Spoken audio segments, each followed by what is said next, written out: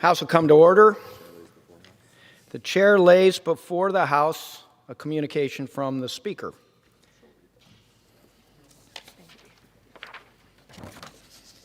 The Speaker's Rooms, Washington, D.C., February 2nd, 2022. I hereby appoint the Honorable Ed Perlmutter to act as Speaker pro tempore on this day. Signed, Nancy Pelosi, Speaker of the House of Representatives.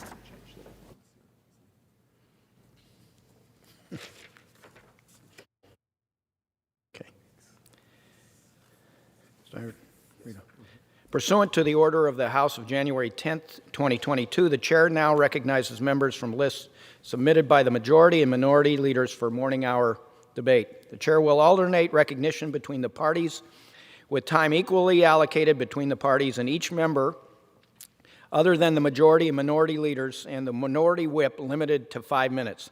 But in no event shall debate continue beyond 11:50 a.m. this morning. Chair recognizes the gentlewoman from Iowa, Miss Miller Meeks, for 5 minutes.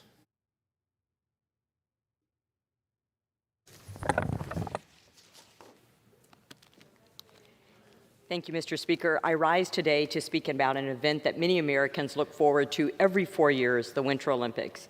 In a few days, millions around the world will tune in to watch their country compete in the 24th Winter Olympic Games in Beijing, China. The spirit of the Olympics is one of sportsmanship, friendship, competition, and national pride for viewers and athletes around the world. Unfortunately, several years ago, the International Olympic Committee selected a host country that is one of the last communist nations in the world, enslaves workers in sweatshops, forces sterilization upon minority women, punishes those who speak out against the dictatorship, and imprisons and murders ethnic minorities, and lied to the world about a global pandemic that has killed millions and changed our lives forever. Almost every freedom that Americans take for granted is non-existent under the rule of the Chinese Communist Party. The government has created countless human rights abuses against its people, including the genocide of the Uyghur Muslim population. To this day, they have blocked the rest of the world from learning more about the origins of COVID-19, something that is important for our national security and our public health. Meanwhile, the majority has thrown away months of bipartisan work and has decided to push another partisan bill that will not pass the Senate or become law in its current form. Included in the so-called Competes Act are several provisions that have nothing to do with China. This bill gives billions to the United Nations Green Climate Fund. It mentions the word coral more than the word China. This bill gives no sanctions, punishment, or funding for an investigation into the Chinese party's cover-up of the origins of COVID-19. And hidden on page 1519, this legislation also allows the president to use emergency powers until the president declares the COVID-19 national emergency is over, or September of 2025, coincidentally after the next presidential election. The vast majority of the American people believe that COVID is unfortunately going to be with us for a long time and desire transparent information so that we can learn to live with it and treat it rather than living in perpetual fear. The national emergency should end no later than this year, and Congress should work on a bipartisan way to end unending emergency powers. We should also act to hold China accountable for lying to the world about a global pandemic and for the human rights atrocities they have committed. The Chinese government is known to arbitrarily arrest and hold Americans against their will to blackmail our government. The government has a long track record of spying on Americans, placing microphones and cameras wherever they can. They have no concept of privacy and would gladly find a way to collect DNA samples and as much information as possible on our world-class athletes. I believe the overwhelming majority of the Chinese people are just like us, but the actions of their government have given us no reason to trust them. Going forward, I do not believe that a country with human rights track record like that of the People's Republic of China should be given the honor of hosting the Olympic Games. I pray for the safety, health, and success of American athletes, coaches, and support staff during their time abroad, and wish them all the best of luck. I know they will make all of us back home proud. Thank you, Mr. Speaker. I yield back the balance of my time. Gentlelady yields back. The chair now recognizes the congressman from Texas, Mr. Green, for 5 minutes. Thank you, Mr. Speaker. Mr. Speaker, and still I rise, a proud African American. I rise today because we are into Black History Month, the second day. And I rise today because I am very much concerned about history in this country. For you see, Mr. Speaker, There are efforts across the length and breadth of the country to distort history and, in many instances, not to allow it to be taught. Can you imagine Black history not being taught in this country? That would make Black History Month more important, but my hope is that at some point we don't need Black History Month because history will be taught every day and there won't be a need to accentuate the things that have happened to African Americans in this country. But the notion that we can't teach the true history of what happened to us in the United States of America and what happened to the people in the United States of America is offensive. And it's not just about African Americans, by the way. It's also about Jewish people. Not being able to teach what happened to Jewish people. Can you imagine more than 6 million people murdered, and we can't teach this in our schools? The number is not known truly. Huge number. And what happened to them? How were they killed? They weren't just murdered in concentration camps. Many of them were murdered in their homes, in their yards, in the ghettos. And that can't be taught?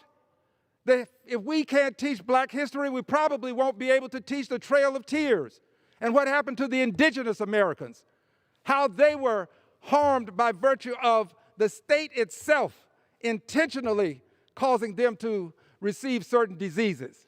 We won't be able to teach what happened to the Asians who came to this country, internment camps. Black History Month is very important to us.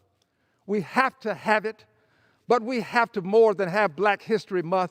We've got to have the history of what has happened taught, because those who don't learn the lessons of history are doomed to repeat the lessons of history.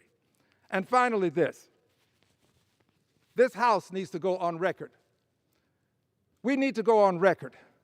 We need to take a stand. We need to let the world know that we will support the teaching of history in schools. To do anything less is to cause us to be placed in the position of having not lived up to the promises of this country. We should do it. I hope that this House will go on record appropriately doing so, and I yield back the balance of my time. Gentleman yields back. The chair now recognizes the Congresswoman from California, Ms. Kim, for 5 minutes. Thank you, Mr. Speaker. I rise today to honor Chris Walsh, who tragically lost his long fight against cancer on January 24, 2022. Chris was a dear friend to all, a devoted husband, and a father to 2 young, beautiful young girls. A California Fullerton graduate and hardworking public servant who served the 74th Assembly District in California in Assemblyman Matt Harper's office, and the city of Irvine in Councilman Mike Carroll's office, and most recently, California's 39th District in my Placentia District office. While we remain heartbroken that he was taken from us way too soon, all of us who had the pleasure of knowing him remain inspired by his courage, persistence, and integrity in the face of worst adversity. I first met Chris when he was a young and impressive and ambitious young man interning at the office of Congressman Ed Royce, who I was working for at the time. And at the age of 25, he found out that he was diagnosed with a terminal cancer and was told by doctors that perhaps he would maybe have only 2 months to live. This is a daunting news for anyone to hear. However, instead of letting this change the course of his life, he took charge and defied the odds over the next several years, having a productive career, meeting his beautiful wife, Amanda, and having 2 girls. Chris was gracious to everyone and lit up every room with his kindness, sense of humor, and charisma. He was always willing to pitch in and help out our team, his friends, and the loved ones. He made all of us work harder and brought out the best versions of each of us every day. Without Chris, I would not be here in Congress, nor would I be the person that I am today. Chris would often spend his evenings after work cheering on our Anaheim Angels. And I'm comforted in knowing that his loved ones, including his wife Amanda, and daughters Amelia and Madeline will have their guardian angel watching over and protecting them. Amanda, you know that Chris loved you with all his heart, mind, and soul until he took his last breath. You were the light of his life, and he enjoyed talking about you and your beautiful two girls. These two girls that you created together. You're his everything. And I want to thank you for loving him the way you did, giving him unconditional love. And Crystal and Mike, as a parent and mom, I feel your pain and the sadness of losing a son. And to Catherine, I'm sorry that you lost your only sibling that you had. I want you to know that Chris was not just someone who worked for me. I too loved him like my own son. And Crystal, I remember you telling me that minutes after Chris passed, how you were holding his hand and praying to God to show you some signs that he would be fine. And you thought you saw Chris smile. Yes, I believe that was a true sign that Chris was smiling because he has arrived at the gate of heaven and he's now resting comfortably in the arms of Jesus. My heart remains with the Walsh family, friends, and relatives as we continue to mourn a life that was taken from us too soon. And we are grateful for the positive influence that Chris had on so many of us while he lived a full and productive life. And with that, I yield back. Gentlelady yields back. The chair now recognizes the Congresswoman from Kansas, Ms. Davids, for 5 minutes. Thank you, Mr. Speaker. I rise today as we consider legislation to strengthen supply chains and to stand up for our small businesses. For years, we've been too reliant on goods made in other countries. The pandemic has exacerbated and exposed that reality. We've seen shortages from personal protective equipment to ventilators and semiconductor chips. And those supply chain weaknesses continue to contribute to rising prices and inflation. We should be making more in America. And we have many small businesses in Kansas and across the country that are willing and able to step up to the plate. So as we take up the America Competes Act this week, legislation drafted with both parties and aimed at creating jobs, addressing inflation, and strengthening American manufacturing, it is absolutely essential that we include small and medium manufacturers in our consideration.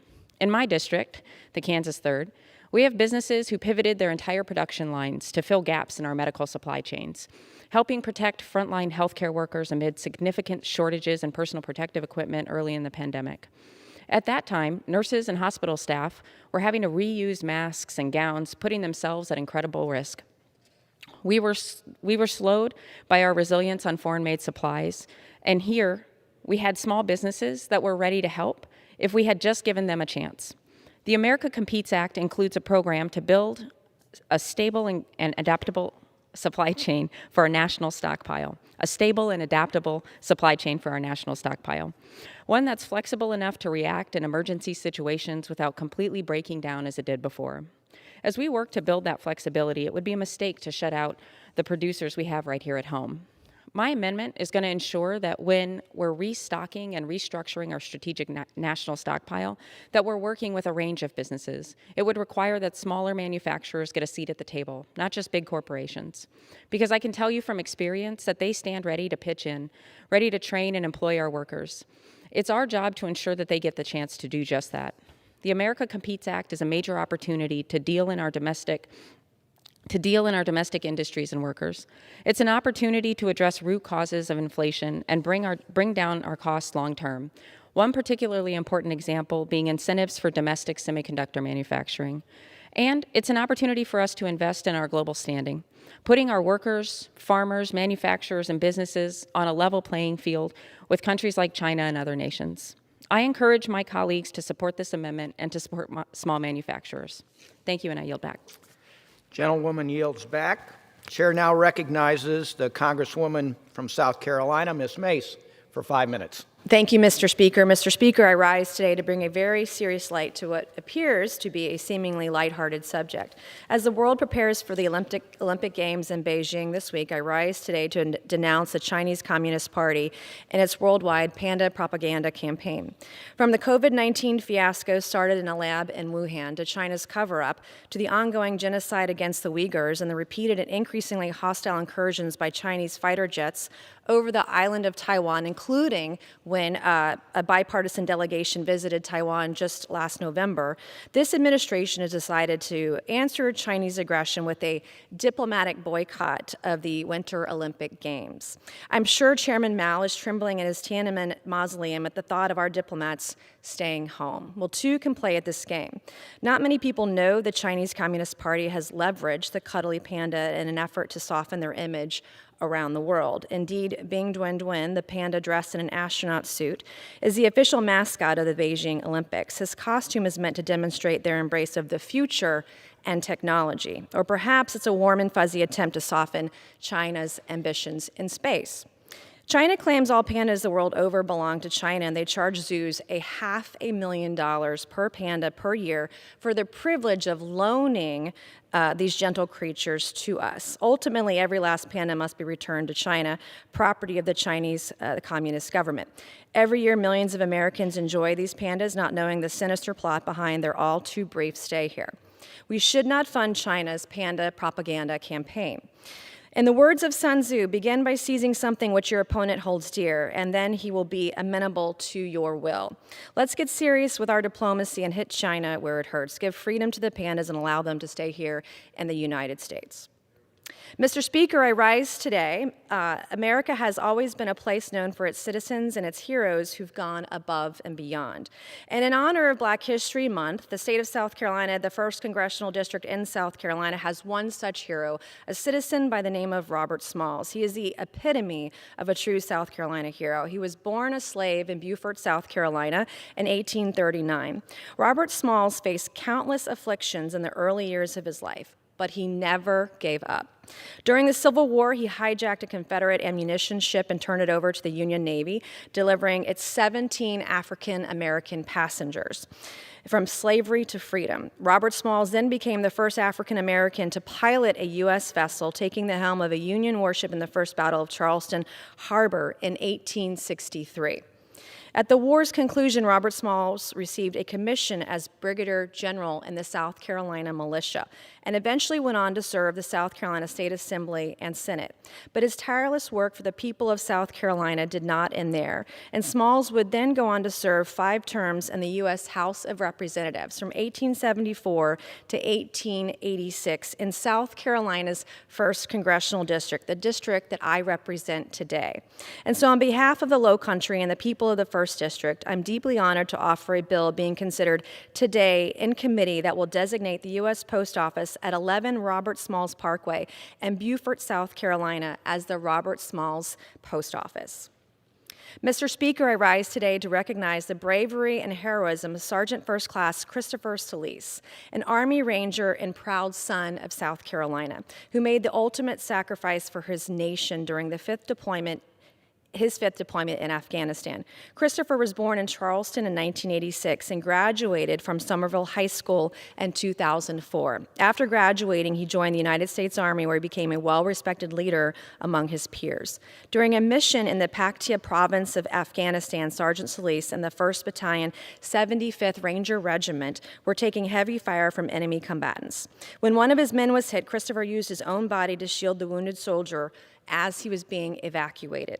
Sergeant Solis took heavy fire and was wounded multiple times during this moment. But instead of having the evacuation helicopter come back to retrieve him, he instructed the aircraft to leave so his fellow soldier and many other lives could be saved that day.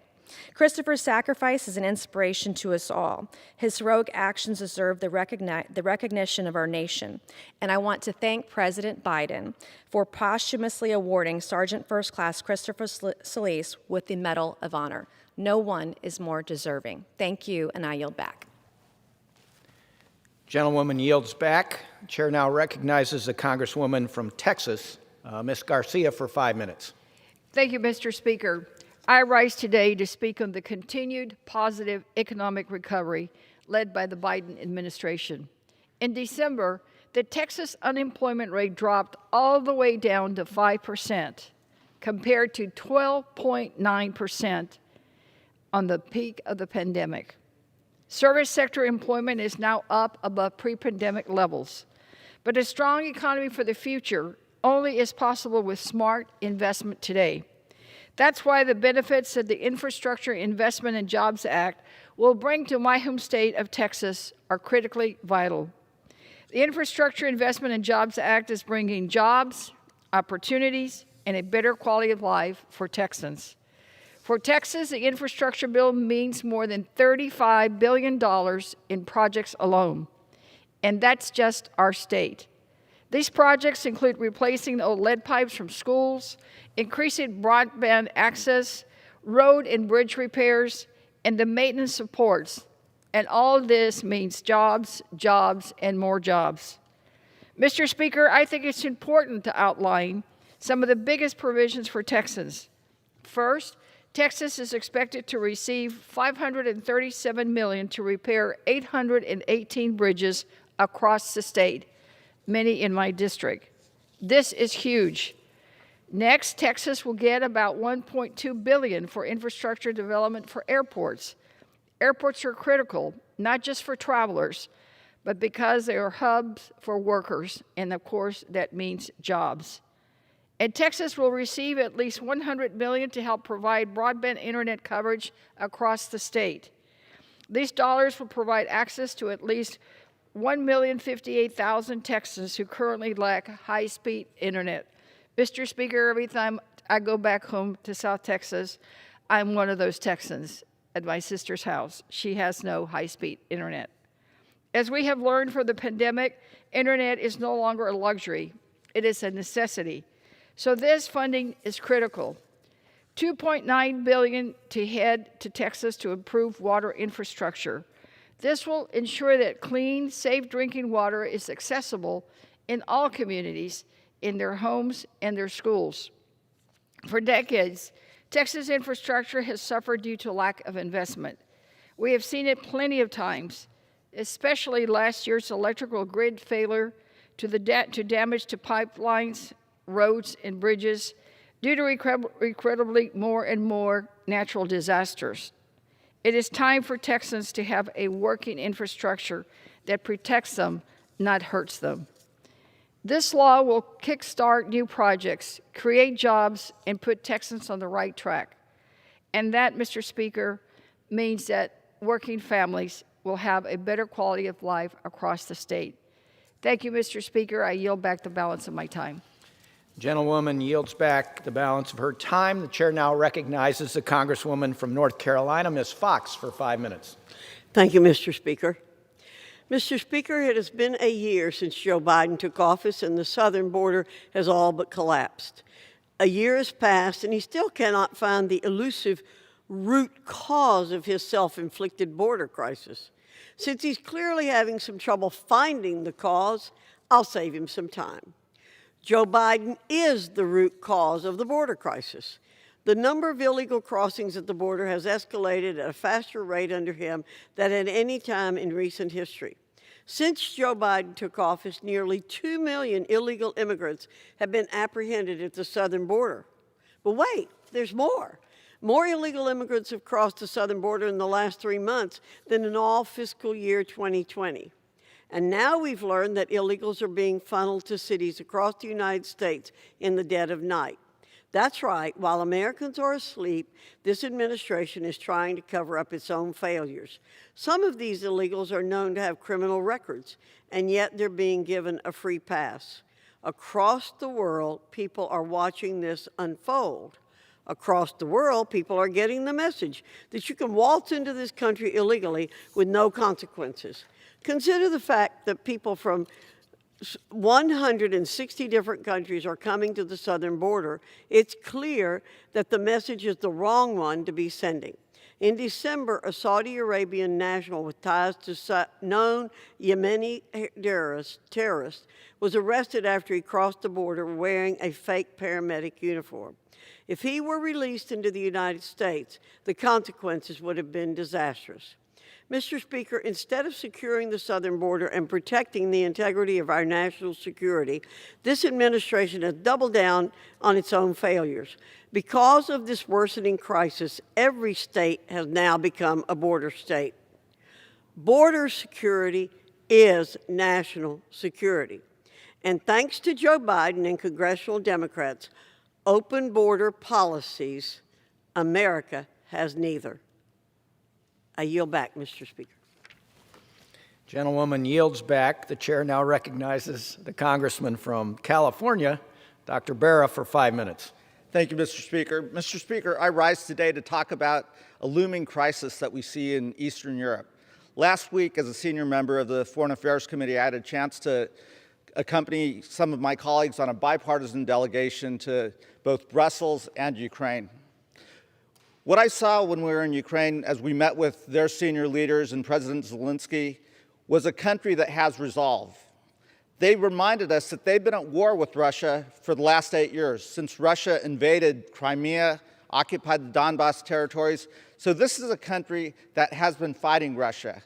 They're prepared to defend themselves. You know, when I went out on the streets with my colleagues and we talked to ordinary Ukrainian citizens, there's a resolve. They have no intention of living under Soviet rule. They've tasted freedom. And it's important for us as the United States of America to stand with this young democracy.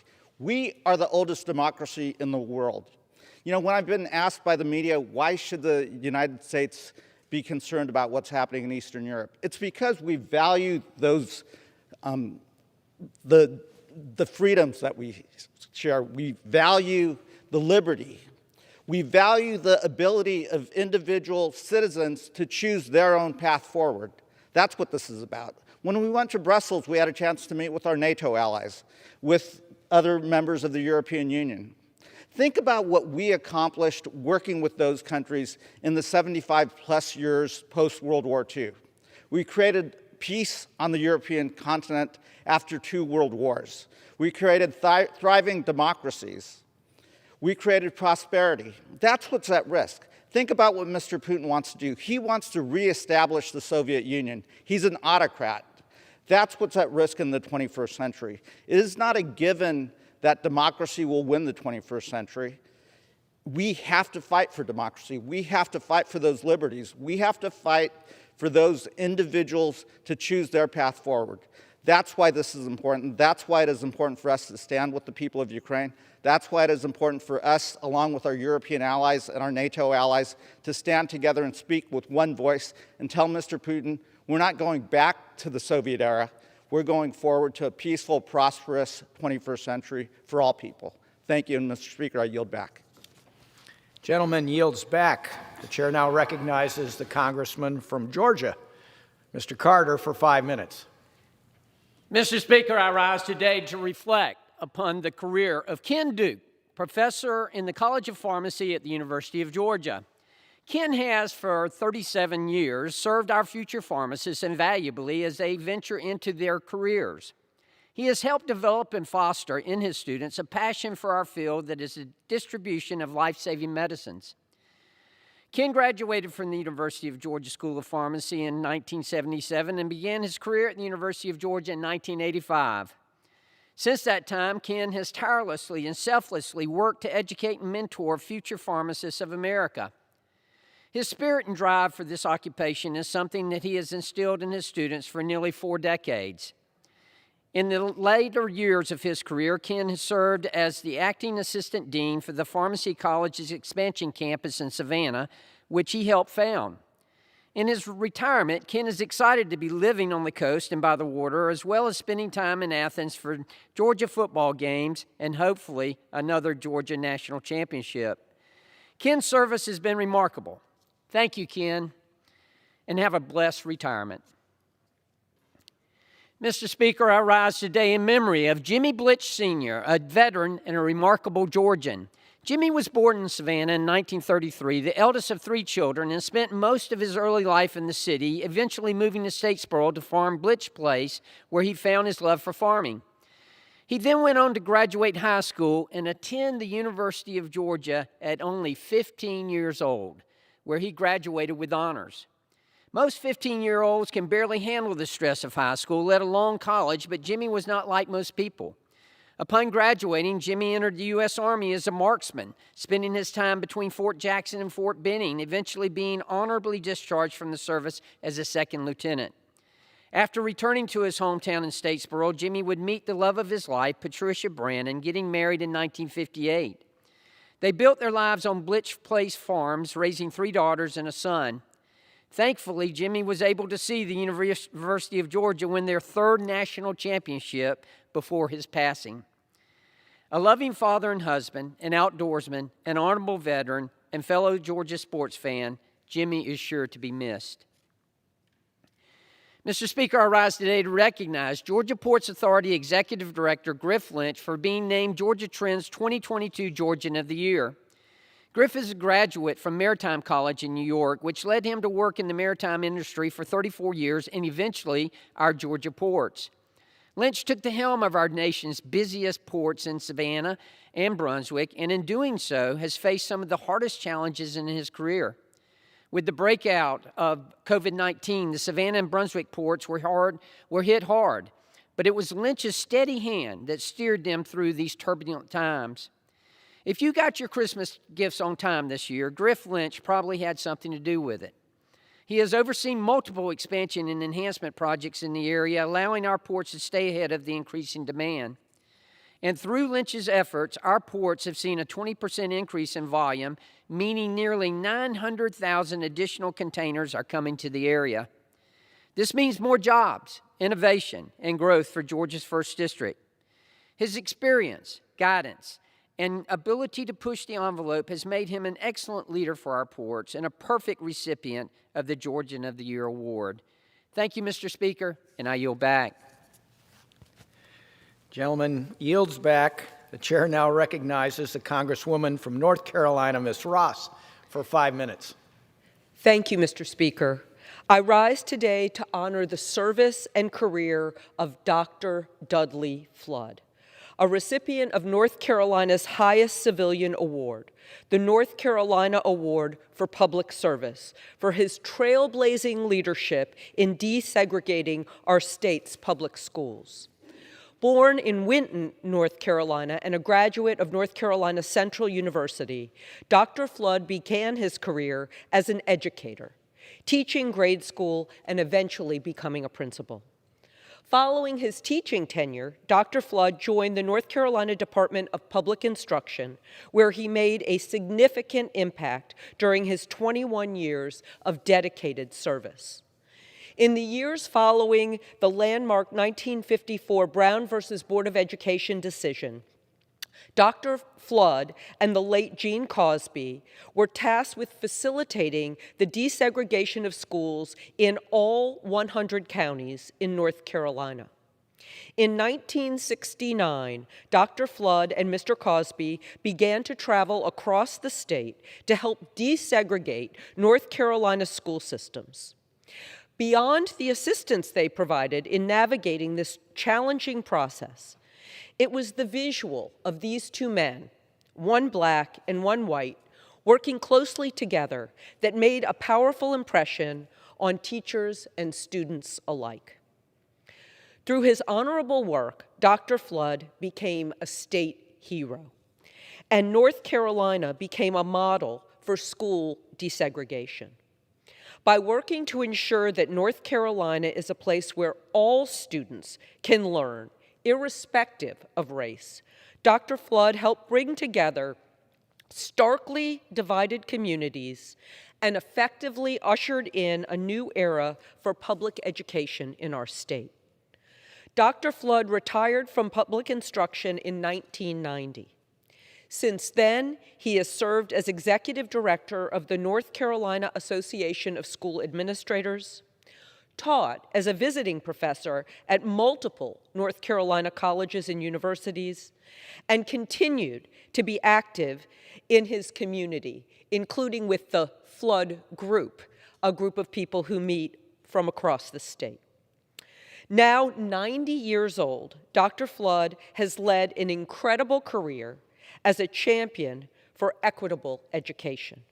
Today, his achievements can be seen in schools statewide as children of all races are able to learn and play together and support each other's academic success. As we begin celebrating Black History Month, I'm honored to share his extraordinary legacy with this body. He enhanced the lives of hundreds of thousands of North Carolinians through his example and his achievements. The people of our state are forever grateful for his remarkable life and lasting legacy. Thank you, Mr. Speaker, and I yield back. Gentlelady yields back the balance of her time. The chair now recognizes the gentleman from Kansas, Mr. Mann, for 5 minutes. Mr. Speaker, I rise today to speak about my heroes, America's farmers, ranchers, and agriculture producers. These people are my family, my friends, my neighbors, and my ancestors.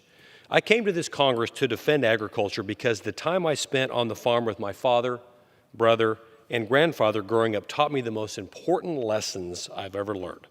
Agriculture's core values are the same as America's: hard work, self-determination, responsibility, creativity, others before self, and prayer. Therefore, if America is going to thrive, agriculture must thrive. Of all the hardworking, resilient people in our country, agriculture producers face more challenges and uncertainty than most of us can imagine as they strive to feed, fuel, and clothe our nation every day. A late winter storm here in Washington, D.C. means a frustrating commute to work. In Kansas, where it's snowing right now, it means essential moisture for the soil, better hopes for the spring, profits that might let you buy the tractor you've been needing for 2 years now, and if there's some money left over, an extra birthday present for your daughter in July. Kansas' own President Eisenhower said, quote, "Farming looks mighty easy when your plow is a pencil and you're 1,000 miles from a cornfield." In Congress, we deal with the laws of our land, and that's important, but farmers are the caretakers of the land itself. American farmers built our history, sustain our present, and secure our future. In the early 1930s, America was suffering from food insecurity. That's when Congress woke up, realized that above all other concerns, we need to eat to survive, and drafted the first ever farm bill.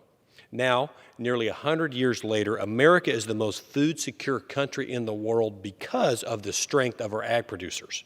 So when Congress gets the opportunity to reauthorize the Farm Bill every 5 years, we need to think carefully and critically about the extent and nature of our investment in agriculture, because it's an investment in both the immediate and the long-term health of our nation. Agriculture is also about freedom. It is extremely difficult for a nation to be free if it relies on another for its food. Therefore, it is essential to America's future that we get ag policy right, so we never ever have to depend on another for our food or our freedom. Over the next several months, as we gear up for the 2023 reauthorization of the Farm Bill, I'll be standing to share some of my thoughts, ideas, and amendments on that legislation. On behalf of my constituents and every American farmer, rancher, and ag producers, I want to say unequivocally that I will do everything within my power to ensure that the 2023 Farm Bill invests powerfully in agriculture. America's future depends on it. Thank you, Mr. Speaker. With that, I yield back. Gentleman yields back. The chair now recognizes the gentlewoman from the Virgin Islands, Ms. Plaskett, for 5 minutes. Thank you very much, Mr. Speaker. 2020 election brought with it tremendous opportunities for the territories, particularly after the devastation of unprecedented natural disasters in our global pandemic. The American Rescue Plan of 2021 offered tremendous promise of full, robust recovery for our islands. Our island governments will now receive full federal funding for important workforce development tax credits, like the Earned Income Tax Credit, Child Tax Credit, the Child Dependent Care Tax Credit. This will be significant relief to budget and revenue offices in the territories. In the Virgin Islands, my home, the Earned Income Tax Credit alone accounts for almost 40% of our tax returns in any given year.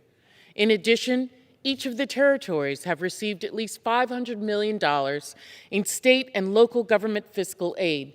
These funds have broad eligibility, including to provide services threatened by declining revenue, make investments in water, sewer, broadband infrastructure, support public entities involved in transportation or passenger and cargo, special purpose units of local government, nonprofits that aid the homeless. The Virgin Islands will also receive investments from the bold Infrastructure Investment and Jobs Act that became law in November. EPA, FAA, the Army Corps of Engineers are agencies providing substantial support. But much of this funding will take us so far.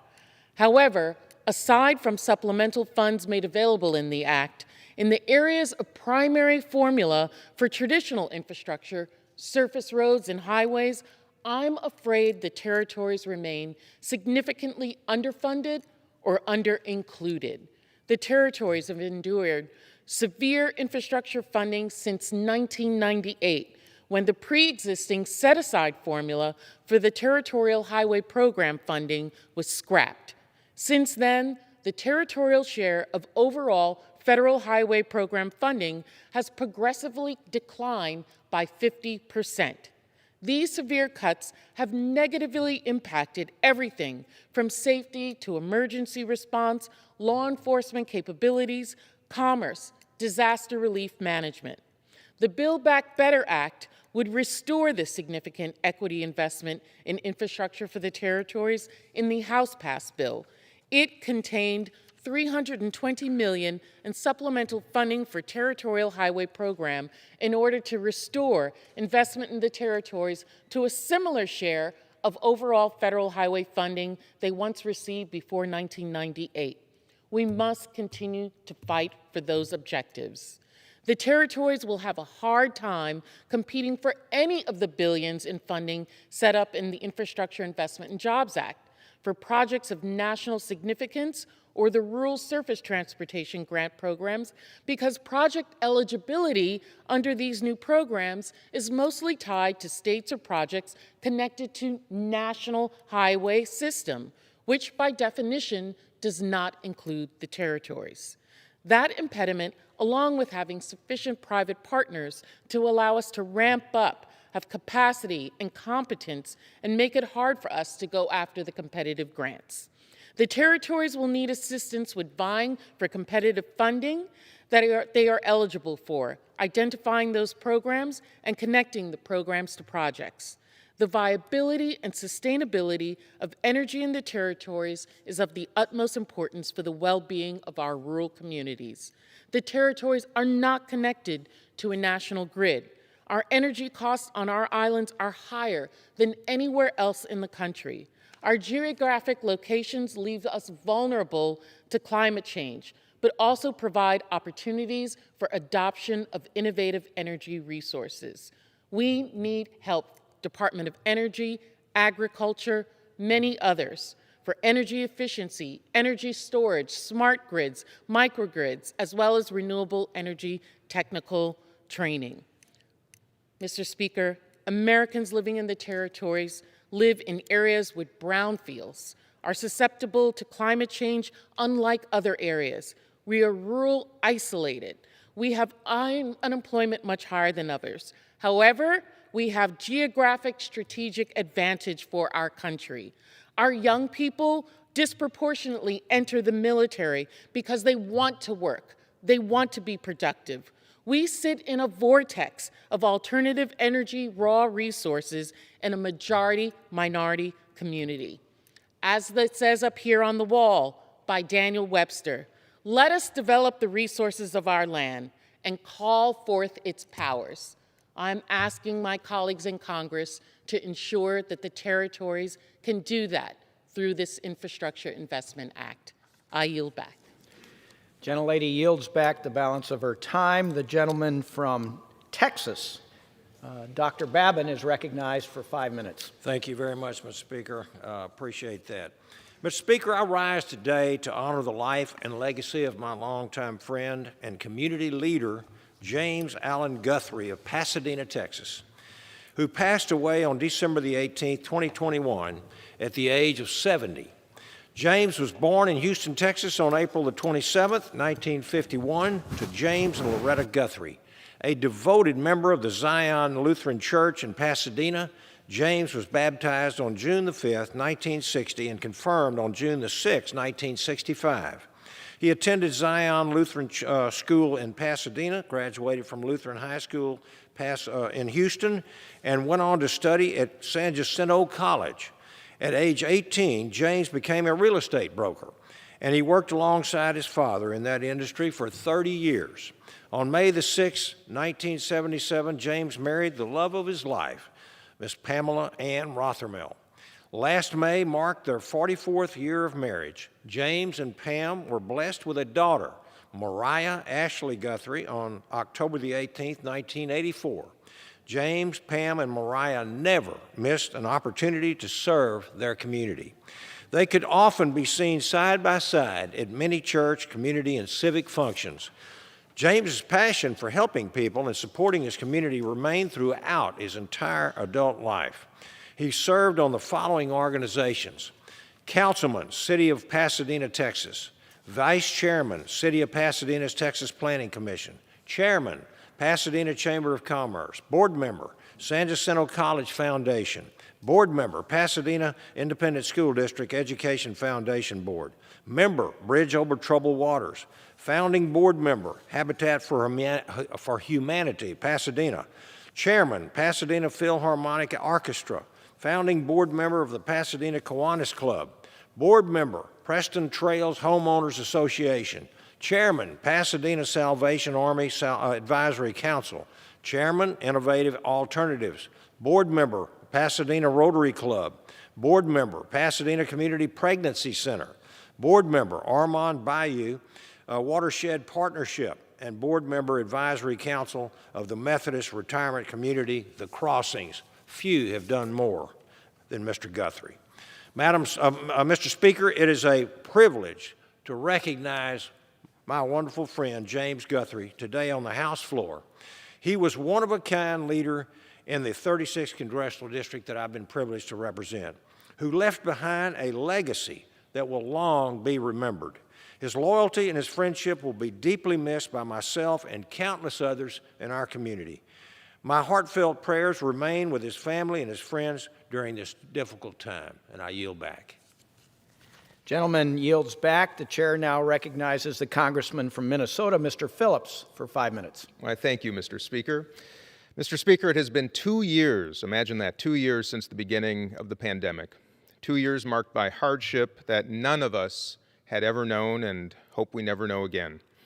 And as the world continues to adapt to the challenge, it is my belief that there is light at the end of the tunnel. Yet as we continue to push towards that optimism, we are reminded every single day that the pandemic is not over. It's not over for us. It's not over for the nurses and doctors who tend to our sick. It is not over for our frontline workers, for teachers, for police, for families, for anyone. But I'm here today to speak for a group of Americans who are too often ignored in our pandemic discourse: our nation's entrepreneurs and small business owners, the bedrock of our economy, particularly those who work in public-facing enterprises like restaurant owners and gym owners, hospitality owners, and the live events industry, those whose livelihoods depend on public gathering, in person, whether it's to break bread, to work up a sweat, or to enjoy booths that you might see at the Minnesota State Fair, as my friend and colleague Angie Craig would agree is America's finest. In 2020 and early last year, both parties worked together to pass pandemic aid to help keep the lights on at those businesses. It was an aid that was effective in saving countless jobs, and while not perfect, of course, it did save our country from economic disaster. Unfortunately, for those public-facing industries, that aid has not been enough, not with the rise of the Delta variant and then Omicron and potentially future variants that we might face in the future. Last week, I held a roundtable in Minnesota to hear from entrepreneurs representing those industries in my district. Some had $250,000 in debt. Others had lost $250,000 in revenue. Some had taken out government-subsidized emergency loans from the programs that we in Congress created. But others were left out entirely. They told me that between the pandemic and the supply chain and inflation costs that the pandemic has wrought, that those old relief programs are simply not enough. They need help, and they need it now. It is our job, and it is not done yet. The cost of congressional inaction is real. Small business owners across America are dipping into their personal savings and taking on significant debt. In Minnesota alone, almost 60% of restaurants have taken on debt during the pandemic, with an average of over $500,000 per restaurant. Even in the best of times, it's a tough industry, particularly difficult right now. We all know what will happen if we don't pass relief soon. Many of those restaurants will close, and many of their staff will be unemployed. Too many small business owners are simply running out of hope. And that's where we come in. I'm encouraged by comments made by the president and lawmakers in both parties that there is an appetite to solve the problem and provide relief. In fact, I secured a commitment from Speaker Pelosi not long ago that a targeted relief package would get a vote on the House floor, which is an important step.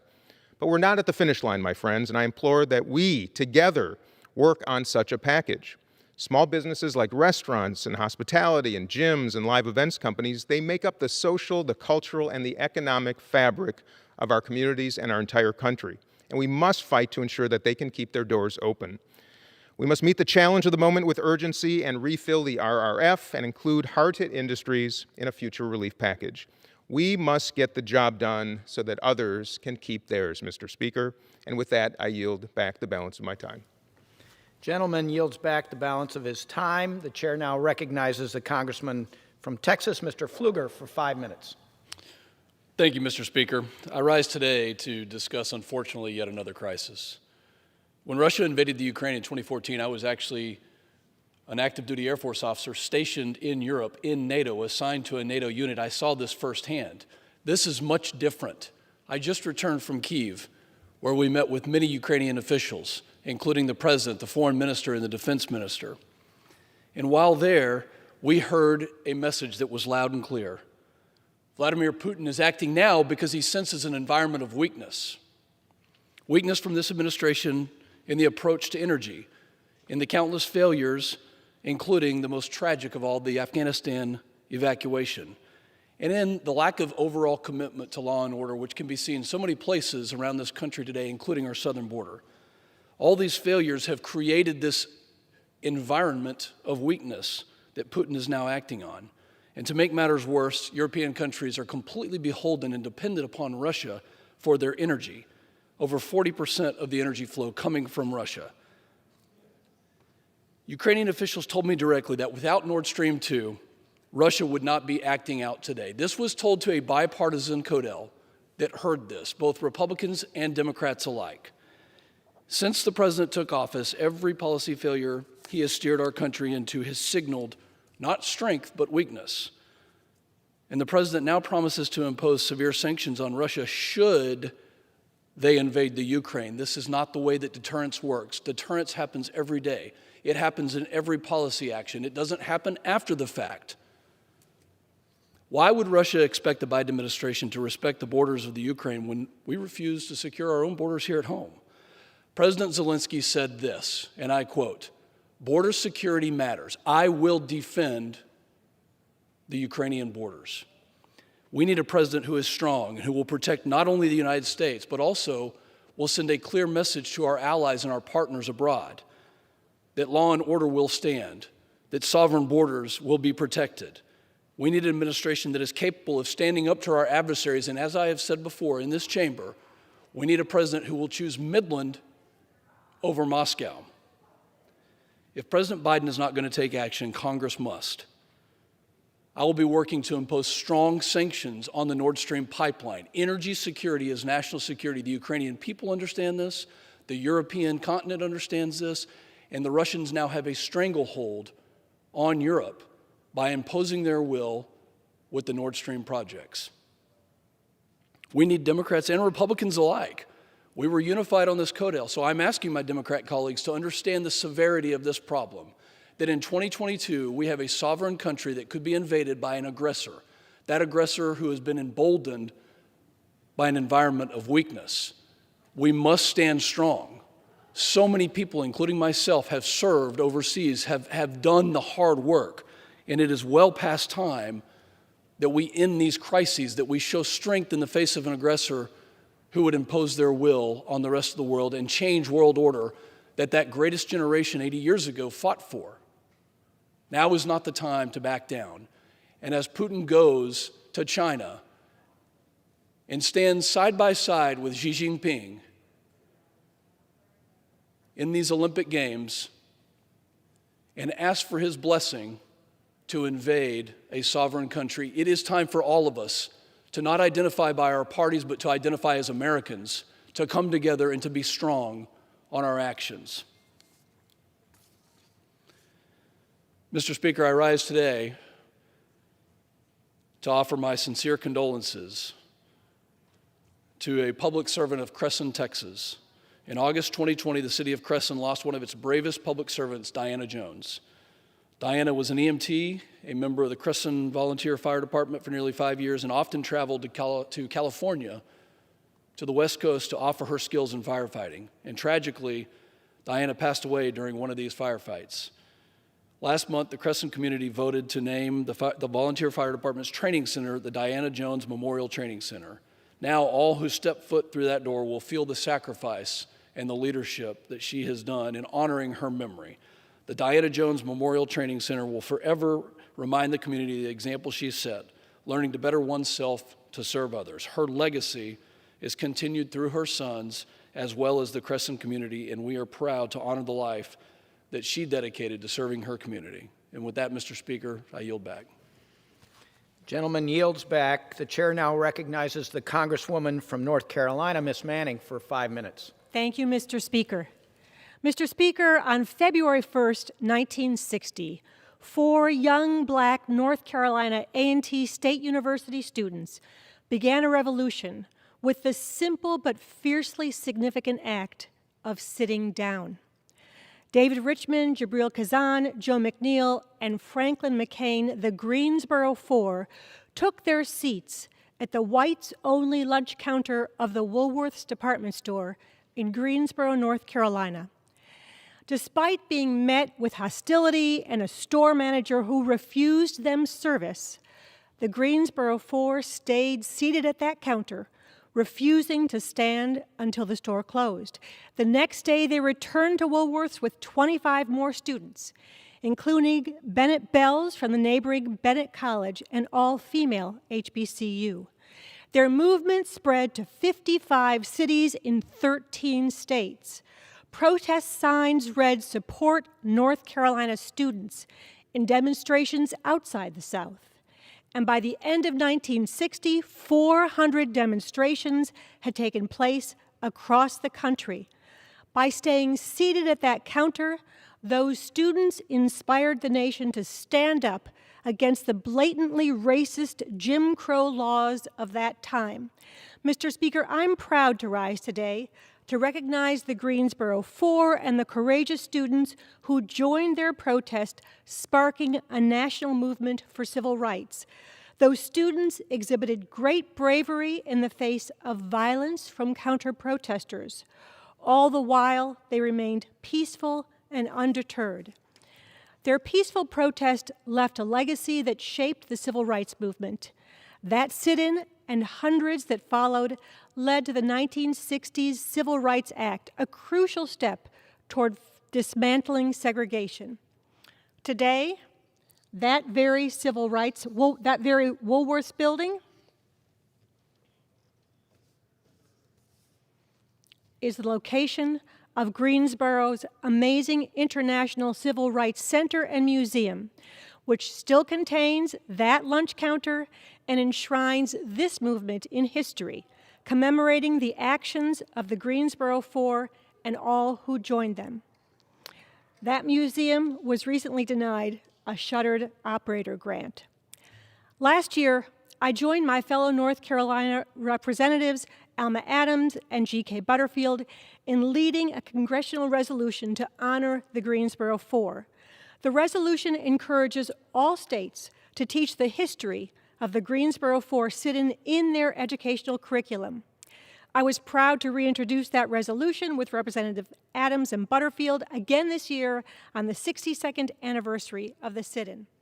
This Black History Month and all year long, it's vital that we recognize the countless contributions of Black Americans and the work that remains to end racism and ensure equality and justice for all. I'm proud to be the representative of the city of Greensboro and all of North Carolina's 6th Triad District. I will do everything I can to preserve this history, honor our civil rights heroes, and combat racism and discrimination in all forms. As we reflect on this event, it's important to recognize that even with the odds stacked against these students, they never lost hope. They saw our nation broken and segregated. They faced hatred every day, but they persevered and successfully led a movement that changed the nation. Today, we draw inspiration and hope from the Greensboro Four. Thank you, and I yield back the remainder of my time. Gentlelady yields back the balance of her time. The chair now recognizes the congressman from Ohio, Mr. Balderson, for 5 minutes. Thank you, Mr. Speaker. Mr. Speaker, I rise today to express my concerns with H.R. 4521. I want to talk for a moment not about China, but about Licking County, Ohio, in the district I represent. Licking County, located on the outskirts of Columbus, was cast into the national spotlight last month when a major U.S. tech company announced its initial $20 billion investment to build the first phase of what they plan to grow into the world's largest semiconductor manufacturing facility. This investment will put Licking County at the epicenter of a new Silicon heartland and at the forefront of addressing the nation's semiconductor shortage. This investment will have an economic ripple effect throughout the region. Indeed, it will benefit our entire country. Semiconductor chips are crucial components to products Americans use on every day, including cars, computers, cell phones, and virtually every electronic device in our homes. Since the early 1990s, the United States' share of semiconductor manufacturing has fallen from 37% to just 12% today. Asian countries now account for more than 70% of the semiconductor chip manufacturing globally. The COVID-19 pandemic and its following supply chain disruptions have brought the issue to the forefront for every American. One concern for Americans in the market for a new car is the empty lots at dealerships as automobile production lines wait for chips from Asia. Failing to address the shortage of semiconductor chips could have dire consequences for our national security. With production of U.S. military defense systems dependent upon access to these chips, over-reliance on foreign countries leaves U.S. national security interests vulnerable too. We cannot allow ourselves to be held hostage by the imbalance of the foreign chip production. The United States is not alone. Other countries are waking up to this reality too. As I speak, the European Union is developing chips legislation in an effort to quadruple their production of semiconductor chips by 2030. Falling further behind in chip manufacturing is a national security issue that we just can't afford.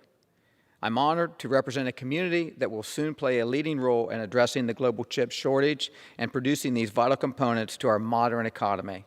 I'm excited that we have an opportunity to help grow U.S. manufacturing of chips to the epic proportions with a much-needed investment.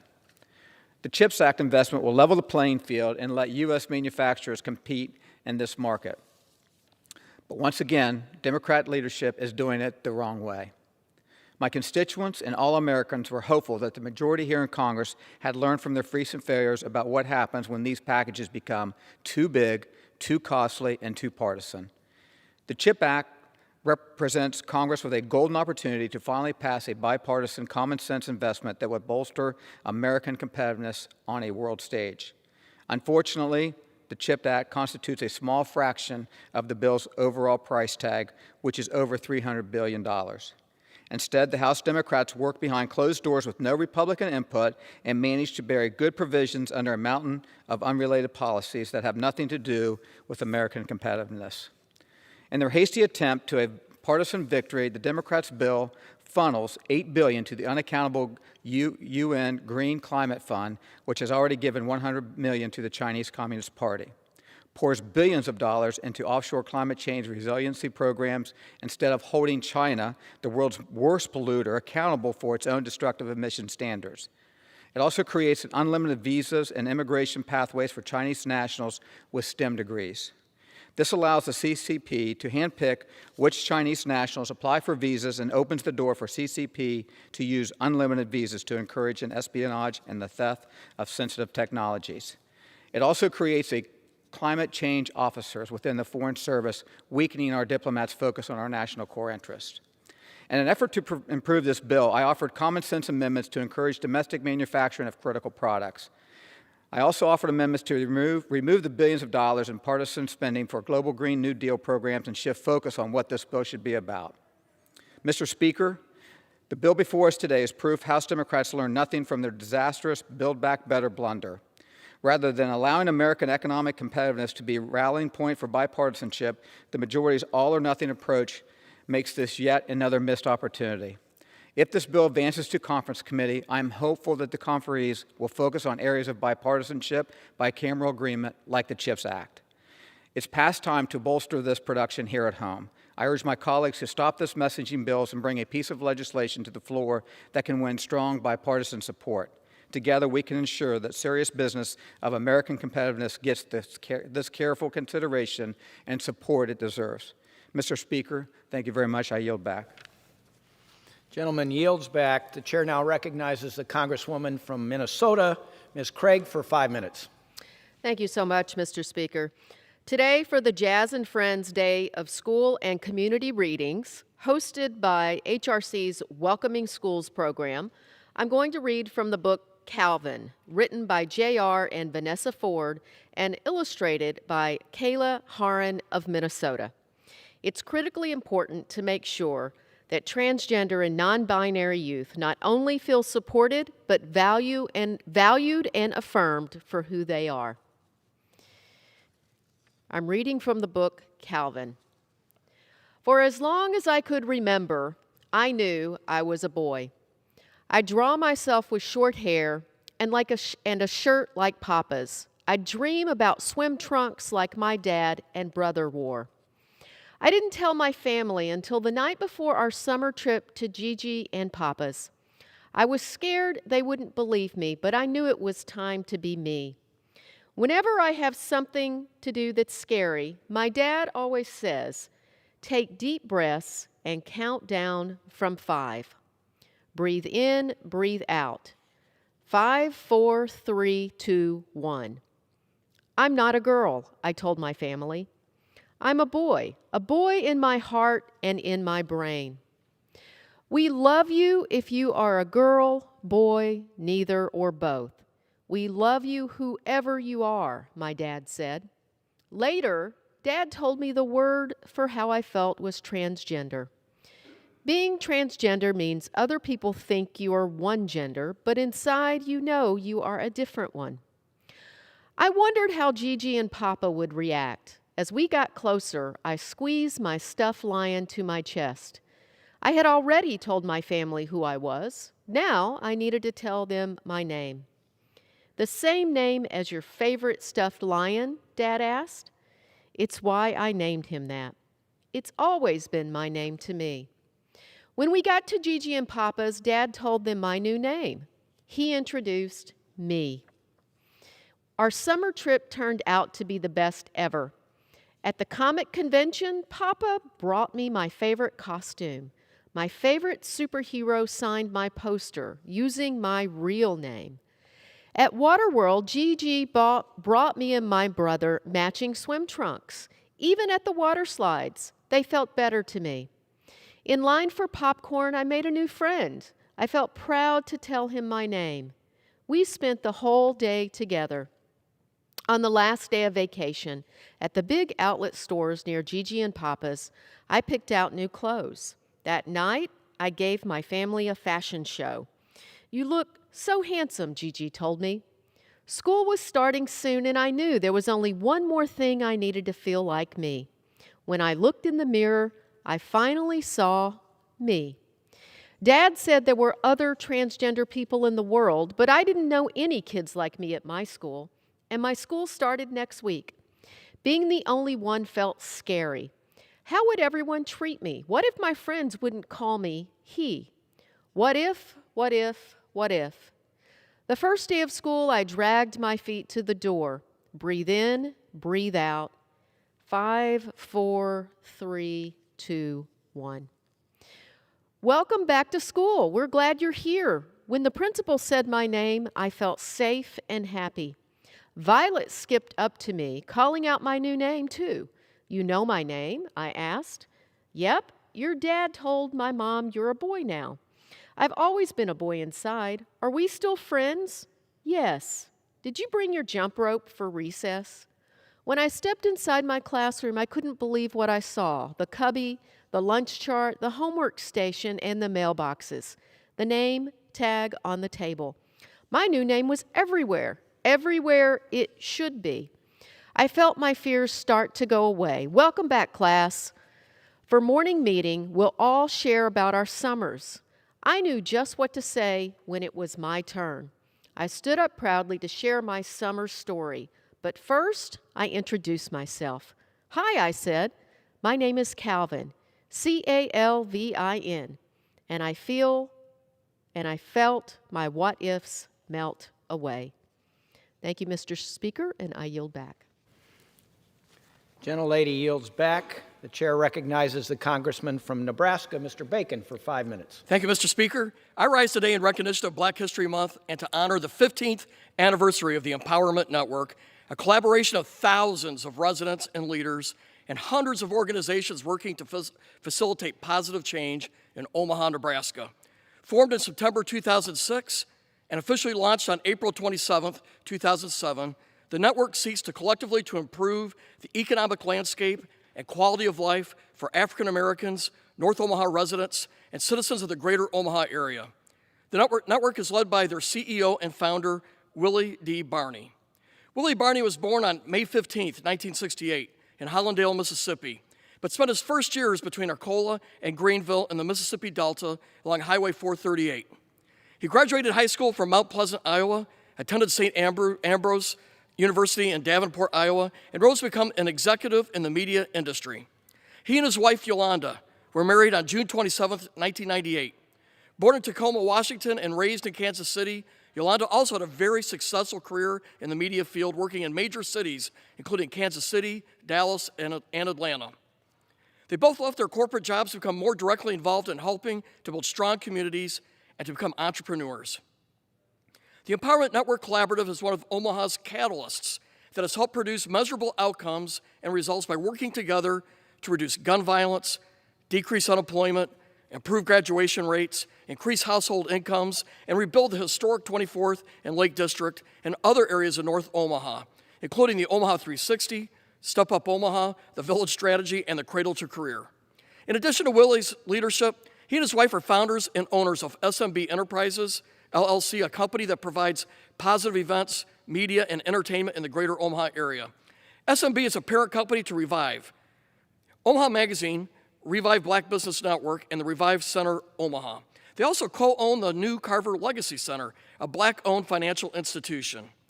Willie also serves as the president of WDB Resultants, LLC, a national consulting firm that specializes in strategic planning and marketing, communications, research, community building, and facilitation. Willie's passion for improving communities is heavily influenced by his late grandmother, Leanna B. Collins, his mother and stepfather, Betty and Willie Mullen, and father and stepmother, Willie and Bertha Murray. He's incredibly thankful and grateful for his wife, son, daughter, and for the influence of his family from Mississippi, his friends in Iowa, and partners in Omaha. Yolanda honors the memory of her late parents, Morris and Mayumi Coppage, through her work ethic and passion for helping others. Willie and Yolanda are parents to Nehemiah, an aspiring film director studying at University of Nebraska at Lincoln, and Priscilla, a student at Central High School in Omaha who plans to graduate in 2025 with keen interest in international business. Mr. and Mrs. Barney walk in faith and highlight it as one of their most important priorities and the reason for their many blessings. In fact, they are associate ministers at Launch Church International and continue to live life with purpose and serve the community.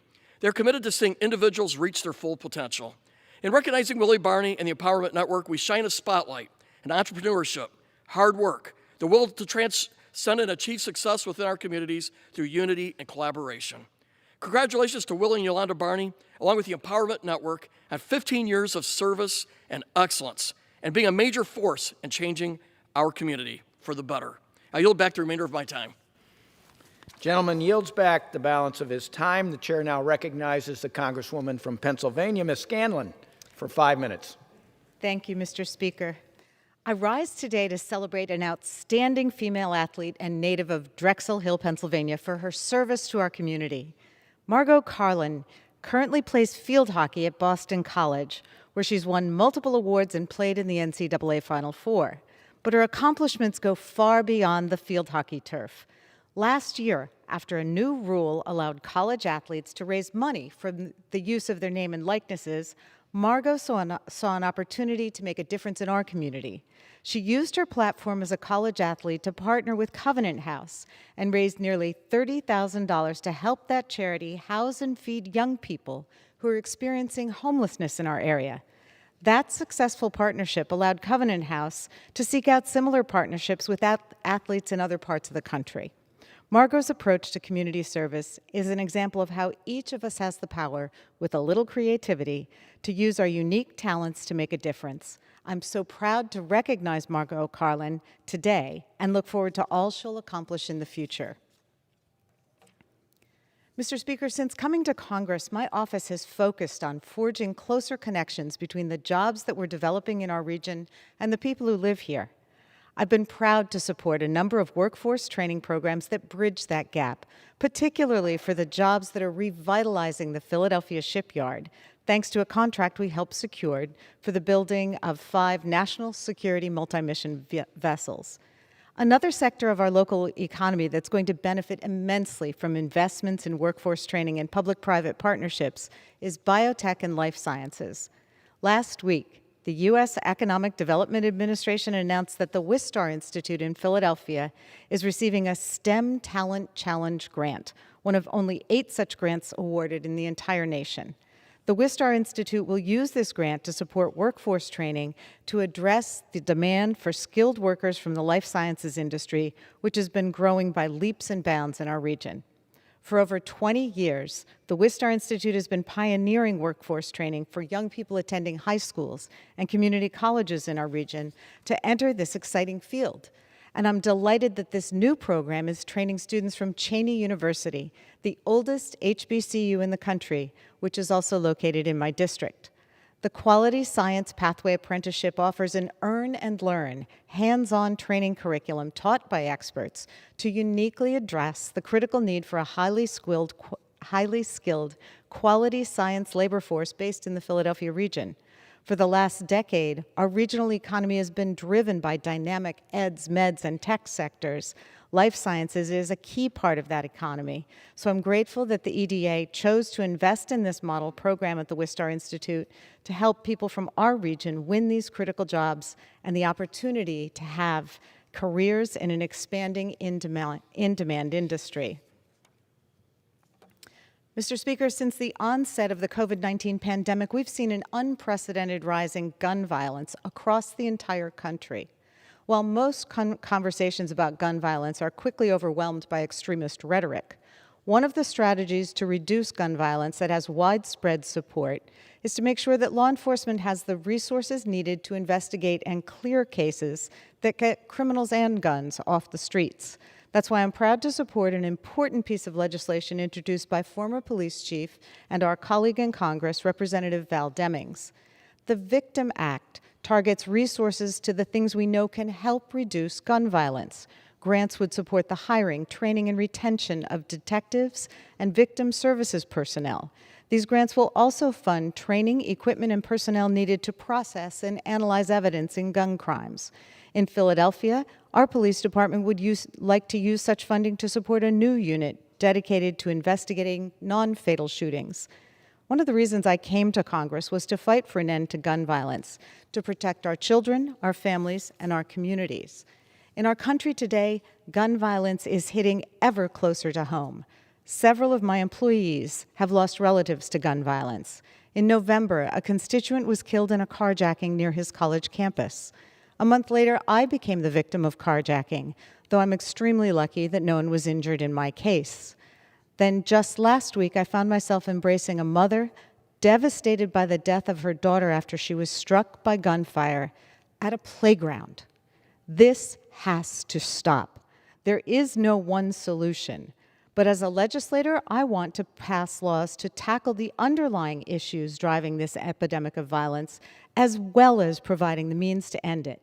That means common sense, gun safety reforms, resources for law enforcement, support for mental health services, and investments in education and employment opportunities for all Americans. The Victim Act can be an important part of this effort, and I hope we'll soon be able to bring it to the floor for a vote. I yield back. Gentlelady yields back. The gentleman from Virginia, Mr. Klein, is recognized for 5 minutes. Thank you, Mr. Speaker. I rise today to honor the legacy of Master Sergeant Robert Maine, who impacted the lives of countless Lynchburg students throughout his nearly 40-year career at E.C. Glass High School. Sarge, as he was known to those close to him, joined the military in 1941 and served as a tail gunner in the Martin B-26 bomber, where he flew 70 combat missions. After more than 27 years of service, he retired from active duty in 1968.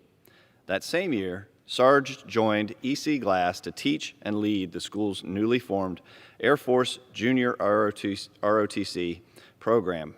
After spearheading the program for 20 years, he continued his work at the high school for another 19 as a special education teacher and as an assistant to school administrators. Even after retiring in 2007, Sarge continued to serve as a role model, sharing his experiences with students. Master Sergeant Robert Maine passed away last week at the age of 98, and our community mourns his loss and thanks him for his many years of service. Mr. Speaker, I rise today in opposition to the America Competes Act, which would more appropriately be called the America Concedes Act. At 2,900 pages and with a price tag of $325 billion, the Democrats' legislation does nothing to counter China's malign actions and instead lines the pockets of the country's Communist Party. The bill appeases Chairman Xi, fails to hold China accountable for its role in the COVID-19 pandemic, and is even being used by the left to push their Green New Deal agenda. There's $8 billion for the UN Green Climate Fund, $2 billion for a new international climate change adaptation, mitigation, and security program, $2 million in foreign aid for other countries to address climate change, and the list goes on. In fact, the bill mentions climate change 156 times, and it mentions coral reefs more times than it does China. This bill is not only weak on China, but it's harmful to the United States, and I urge my colleagues to oppose it. Mr. Speaker, I yield back. Gentleman yields back. The gentleman from Ohio, Mr. Ryan, is recognized for 5 minutes. Thank you, Mr. Speaker. I rise today in strong support of the Competes Act, and quite frankly, I am stunned to hear some of the rhetoric coming from the other side around a bill that finally, after decades, recognizes that we are in a very stiff competition with China. And for the longest time, America didn't know it. China was in this competition. China was doing everything they could to dump steel in our country. They spend 7 to 9% of their GDP on infrastructure every year. They got islands in the South China Sea. They told us they weren't going to militarize them. Now they have. They have bases in Africa, long-term raw material contracts in African countries to solidify their control of precious metals so that our phones, our weapon systems, our computers, they have a plan. This is not complicated, but it's being seen through the prism of our current broken, insane political system. And so what we're trying to do here is recognize that they're winning. 70% of chip manufacturing comes out of China. The cargo ships along the California ports, those aren't coming from Kansas. They're coming from China. Over 50% of the electric vehicle market is dominated by China. And so the thoughtful thing, the smart strategic thing for us to do in the United States is, one, recognize this, and two, make sure we reinvest back into the United States which is what we did with the bipartisan infrastructure bill. 20 Republicans in the Senate, led by Senator Portman from Ohio, who I commend for his leadership, said, we got to rebuild our country. Broadband, infrastructure, bridges are collapsing in Pittsburgh. We got to fix this stuff. Workforce development, we got to plug these communities in if we're going to win. And so that's what we did in a bipartisan way. And so the next step is, how do we bring the chip manufacturing back? How do we rebuild the industrial base here in places like Ohio? And that means we have to have a strategy that invests into the country. That's what the Competes Act does. $52 billion to move these chip manufacturers back. And what's stunning to me about how radical the right wing has become in this country is that this isn't, oh, we're going to invest this money and maybe we'll get a deal. Maybe someone will locate in the industrial Midwest. Last week, Intel announced a $20 billion investment north of Columbus, Ohio, with over 100 suppliers in that state that will benefit from locating there. Thousands of construction jobs. And you know what they said? If we pass the Competes Act, if we pass this bill, it's going to become a $100 billion investment in the Midwest. And all we're saying is, if there is nothing we can agree on in the United States Congress, I hope that it's this bill. I hope it's infrastructure. But it's culture war du jour. I mean, what a joke. China has a 10-year plan, 50-year plan, 100-year plan. We live in a 24-hour news cycle talking about Dr. Seuss, Big Bird, M&M's, SpongeBob, and we're getting our clock cleaned. And this is an attempt by us, hopefully in a bipartisan way, doesn't look that way, but hopefully in a bipartisan way, to actually prepare America post-pandemic, post-economic collapse to bring back manufacturing. And it's already happening. This is already happening. We saw all the leaders in Ohio, Democrat, Republican, Governor DeWine, Lieutenant Governor Husted, Jobs Ohio, under a Republican governor, J.P. Nassif, the Columbus Partnership, Kenny McDonald, the business leaders, everybody, the unions. And this bill creates 1 million union apprentices in the next 5 years to build this stuff. Wake up. Wake up. We're losing. And this is a step forward for America to start leading the way and leading the country again. I yield back the balance of my time. Gentleman yields back. The chair now recognizes the congressman from Alabama, I know that, Mr. Brooks, for 5 minutes. Thank you, Mr. Speaker. COVID-19 originated in the Communist Chinese Party's Wuhan bioweapons lab and forces Americans into a damned if you do, damned if you don't choice. You can refuse to take the COVID-19 vaccine and face the risk of death and debilitating injury when you catch COVID-19, or you can take the COVID-19 vaccine and face the risk of death or debilitating injury from the vaccine's side effects, as described in a letter by Mary Constance Siebert, who honorably served America in the United States Navy. Ms. Siebert states, and I quote, "Dear Congressman Mo Brooks, this is my explanation and statement regarding the impact of the vaccine that was being given as a result of extreme pressure, but now is mandated by the armed forces. This has resulted in my partial paralysis that has confined me to a wheelchair. On March 22, 2021, I received my second shot of the COVID-19 vaccine supplied by Pfizer. Shortly after, I became sick for a few days as expected. A few weeks later, I got sick again and was so ill I was out for 2 weeks. Medical staff were unable to determine what I had caught. I developed ringing in my ears, which I still have. After I started to develop medical problems where muscles would inflame along with severe restless leg syndrome, which sent me screaming from pain in the dead of sleep. I went to physical therapists and Navy doctors alike to no avail to stop it. Shortly preceding, my knees started to give out, and I need, and still need, to pop them to terminate the pain. I also experienced the development of digestive problems like IBS and joints that would become so painful that I would cry from the pain in my hips and feet just from standing for 30 minutes. All these symptoms developed in 2 months with no explanation. Eventually, they would level out as I was put into a command to focus on medical problems. By May, I started losing vision in my right eye and slight vision in my left. This was accompanied by pain in my vision going from 20/20 in my right eye to 20/25 and 20/17 in my left eye to 20/20.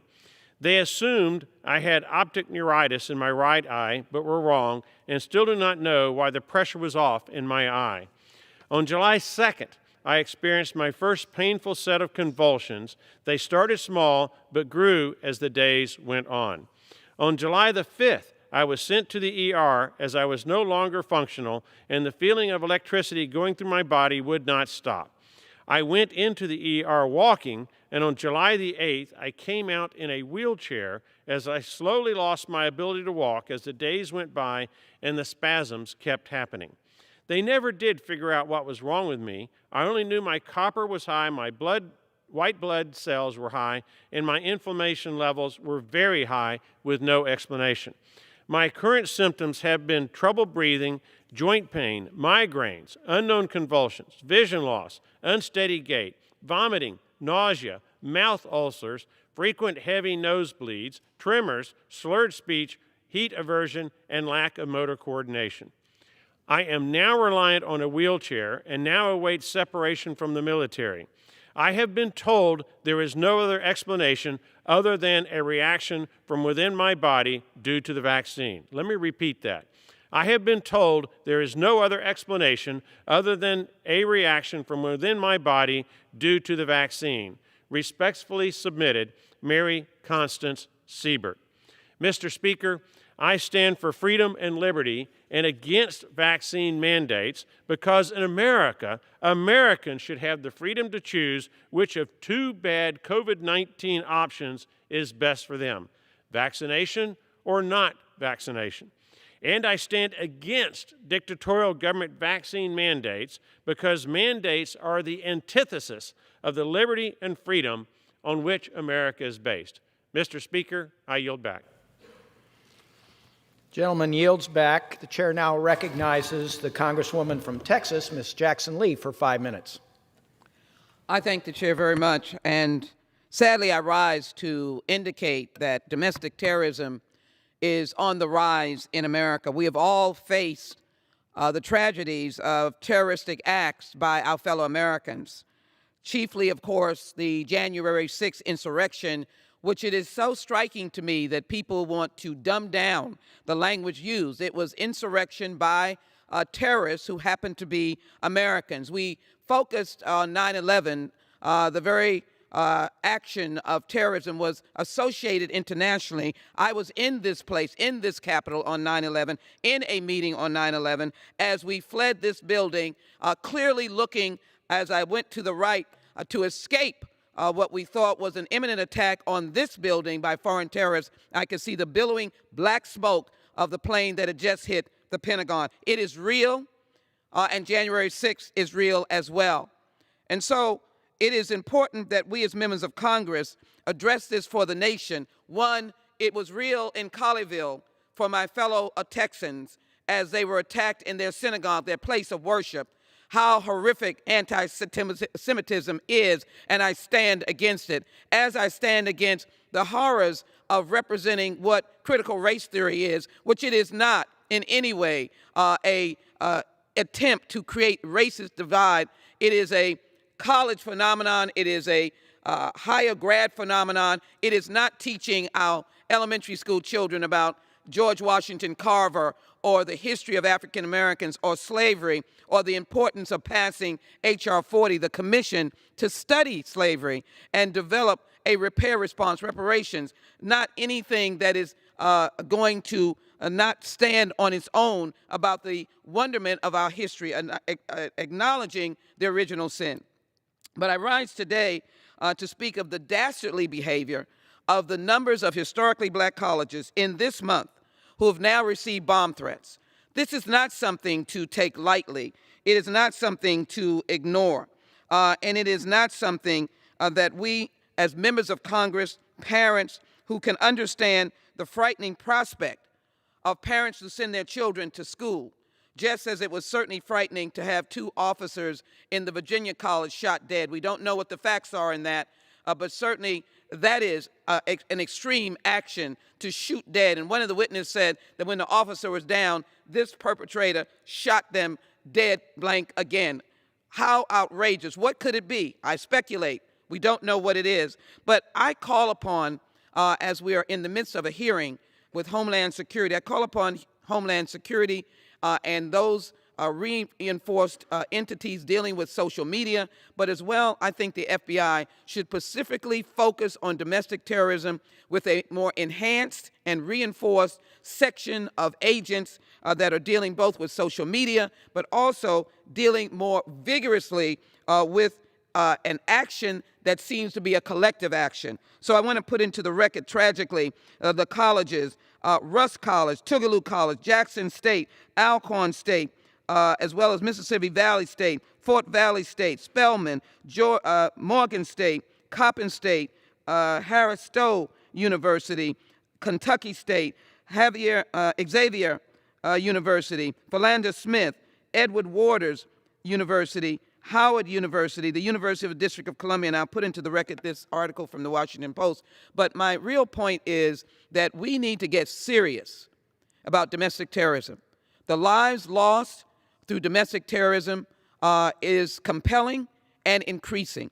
And until we get serious about the actions of the Oath Keepers and the Boogaloo Boys and the Nazi wearers and proponents, in light of the First Amendment, which I highly respect as a member of the Judiciary Committee, but we are losing lives, our children are in jeopardy, misrepresentation occurs about innocent discussion about race and history. Let us put that kind of attack aside and let us find a way to deal with domestic terrorism to save lives in America. I thank the chairman for this time, the speaker, and I hope that I will draw upon my colleagues. I'll be introducing legislation, as I've done, on dealing specifically working on this idea of bomb threats to universities, in this instance, bomb threats to historically black colleges last week and coming into this week, and God knows what will be next. I pray for their safety, as I do all students and all Americans, but we must stand up against domestic terrorism. I yield back. Gentlelady yields back. The chair recognizes the Congressman from Washington, Mr. Newhouse, for 5 minutes. Thank you, Mr. Speaker. I rise today to honor the service of 2 outstanding agricultural leaders in Washington State. First, I want to thank Mr. Mike LaPlante. For years, Mike has been a fierce champion of agriculture in Washington, serving as the president of the Washington State Farm Bureau since 2011. Washington State is home to one of the most robust and vibrant agricultural industries in the country. With over 300 different crops, virtually every type of livestock raised in our state, the hardworking men and women who make the industry run face challenges as diverse as they are. That's why it's so important that they have solid, experienced, and servant-minded people working to raise their voices. Not only has Mike been a strong advocate for the industry in Washington State and beyond, but he has been a valuable partner in my work on behalf of the farmers, ranchers, and growers in my district. He has my thanks for his years of leadership and my best wishes for the next chapter in his life. I also recently had the opportunity to meet with Mike's successor as Farm Bureau President, Rosella Mosby. Rosella, like Mike, will be an effective voice for Washington State agriculture, and I look forward to a continued partnership with the Bureau under her leadership. On behalf of all Central Washingtonians, I say congratulations to Rosella and thank you to Mike. Mr. Speaker, I rise today to honor the career of one of my constituents, longtime Chief of the Kennewick Police Department, Ken Hohenberg, and to congratulating him on concluding 40 years of service to his badge and to his community. Chief Hohenberg is the City of Kennewick's longest-serving employee, having joined the force in 1978. Back then, Kennewick had just over 20,000 residents. Although the town has changed a lot over the years and now has over 80,000 people, Chief Hohenberg's commitment to protecting his community has never wavered. Through good times and bad, economic downturns, social unrest, Chief Hohenberg has spent the last 4 decades putting himself in harm's way for the good of his friends and neighbors. We owe a debt of gratitude to all men and women who don a badge and a uniform, but Chief Hohenberg stands out as a shining example of what it means to serve and protect. On behalf of the people of Central Washington, I extend my sincere gratitude and best wishes to Chief Hohenberg. Thank you for your service, Chief. Mr. Speaker, I rise today to congratulate one of my constituents, Kara Elzie of Yakima, on earning the Congressional Award Silver Medal. Kara served her community, spending over 420 hours with a 4-H group called Youth Associates for Health, which engages with young people to teach the importance of healthy living. Kara's efforts helped reach over 1,500 young people in Yakima County through various events. She committed herself to personal development, spending more than 300 hours learning about journalism through her work as a journalist and photographer for the Yakima Herald-Republic's Unleashed program. Kara also improved her musical talents by practicing the guitar and piano for over, get this, 750 hours. She dedicated herself to personal fitness by working on her goals for more than 450 hours with an emphasis on yoga. Finally, Kara completed 5 expeditions, traveling to new places as far away and diverse as Boston, Scotland, London, Spain, and Italy. In each location, she learned about history and immersed herself in different cultures. I commend Kara for all her hard work, congratulate her on this remarkable achievement, and wish her the very best of luck in her future endeavors. She truly represents the best of our region and is a source of hope for the future. Mr. Speaker, I rise today to commemorate the accomplishments of 3 of my young constituents, Andrew Modine, Tori Roush, and Tyler Iverson of the West Valley Innovation Center.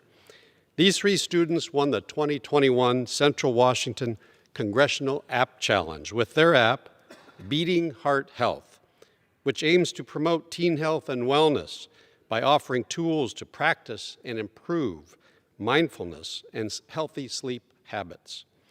On Monday, I got to see the West Valley Skills Center where Andrew, Torin, and Tyler developed their winning app, and I'm very pleased to see the work going on there. Cultivating robust STEM education opportunities for our students is critical to ensuring the United States remains a competitive leader in the global economy. The App Challenge is one way we can foster a passion for STEM among our young people and help them become the innovators and industry leaders of tomorrow.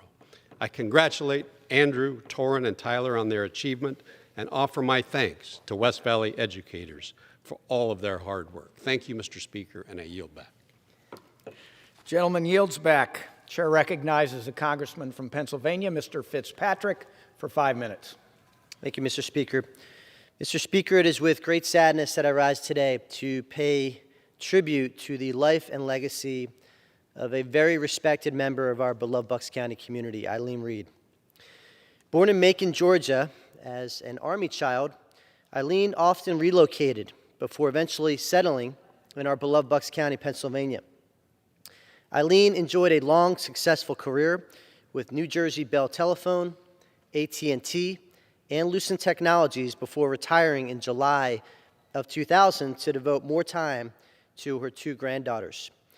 Eileen was a lifelong learner with a keen interest in understanding the detail of exactly how things worked, especially in technology. Our community will remember Eileen for her strong passion and commitment to a number of local and national political, social, and charitable organizations. Mr. Speaker, the story of how I met Eileen. Eileen was actually a protester outside of my office who I got to know and invited her up to my office and quickly saw her passion, her intellect, and her love for our country. And Eileen has taught me a lot. She's taught our staff a lot. And there is no question that Bucks County is missing a very, very special person today without Eileen in it. So I just wanted to send, on behalf of me, my family, and our entire staff, our deepest condolences to Eileen's family and all who knew and loved her. Eileen will be deeply missed and remembered for her love and devotion to her family, her friends, and her community. Mr. Speaker, I yield back. Gentleman yields back. Pursuant to Clause 12A of Rule 1, the Chair declares the House in recess until noon today.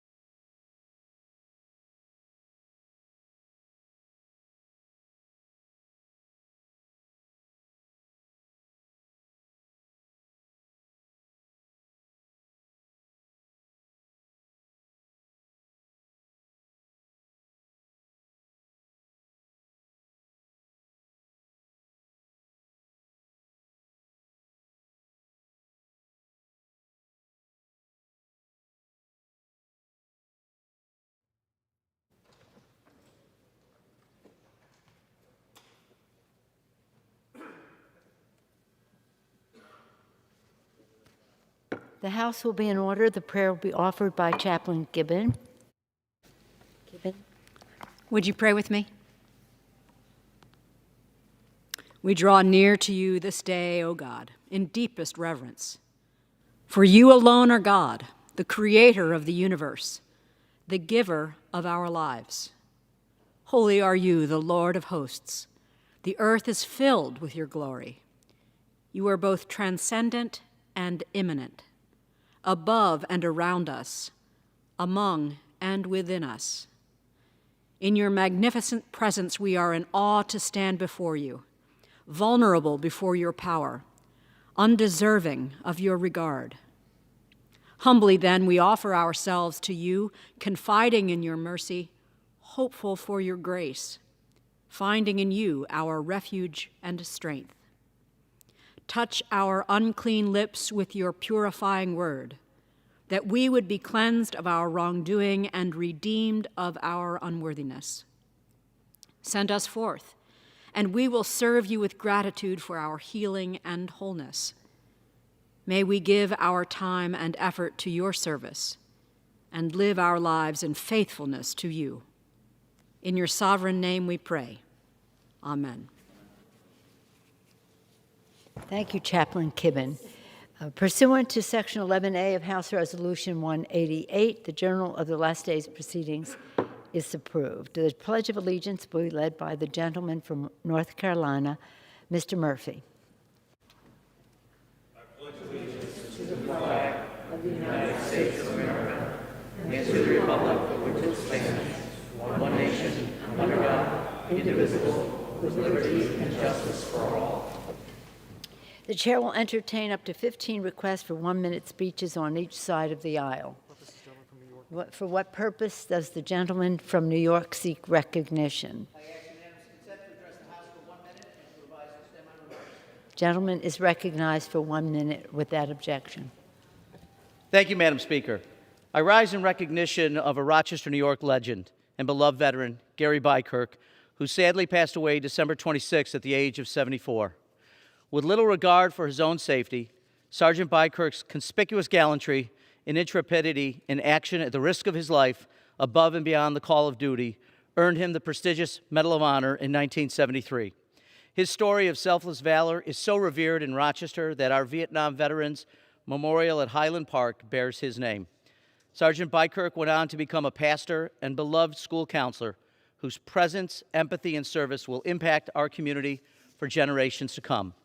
I close with the words of General George Patton. It is foolish and wrong to mourn the men who died. Rather, we should thank God that such men lived. I thank God for the life of Gary Bykirk. Thank you, Madam Speaker. For what purpose does the gentleman from South Carolina seek recognition? Madam Speaker, I ask unanimous consent to address the House for 1 minute, revise and extend my remarks. Without objection, the gentleman is recognized for 1 minute. Thank you, Madam Speaker. Biden took office only a year ago, and under one-party Democrat rule, America is experiencing unprecedented adversity. Today, jobs are being destroyed, and we face crises in energy, education, crime, national security, the border, and more. Biden inflation is the highest in 40 years, resulting in real wage decreases with job destruction. Energy independence has been replaced by energy dependence, raising gas prices by 50%. Remote learning is catastrophic for students and teachers. Defunding police leads to homicide rates at record highs. National security endangered from feeble responses to China, Iran, Putin, and terrorists. 2 million illegal aliens, including murderous terrorists, have crossed into America.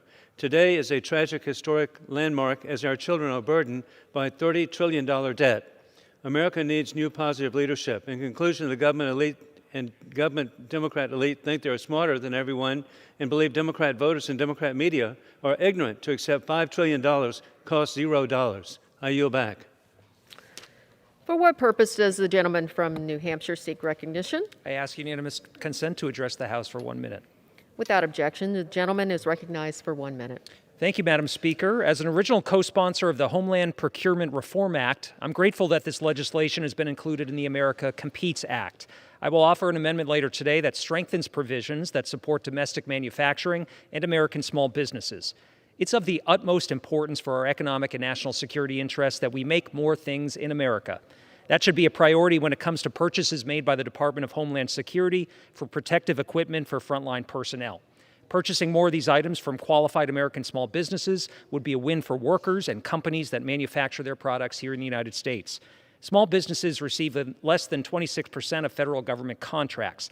My amendment will help close that procurement gap and at the same time create good-paying jobs, support domestic manufacturing, and strengthen our supply chains. I urge my colleagues to support this amendment and the America Competes Act, and I yield back. For what purpose does the gentleman from North Carolina seek recognition? Madam Speaker, I rise today to speak to and address the House for up to 1 minute. Without objection, the gentleman is recognized for 1 minute.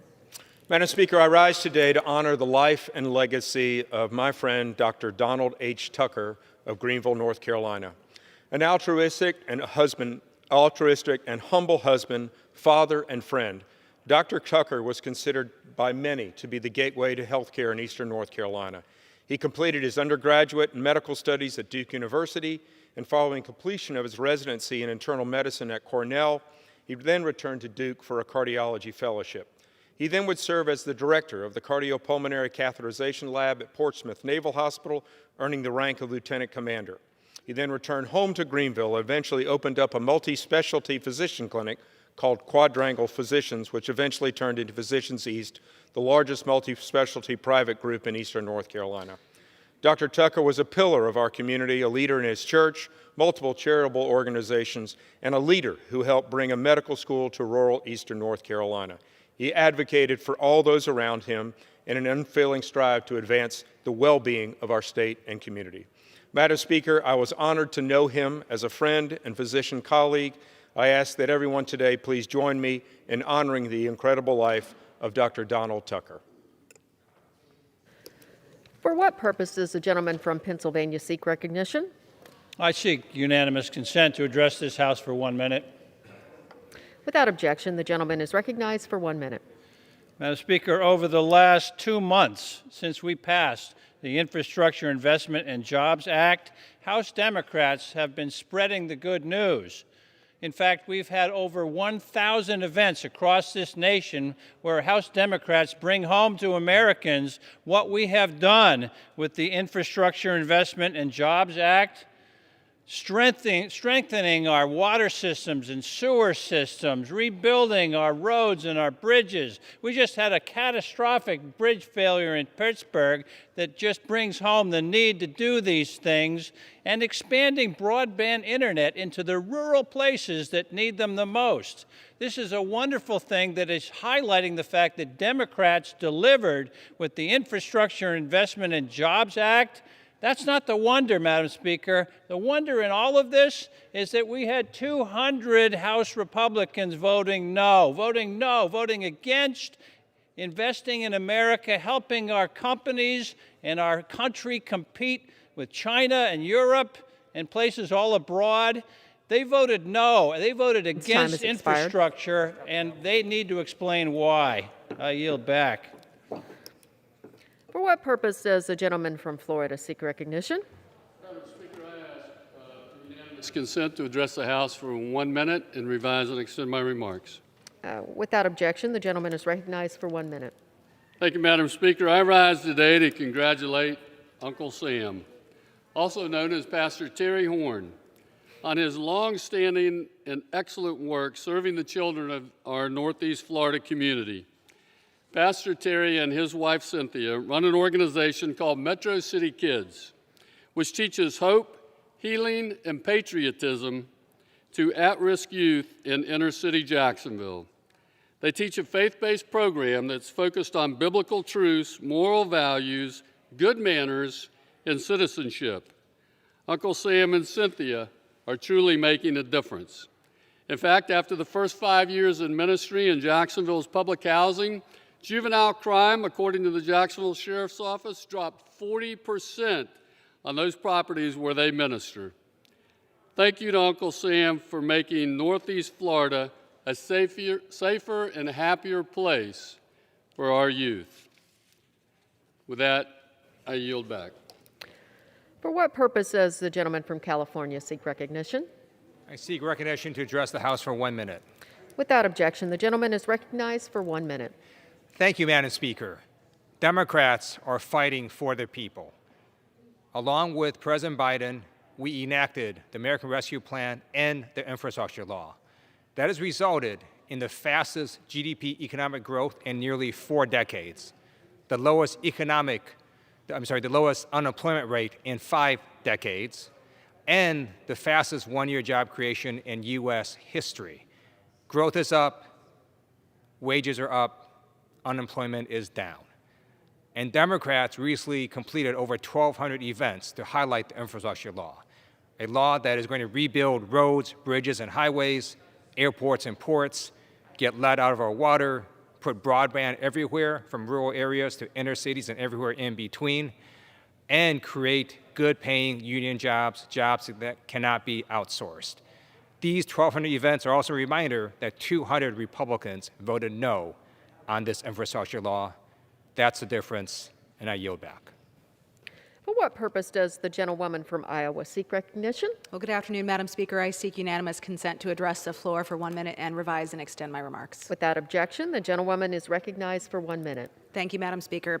I rise today, Madam Speaker, to recognize and honor one of Dubuque, Iowa's most respected citizens and a fixture in the community, Mayor Roy Buell.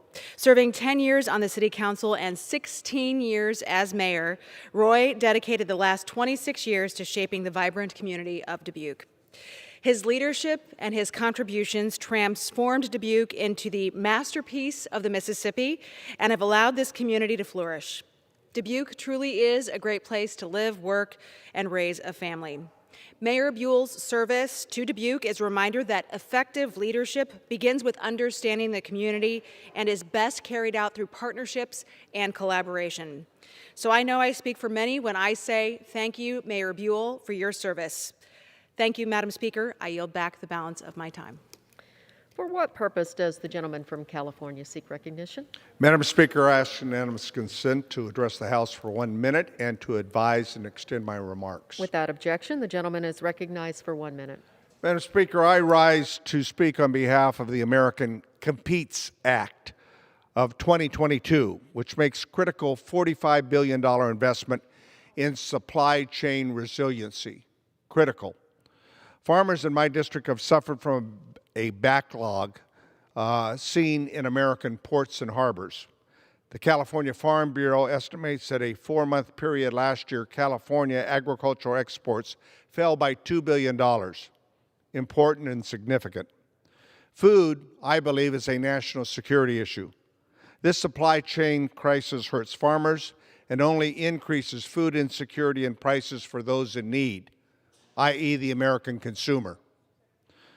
That's why I'm co-sponsoring an amendment in the Competes Act that requires the Secretary of Agriculture and Assistant Secretary of Supply Chain Resilience and Chain Response to monitor food agricultural supply chains and provide Congress with their findings so that we can protect and improve our critical supply chain in this country. Our country must ensure that we have safeguards in place to keep our supply chain strong, which contributes to the success of a global economic stage. I yield back the balance of my time. For what purpose does the gentlewoman from Oklahoma seek recognition? I ask unanimous consent to address the House for 1 minute and revise and extend my remarks. Without objection, the gentlewoman is recognized for 1 minute. Thank you, Madam Speaker. I rise today to honor the life of one of my constituents, Raymond Washburn, who passed away on January the 16th. On the horrific day in 1995, when a truck bomb blew up the Alfred P. Murrah Federal Building in Oklahoma City, killing 168 people and injuring hundreds more, Mr. Washburn was operating the snack bar he owned on the 4th floor. He not only set himself free from the rubble, but was able to navigate and rescue 5 people from the disaster. What is notable? Mr. Washburn was blind. He is a true American hero and we remembered for the incredible selflessness, integrity, and bravery he displayed by saving lives on that terrible day, and for his remarkable contributions to the visually impaired community in Oklahoma. Though this brave man will be deeply missed, there is no doubt his legacy will live on. Mr. Washburn's story and the way he lived his life should stand as an inspiration to Oklahomans and Americans across the country. I am thinking of and praying for Mr. Washburn's family and loved ones that they may find comfort in their loss.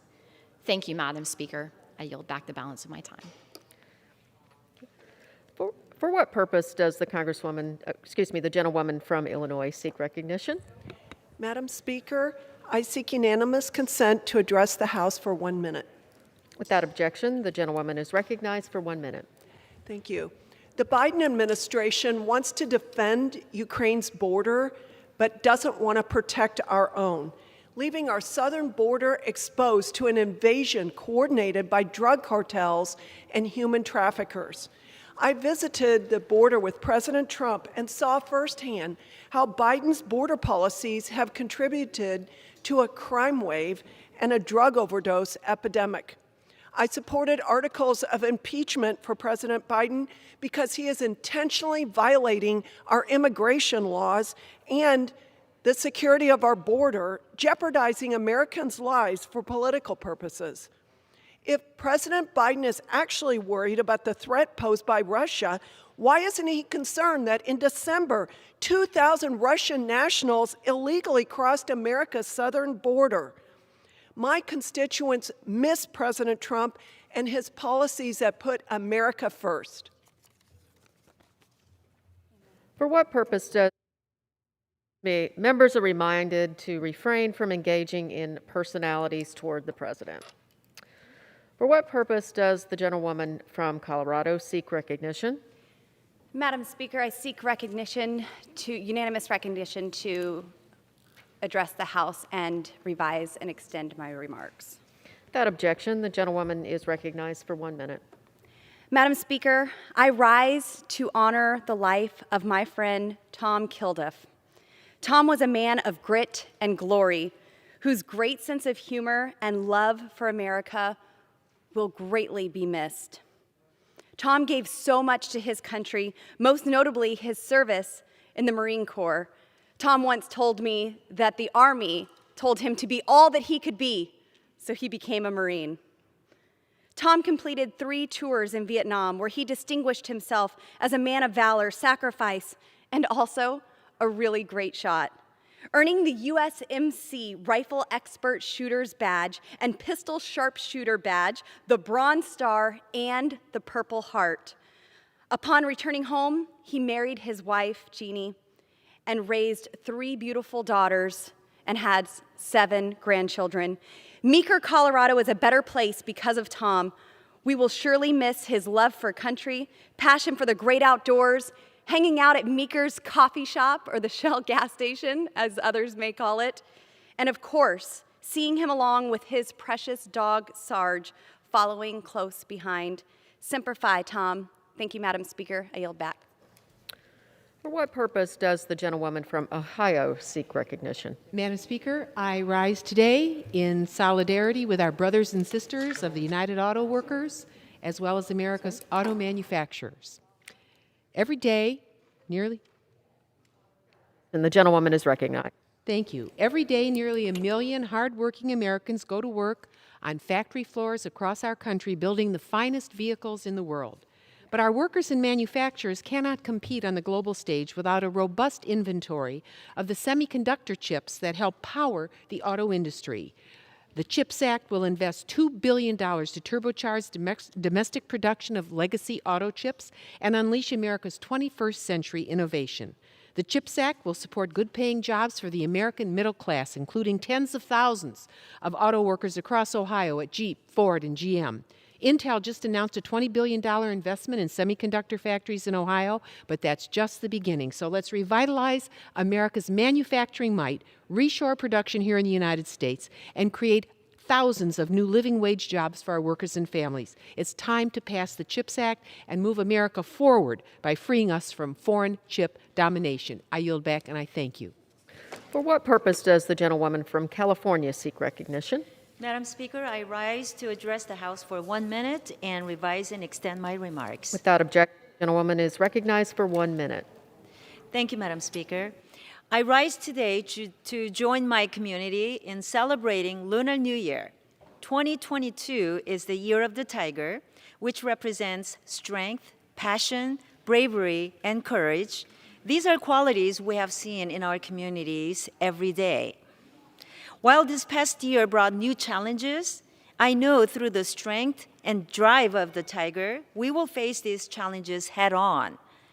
And as someone who was born in the year of the tiger and as a proud tiger mom, my hope is to embody this courage and persistence every day as I fight for communities to receive the proper services and support that we need to come back stronger than ever. In Congress, I will continue to promote policies to help Americans succeed and achieve their dream. Happy New Year. 새해 복 많이 받으세요. 新年快乐, 恭喜发财, and chúc mừng năm mới. Thank you.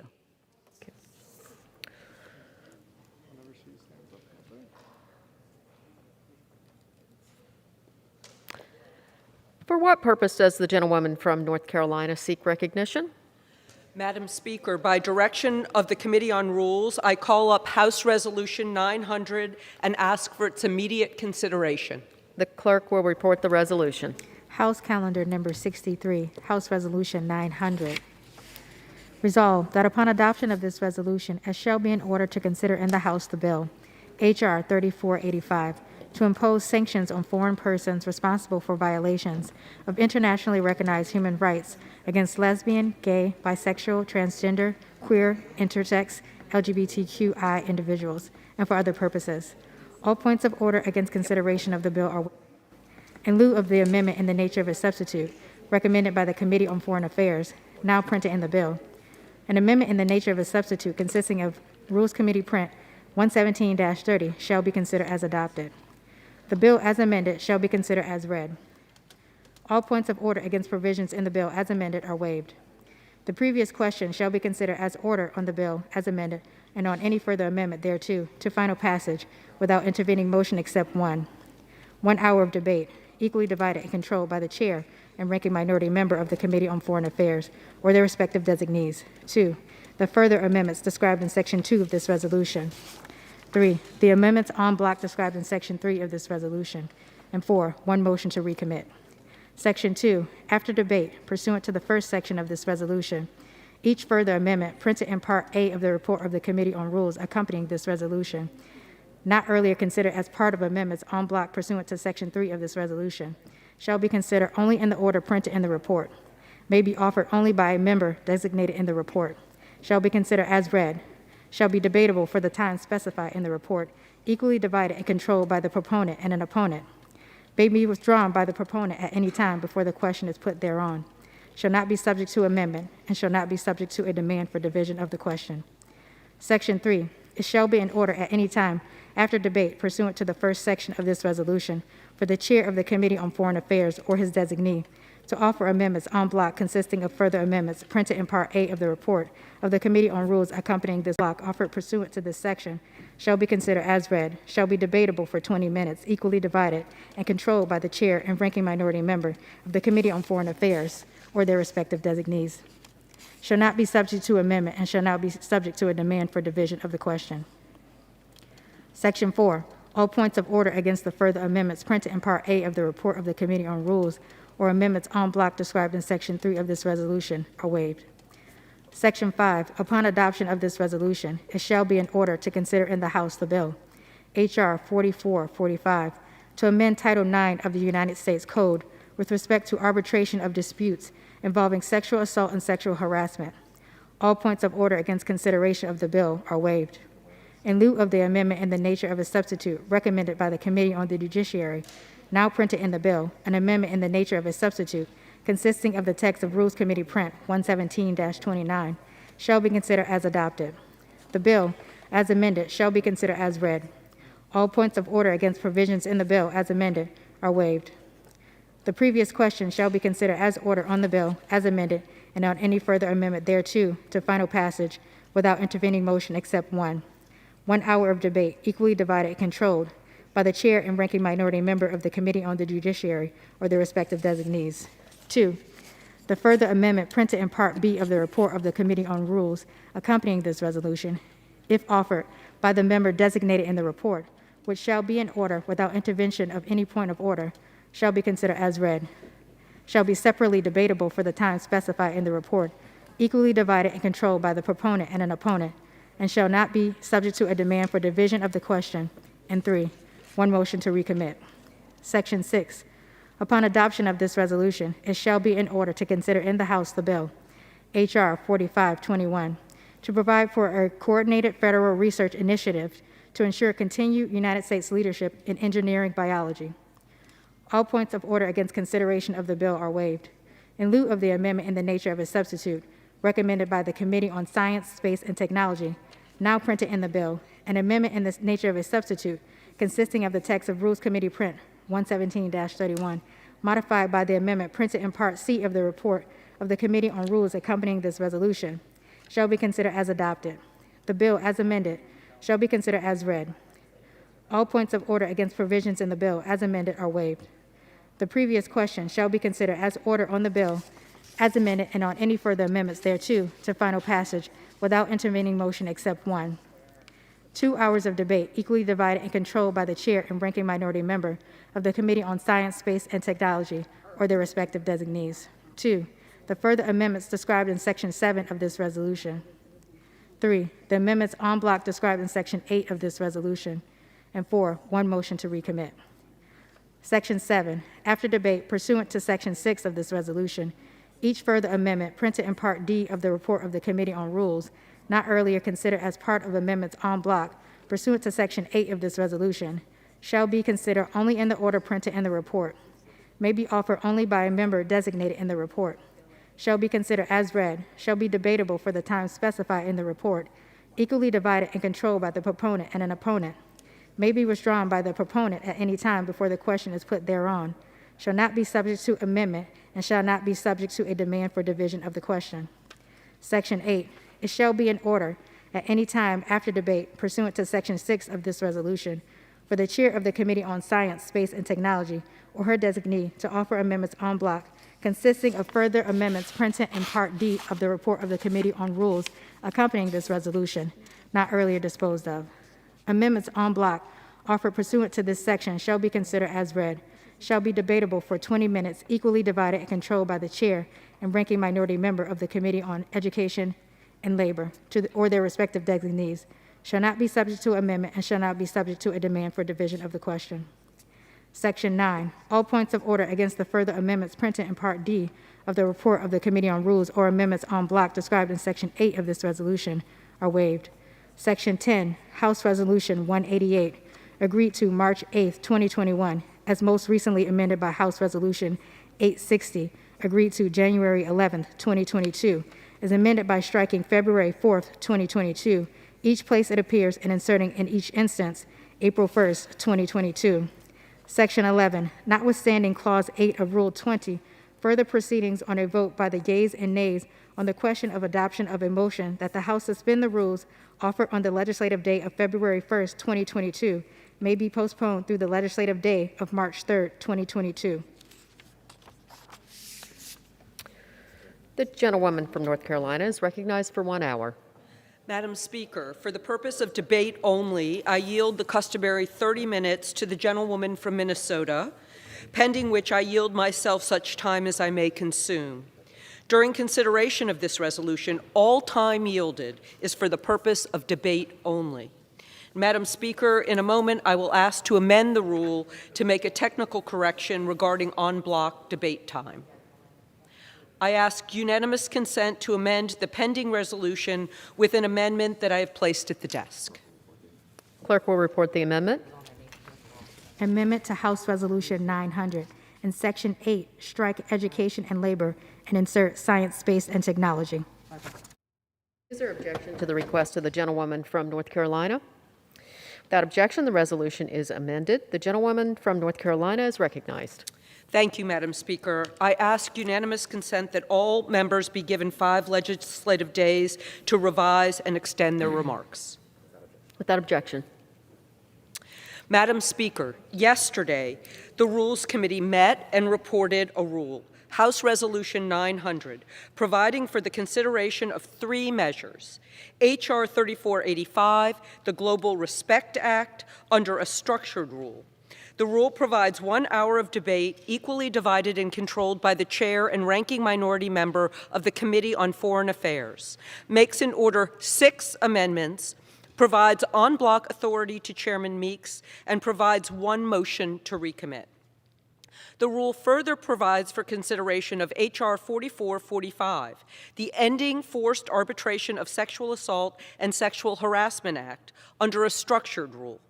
The Assault and Sexual Harassment Act, and this rule provides 1 hour of debate equally divided and controlled by the chair and ranking minority member of the Committee on Judiciary. It makes in order 1 amendment and provides for 1 motion to recommit. The rule also provides for consideration of H.R. 4521, the America Competes Act, under a structured rule. The rule provides 2 hours of debate, equally divided and controlled by the chair and ranking minority member of the Committee on Science, Space, and Technology. Makes in order 261 amendments, provides en bloc authority to Chairwoman Johnson, and provides 1 motion to recommit. Finally, the rule provides recess instructions, suspension authority, and same-day authority through April 1st, 2022, and provides that requested roll call votes on suspension bills considered on February 1st may be postponed through March 3rd, 2022. I rise today in support of the 3 bills we will consider under this rule. H.R. 4521, the America Competes Act, H.R. 4445, the Ending Forced Arbitration of Sexual Assault and Sexual Harassment Act, and H.R. 3485, the Global Respect Act.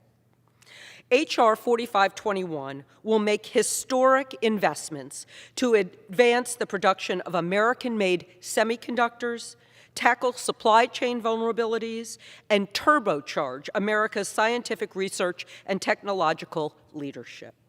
Our nation has long been a global leader in science and technology, propelled by companies and universities like the ones in my district that perform cutting-edge research every single day. Maintaining this position requires significant investment and cooperation across the government and private sector. This bill will increase funding for the National Science Foundation. It will support the work of the Department of Energy's Office of Science in fighting climate change. And it will empower the next generation of STEM teachers, researchers, and scientists of all backgrounds. Our legislation will also establish a new office at the Department of Commerce charged with leading a government-wide effort to strengthen supply chains. Invest $52 billion to support American semiconductor manufacturing and bolster our domestic solar manufacturing capacity.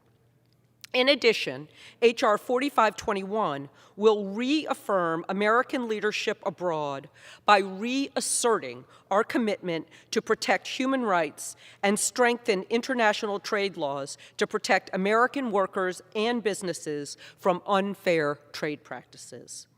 I'm proud to have led a number of bipartisan bills included in this legislation that will fund research activities, facilitate public-private partnerships to grow clean energy technologies, and mandate the development of a national science and technology strategy. At a time when America faces unprecedented international competition, H.R. 4521 will reinforce our nation's global leadership in science, technology, and innovation. I'm thrilled that we are bringing it to the House floor. Madam Speaker, I also rise in support of H.R. 4445.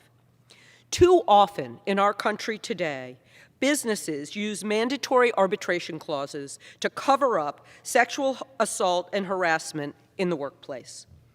Forced arbitration has a chilling effect on the ability of survivors to speak out, allowing businesses to take legal action against employees simply for seeking justice that was not provided during the arbitration process. Last year, the House Judiciary Committee heard testimony from women in a variety of disciplines who have faced persistent harassment and abuse at their jobs. These women bravely recounted both the appalling behavior they experienced and how forced arbitration kept them from speaking out about their experiences and aiding others. I'm grateful to these women for their courage in shining a light on this abuse. Unfortunately, countless other women in our country are still silenced by mandatory arbitration. When mandatory arbitration processes are used to preserve the reputations of companies rather than to provide due process to employees facing mistreatment, Congress has a duty to step in. I'm glad we are doing that by taking up this bill today. Finally, I rise in support of H.R. 3485. Today, 68 countries, more than 1/3 of the United Nations member states, still criminalize same-sex relations. In 9 countries, same-sex relations are punishable by death. That's a human rights violation. In the United States, freedom is the foundation of our democracy, and the liberty to love whomever we choose without concern for retaliation or violence is safeguarded by our Constitution. Denying the right of entry to foreign nationals who violate the human rights of LGBTQ people sends a clear message that hate has no home in the United States. It is time to pass all 3 of these bills, and Madam Speaker, I reserve the balance of my time. The gentlewoman reserves. The gentlewoman from Minnesota is recognized. Thank you, Madam Speaker. I thank the representative from North Carolina for yielding me the customary 30 minutes, and I yield myself as much time as I may consume. Today, we are being asked to discuss House Resolution 4445, a bill that will do nothing to bring justice to victims of sexual harassment, and it could be argued that it would make the process worse. We are also discussing H.R. 3485, a duplicative messaging bill on human rights. But the most bizarre bill we are looking at today is the America Concedes Act. This is yet another bill that was thrown together behind closed doors and with no bipartisan input, and now we are expected to hastily dig through this lengthy document on short notice. Luckily, it does not take long to see that all that is wrong with this bill. We are supposed to believe the intention of this bill is to counter China's economic aggression, but it does not even contain the word China in the title. This bill is actually just a long list of progressive dream policies that have nothing to do with China at all. To illustrate, the words coral reef appear more times in this legislation than China does. What's worse is that this bill contains certain policies that would help China because it will hurt American companies. The bill's $52 billion in subsidies for semiconductor industries would allow for a chip company working with the Chinese Communist Party to be eligible for those funds. The bill that supposedly combats China's economic aggression could actually send taxpayer funds to subsidize CCP's semiconductor industry. We could pass meaningful export and control policies. We could impose sanctions on the United Front Work Department, or even start fixing existing sanction enforcement that at the Office of the Foreign Asset Control in the Treasury. We could completely ban federal funding for colleges and universities that host Confucius Institutes. Instead, we're here to consider a bill that may actually be more detrimental for America than it is for China. I have to highlight some of the contradictions in this bill that so perfectly sum up the hypocrisy of the House Democrats and the administration. This bill includes the Reclaiming the Solar Supply Chain Act of 2021. My colleagues claim this will decrease energy reliance on China and will be better for the environment by subsidizing solar panel manufacturing. However, the left is also attacking domestic production of the minerals required to make these panels. We saw this just last week when the Biden administration canceled leases for a Minnesota company mining for critical minerals vital to domestic production of solar panels. The result is the U.S. is being forced to outsource these materials to China. China, who is the largest emitter of greenhouse gases in the world, uses inhumane labor practices. Now we can reclaim the solar supply chain. How can we reclaim the solar supply chain while outsourcing these very jobs to China? This bill also requires U.S. implementation of the Paris Climate Agreement, but does not require the same of China. Another provision that makes it harder for American businesses to compete with unregulated Chinese competitors. This bill reflects the patterns of this administration. They claim we need to address climate change now, but then delay compliance with the renewable fuel standard that provides lower emission fuel for our vehicle fleet. They cancel our domestic pipeline construction while allowing our adversaries to keep theirs.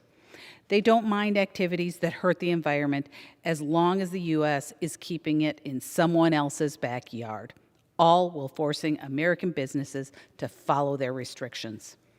The majority of Americans agree China is our biggest threat, and we need good legislation to counter that threat.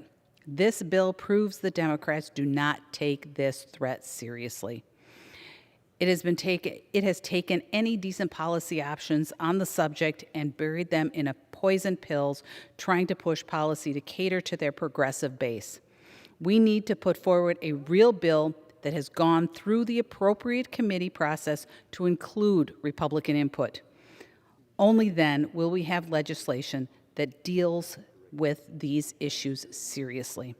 Thank you, Madam Speaker, and I reserve the balance of my time. The gentlewoman reserves. Gentlewoman from North Carolina. Madam Speaker, I yield 3 minutes to the gentleman from New York, a distinguished member of the Rules Committee, Mr. Morelli. Gentleman is recognized. Thank you, Madam Speaker, and I want to also thank my friend and Rules Committee colleague, for Ms. Ross, for yielding time and for her leadership on this important issue. Colleagues, today I rise in support of the rule that will advance the America Competes Act, an historic package of long overdue legislative actions to strengthen our supply chain and make bold investments supporting manufacturing right here at home where it matters most. There is so much in this legislative package that I'm proud to deliver for my constituents back home in Rochester, New York, specifically the provision to boost regional innovation hubs and regional innovation. I am proud that language in H.R. 4521 will create regional technology and innovation hubs like those envisioned in my legislation, the Innovation Centers Acceleration Act. Since early 2020, I've had the honor of leading the effort for legislation that would dedicate serious federal investment into our nation's innovation efforts. In fact, the Rochester area was identified by the Brookings Institute as one of the top regions in the country for growth opportunity, and it's no secret why. With cutting-edge universities and research facilities, combined with a robust manufacturing infrastructure, access to shipping routes, and a highly specialized workforce, Rochester is ready. We just need the investment to help expand on a wider scale. This initiative will incentivize collaborative partnerships between local governments, colleges and universities, private industry, nonprofits, and community organizations to promote and support regional technology and innovation hubs in cities like Rochester. Significant and sustained innovation investment is needed to drive economic recovery and build resiliency, and the America Competes Act puts us on track to do just that. Now is the time to boldly invest in innovation and scientific research to advance America's competitiveness against China and reestablish our nation as the global leader of innovation. By investing and enacting America Competes, we reaffirm our leadership around the world by strengthening diplomacy, promoting human rights, and bolstering economic engagement. I urge my colleagues to vote yes on the rule and the underlying bill and yield back the balance of my time. The gentlewoman from North Carolina reserves. The gentlewoman from Minnesota is recognized. Thank you, Madam Speaker. I yield 4 minutes to the gentleman from Texas. The gentleman's recognized. And I thank the gentlelady for yielding. Madam Speaker, We had a colleague several years ago, Jim McDermott from Washington State, a Democrat. Republicans were in the majority. Republicans, during the week of April 15th, wanted to put forward a bill on the floor of the House, but didn't quite have it together. So they put together a sense of Congress resolution on fundamental tax reform. I'll never forget Dr. McDermott on the well of the House thundering against Republicans. You want tax reform, and this is the best you can do, a sense of Congress resolution? Why don't you just send a get well card to the IRS? Well, let me tell you something. Republicans on the Energy and Commerce Committee have been agitating, asking, trying to work with federal agencies to get answers on the origin of the coronavirus, to get answers on the origin of the pandemic. So here we have the China bill before us today, ironically, on Groundhog's Day, but here's the China bill. And by golly, we're going to get to the bottom of the coronavirus pandemic. And what do we get? We get Section 30219B, Report on Origins of the COVID-19 Pandemic. And what does the next line say? Sense of Congress. It is the sense of Congress that blah, blah, blah. In other words, no force of law, no teeth, no requirement of any federal agency to do anything, no requirement really for even a real investigation, which is what, honestly, we need. We're sitting on the eve of Olympic Games that are going to be held in Communist China. And we don't have answers for what caused this pandemic. We're going to have a moment of silence later this week, appropriately so, another milestone of lives lost, but we don't know about the origins of this virus. Let me tell you something else. Last night in the Rules Committee, I tried to get one of Dr. Wenstrup's very thoughtful amendments included. He has an amendment that says, you know, this gain-of-function research that was carried out, it might be pretty dangerous. We need to think about where it is conducted, and we shouldn't use United States taxpayer dollars to fund this research in countries that are our adversaries. And I offered that amendment on behalf of Dr. Wenstrup, and every Democrat member of the Rules Committee said, yeah, it's good with us. You go ahead and send those dollars over there, do that research. We've got this new W Visa startup that's language in the bill. No language about protecting American jobs, but we're going to give jobs to other people. We're already funding the United Nations Green Climate Fund for $100 million directly to China. Oh, and this bill gives them another $8 billion for that same purpose. $3 billion for a slush fund for solar manufacturing. Some of us have been in this body long enough to remember some unpleasant activity with that in a stimulus bill in 2009.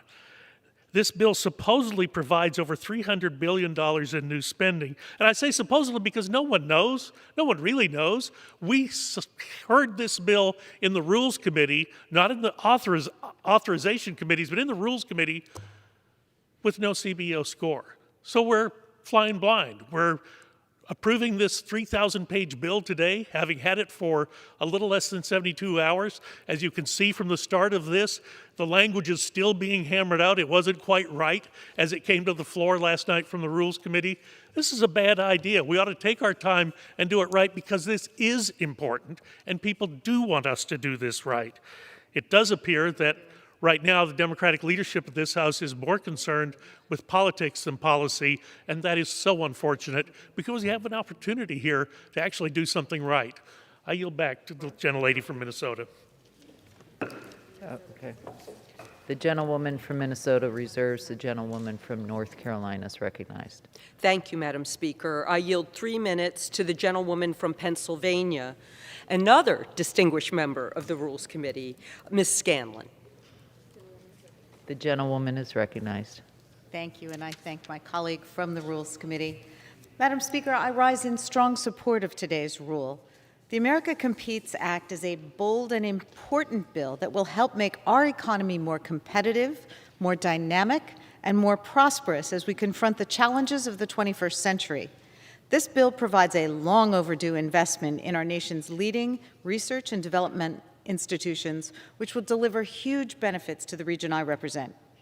It will fund innovations and breakthroughs to ensure that the United States leads the world in advancements in artificial intelligence, cybersecurity, computing, and biomedical research.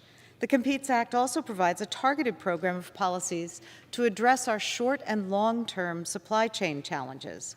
These policies will help to lower inflation, promote domestic manufacturing, encourage businesses to reshore jobs, and insulate our economy from the supply chain disruptions we're seeing right now. Internationally, the Competes Act will improve our relationships with our allies and partners in the Americas, Europe, Africa, and Asia, fostering closer political and economic ties and countering China's growing influence abroad. All in all, the America Competes Act is a sound investment in our nation's future, and I hope that the House and Senate can quickly work out their differences so that we can send a final bill to President Biden's desk soon. Madam Speaker, I also want to highlight 2 amendments that I've offered to help shape the America Competes Act. One of those amendments would provide grants to institutions of higher education to create innovative research-funded education centers for STEM students. These centers would provide students with course-based research experiences across STEM disciplines and education levels, and they would work to reduce the barriers that minority and low-income students face in participating in STEM education in order to reduce attrition rates and increase diversity in STEM workforce. My other amendment deals with the Regional Technology and Innovation Hub program created by the America Competes Act, which would provide cities and towns with funding to increase jobs and training opportunities in R&D, tech, and manufacturing. My amendment would clarify the program's designation process so that cities like Philadelphia can compete fairly for those vital federal resources.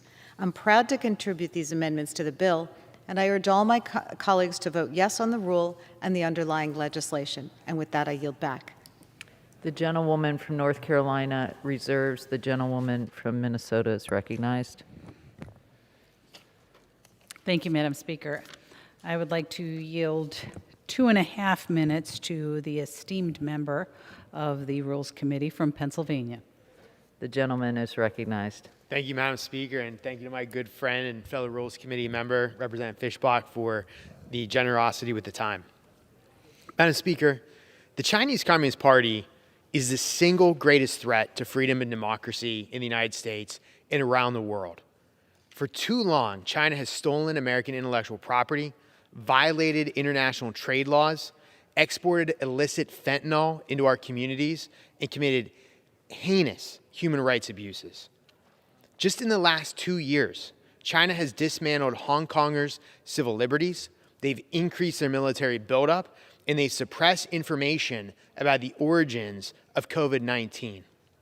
Yet House Democrats put forward a bill today that mentions coral reefs and climate change more than it mentions China.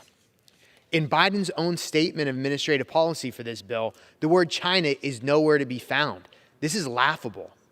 Clearly, calling this bill tough on China is a joke. In fact, under H.R. 4521, China itself is eligible to receive American taxpayer dollars through a, and I quote, green climate, end quote, slush fund. A slush fund this bill creates that actually gives money to China. It's laughable. China has committed the worst climate change violations in the world. They are the world's greatest single polluter. China emits more greenhouse gases than all the developed nations combined. If you took the emissions from the United States, Japan, and all of the European Union, that combined still doesn't reach the levels that China emits. Yet China is eligible for the Green Climate Slush Fund this bill creates. It's seriously a joke. You can't make it up. Last Congress, Republicans on the China Task Force, which I was lucky enough to be a part of, put forward a blueprint to address the generational threat that is posed by the CCP. I hope my colleagues across the aisle, the liberals across the aisle, the leftists across the aisle, I hope they'll work with Republicans. I hope they'll look at what we produced on the China Task Force and actually get serious about holding China accountable. It's time we advance the ideas that we have in the China Task Force, the ideas that actually protect Americans and hold the CCP accountable for their malign behavior. Thank you, Madam Speaker. I yield back. The gentlewoman from Minnesota reserves. The gentlewoman from North Carolina is recognized. Madam Speaker, I yield 3 minutes to the gentlewoman from California, Ms. Matsui. The gentlewoman is recognized. Madam Speaker, I rise today in support of the rule providing for consideration of the American Competes Act. As a lead House Democrat on 2 important provisions, I'm glad that we're advancing a bill that will create jobs and support innovation for years to come. Almost 2 years ago, I joined a bipartisan group in the House and Senate to introduce the CHIPS for America Act. This bill established a roadmap for reasserting American leadership in the strategically important semiconductor industry. Since then, 2 things have occurred. The CHIPS Act was signed into law as part of last year's defense bill, and the need to fund it has only grown more severely as the global semiconductor shortage has dragged on. Thankfully, the America Competes Act includes the full $52 billion we need to comprehensively implement the CHIPS Act. This funding is about more than any one specific technology or industry. It's about securing a fundamental building block of the 21st century economy. Unfortunately, we've all seen the devastating consequences of this global semiconductor shortage. Factories have closed, workers have been laid off, and prices have gone up. We cannot afford to wait any longer to get this funding into the economy, supporting a new American manufacturing capacity. This funding is bipartisan, supported by the Biden administration. It will help workers and increase our national security. It should be passed immediately. I'm also glad to see the $1.5 billion included to support next-generation telecommunications networks by encouraging deployment of Open RAN technology. As an original co-sponsor of the USA Telecommunications Act, I know this funding will support more durable supply chains and create opportunities for American companies to grow. I want to thank Chairman McGovern and Secretary Raimondo for their tireless work on this bill and look forward to supporting on the floor later this week. With that, thank you very much and yield back the remainder of my time. The gentlewoman from North Carolina reserves. The gentlewoman from Minnesota is recognized. Madam Speaker, I yield 2 minutes to my fellow freshman, the gentlewoman from California. The gentlewoman is recognized. Thank you. I'd like to thank my esteemed colleague from Minnesota for yielding. And Madam Speaker, I rise today in opposition to the rule and the underlying legislation, the so-called America Competes Act. I have worked tirelessly with my colleagues to produce thoughtful, bipartisan STEM bills that we could have been considered through a committee conference tomorrow. Instead of working on a comprehensive and bipartisan strategy to counter the CCP, Speaker Pelosi released a bill that was written behind closed doors less than a week ago that is nearly 3,000 pages and mentions, as you heard over and over from my colleagues, the word coral reefs more than the word China. The bill also puts $8 billion in a UN climate slush fund that we have zero oversight over, and China has already taken $100 million from. The CCP's goal is to become the world's top economic superpower by year 2025 and has made clear that their goal is to surpass the United States in science and technology. And the reality is, they're winning. They're outspending us on research and development, and they're producing more STEM graduates than us. And by 2025, they will graduate twice as many STEM PhDs as we do. The way to ensure future United States leadership and counters China is by working together, not by ramming partisan bills through Congress. The CCP is watching us. Speaker Pelosi's Conceits Act plays right into our adversaries' hands. I urge a no vote, and with that, I yield back. The gentlewoman from Minnesota reserves. The gentlewoman from North Carolina is recognized. Madam Speaker, I yield 2 minutes to the gentlewoman from Delaware, Ms. Blunt-Rochester. The gentlewoman is recognized. Thank you to my colleague, and thank you, Madam Speaker. I rise today in support of the rule and voice my strong support of the American Competes Act. and to highlight pivotal supply chain provisions that I worked on with Representatives Malinowski and Kinzinger. As I traveled Delaware over the last summer, speaking to businesses and constituents, I heard a lot about three things: workforce, inflation, and supply chains. The provisions we're discussing today would tackle all three, ensuring that manufacturing of critical components of goods we rely on every day are brought back home, creating good-paying jobs, good-paying union jobs. At a time when Americans are facing rising prices and manufacturers are struggling to obtain the raw materials they need to produce consumer products, we must act. These provisions are the solution to strengthening our supply chains while preventing these disruptions from impacting us again in the future. And that's why I am so proud that these provisions enjoy support from key stakeholder groups, from the United Steelworkers to the National Association of Manufacturers. Let's work together to support American jobs, maintain our national security, and lower the price of consumer goods. Let's pass this bill. Thank you, and I yield back, Madam Chair. The gentlewoman from North Carolina reserves. The gentlewoman from Minnesota is recognized. Thank you, Madam Speaker. If we defeat the previous question, I will offer an amendment to the rule allowing for the immediate consideration of H.R. 6184, the HALT Fentanyl Act. I ask unanimous consent to insert the text of my amendment in the record along with any extraneous materials immediately prior to the vote on the previous question. Without objection. Thank you, Madam Speaker. Over 100,000 people died from fentanyl overdoses in a one-year span, according to the CDC. That's a 30% increase from the year before. I think we can all agree that something must be done to put a stop to this heartbreaking epidemic. Fentanyl has been temporarily classified as a Schedule I substance. This classification strengthens law enforcement's ability to prosecute fentanyl traffickers, and the DEA reports that it has acted as an effective deterrent. The temporary classification is set to expire on February 18, 2022. The HALT Fentanyl Act would make the schedule classification permanent and would also promote research by removing regulation to streamline the research process. We should do everything we possibly can to put an end to the devastation caused by fentanyl in this country. And the HALT Fentanyl Act is one piece of the puzzle that could make a real difference. To further explain this amendment, I yield 3 minutes to the author of the bill, my colleague from Virginia. The gentleman is recognized.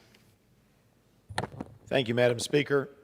I rise to oppose the previous question so we can immediately consider my bill, H.R. 6184, the Halt All Lethal Trafficking of Fentanyl Act. Every member of this body knows someone who's been affected by the drug overdose epidemic plaguing our country.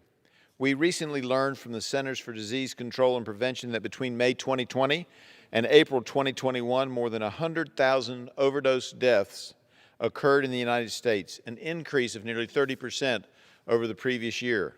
These record numbers are due in large part to the increasing presence of fentanyl and fentanyl analogs, which are approximately 100 times more potent than morphine and 50 times more potent than heroin. Because fentanyl has a proven medical use, it is considered a Schedule II narcotic, but illicit derivations of fentanyl, also called fentanyl analogs or fentanyl-related substances, do not tend to demonstrate medical value. Right now, they are considered Schedule I substances, but only because of a temporary scheduling order which expires on February 18th of this year. My bill aims to curb overdose deaths by permanently scheduling fentanyl analogs as Schedule I substances. This will strengthen law enforcement's ability to prosecute fentanyl traffickers and act as a deterrent. The HALT Fentanyl Act also promotes research by removing barriers to that research. In committee, we heard there are as many as 4,800 analogs. Our experts at NIH, FDA, and other agencies have studied roughly 30 of those 4,800 analogs, less than 1% of the potential fentanyl analogs.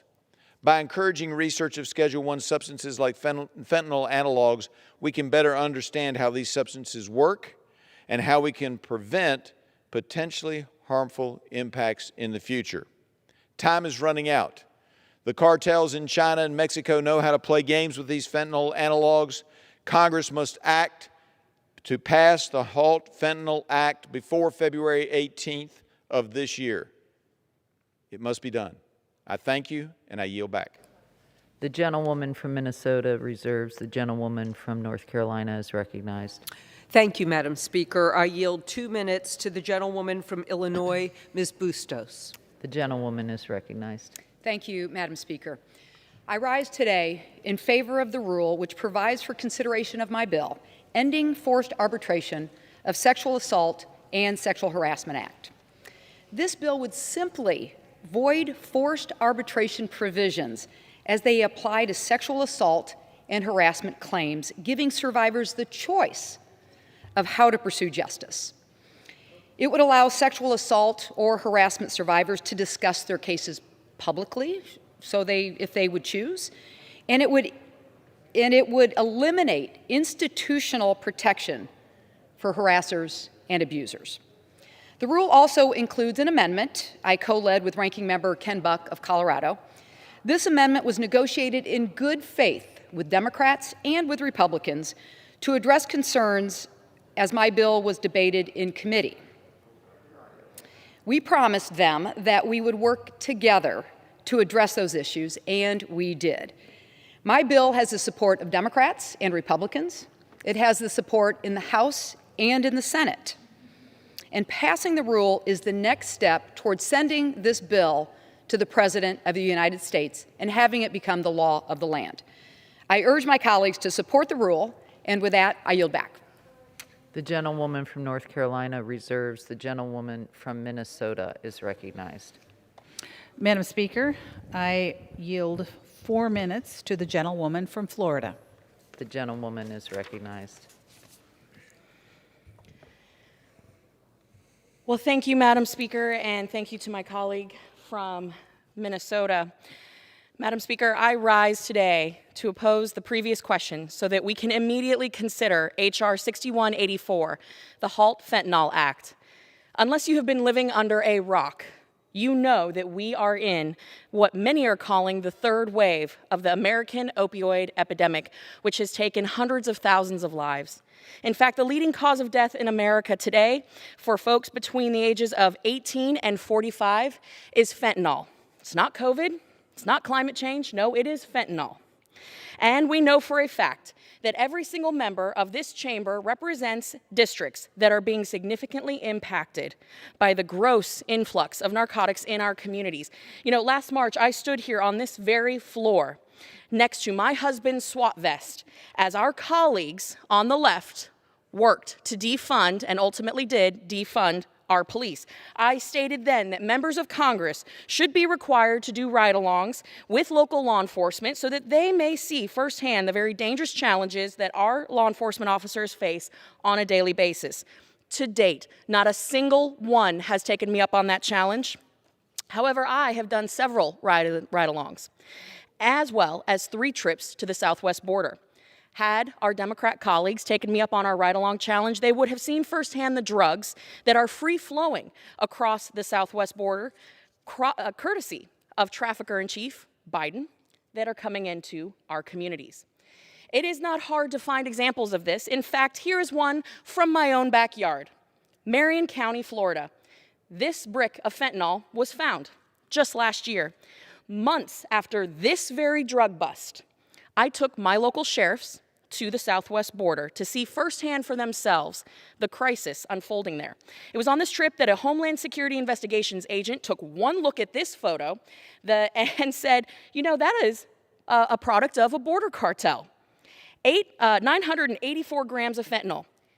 984 grams of fentanyl, that is enough to kill 500,000 people. That is what this brick was that was found in Marion County, Florida, that came from the border. So while I am incredibly grateful to our law enforcement officers and proud of Sheriff Billy Woods and his entire department in Marion County for their incredible work on this case. It must be recognized that no single department can stop the tidal wave of drugs coming across the border. It is a fact that we cannot defend our hometowns if we cannot defend the homeland, and that is why border security is so important. To my colleagues on the left, you can pretend that there's no crisis on the border, but we know, and you know that's a lie. You can look the other way as mothers and fathers and families are grieving from family members falling victim to the addiction of fentanyl, many who have succumbed. You can lie to yourselves, but you can't lie to the American people any longer. Today is an opportunity for us all to take a stand against the horrific opioid epidemic that has gripped our nation. And while we have the opportunity to take a stand for families who have painfully suffered at the hands of fentanyl's vice grip, today is an opportunity to put people above politics. This bill will make the emergency class-wide scheduling order for fentanyl-related substances permanent. That is why this is so important. This is why this is above politics and a political agenda. I commend the great work that my friend, the gentleman from Virginia, has done on this important work, and I urge my colleagues to defeat the previous question so that we can immediately consider his bill, the Halt Fentanyl Act. And with that, I yield back. Members are reminded to refrain from engaging in personalities towards the president. The gentlewoman from Minnesota reserves. The gentlewoman from North Carolina is recognized. Thank you, Madam Speaker. I yield 2 minutes to the gentlewoman from Texas, Ms. Jackson Lee. The gentlewoman is recognized.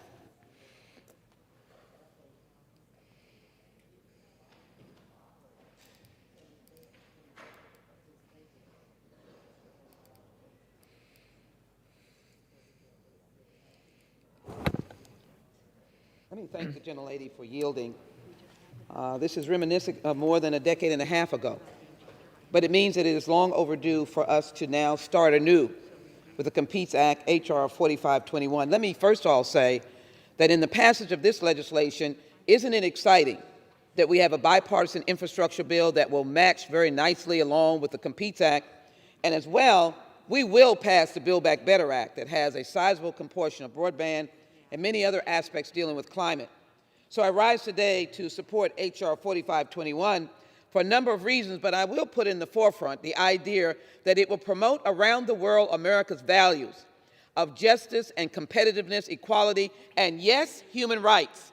And all the nations that pretend to be competitive, but yet do not have the aspect of compassion and laws that the United States has, will be in the back seat, and we will be in the front seat.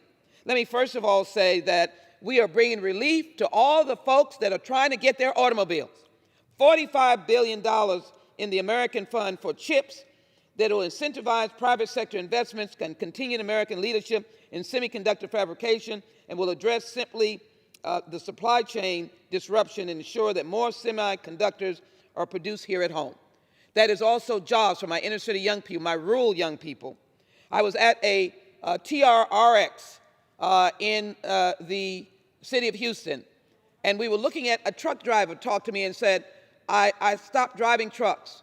I had health issues, and I'm now dealing with technology training that they're giving to at-risk communities. Strengthening the supply chain with $45 billion to improve the nation's supply chain and national security by preventing the shortages of critical goods and ensuring that more of these goods are made right. And advancing what is very important to me, having served on the Science Committee. NASA is in my backyard, the Johnson Space Center, and I'm excited about what we've been able to do over the decades. But now we'll be able to focus on scientific research, technology, and innovation excellence. That creates jobs. Madam Speaker, I rise with enthusiasm to support H.R. 4521. Let's compete, let's show our values, let's train, and let's make money. Make it in America. I yield back. The gentlewoman from North Carolina reserves. The gentlewoman from Minnesota is recognized. I reserve. The gentlewoman reserves. The gentlewoman from North Carolina is recognized.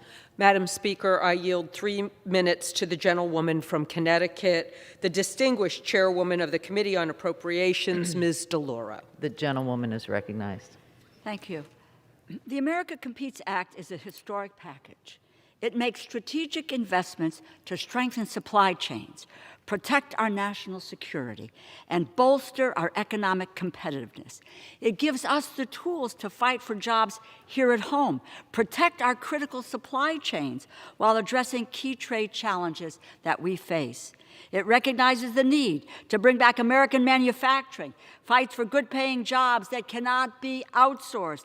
It appropriates billions for critically needed semiconductors and billions to address broken supply chains, doubling down on our commitment for American-made innovation to prevent future shortages and disruptions. We need to be a nation, once again, that builds and not a nation that just consumes. We need to create our own supply chains and not be dependent on others. It protects American workers from foreign countries with unfair practices by including a robust renewal of the Trade Adjustment Assistance Program that supports American workers who have lost their jobs because of trade practices by other countries. It puts an end to China's export of goods to us valued below $800 to avoid paying import duties, and often to avoid screening to determine whether those goods are made with forced labor. It includes the National Critical Capability Defense Act that I introduced last year. It establishes a screening process that protects the critical supply chain and our manufacturing capacity. It is a process that reviews our overseas investments to make sure that we are not giving up or offshoring critical capabilities, safeguarding our workers, detecting supply chain vulnerability, and ensure that they stay here in America. It includes provisions I have championed for years, language for my bipartisan Civic Secures Democracy Act that will help foster our next generation of leaders. The bill gives the FDA the mandatory recall authority it needs to protect families from the risks posed by unsafe drugs. It includes a bipartisan amendment that I have to end the factory farming of mink that threaten public health as we continue fighting against COVID-19. So with that, I look forward to voting in favor of this bill, and I urge my colleagues to do the same. It is time that America takes that leadership again, produces what it needs, and protects our workers, our society, and all of the industry that is attuned to that as well. I thank you, and I yield back. The gentlewoman from North Carolina reserves. The gentlewoman from Minnesota is recognized. Madam Speaker, I am prepared to close unless you have other speakers. The gentlewoman from North Carolina is recognized. Madam Speaker, I do have a few more minutes to share some information about the American Competes Act, and then I would be prepared to close. I will reserve, Madam Speaker. The gentlewoman from Minnesota reserves. The gentlewoman from North Carolina is recognized. Madam Speaker, in addition to having the privilege of serving on the Rules Committee, I also serve on the Science, Space, and Technology Committee, which, as a freshman, I can tell you is probably the most bipartisan place in this entire Congress. And it's also a privilege to represent a science and technology area of this country in the Research Triangle Park. And I must share information about the work that the Science Committee has done on this bill. The Science Committee bills included in the America Competes Act are strongly bipartisan.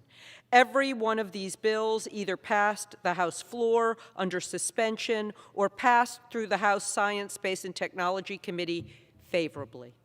The House is ushering in a bold and prosperous future for American science and innovation with a suite of bills, including the National Science Foundation for the Future Act, the Department of Energy Office of Science for the Future Act, and the National Institute of Standards and Technology for the Future Act.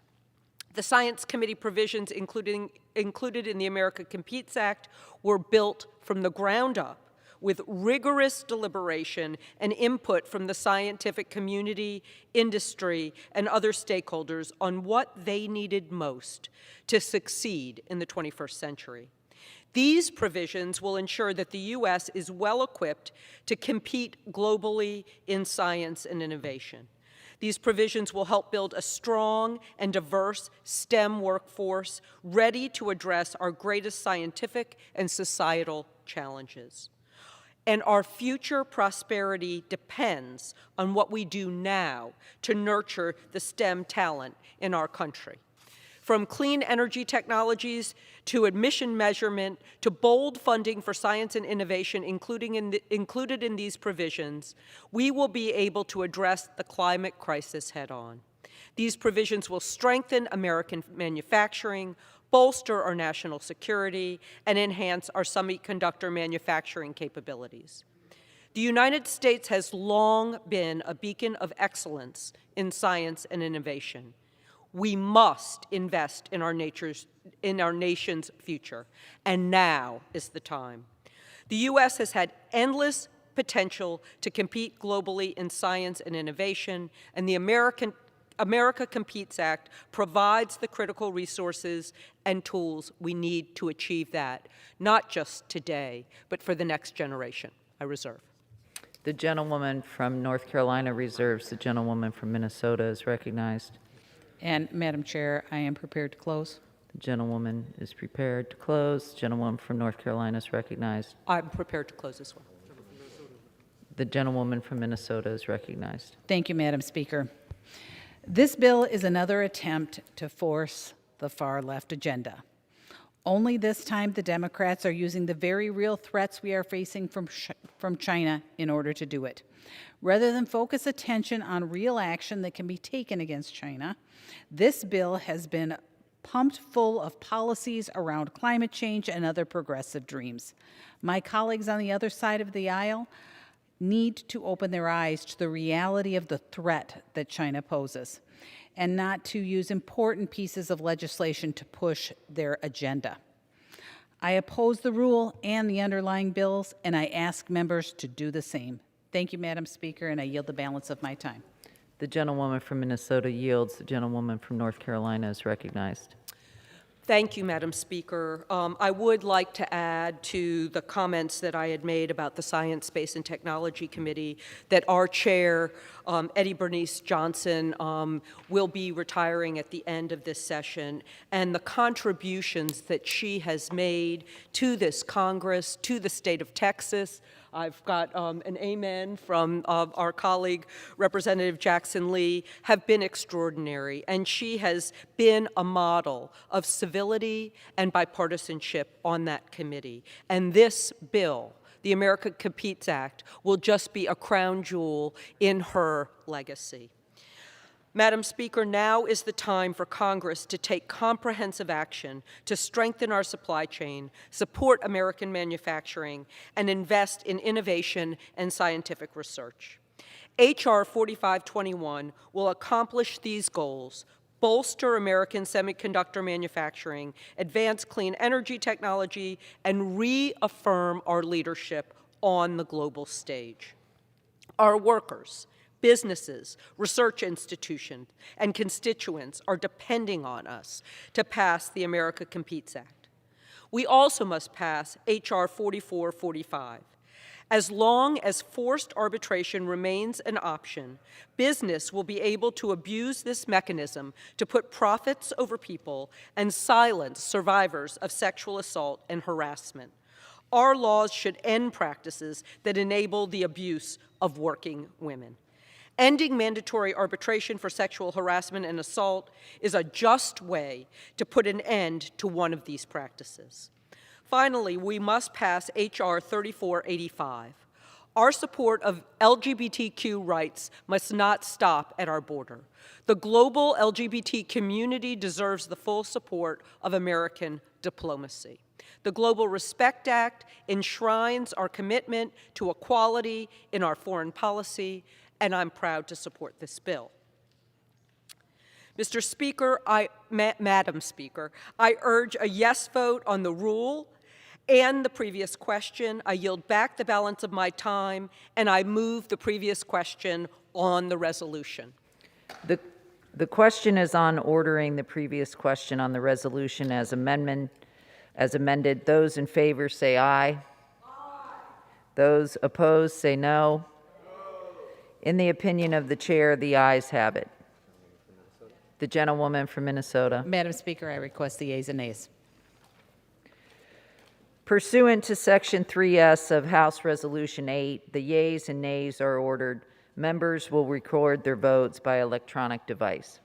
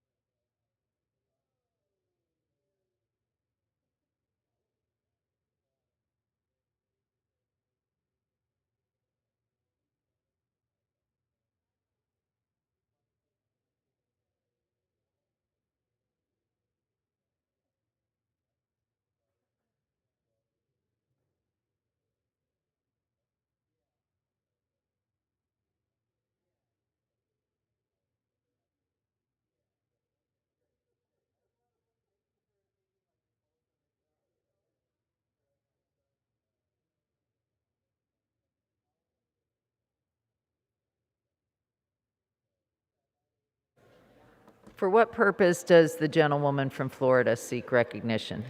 Thank you, Madam Speaker. As the member designated by Mr. Stube of the Sunshine State, I inform the House that Mr. Stube will vote nay on the previous question. As the member designated by Mr. McHenry of North Carolina, I inform the House that Mr. McHenry will vote nay on the previous question. For what purpose does the gentleman from Alabama seek recognition?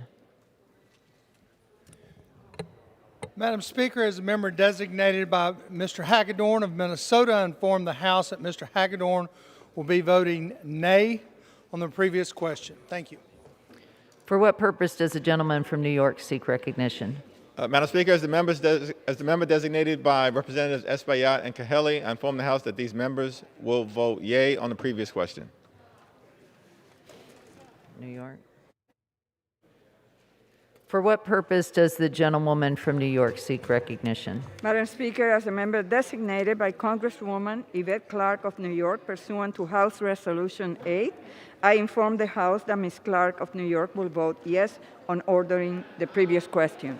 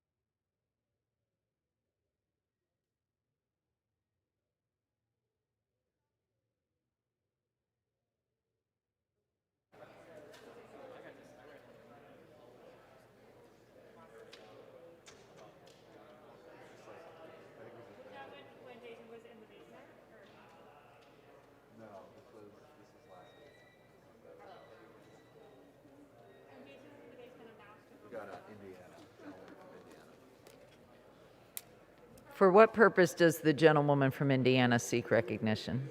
Madam Speaker, as a member designated by Mr. Baird of Indiana, I inform the House that Mr. Baird of Indiana will vote no on the previous question.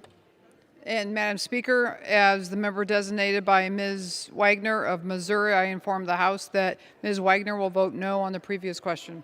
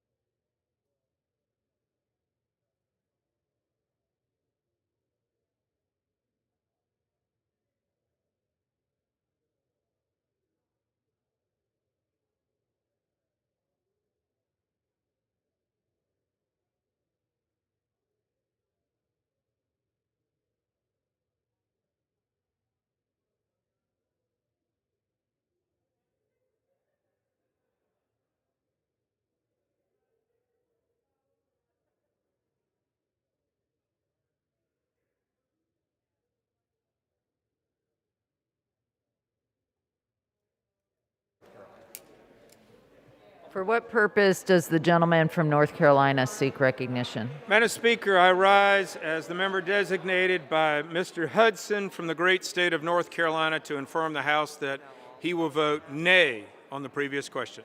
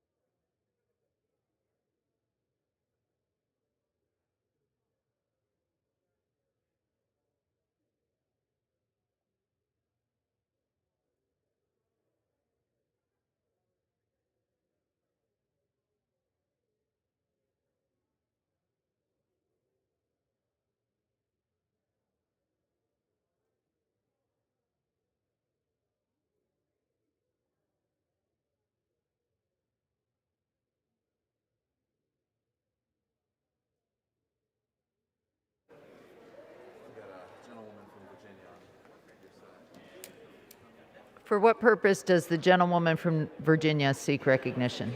Madam Speaker, as the member designated by members Allred, Porter, and Trahan, I inform the House that these members will vote yes on the previous question.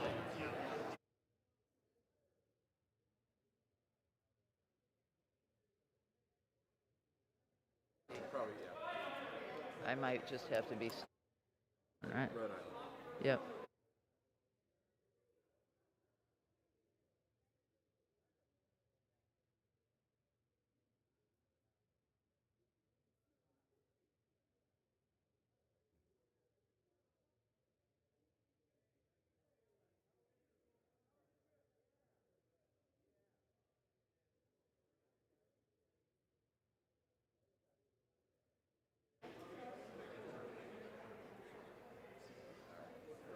For what purpose does the gentleman from Rhode Island seek recognition? Speaker, as a member designated by Ms. Wilson of Florida, the only state in the United States to have an embassy in the District of Columbia, I inform the House that Ms. Wilson will vote yes on the previous question.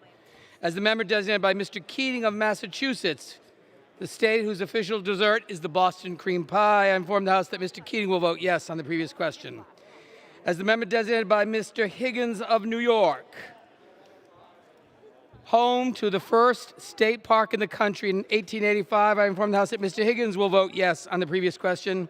And finally, as a member designated by Ms. Beatty of Cincinnati, the city that established the first professional fire department in 1853, I inform the House that Ms. Beatty will vote yes on the previous question. And finally, as the member designated by Ms. Sewell of Alabama, whose state nut is the pecan, I inform the House that Ms. Sewell will vote yes on the previous question.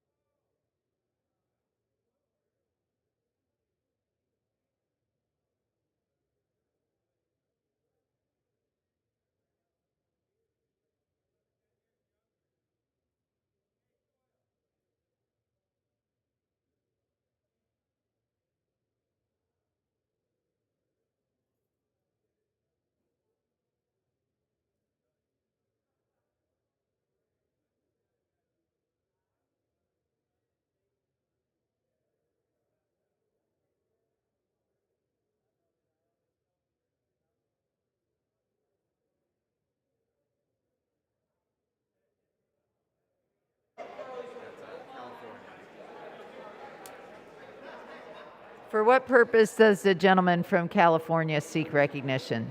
Madam Speaker, as a member designated by the following members: Henry Cuellar of Texas, Grace Napolitano of California, Raul Ruiz of California, Filimon Vela of Texas, Roybal Ellard of California, and Sarah Jacobs of California, I inform the House that these members will vote yes on the previous question.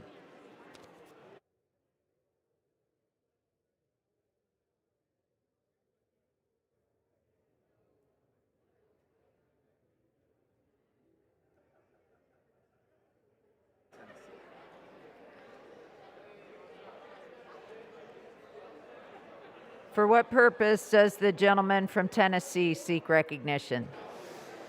Madam Speaker, as the member designated by Mr. Loudermilk of Georgia, I inform the House that Mr. Loudermilk will vote nay on the previous question. Thank you.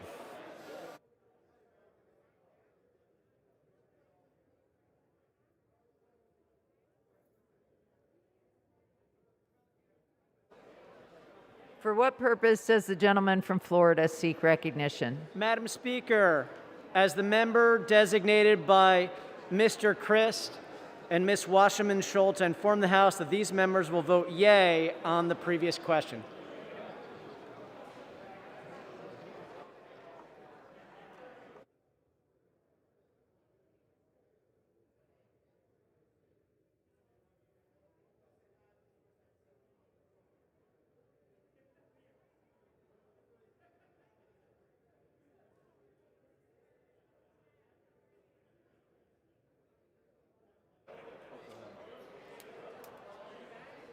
For what purpose does the gentlewoman from Oklahoma seek recognition? Madam Speaker, as the member designated by Mr. Lucas from Oklahoma, I inform the House that Mr. Lucas will vote no on the previous question.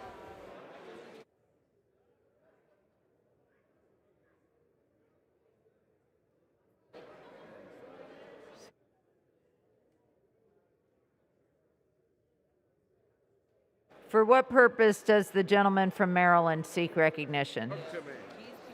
Madam Speaker, as the member designated by Ms. Berrigan of California, Mr. Doggett of Texas, Mr. Cleaver of Missouri, Mr. DeSaulnier of California, and Ms. Moore of Wisconsin, I rise to inform the House that these members will be voting aye on the previous question. For what purpose does the gentleman from North Carolina seek recognition? As the member designated by Mr. Bishop of Georgia, I inform the House that Mr. Bishop will vote yes on the previous question.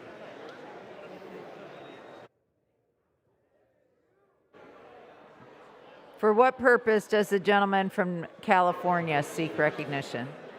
As the member designated by Mr. Byer pursuant to House Resolution 8, I inform the House that Mr. Byer will vote yes on the previous question. What purpose does the gentleman from Texas seek recognition? Madam Speaker, as a member designated by Mr. Louis Gohmert of the great state of Texas, I inform the House that Mr. Gohmert will vote no on the previous question.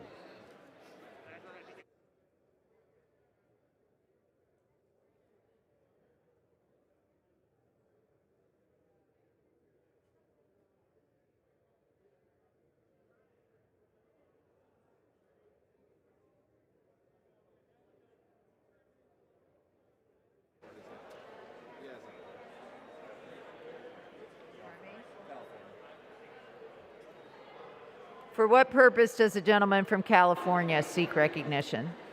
As the member designated by Mr. Khanna, Mr. Karnas, and Ms. Lee, I inform the House that these members will vote aye on the previous question.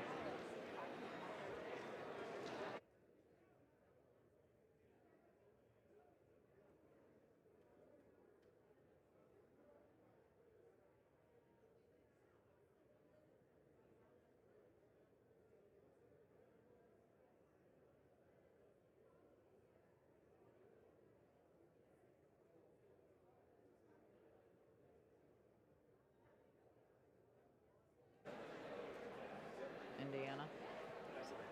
Pennsylvania? For what purpose does the gentleman from Pennsylvania seek recognition? Madam Speaker, as a member designated by Mr. Lawson of Florida, pursuant to House Resolution 8, inform the House that Ms. Lawson voted yes on the motion to move previous question. For what purpose does the gentleman from North Carolina seek recognition? As the member designated by Mr. LaMalfa from the state of California, I inform the House that Mr. LaMalfa will vote nay on the previous question.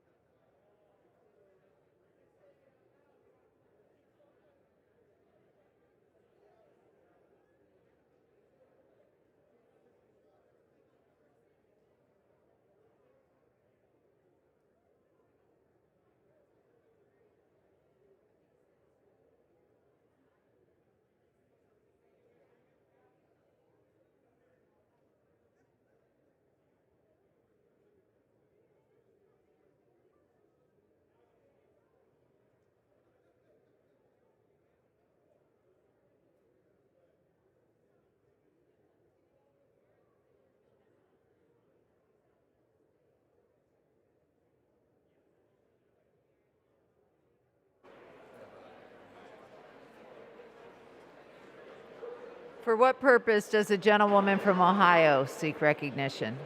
Madam Speaker, as the member designated by Mr. Congressman Bobby Rush, I inform the House that he will vote yes on the previous question.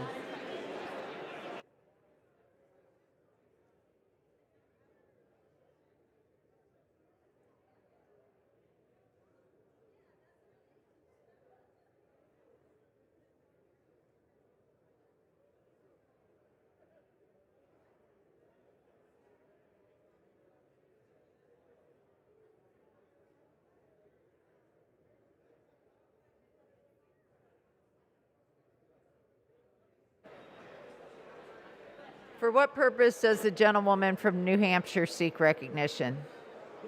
Speaker, as the member designated by Representative Axney, Brownlee, Franco, Mang, and Pingree, I inform the House that these members will vote yes on the previous question.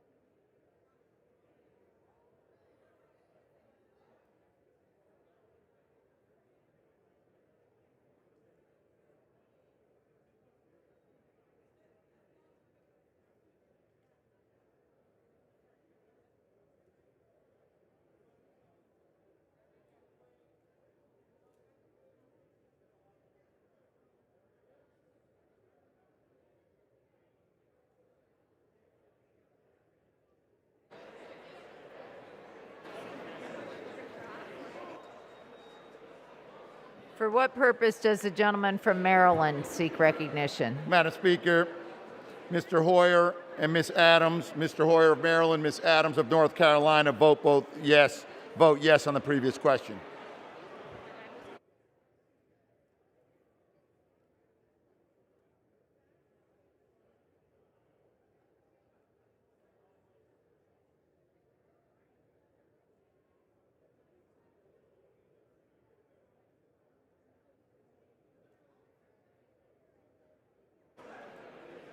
For what purpose does the gentleman from New Jersey seek recognition?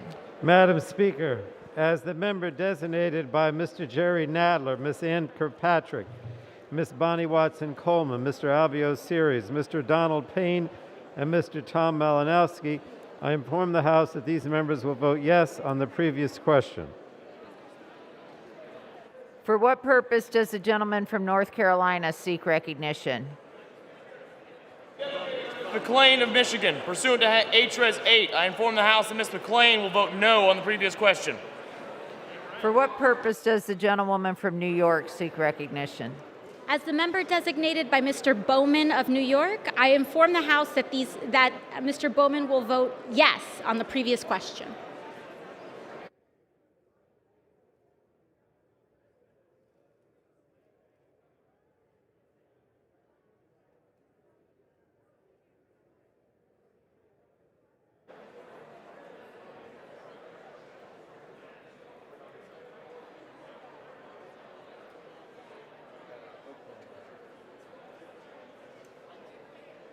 For what purpose does the gentleman from Oklahoma seek recognition? Madam Speaker, as a member designated by Mr. Cole of Oklahoma, I inform the House that Mr. Cole will vote no on the previous question.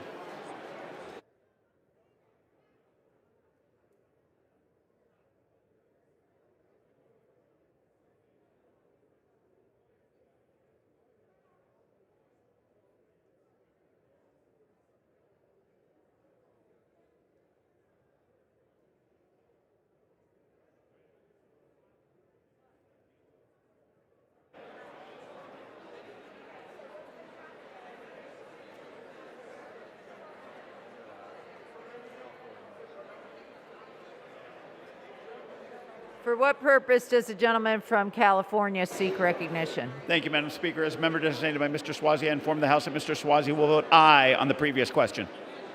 The gentleman from Illinois seek recognition. Madam Speaker, as the member designated by Mr. Castro of Texas, Mr. Grijalva of Arizona, Ms. Stansberry of New Mexico, and Representative Davis of Illinois. I inform the House that these members will vote yes on the previous question.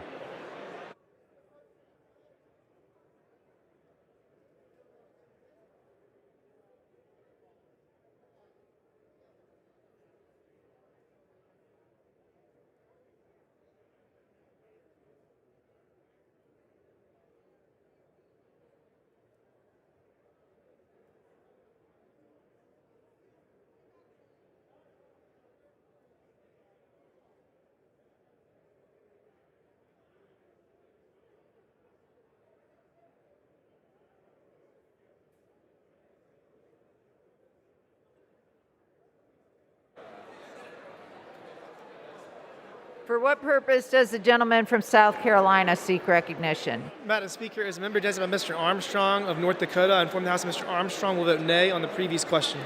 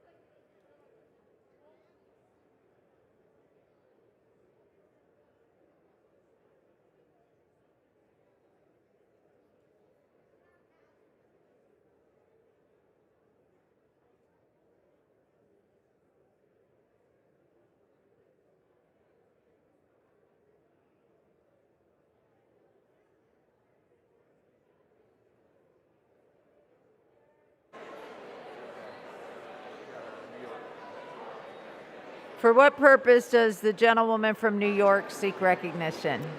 Madam Chair, as the member designated by Mr. Schneider of Illinois and Mr. Deutsch of Florida, I inform the House that these members will vote yes on the previous question.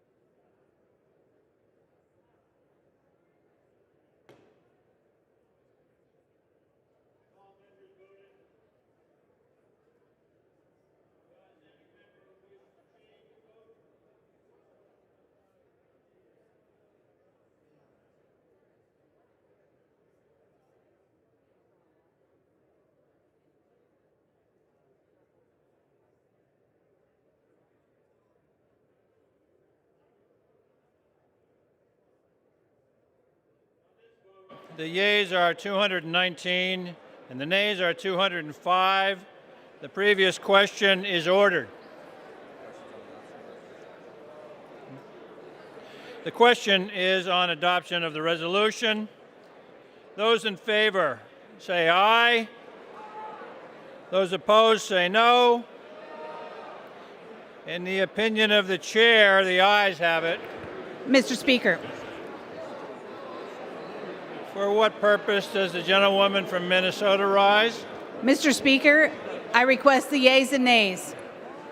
Pursuant to Section 3S of House Resolution 8, the yeas and nays are ordered. Members will record their votes by electronic device.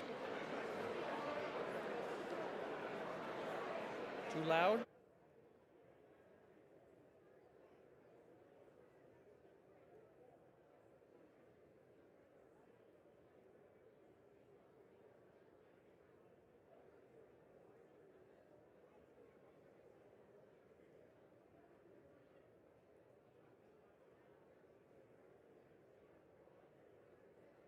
For what purpose does the gentleman?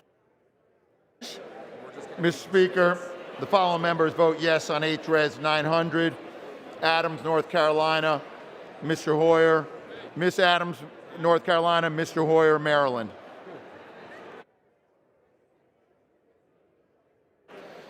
For what purpose does the gentleman from Tennessee rise? Mr. Speaker, as the member designated by Mr. Loudermilk of Georgia, I inform the House that Mr. Loudermilk will vote nay on the rule. Thank you. Purpose does the gentleman from Illinois rise?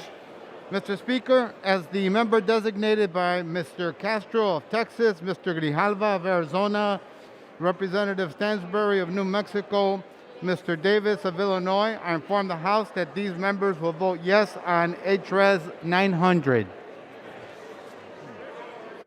Gentleman from Oklahoma rise. Mr. Speaker, as member designated by Mr. Cole from Oklahoma, I inform the House that Mr. Cole will vote no on the rule.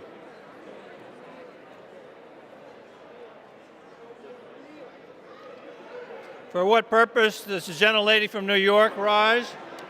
Mr. Speaker, as a member designated by Congresswoman Yvette Clarke of New York, pursuant to House Resolution 8, I inform the House that Ms. Clarke of New York will vote yes on House Resolution 900 as amended.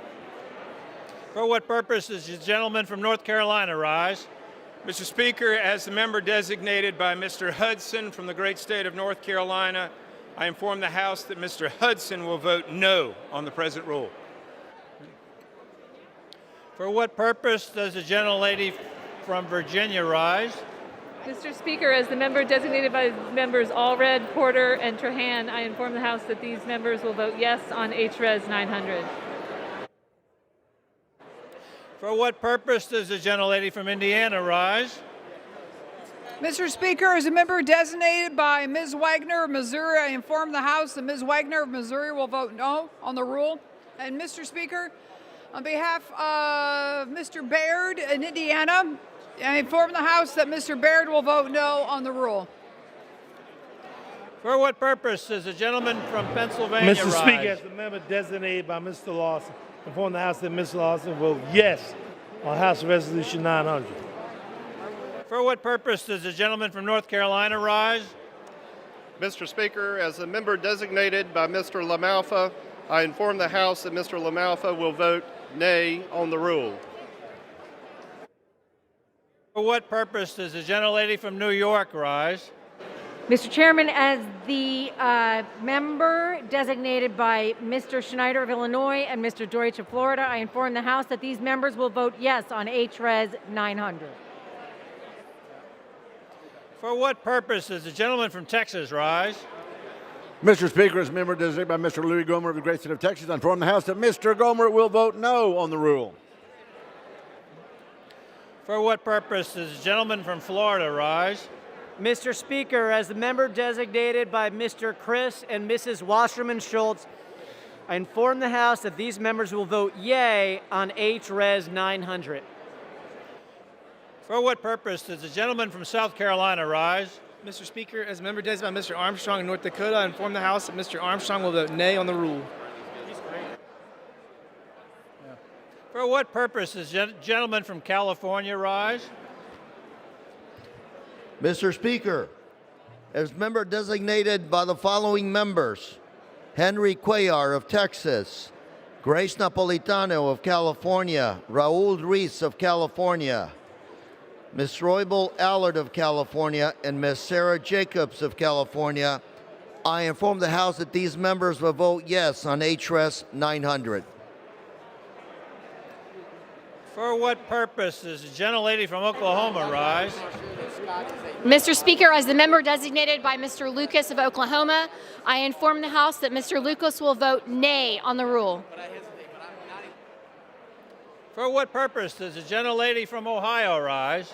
Mr. Speaker, as the member designated by Mr. Bobby Rush of Chicago, I inform the House that he will vote yes on House Res 900, and I thank you. For what purpose does the gentleman from North Carolina seek Mr. recognition? Speaker, as member designated by Mrs. McLean of Michigan, pursuant to HRES 8, I inform the House that Mrs. McLean will vote no on HRES 900. For what purpose does the gentleman from California rise? Thank you, Mr. Speaker. As a member designated by Misters Swazi and Ryan, I inform the House that those members will vote aye on HRES 900.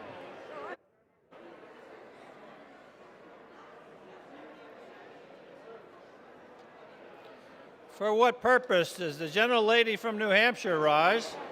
Mr. Speaker, as the member designated by Representative Axney, Brownlee, Franco, Meng, and Pingree, I inform the House that these members will vote yes on HRES 900.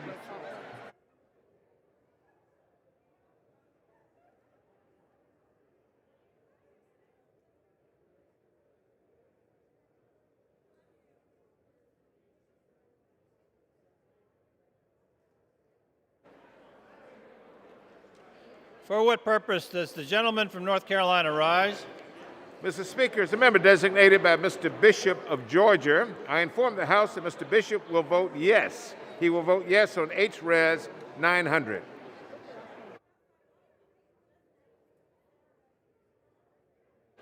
For what purpose does the gentleman from California rise? As a member designated by Mr. Byer, I inform the House that Mr. Byer will vote yes on HRES 900.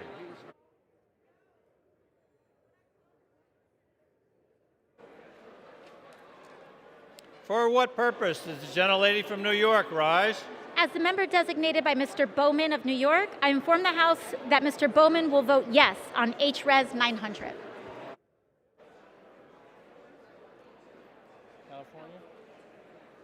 For what purpose does the gentleman from California rise?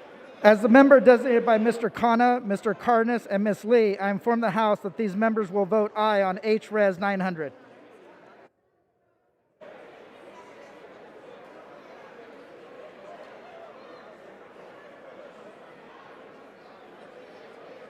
For what purpose does the gentleman from Rhode Island rise?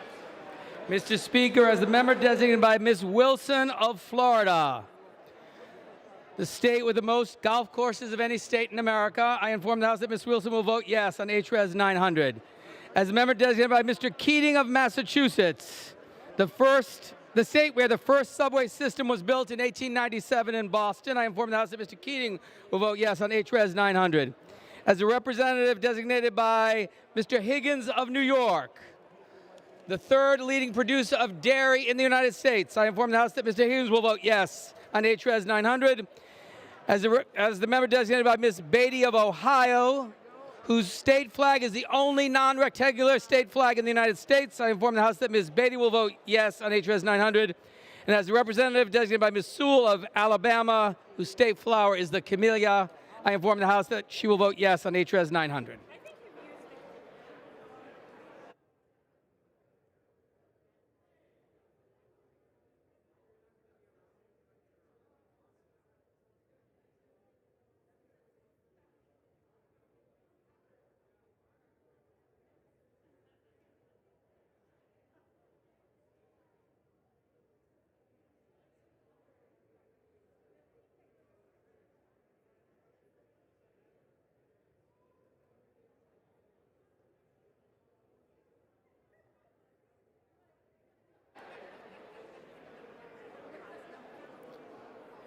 For what purpose does the gentleman from New York rise?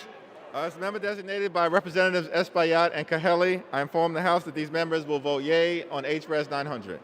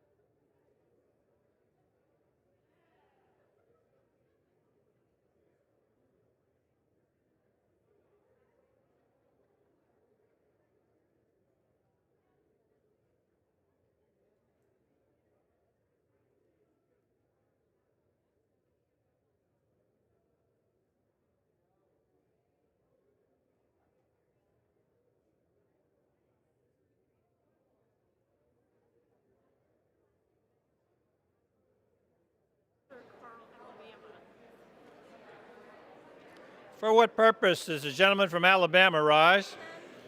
Mr. Speaker, as a member designated by Mr. Hagedorn, great state of Minnesota, I inform the House Mr. Hagedorn will be voting no on the present rule.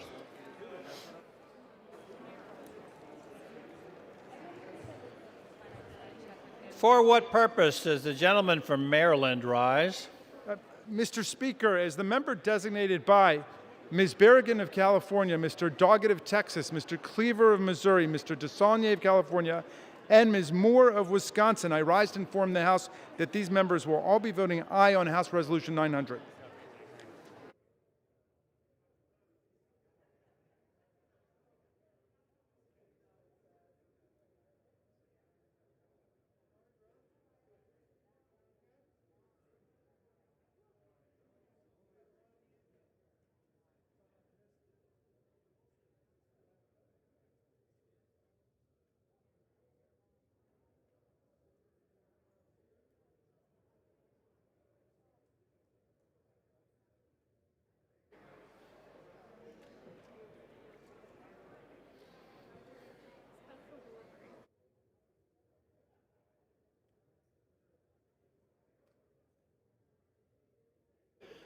For what purpose does the gentleman from New Jersey rise? Mr. Speaker, as the member designated by Mr. Jerry Nadler, Ms. Ann Kirkpatrick, Ms. Bonnie Watson Coleman, Mr. Albier Series, Mr. Donald Payne, and Mr. Tom Malinowski, I inform the House that these members will vote yes on H-Res 900.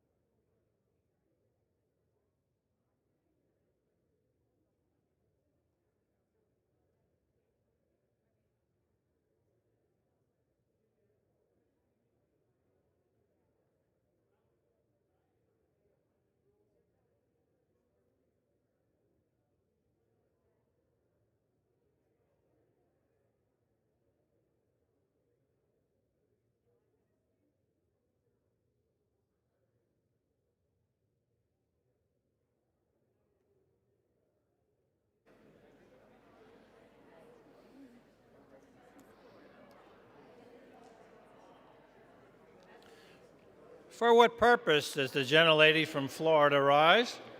Thank you, Mr. Speaker. As the member designated by Mr. Stube of the Sunshine State, I inform the House that Mr. Stube will vote nay on the rule. As the member designated by Mr. McHenry of North Carolina, I inform the House that Mr. McHenry will vote nay on the rule.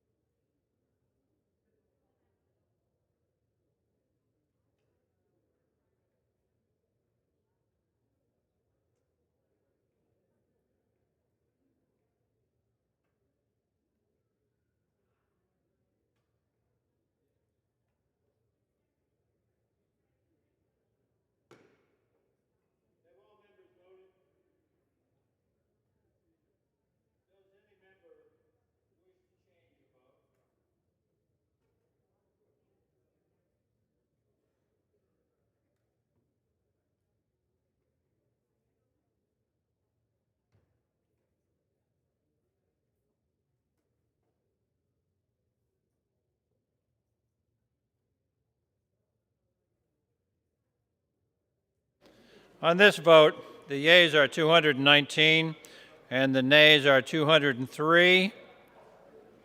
The resolution is adopted.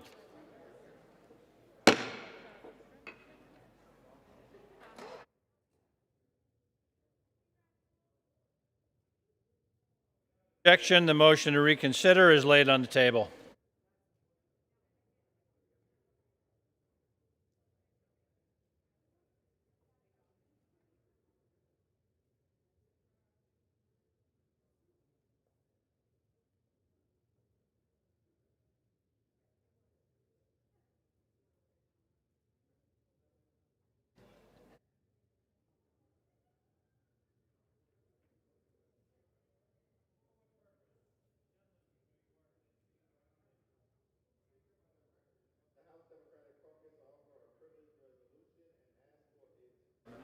The gentleman will suspend for a moment.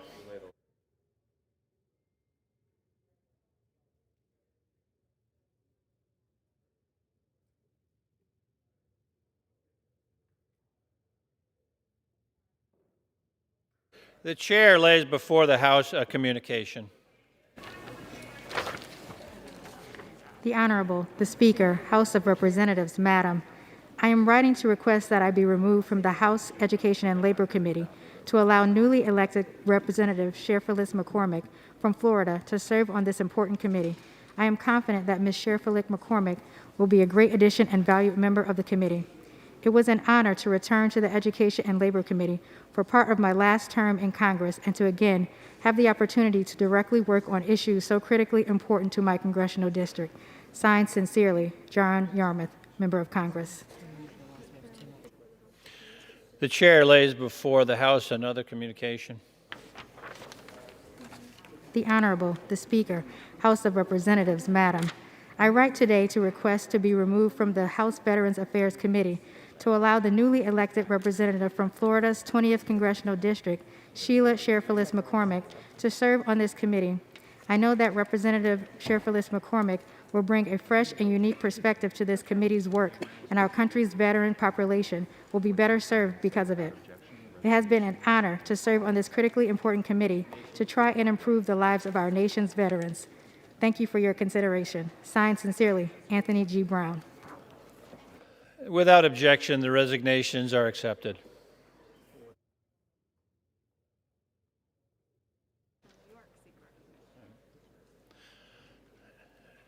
And now, for what purpose does the gentleman from New York seek recognition? Speaker, by direction of the Democratic Caucus, I offer a privileged resolution and ask for its immediate consideration. The clerk will report the resolution. House Resolution 902. Resolved that the following named member be and is hereby elected to the following standing committees of the House of Representatives. The resolution be considered as read and printed in the record.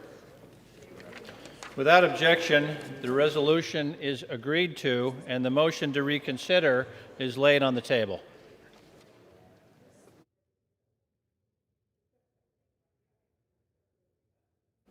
For what purpose does the gentlewoman from New York seek recognition? Mr. Speaker, I hereby remove myself as a co-sponsor from H.R. 1440. The request is accepted. The request is accepted.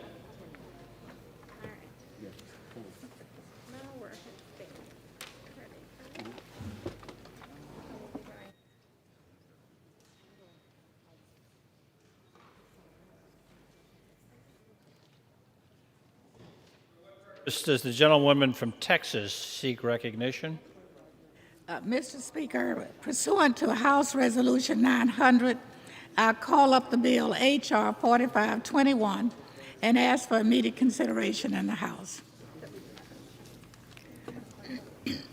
The clerk will report the title of the bill. Union Calendar Number 170, H.R. 4521, a bill to provide for a coordinated federal research initiative to ensure continued United States leadership in engineering biology. Pursuant to House Resolution 900, in lieu of the amendment in the nature of a substitute recommended by the Committee on Science, Space, and Technology, printed in the bill, an amendment in the nature of a substitute consisting of the text of Rules Committee's print 117-31, modified by the amendment printed in Part C of House Report 117-241, is adopted, and the bill as amended is considered read. The bill as amended is debatable for 2 hours, equally divided and controlled by the chair and ranking minority member of the Committee on Science, Space, and Technology or their respective designees. The gentlewoman from Texas, Mrs. Johnson, and the gentleman from Florida, Mr. Waltz, each will control 60 minutes. The chair recognizes the gentlewoman from Texas. Thank you, Mr. Speaker. I ask unanimous consent that all members may have 5 legislative days to revise and extend their remarks and to include extraneous materials on H.R. 4521. The bill now under consideration. Without objection. Thank you, Mr. Speaker. I yield myself such time as I may consume. It is an honor to stand before this body today to speak in support of H.R. 4521, the America Competes Act of 2022. I am very proud to be the sponsor of this bill, and as the chairwoman of the Committee of Science, Space, and Technology, I'm especially proud to the strong bipartisan bills from the committee that were included in this package. It is a privilege to be able to come together in the House this week to consider this consequential piece of legislation. This is legislation that is critical to the future health of our American science and innovation enterprise and our nation's competitiveness. The United States has long been a beacon of excellence in science and innovation. However, we cannot rest on our laurels. It is time for us to revitalize federal support for the kinds of research and development initiatives that enable us to achieve the excellence of first place.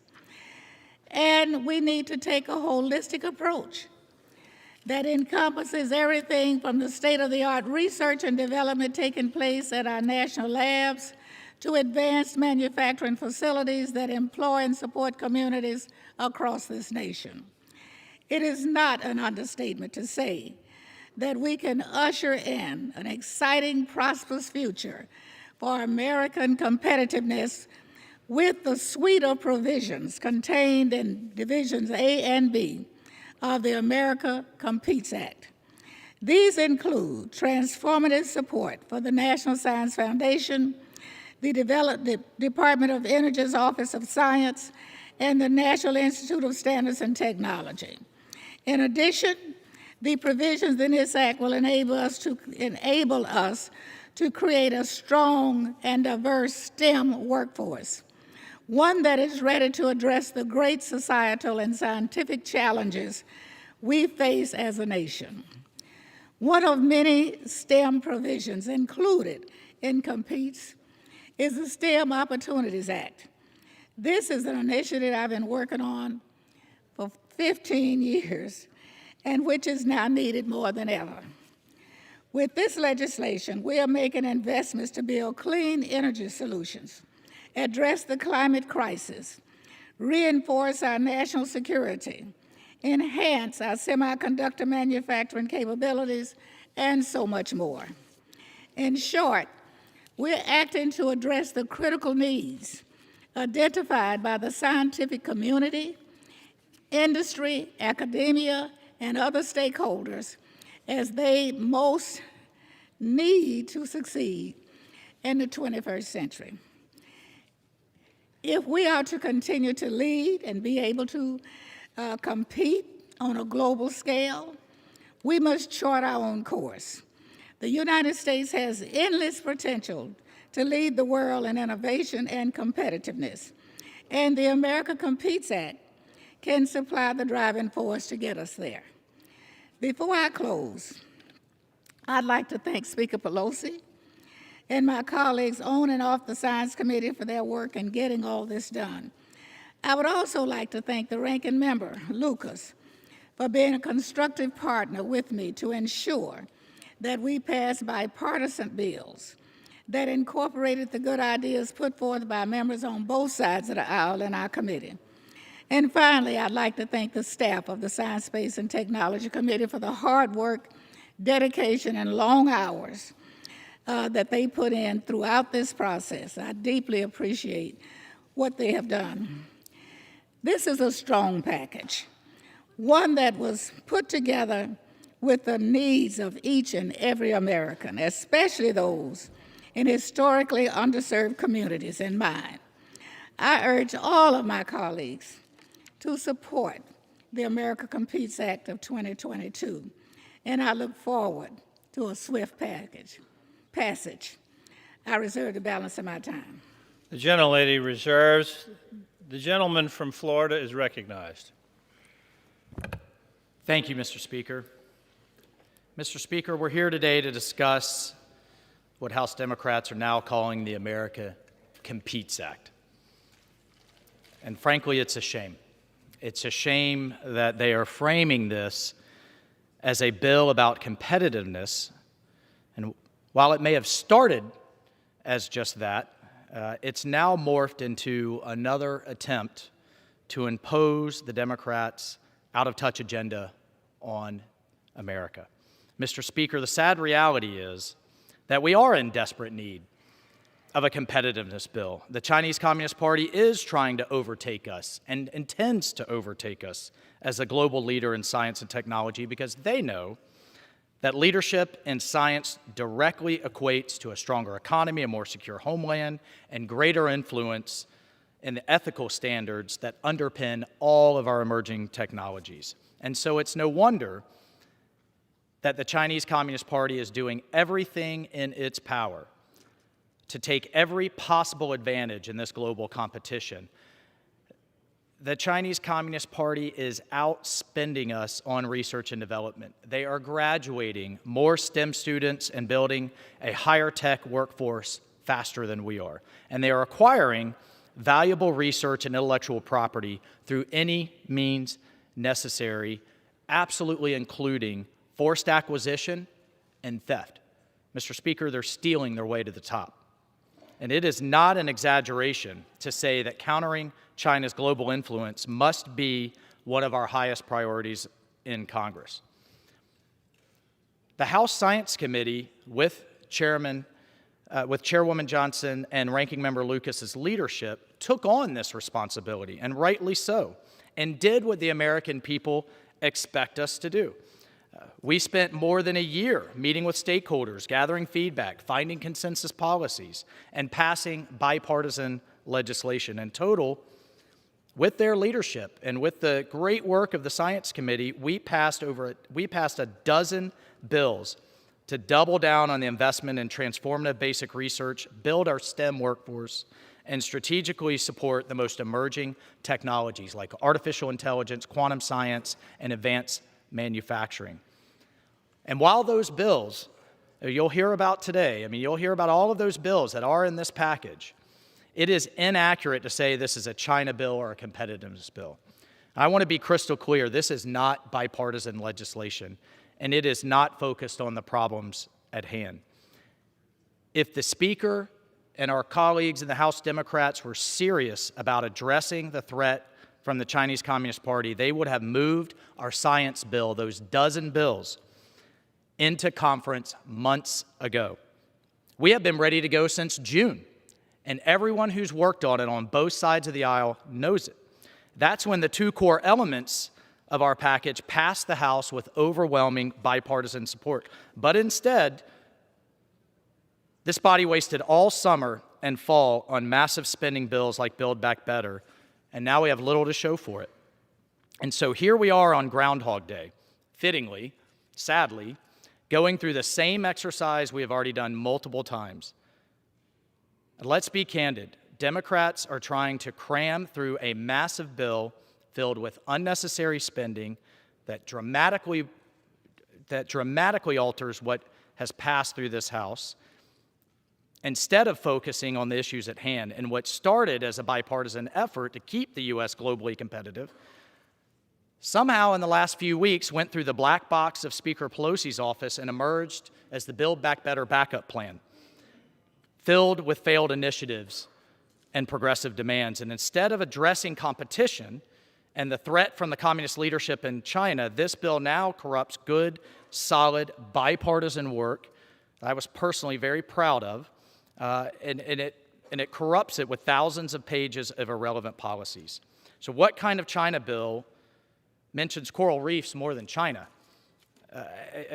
There are very real consequences of this bad faith effort. As much as 85% of America's long-term economic growth is due to advances in science and technology. We cannot take that continued growth for granted. And I can assure you the Chinese Communist Party considers how to outpace us in the technology of the futures. They aren't wasting their time and money on UN climate funds, by the way, which send money right back over to Beijing. We should be taking this every bit as seriously as they are. I expect my colleagues I expect my Republican colleagues will share the countless poison pills that have been inserted into this bill, so I won't elaborate on them here. Instead, I would simply urge my colleagues with a heavy heart to oppose this bill and urge Democratic leadership to get serious about the threat from China. Let's stay focused on that threat. Let's go to conference with a clean, bipartisan competitiveness bill and set our country up for the continued economic success that Americans deserve. Mr. Speaker, I reserve the balance of my time. The gentleman reserves. The gentlelady from Texas is recognized. Thank you, Mr. Speaker. I yield 3 minutes to the outstanding gentleman from New Jersey, Mr. Pallone. The gentleman from New Jersey is recognized.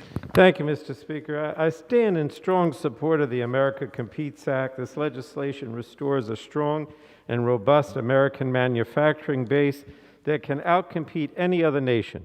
It will put us on course to lead the pack in creating the strongest and most advanced economy of the future. Over the past 40 years, America's manufacturing sector has lost market share to economic competitors like China. This decline in manufacturing, coupled with the COVID-19 pandemic, has led to severe supply chain disruptions across our economy. The American Competes Act will strengthen our economy by bolstering our nation's supply chains and ensuring that many critical goods are made right here in the United States. The legislation invests $45 million in grants, loans, and loan guarantees to support supply chain resilience and manufacturing of critical goods, industrial equipment, and manufacturing technology here in the U.S.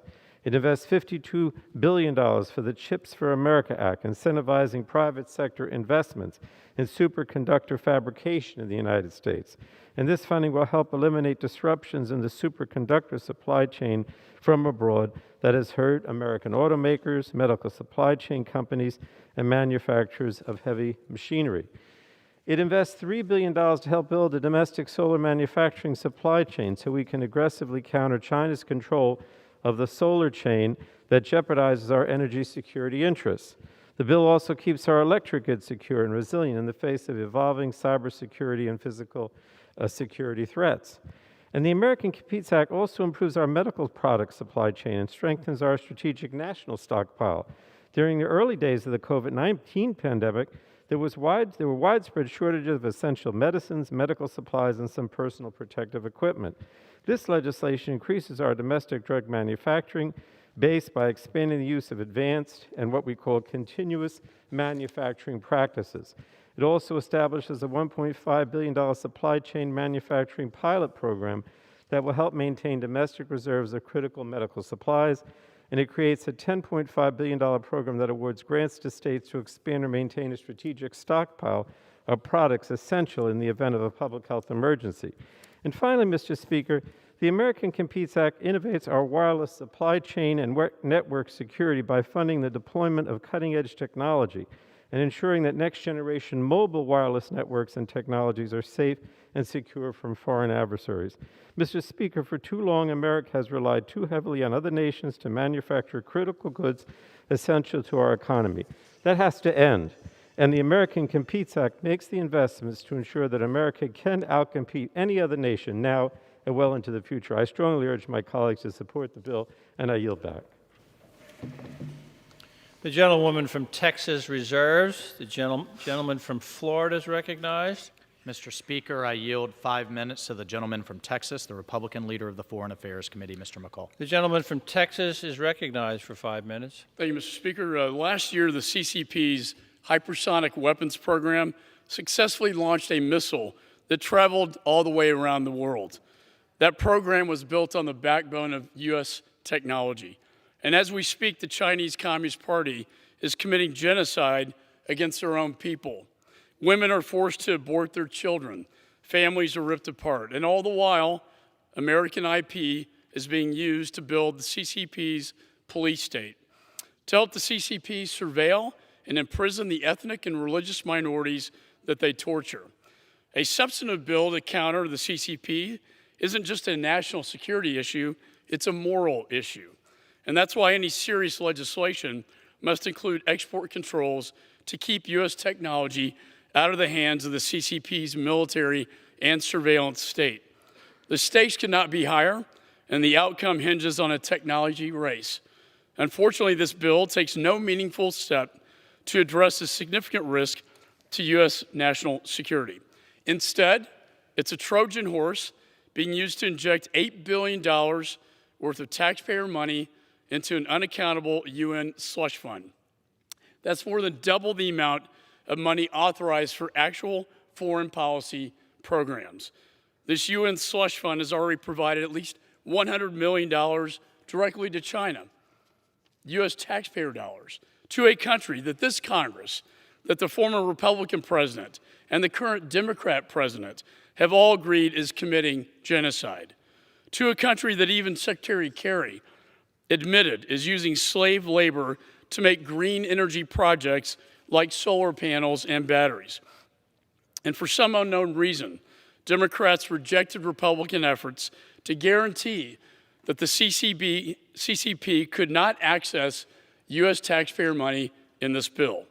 But even worse, this legislation could send U.S. taxpayer dollars to fund green energy projects built on the CCP's genocide program against its own people, to fund their slave labor, to prop up their forced abortions. Shockingly, Republicans attempted to stop this from happening, to stop U.S. taxpayers from funding slave labor, but we were outright rejected by the Democrats. Mr. Speaker, this is a moral issue. It's the test of our time. If we allow this legislation to pass, we will be on the wrong side of history. We will be helping the CCP build the future of global energy on the foundation of slave labor and genocide. And Mr. Speaker, I stand before you today both angry and disappointed. This bill could have been the bipartisan crowning achievement of this Congress, and we could have worked together. We could have shown the American people that when it comes to generational threats posed by the CCP, that Republicans and Democrats can put U.S. interests over special interests, that we can put national security over party politics, that we can put morality over money. Instead, the gentlelady from California hijacked this legislation that was bicameral, bipartisan, hijacked these negotiations and threw it together in this legislation that she knew well contained provisions that Republicans could not support. In other words, she chose to turn this into a partisan political stunt. And she did it in secret behind the backs of Republicans, while many of us were still negotiating with our Democrat counterparts in good faith to find a bipartisan agreement.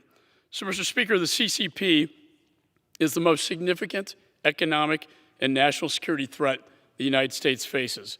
The American people deserve better than this superficial partisan response. I urge my colleagues to vote no on this immoral bill and stand with me against genocide.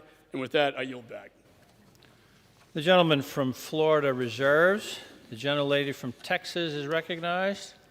Mr. Speaker, I yield 2 minutes to the gentlelady from California, Ms. Waters. The gentlelady from California is recognized for 2 minutes. Thank you so very much. I rise in support of the American Competes Act. This crucial piece of legislation will strengthen our nation's financial system and allow us to maintain and strengthen our ability to compete with the rest of the world, especially with the People's Republic of China, that is PRC. After arriving in Congress, I've made it a priority to advance legislation to empower American workers and make sure America's economy remains competitive for generations to come. Under my leadership, the Committee on Financial Services has reauthorized the Terrorism Risk Insurance Act and the Export-Import Bank to benefit American workers, small businesses, and communities throughout our country.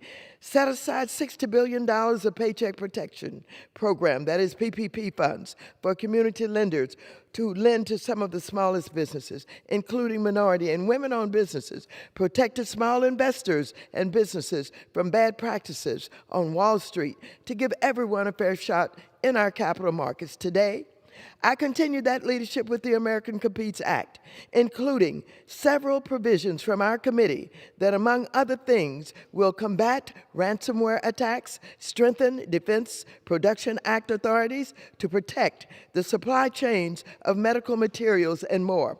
I'm also pleased to have included in my bill to end the World Bank and Asian Development Bank funding for China unless such assistance contributes a global public good that serves the U.S. national interest, such as stopping climate change. Moreover, I urge the House to pass the Sherman Amendment, which strengthens the integrity and thus increases the competitiveness of our economy and capital markets by adding long overdue transparency to the shadow or exempt securities markets. Mr. Chairman, this bill will set up our nation, its businesses, and workers to better compete in the world, especially against the PRC. Let's invest in our nation's future and get this historic bill to the President's desk.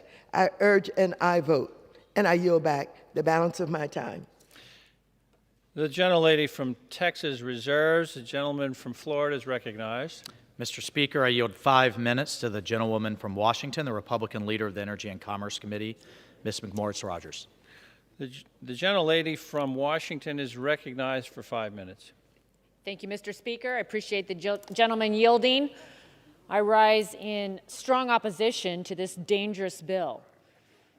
This isn't just a missed opportunity to boost American competitiveness. It actually will set us back on our goal to beat China and win the future. I've heard the majority say that if you oppose this bill, you aren't in favor of increasing our competitiveness against China. Yet the White House didn't even mention China in its statement of support.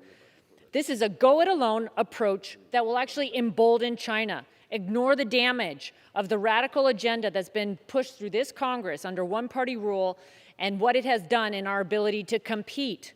The Chinese Communist Party tries to compete by cheating, stealing, and using their centrally controlled economy to pick winners and losers through massive government subsidies. Instead of embracing free markets and American ingenuity, this bill tries to copy that type of an approach as centralized industrial policy and massive government handouts that benefit the political allies. We cannot and we should not even try to beat the Chinese Communist Party at their own game. It's not the American way. And the United States of America has a record. Ours is one that we've done more to lift people out of poverty, raise the standard of living, cure diseases, spur innovation more than any other country in the history of the world. And we've done so by embracing freedom, free markets, human rights, and the respect for human dignity, where success isn't contingent upon the approval or the direction of the government, the federal government, where hard work, creative thinking, and risk-taking are rewarded. The approach of this bill ignores this and instead attempts to cover up the many crises that have been created in the last year under the Biden-Harris administration and this majority. Virtually every piece of this radical agenda from the last year under one-party rule has hurt our ability to compete. The war on American energy has set back our energy independence and harmed our economic and national security, while making us more dependent upon China. The record amounts of spending has created rampant inflation. The regulatory agenda has made it more difficult for our businesses. Speaker Pelosi's drug pricing control scheme will destroy American medical innovation. The radical environmental agenda will make it impossible to domestic source for critical minerals and chemicals needed for advanced manufacturing. And the push to keep our schools closed will set back an entire generation of Americans. The Democrats wanted to make America more competitive. They would abandon the destructive agenda and work to reform burdensome permitting, licensing, and regulatory regimes. Sadly, this legislation, driven out of the Speaker's office, is Speaker Pelosi doubling down on that agenda, one that is benefiting political allies, leading to rampant waste, fraud, and abuse, and the increase of dependence on China. You know, there were many bipartisan provisions from Energy and Commerce included in this bill, but unfortunately, the overall bill is extremely problematic. And previously, bipartisan programs that we had negotiated that would spur development and deployment of, like, for example, advanced communications infrastructure had labor restrictions attached to them that's only going to make it harder for us to lead in 5G and next generation communications. It also creates massive slush funds, more grants for Democrats' political allies. There's a new grant and loan program at the Department of Energy that is Solyndra on steroids. $3 billion domestic solar manufacturing program with less waste, fraud, and abuse protections than what had led to Solyndra. It supercharged Solyndra, which controls critical minerals, which is would make us more dependent upon China that controls critical minerals. There's a $45 billion supply chain program that is also for their political allies, prioritizing labor unions, blue state mayors and governors and other allies over businesses and entities that could actually make our supply chains more resilient. I urge my colleagues to abandon this plan. Let's not surrender our competitive edge to China. Let's work on real solutions that will make us more competitive, win the future, and offer a better life for all. And I yield back. The gentleman from Florida reserves. The gentlelady from Texas is recognized. Mr. Speaker, I yield 2 minutes to the gentlelady from New York, Ms. Maloney. The gentlelady from New York is recognized for 2 minutes. I thank the lady for yielding and for her leadership. I rise in strong support of the American Competes Act. As our country fights to emerge from this pandemic, the policies of the Biden-Harris administration increased GDP by 5.7% in 2021, with last quarter clocking in at an impressive 6.2% gross domestic product. But we cannot return to the pre-pandemic status quo in which geopolitical adversaries like China threatened our industrial base, supply chains, intellectual property, technological security, and global leadership and innovation. The America Competes Act will protect and enhance the competitive edge of America's workers, businesses, and economy, which other nations are seeking to undermine. Nowhere are the intentions of our adversaries clearer than in the cyber realm. Over the past several years, the country has been rocked by major attacks by cyber criminals like China and Russia. Just this morning, our committee approved a sweeping bipartisan bill to modernize and improve the cybersecurity framework of the federal government. But these efforts will be hindered if we don't have the right personnel in place to implement our federal policies. The America Competes Act will help address this by including H.R. 3599, a bipartisan bill by Ro Khanna and Nancy Mace, which establishes a rotation program for cybersecurity professionals at federal agencies. The American Competes Act also includes H.R. 4469, a bill I led with Representatives Lynch and Raskin to ensure the Privacy and Civil Liberties Oversight Board has the authority and resources it needs to protect civil liberties through oversight of artificial intelligence use of executive agencies. The American Competes Act will ensure that America can compete and win in the economy of the future, and it positions the federal government in a way to lead the way forward. There's so much to say about it. My time has expired. I yield back. This is a must vote if you want America to be competitive in the world economy. The gentlelady's time has expired. The gentlelady from Texas reserves. The gentleman from Florida is recognized. Mr. Speaker, I yield 1 minute to the gentleman from California, the Republican leader, Mr. McCarthy. The gentleman from California is recognized for 1 minute. Thank you, Mr. Speaker, and I want to thank the gentleman for yielding, but more importantly, I want to thank your service to this country. After ignoring the China threat for years, House Democrats finally introduced a bill that is allegedly tough on China. They call it the American Competes Act, but make no mistake, it's a bill that concedes to China. The American Competes Act is Democrats' desperate answer to their string of self-created crises. While it contains some provisions supported by Republicans, Speaker Pelosi is holding these good ideas hostage by using this 3,000-page bill as a vehicle for the party's far-left agenda.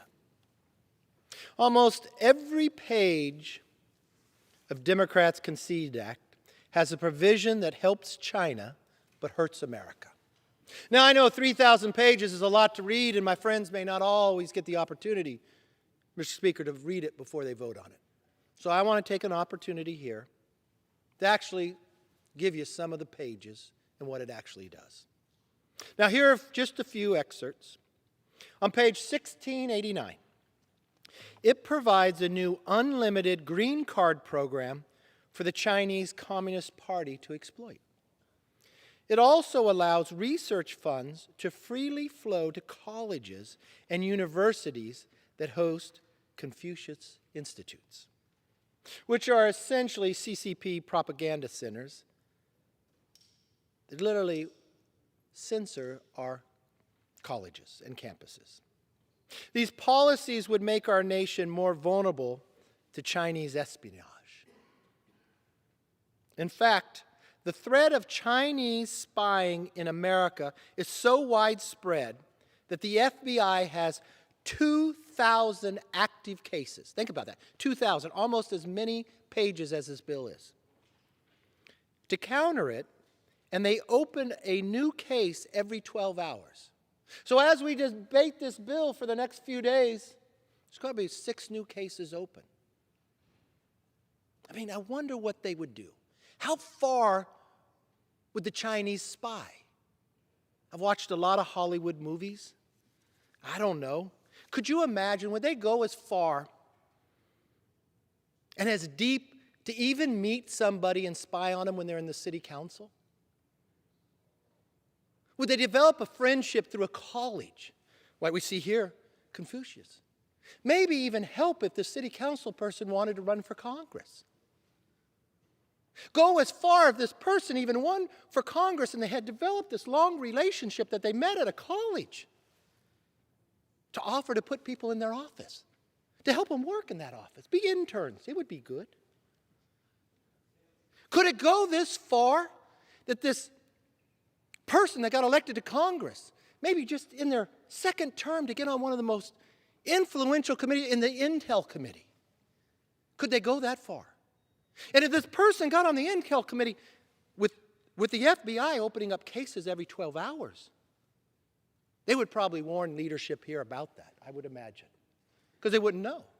But if leadership was warned about it instantly, that member probably would not be on a committee where they could hear the most secrets that members here don't get to know.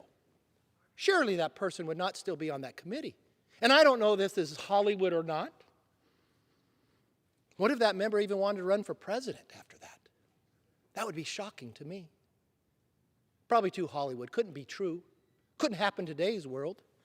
But I don't know. The FBI has 2,000 active cases, and they open a new one every 12 hours. So what are you doing to stop that?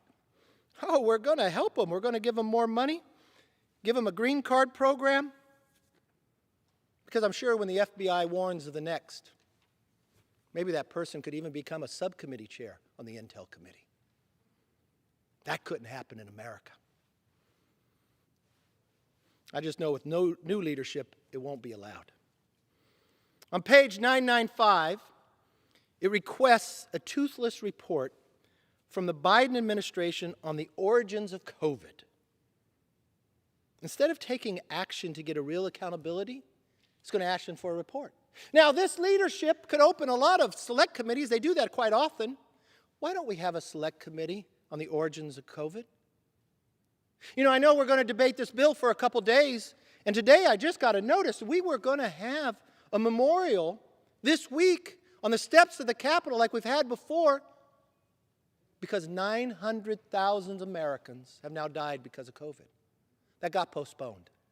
Mr. Speaker, I don't know if you know why it was postponed. It was postponed because we were debating this bill and we didn't want to put them together at the same time? I'm not sure of that. I don't know. But it's a question I would wonder.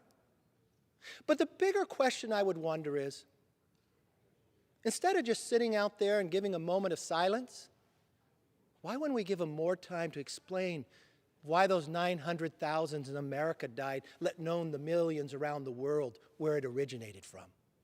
Don't you think that'd be better use of our time? I know with the new leadership, we will have that committee. On page 1396, it directs the American military to train to combat climate change. How does that compete?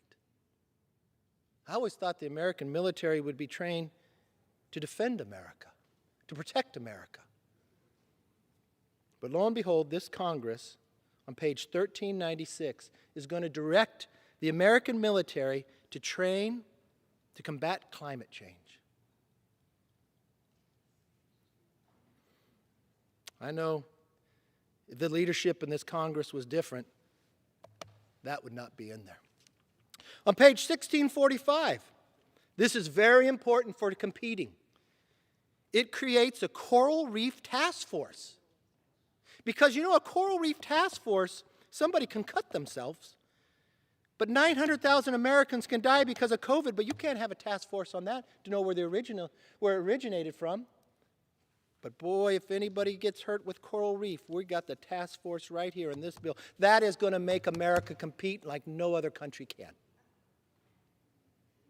No other country. Okay, let's go to page 227. It creates a new federal program to study plumbing. To study plumbing. Mr. Speaker, I will tell you we don't need any new program to study plumbing. If anybody in here wants to study plumbing, I know Mark Wayne Mullen will give you a class day in and day out. Nobody's finer. He's proven it. But this is going to make America compete. 900,000 Americans can die, but you're not going to do anything about understanding where the origin was created. We're getting spied on every single day, all the way down to city council. But we're not doing anything there. We're actually going to fund it and let them do more. But boy, when it comes to coral reefs and plumbing, we're going to excel. And on page 1392, it gives $8 billion. Mr. Speaker, can you imagine $8 billion? How do we get $8 billion? We take it from the taxpayer. How does the taxpayer get $8 billion? They wake up in the morning, they work. They're paying more for gas. They're paying more for their milk, for their eggs, for their breakfast. They're paying more for the masks they got to put on their kids if their kids' school is even open. They earn less because inflation hits them every day. But what we're going to do is take more of their money. But $8 billion, what would this Congress invest in? Well, they're going to give it to the unaccountable UN Green Climate Fund. Now, what have they done with this fund? Where does this money go? Because if it's really worthy, I'm sure the American taxpayer would offer $8 billion more for this Congress to decide where they should be able to send that so their kids can't enjoy maybe a day at Disneyland or somewhere else, or simply to be able to pay their electricity bill that continues to rise. Well, the UN is very, very accountable for this because they've already funneled $100 million to China. So how does the Competes Act do anything to China but provide them more money? But whose money are they providing? You're taking it from the hardworking American taxpayer to give to China through the UN. And maybe they could buy more solar panels and batteries made by the slave labor in China, but paid for by the American taxpayer. I don't think that does much to help us to compete. Not at all. Now, Republicans have offered amendments to prevent China from using that money. It seems like it'd be an easy vote, wouldn't you think, Mr. Speaker? I think it would be hands down. I mean, I would really be interested, Mr. Speaker, in who in this body have constituents that have raised their hand and says, I will give you $8 billion of my hard-earned taxpayer money so you could send it to the UN for the Green Fund that has given China $100 million. I'd like to know that district. Because we offered the amendment to stop it, but you know what's so interesting? There's got to be at least 218 districts that want to do that because it failed. The Democrats said no. And you're in the majority. So it had to be your districts. And I'm not sure if any of you have taken a poll on that, but maybe I'm wrong. Mr. Speaker, all of these far-left policies would make America more vulnerable. We might be stronger in the coral reef, but everything else we're going to be more vulnerable with when it comes to China. And Democrats have spent this debate defending none of them. Not one, Mr. Speaker. Earlier this week, the Biden White House never mentioned the word China in a letter to the House Democrats urging them to support the American Concedes Act. How is that possible, Mr. Speaker? This is the White House with an administration that has worked closely with this Democrat leadership. And this bill is all based upon competes, making us stronger against China. The only thing I could think of, Mr. Speaker, is the White House must have read the bill, because there's nothing in there that actually makes us stronger against China, only weaker. So I guess they didn't want to mention it. And now Democrats seem to be pivoting to talking about the economy. Oh, you should be so proud of what you've done to the economy, because you have changed it drastically. It looks worse today than it did 1 year ago. And Mr. Speaker, you know, 1 year ago, it's just past the 1-year anniversary of one-party rule. So I'm not sure you could blame other people for it. You could show what you accomplished. Some have even said that this $320 billion will help reduce inflation. That's deja vu all over again. Remember, Mr. Speaker, when we were on this floor? And lo and behold, it became a moment in time where no longer did we want to do anything bipartisan when it came to COVID, because now you had the Senate, you had the White House, so I guess you think you didn't need to do that. And so you came up with this great idea to spend almost $2 trillion. And you know what, Mr. Speaker, I can't blame you, because it is kind of similar to this bill. Title it COVID, but only spent 9% on it. Spend $2 trillion, and we come to the floor and we debate, but we actually warn you. And there was moments and times I thought, should we warn you or should we not? But I care too much about the country. It's too much pain. That if you make this bill go through and you spend the $2 trillion, you are going to create inflation, a tax on every single American. Oh, no, no, no, you said. And lo and behold, a year later, we were right again. Don't make the same mistake twice. Don't bring a bill that even the president won't mention China. And don't lie to the American public that it's going to make us stronger. So, Mr. Speaker, if you're talking about the Coral Reef bill, go right ahead. Go right ahead. It's not a surprise that Democrats want to change the subject. Unfortunately, China is not waiting around for us to act. The real threats we face should remind all of us about the importance of leading by example and putting America first. That starts with taking the threat of China seriously. Mr. Speaker, I believe personally the two greatest threats to the future of this country is the size of our debt and China. No matter what you study in history, every great society that overextends themselves collapses. Mr. Speaker, we have a $30 trillion debt, larger than our economy. And you're here wanting to take more money to give to the UN to give to China. You want to take more money to study plumbing. We all know water goes downhill. You want to take more money to study coral reef, and you want to tell the American public we're going to be hard, we're going to be better, we're going to be able to compete.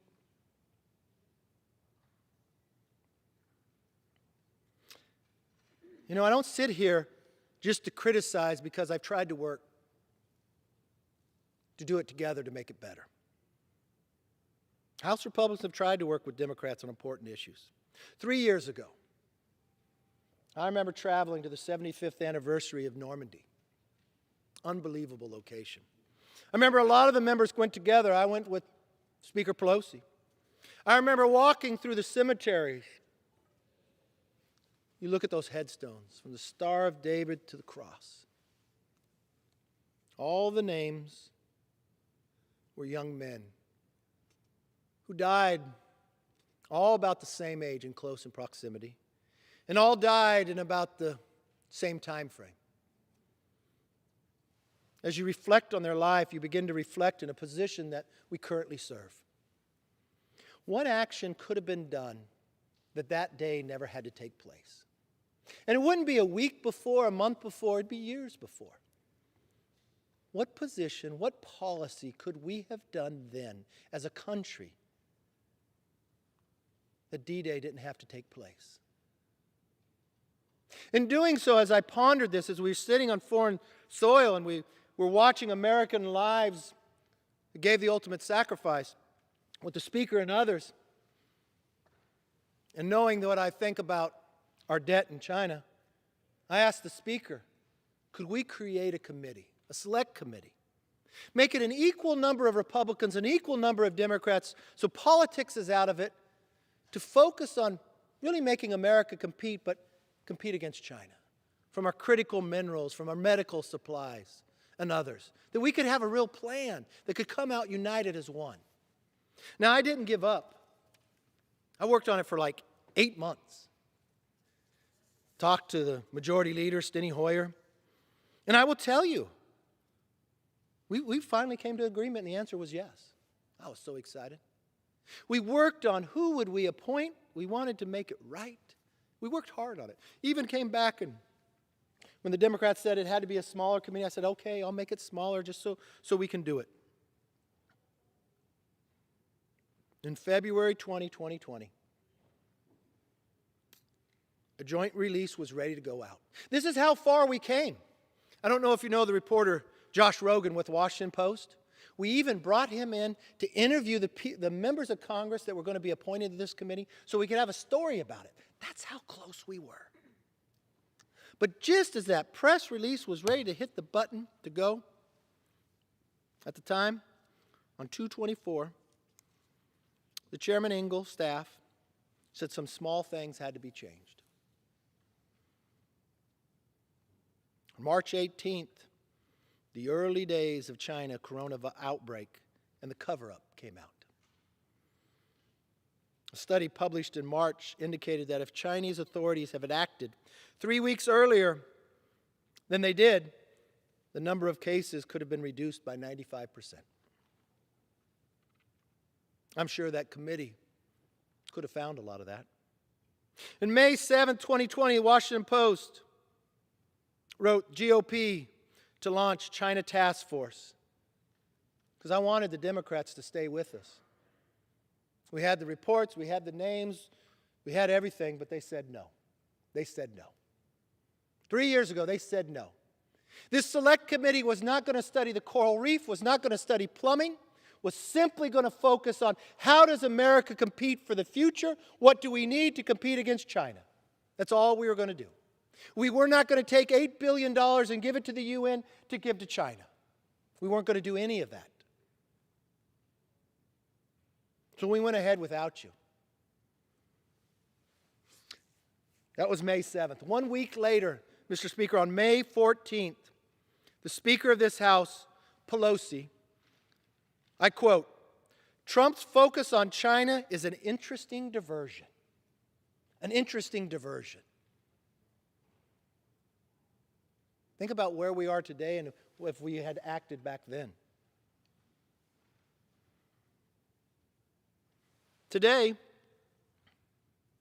Mr. Speaker, Speaker Pelosi says, the only thing is GOP may not want the president to have a victory, which is a sad statement on their part because this is really a jobs issue and a national security issue. Well, I'm not sure because in reading the bill, it's a jobs issue. I guess she takes that from the plumbing study. A national security issue, I guess making our military trained against climate change. But why couldn't we have done that 3 years ago? To have a real committee. You know, 3 years ago, the bipartisan talks for the China Task Force, it did take me a year. But unfortunately, Speaker Pelosi walked away. Luckily for America, the House Republicans started the task force anyways. And we quickly delivered hundreds of specific recommendations that addressed every part of the China threat. There wasn't one bill on plumbing or one bill on the coral reef. In October of 2020, our China Task Force released something no Congress in history has done before, a comprehensive blueprint to guide our response to China. I'm proud that it is the most thorough report on China in the history of Congress. And I'm proud that it's bold, achievable, and realistic. It identifies the threat of the communist China. It doesn't reward them with money. 2/3 of those recommendations are bipartisan, and 1/3 have already passed the House or the Senate. And we did not stop there. On the issue of COVID, perhaps the greatest offense China has committed, House Republicans offered 8 reasonable solutions to achieve justice for Americans and to hold China accountable, including relocating the Olympics from Beijing. Mr. Speaker, those opening ceremonies are going to be quite interesting. President Xi and President Putin probably going to be arm in arm.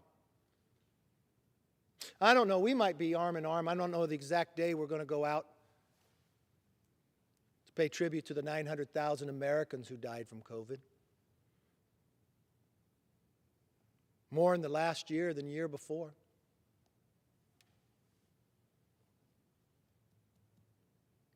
No select committee here to study the origins of it. Wouldn't you want to know? None of those families can sue the people who created it. That was one of the recommendations.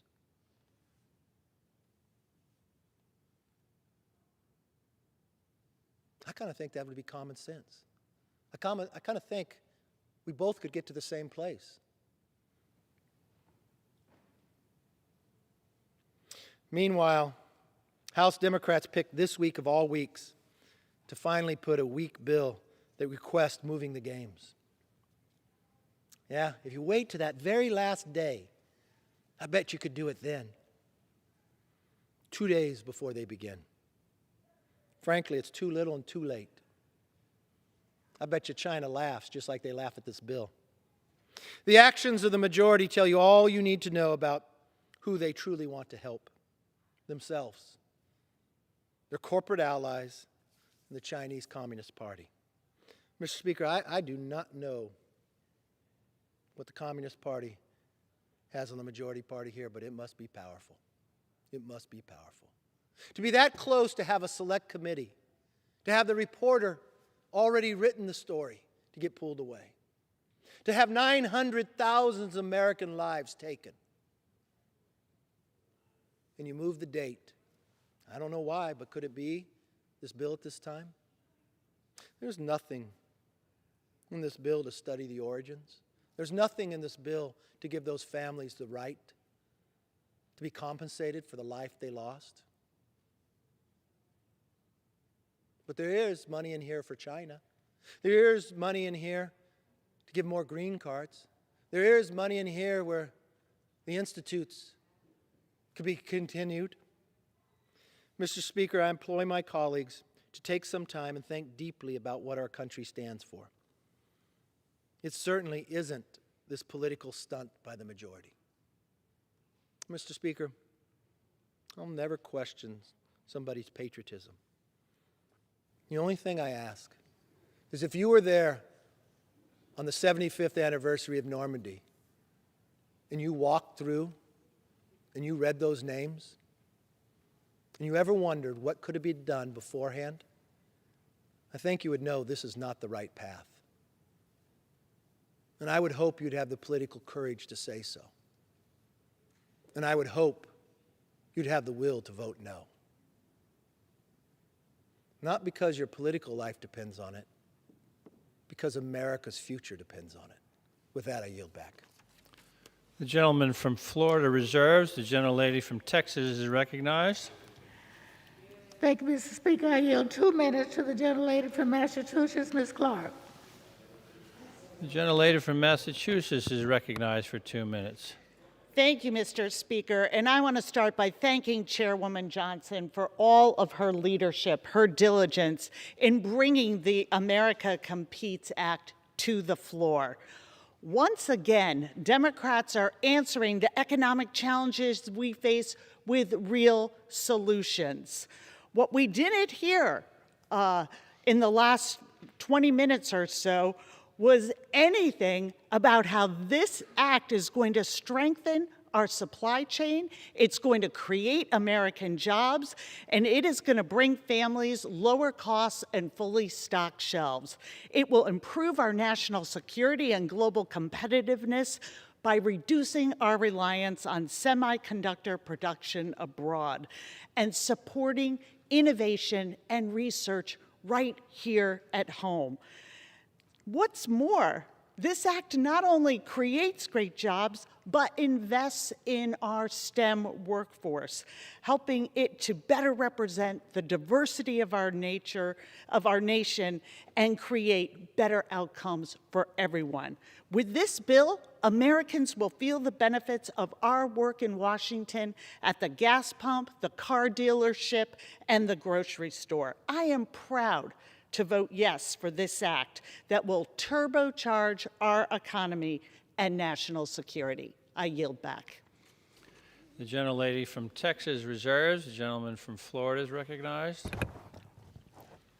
Mr. Speaker, I yield 2 minutes to the gentlewoman from North Carolina, the Republican leader of the Education and Labor Committee, Ms. Fox. The gentlelady from North Carolina is recognized. Thank you, Mr. Speaker, and I thank my colleague for yielding. Mr. Speaker, Democrats' China bill will weaken the United States on the world stage. This legislation isn't about competing with China. This bill is about appeasing China. This is a bill without teeth and does too little to confront the Chinese Communist Party while simultaneously curbing the success and opportunities of American job creators and workers. And contrary to my colleagues' statements just now, this bill is not positive for our workforce. By further centralizing apprenticeship programs and giving unions unfair advantage over small businesses, this bill closes pathways to success for many American workers. This legislation also fails to curb the CCP's influence at our universities and workplaces. Where there should be action, Democrats promote inaction. Where there should be strength, Democrats show weakness. Where there should be security, Democrats make our country more vulnerable. This is not the American Competes Act. This is the America Concedes Act. I yield back. The gentleman from Florida reserves. The gentlelady from Texas is recognized. Thank you, Mr. Speaker. I yield 1 minute to the gentleman from California, Mr. Hoffman. The gentleman from California is recognized for 1 minute. Mr. Speaker, I rise in strong support of this legislation, particularly the natural resource provisions, much maligned by the minority member just now. However, the health of our ecosystems and the industries that depend on healthy ecosystems are part of our natural infrastructure. That's part of our competitiveness, too. Case in point, seafood supply chains. We know foreign fisheries do not have the same environmental and labor standards we have here in the U.S. Illegal, unreported, and unregulated fishing, or IUU fishing, is a scourge, and in the United States, we intend to do something about it. I'm proud to lead a bipartisan bill with my colleague from Louisiana, Garrett Graves. That bill has been largely incorporated into the America Competes Act. It will help level the playing field for American fishing industries, and it's part of what will make us more competitive in the long run. So I want to urge my colleagues to support this important legislation, and I yield back. The gentlelady from Texas reserves. The gentleman from Florida is recognized. Mr. Speaker, I yield 3 minutes to the gentleman from Nebraska, Mr. Smith. The gentleman from Nebraska is recognized for 3 minutes. Thank you, Mr. Speaker. I rise in opposition to H.R. 4521, the so-called Competes Act. The trade division of this bill falls squarely within the Ways and Means Committee's jurisdiction. Yet, the first time we saw these provisions was last week when bill text was released by House Democrats. There was no committee process, no interest in putting together a thoughtfully vetted solution to address China. In fact, House Democrats wouldn't even bring my TPA amendment to the floor for a vote, an amendment that reflected years of bipartisan work and consensus about the importance of a close partnership between Congress and every president to achieve high-standard, enforceable trade agreements that open new markets for American goods and services. Instead, what we have before us today, it's a bill that fails to address China and fails American small businesses and consumers with provisions that would actually discourage work during a workforce shortage by expanding and delinking trade adjustment assistance from new trade opportunities. It would add more red tape to and narrows the eligibility of trade programs like GSP and MTB that small businesses and manufacturers rely on to compete in the global marketplace. It would also exacerbate the supply chain crisis by making unvetted changes to the de minimis rules, and that would also do nothing to address the administration's minimal effort to compete with China in the Indo-Pacific and around the world. Clearly, this bill is more about talking points than actual effective and proactive policymaking. President Biden and his party may be content with America sitting on the sidelines as China and our other competitors set global trade standards and divvy up the world's consumers. But I am not. This is a missed opportunity to spur momentum on a proactive trade agenda, protect American and strengthen American innovation, and alleviate some of the supply chain and workforce pressures our nation is facing. Therefore, I will vote no on this legislation, and I urge my colleagues to do the same. I yield back. The gentleman from Florida reserves. The gentlelady from Texas is recognized.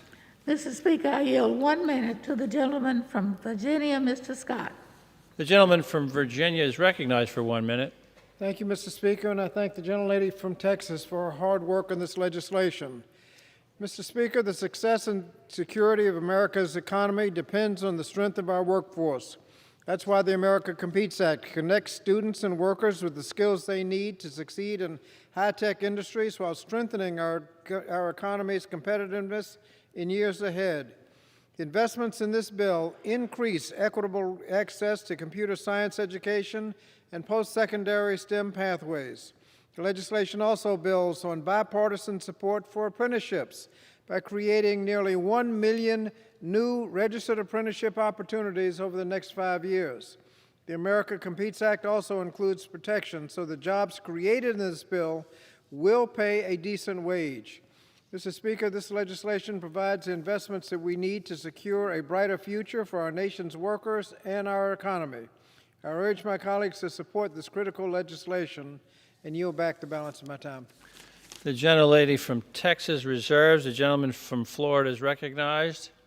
Mr. Speaker, I yield 1 minute to the gentlewoman from Oklahoma, Ms. Bice. The gentlelady from Oklahoma is recognized for 1 minute. Thank you to my friend from Florida. I rise today in strong opposition to this so-called Competes Act. This legislation is climate funding disguised as foreign policy, and it will funnel millions of taxpayer dollars to the Chinese economy. While I support the CHIPS Act funding in this bill, the overall package is a disaster. As a member of the Science Committee, we have advanced bipartisan legislation that increases STEM opportunities and clean energy research. Instead of passing these bills that strengthen American competitiveness against China, Democrats have poisoned bipartisan efforts by including billions in wasteful spending.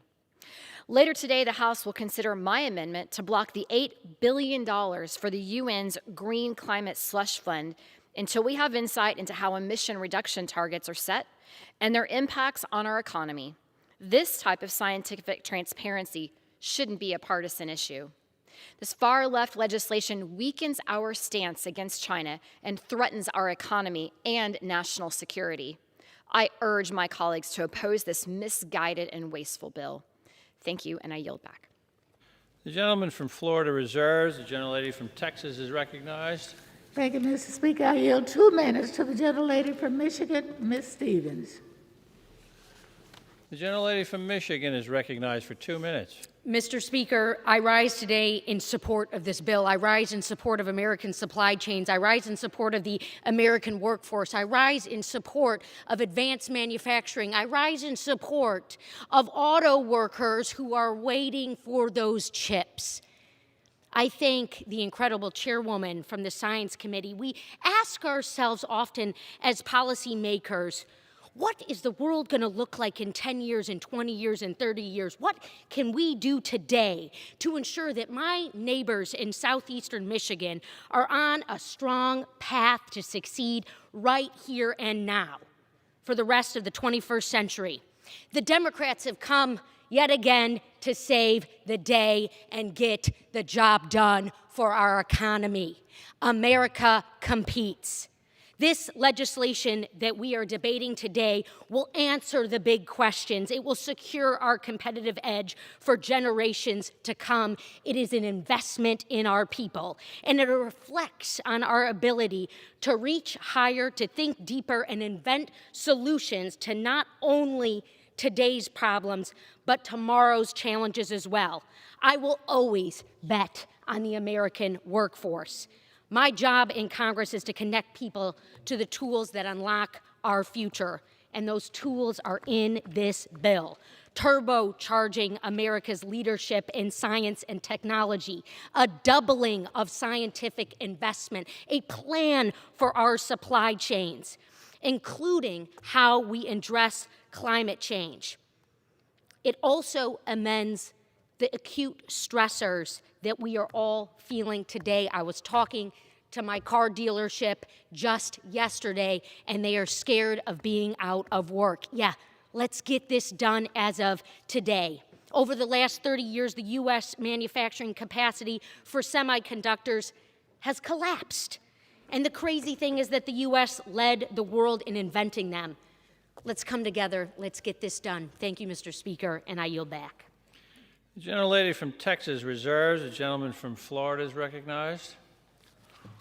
Mr. Speaker, I yield 1 minute to the gentleman from Iowa, Mr. Feenstra. Thank you. Gentleman from Iowa is recognized for 1 minute. Thank you, my friend from Florida. China will stop at nothing to try and surpass the United States as the world's greatest superpower. And we have the tools at our disposal to counter this growing threat of the Chinese Communist Party. But this nearly $325 billion bill prioritizes liberal Build Back Better and Green New Deal provisions over real solutions to compete with China.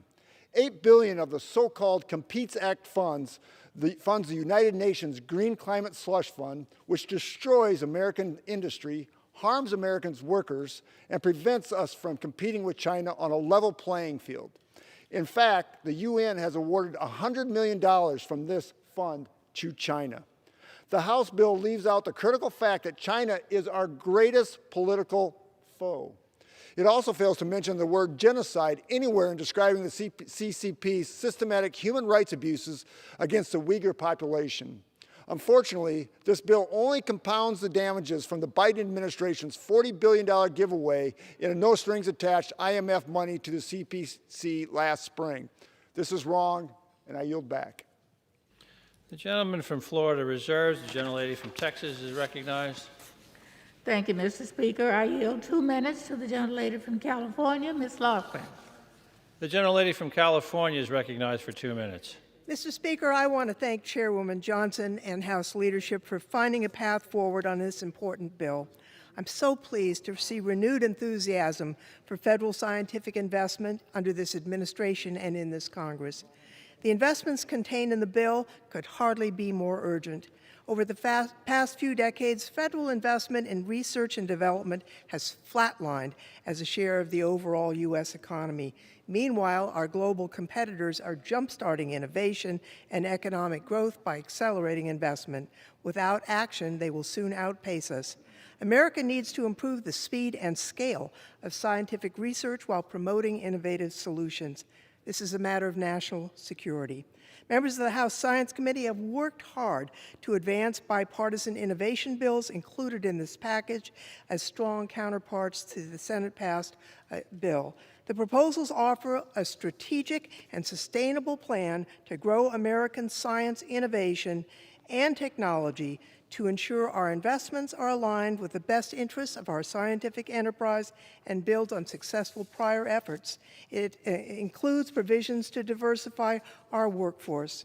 Additionally, to firmly establish the U.S. as a global leader in innovation and to compete for generations to come, we must build our domestic STEM workforce and encourage startup companies to establish roots here.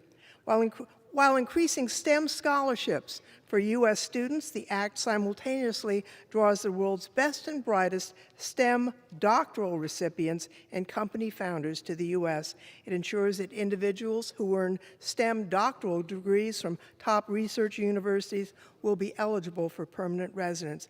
Unlike Canada, the United Kingdom, and Germany, our laws don't provide a visa option for company founders to start a new venture and create jobs in the United States. This act would fix this. I want to thank Priscilla Kim on my staff for the hard work she put into this, and once again thank our most wonderful chairwoman, Eddie Bernice Johnson. I yield back. The gentlelady from Texas reserves. The gentleman from Florida is recognized. Mr. Speaker, I yield 4 minutes to the gentleman from the great state of Texas, Mr. Weber. The gentleman from Texas is recognized for 4 minutes. Thank you, Mr. Speaker, and I thank the gentleman for yielding me time. Mr. Speaker, when I testified before the Rules Committee yesterday on behalf of Science Committee Republicans, I expressed my frustration with the process that got us here. At nearly 3,000 pages, H.R. 4521 is a partisan package tossed together by Democrat leadership behind closed doors with no Republican input. Probably the only thing they lacked was a cigar smoke. As I stand before you today, Mr. Speaker, my serious concerns with the America Competes Act have only increased. After a backroom process last night, 261 out of the over 600 submitted amendments were made in order, and there seems to be no rhyme or reason why, Mr. Speaker. That's right. This week, we are going to consider 261 amendments to a 3,000-page bill. Frankly, the sheer number of the amendments reflects what happens when rank-and-file members on both sides of the aisle are not given an opportunity to legislate in their respective committees. This is a stark contrast, Mr. Speaker, to the way we do business on the Science Committee. And the fact that there are a dozen bipartisan Science Committee bills mixed up in this bag of poison pills only adds to the confusion. On that note, I want to be very, very clear. Just because this 3,000-page behemoth has bipartisan bills in it does not mean it's a bipartisan bill. Those bipartisan bills were hijacked and misused for political gamemanship.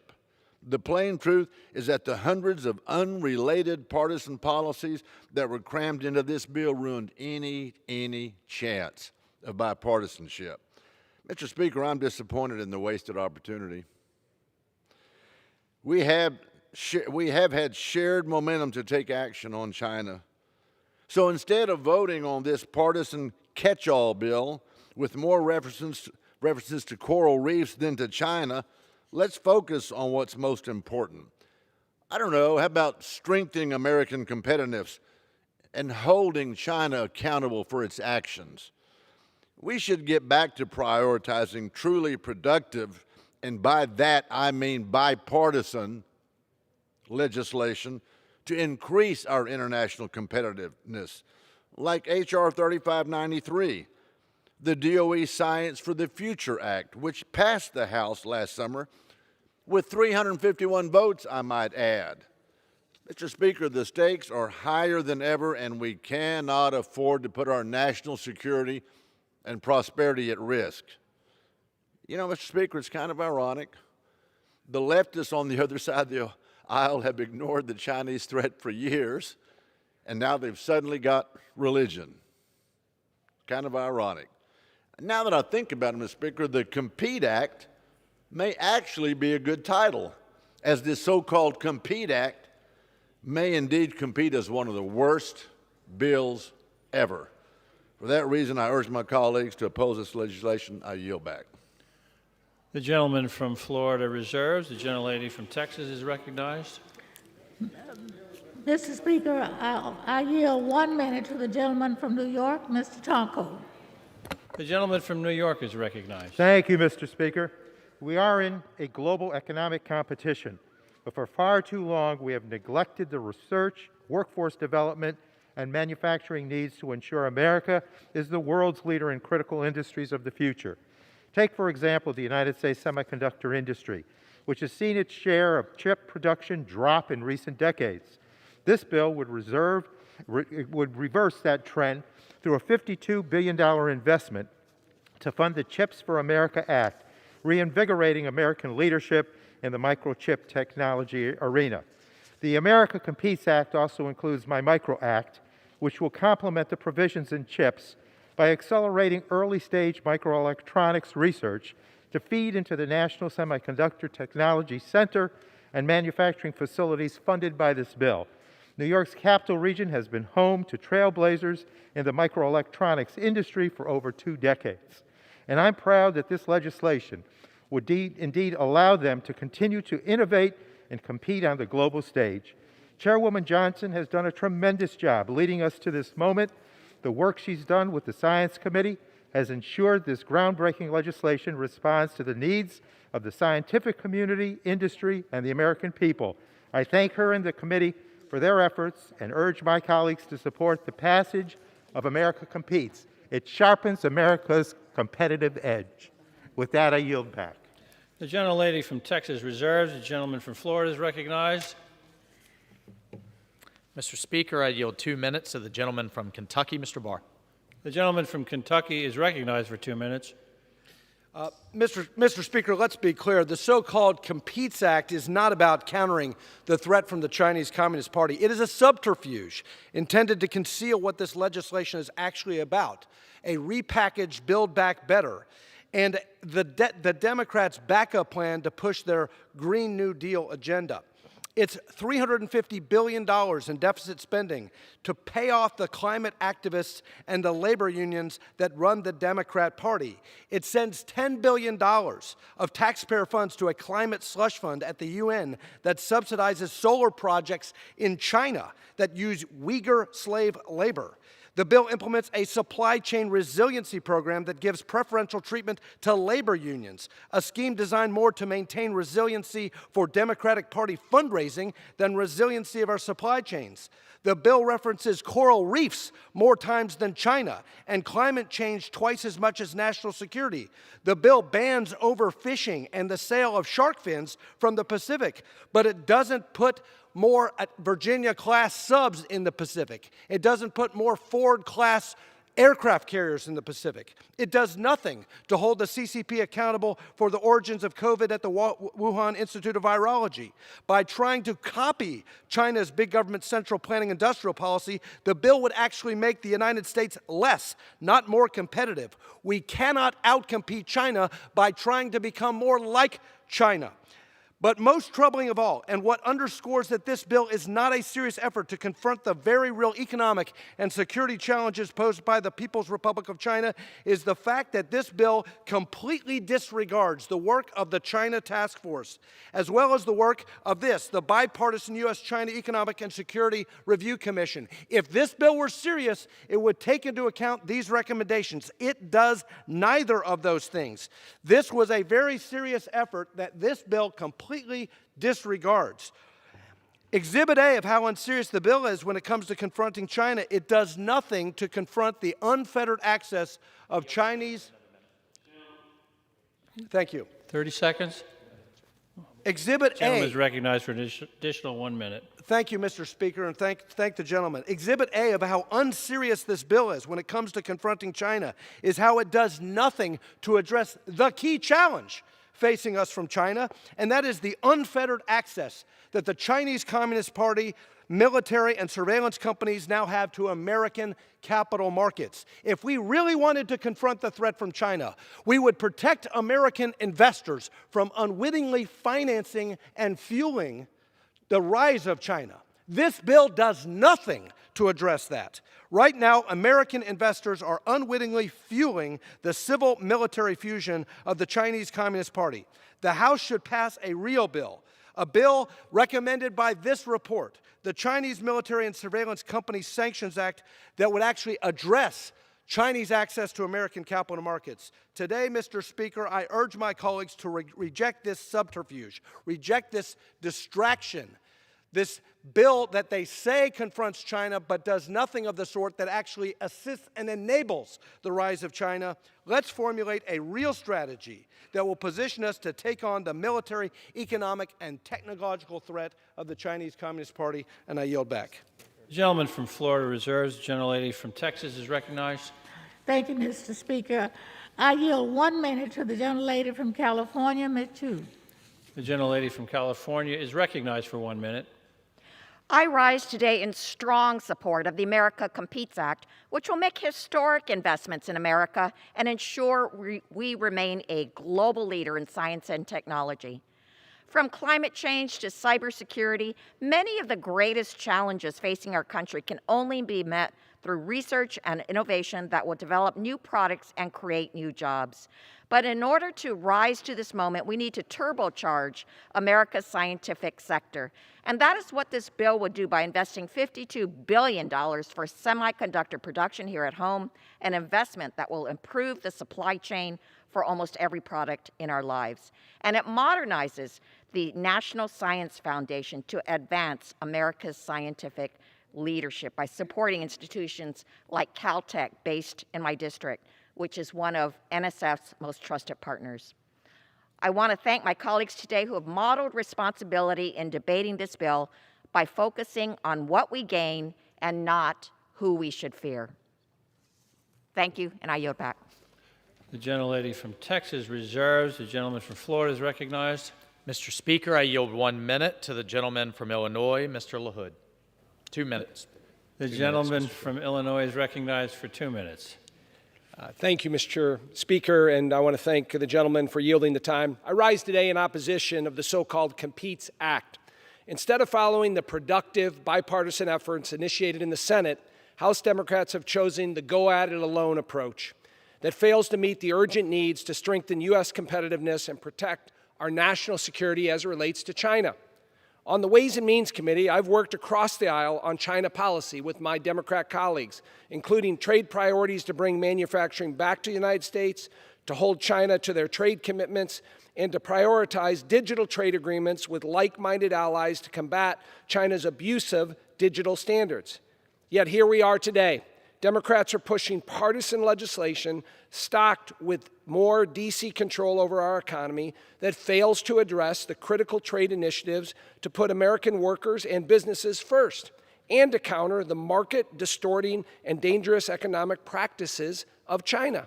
As a member of the Intelligence Committee and the China Task Force and the co-chair of the bipartisan U.S.-China Working Group, I understand the unique and urgent action required to strengthen American competitiveness and combat growing challenges from China.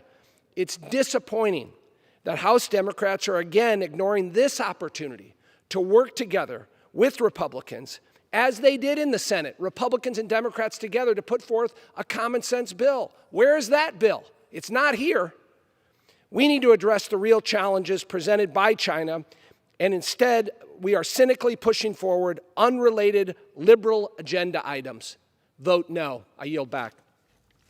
The gentleman from Florida reserves. The gentlelady from Texas is recognized. Thank you, Mr. Speaker. I yield 2 minutes to the gentlelady from Oregon, Ms. Bonamici. The gentlelady from Oregon is recognized for 2 minutes. Thank you, Mr. Speaker. I rise in strong support of the America Competes Act. Our country is home to some of the most cutting-edge research, innovative discoveries, and unparalleled national laboratories in the world. Unfortunately, in some ways, we've fallen behind competitors during the past several decades. But with this legislation, we will strengthen our scientific enterprise, bolster research and development, grow our domestic semiconductor manufacturing base, and make sure critical supply chains are based in the U.S. This legislation includes a provision similar to my Regional Clean Energy Innovation Act to help cutting-edge technologies achieve commercialization by leveraging regional clean energy capabilities and markets. As co-chair of the House Apprenticeship Caucus, I'm thrilled that COMPETES includes not only the National Apprenticeship Act, but also my Partners Act, which will promote workforce training and help more people access good-paying jobs. I'm very grateful to Chair Johnson for her leadership on this bill and to Chair McGovern for making in order 6 of my amendments. If incorporated, they will help address climate change, improve workforce development, and enhance STEM education. In particular, the Blue Carbon for Our Planet Act, Blue Globe Act, and Coast Research Act will strengthen coastal acidification research and monitoring, expand efforts to map and conserve blue carbon ecosystems, and enhance ocean data collection. And my Bipartisan Builds Act, which provides grants for infrastructure industry partnerships, will play a pivotal role in helping workers get the skills they need to fill the jobs created by the bipartisan infrastructure law. And my amendment with Mr. Langevin to enhance NSF's Mathematics and Science Education Partnership Program will support innovative research and provide professional development for educators on how to boost creativity in STEM by integrating the arts. The COMPETES Act will reinvigorate America's research enterprise and restore its competitive edge. I strongly urge my colleagues to support this important bill. Thank you, Mr. Chairman. Again, I thank Chairwoman Johnson, and I yield back the balance of my time. The gentlelady from Texas reserves. The gentleman from Florida is recognized. Mr. Speaker, I yield 2 minutes to the gentleman from Ohio, Mr. Chabot. The gentleman from Ohio is recognized for 2 minutes. Thank you, Mr. Speaker, and I thank the gentleman for yielding. As ranking member of the Asia-Pacific Subcommittee, which has jurisdiction over China, I rise today in strong opposition to the America Competes Act, which should really be called the America Concedes Act. After decades of inaction, it's high time we reevaluate our basic approach towards engagement with China. On every front, the Chinese Communist Party is aggressively challenging the free world and the premise that open societies and free markets and the rule of law logically result in a prosperous and equitable civilization. The CCP's ambitions have thrust us into a new Cold War that we did not start and we do not want, but which we must win. Because if we fail, the Chinese Communist Party will replace the post-World War II order with one that revolves around Beijing. This moment calls for bold policies to ensure that we win this struggle. On this score, today's legislation is woefully deficient. It's stuffed full of irrelevant provisions. The Foreign Affairs Committee section of the bill is a prime example. It fails to take advantage of serious tools like export controls and security assistance, and instead spends twice as much money on climate policy as it does on China-related matters. Democratic leadership has refused to even allow debate on Ranking Member McCall's serious amendment or on a package that I offered that includes 13 tough, relevant proposals crafted by subcommittee Republicans. We must take the Chinese Communist Party's threat seriously. If we don't, we're going to see China continuing to eat our lunch and steal our jobs. This democratic effort was an opportunity for bipartisanship and actually doing something that mattered. They blew it. Let's face it. And that's most unfortunately. And therefore, I have to encourage my colleagues to oppose their misguided legislation today. I yield back. The gentleman from Florida reserves. The gentlelady from Texas is recognized. Mr. Speaker, I yield 1 minute to the gentlelady from Michigan, Ms. Lawrence. The gentlelady from Michigan is recognized for 1 minute. I rise today in strong support of the Completes Act. I'm proud to represent the big 3 automotive states and a district where GM is headquartered. I know how important it is to fix our supply chain. Semiconductors power our economy. Everything from smartphones to computers to cars. We have to start making them here in America. This legislation will make sure that while increasing American innovation, manufacturing, and R&D, And I'm proud to offer 2 amendments to ensure that our efforts in the Completes Act is centered around equality, so that all Americans will benefit from the significant R&D investment of our critical goods while creating good jobs. Let's get this done so we can ensure that our economy is secure and strengthen our global competitiveness. I yield back. The gentlelady from Texas reserves. The gentleman from Florida is recognized. Mr. Speaker, I yield 5 minutes to the gentleman from Arkansas, the Republican leader of the National Resources Committee, Mr. Westerman. The gentleman from Arkansas is recognized for 5 minutes. Thank you, Mr. Speaker. Today I think about when my 4 children were young. They're stair-stepped, 2 years apart. They used to have competitions in the backyard. They would race from the patio to the elm tree and back. And I would stagger the starting time, let the youngest one go first, then the next to the youngest, and so on. And by the time they touched the tree and came back, it turned into a real competition, a photo finish a lot of times. We've all competed in games whose outcome has little significance in life. But, Mr. Speaker, we're not facing an insignificant competition in our future. We are in a race of ideologies. The stakes are as high as they can be. We are literally in a struggle for the future of Western civilization, of democracy, of representative government, of human rights and freedom. Mr. Speaker, this isn't a matter of competing. It's a must-win scenario. And quite frankly, I'm aghast that this majority thinks that we only need to compete. Losing is not an option. Our attitude must be to win. If we lose, humanity loses. I believe freedom-loving Republicans, Democrats, independents, and people all across the world want America to win. I'm disappointed that the Speaker and this majority have once again dropped a massive bill that could and should be bipartisan, but instead is a cloak for failed Build Back Better policies that lie dead in the Senate. Mr. Speaker, you and I have a rendezvous with destiny. We will preserve for our children this, the last best hope of man on earth, or we will sentence them to take the first step into 1,000 years of darkness. If we fail, at least let our children and our children's children say of us, we justified our brief moment here. We did all that could be done.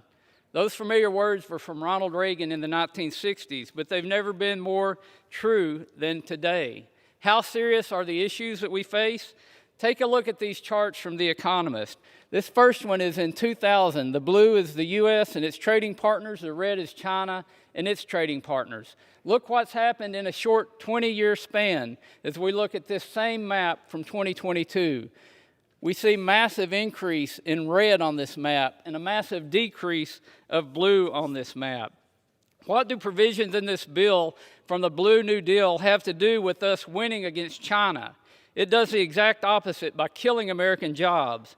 Restoring coral reefs off our coast is a commendable goal, but what does spending $292 million on coral reef restoration have to do with us winning against China?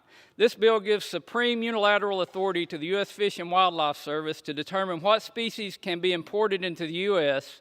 This so-called white list mandated in the bill is virtually impossible to implement and will effectively shut down aquaculture and similar industries who need trade to conduct business. The weaponization of the Lacey Act will only empower bureaucrats and ignores the current state-based approach on species imports. It's legislative laziness since there have been no hearings or even an introduced bill on this topic. What in the world does that have to do with winning against China? The bill requires biased studies and new heavy-handed regulations designed to kill American mineral development. Mr. Speaker, how can this majority propose this bill while the Democratic administration continues to illustrate incompetency by killing American energy and jobs and even pulling mining leases in Minnesota that could create jobs and supply resources for the very policies on electrification the administration supports? This only shifts wealth and jobs to China. How does that help us win? It reminds me of my kids' races, where the majority is trying to handicap America and give China a head start. What we should be doing to have a winning strategy, we should be working together on real issues to assure that America wins. We should be strengthening diplomacy and trade with our allies and create a solid Western Hemisphere alliance to ensure that America wins. We should be developing our resources and jobs to help America win. We should be part of the solution and not the problem. Americans and freedom will win if we let them. As I close, I want to remind you of a fable by Aesop, The Eagle and the Arrow.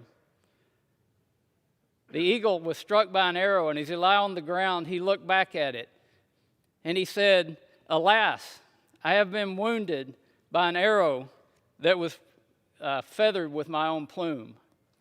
Mr. Speaker, we cannot afford to put more plumes on China's arrows. I oppose this bill, and I yield back. The gentleman from Florida reserves. The gentlelady from Texas is recognized. Thank you, Mr. Speaker. I yield 3 minutes to the distinguished gentleman from Massachusetts, Mr. Neal. The gentleman from Massachusetts is recognized for 3 minutes. I rise in strong support of the America Competes Act. This legislation will transport our nation to the future. It will strengthen supply chains, advance manufacturing, and create millions of jobs.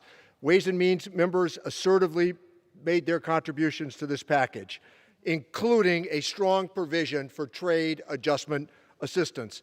And to the previous speaker, I know he was sincere in what he said. There will be a final package. It'll be bicameral in nature, bipartisan in nature. It's just too important to get done. The rhythms of legislative life will dictate that outcome. This is a full effort of the House, and to say that there are no provisions in here that Republicans don't favor is simply untrue. The Trade Subcommittee Chairman, Earl Blumenauer, has been a very important leader in developing this legislation, and along with our colleague Tim Ryan, who has not stopped telling me of just how important this is to Ohio to fund the nation's newest semiconductor factory. This is a good, bold proposal, and I am going to remain standing, Madam Speaker, so that I might yield the balance of my time to the Trade Subcommittee Chair, Mr. Blumenauer. A careful examination of this bill shows many bipartisan proposals. One area of bipartisan agreement is that for too long, America has been too weak in its engagement with China. The Chinese government is strengthening its economic power while doubling down on religious persecution and forced labor. Those practices undercut the competitiveness of American workers and business. Congress must step up and confront China head on. Our trade title does just that. Those damaged by trade, whether workers, business, or farmers, will benefit from a dramatically improved Trade Adjustment Assistance Program, which expired in June and completely phases out in July. Our provisions modernizing and reauthorizing GSP and MTB will improve American competitiveness and labor standards around the globe. And we get tough on China by closing the de minimis loophole that allows $800 per day per person for products undoubtedly including forced labor, intellectual property theft, and illegal goods. China doesn't give us reciprocity on de minimis. Their threshold is less than $8. They're not about to subject their companies to duty-free, unregulated American competition. Allowing items like air conditioners, microwaves, and suitcases under MTB doesn't help American manufacturing. It undercuts it and directly undermines Congress's goal of rebuilding domestic capacity. Our changes restore the programs back to their original attempt, supporting American workers and domestic manufacturing, not undercutting American suppliers. At its simplest, this legislation meets workers' needs and bolsters Americans' capacity to compete. If you want to support the American worker and get tough on China, you have a chance to do so with this bill. I urge everyone to vote in the affirmative. Thank you. Gentlewoman of Florida reserves. The gentleman from Florida is recognized. Madam Speaker, I yield 1 minute to the gentleman from Pennsylvania, Mr. Mauser. The gentleman's recognized. Thank you, Madam Speaker. I thank my good friend, colleague, the gentleman from Florida. Madam Speaker, we have far too many domestic and international crises facing us right now to name them here. From the southern border to Ukraine, to Afghanistan, to the crime in Philadelphia streets, to soaring gasoline prices, supply chain bottlenecks. We have an opportunity here to make the U.S. economy more competitive. We can do that with the right bill, particularly against our #1 competitor and often adversary, China. Rather than lower the costs for American and large and small businesses, Madam Speaker, and creating a more competitive business environment, this so-called America Competes Act places burdens on the American economy in the form of debt and regulations is filled with special interest subsidies, nobody can deny that, and has a whopping $325 billion price tag to go along with our escalating deficit and debt. Meanwhile, the only part of the $325 billion that I agree with, and I believe my constituents agree with, would be the CHIPS USA Act and some of the Gentleman's time is rural expired. broadband. Can I yield 30 seconds? Yield 30 seconds, Madam Thank you. Speaker. This bill really is a plethora of new government programs which will not advance the U.S. economy. Madam Speaker, this bill will likely get the vote of China, but would not get the vote of American small business. The CCP is very serious about economic growth with little regard for how to get there. We had better wake up or we will be responsible for letting them. I yield back. Thank you. Gentlewoman of Texas is recognized. Madam Speaker, how much time do we have remaining? 33 minutes. Thank you very much. I yield 1 minute to the gentlelady from Pennsylvania, Ms. Wild. Thank you, Madam Speaker. I am proud to rise in support of the Competes Act. This legislation incorporates two bills that my office introduced, the Supply Chain Security and Resilience Act and the Regional Innovation Act. At a time when the need to finally secure our supply chains and rebuild a made-in-America economy could not be clearer, my provisions of the bill from the Supply Chain Security and Resilience Act will put us on the path to doing just that. By creating a new office within the Commerce Department to promote U.S. leadership of critical industries and supply chains that are essential to our national and economic security, we will join businesses and government in common national effort. The Regional Innovation Act would establish a regional technology and innovation hub program at the Department of Commerce to support regional economic development and innovation hubs nationwide. We can ensure that workers and businesses from all corners of our country, not just the coasts, benefit from investment.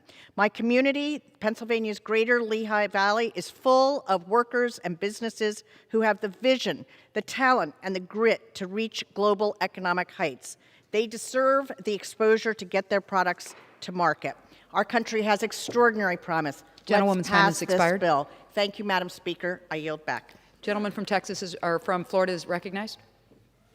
Madam Speaker, I yield 1 minute to the gentleman from North Carolina, Mr. Murphy. Gentleman's recognized. Madam Speaker, this so-called competition bill proves just how feckless Democrats are about confronting our biggest adversary, the Chinese Communist Party. Why is this president so afraid to call out China? They are our greatest generational threat to democracy, human rights, and the American way of life. China will stop at nothing until they have world domination. The confronting Communist China should be a clear bipartisan priority. As Secretary Pompeo recently said, the Chinese have infiltrated our schools, businesses, and politics and will stop at nothing until they have world domination. We should be coming together on a strong consensus framework that holds China accountable and strengthens our national security. Instead, Speaker Pelosi offers more poison pills that will be dead on arrival in the Senate. Let us stop the nonsensical leftist progressive messaging and be serious about our jobs. Democrats have steamrolled Congress with yet another multi-billion-dollar package, thousands of pages long, without proper analysis. Our nation now hits a $30 trillion debt mark this week. I refuse to support another package that sends hard-earned taxpayer dollars to the Chinese Communist Party. Please, I urge my colleagues to vote no on the America Concedes to China Act. Gentlewoman from Texas is recognized. Madam Speaker, I yield 1 minute to the gentleman from Michigan, Mr. Kildee. Gentleman's recognized. Thank you, Madam Speaker. I rise in support of the America Competes Act. With this legislation, we have an opportunity to strengthen domestic supply chains, to invest in American manufacturing, and to lower costs for families, for small businesses, for seniors. This pandemic has exposed deep weaknesses in our supply chains that have increasingly relied on foreign manufacturing instead of making goods right here in America with American workers. This bill will help fix our broken supply chains so that we can build more critical components here in America, not overseas in China where the government exploits its own people. For Michigan auto workers, this includes addressing the semiconductor chip shortage, which has shuttered auto plants and forced thousands of auto workers to temporarily be laid off. This bill will invest billions to bring chip manufacturing back to the United States. And also, this legislation includes my legislation to create a new trade adjustment assistance for communities program that will help many older industrial communities that have been negatively impacted by trade, communities like Flint and Saginaw, Bay City. TAA for Communities will address the needs in these places and develop local economic development strategies. I urge my colleagues to support this legislation. Yield back. Gentleman from Florida is recognized. Madam Speaker, I yield 1 minute to the gentlewoman from Georgia, Ms. Green. Gentlewoman's recognized. Thank you. Madam Speaker, I rise in opposition to another bill that puts China first and America last. Instead of focusing on a bill that's almost 3,000 pages, worth 325 estimated billion in spending, estimated, that doesn't really help America. It's going to give out $8 billion to the UN Climate Fund and mentions coral reefs 383 times. What Congress should be doing is working on a budget that will fund our government, since we're running out of money in just a few weeks. What Congress should be doing is doing something about the fentanyl that's coming from China that's killing young people and is now the #1 cause of death in Americans from 18 to 45, not COVID-19. What Congress should be doing is funding a wall, building a wall, protecting our border, and deporting illegal aliens who are stealing American jobs. That's what we should be doing to help the American worker. But instead, we're debating a bill that's going to fund climate change, the Green New Deal, and help the coral reefs. This isn't what Americans care about. We all should be voting no and doing a better job. Gentlewoman of Texas is recognized. Madam Speaker, I request 1 minute of the gentlelady from New Mexico, Ms. Fernandez. The gentlewoman is recognized. Madam Speaker, with the America Competes Act, we will invent it in America, we will build it in America, and we will create American jobs. Importantly, Competes gives us the opportunity to discover, develop, and make what we need everywhere in America. That's why I introduced and urge my colleagues to support 4 amendments that could expand jobs to rural, Latino, Native American, and minority communities. The workers that produce what America needs must look like America. The Competes Act could invest billions of dollars to build chips and conduct research in New Mexico and other communities facing economic despair.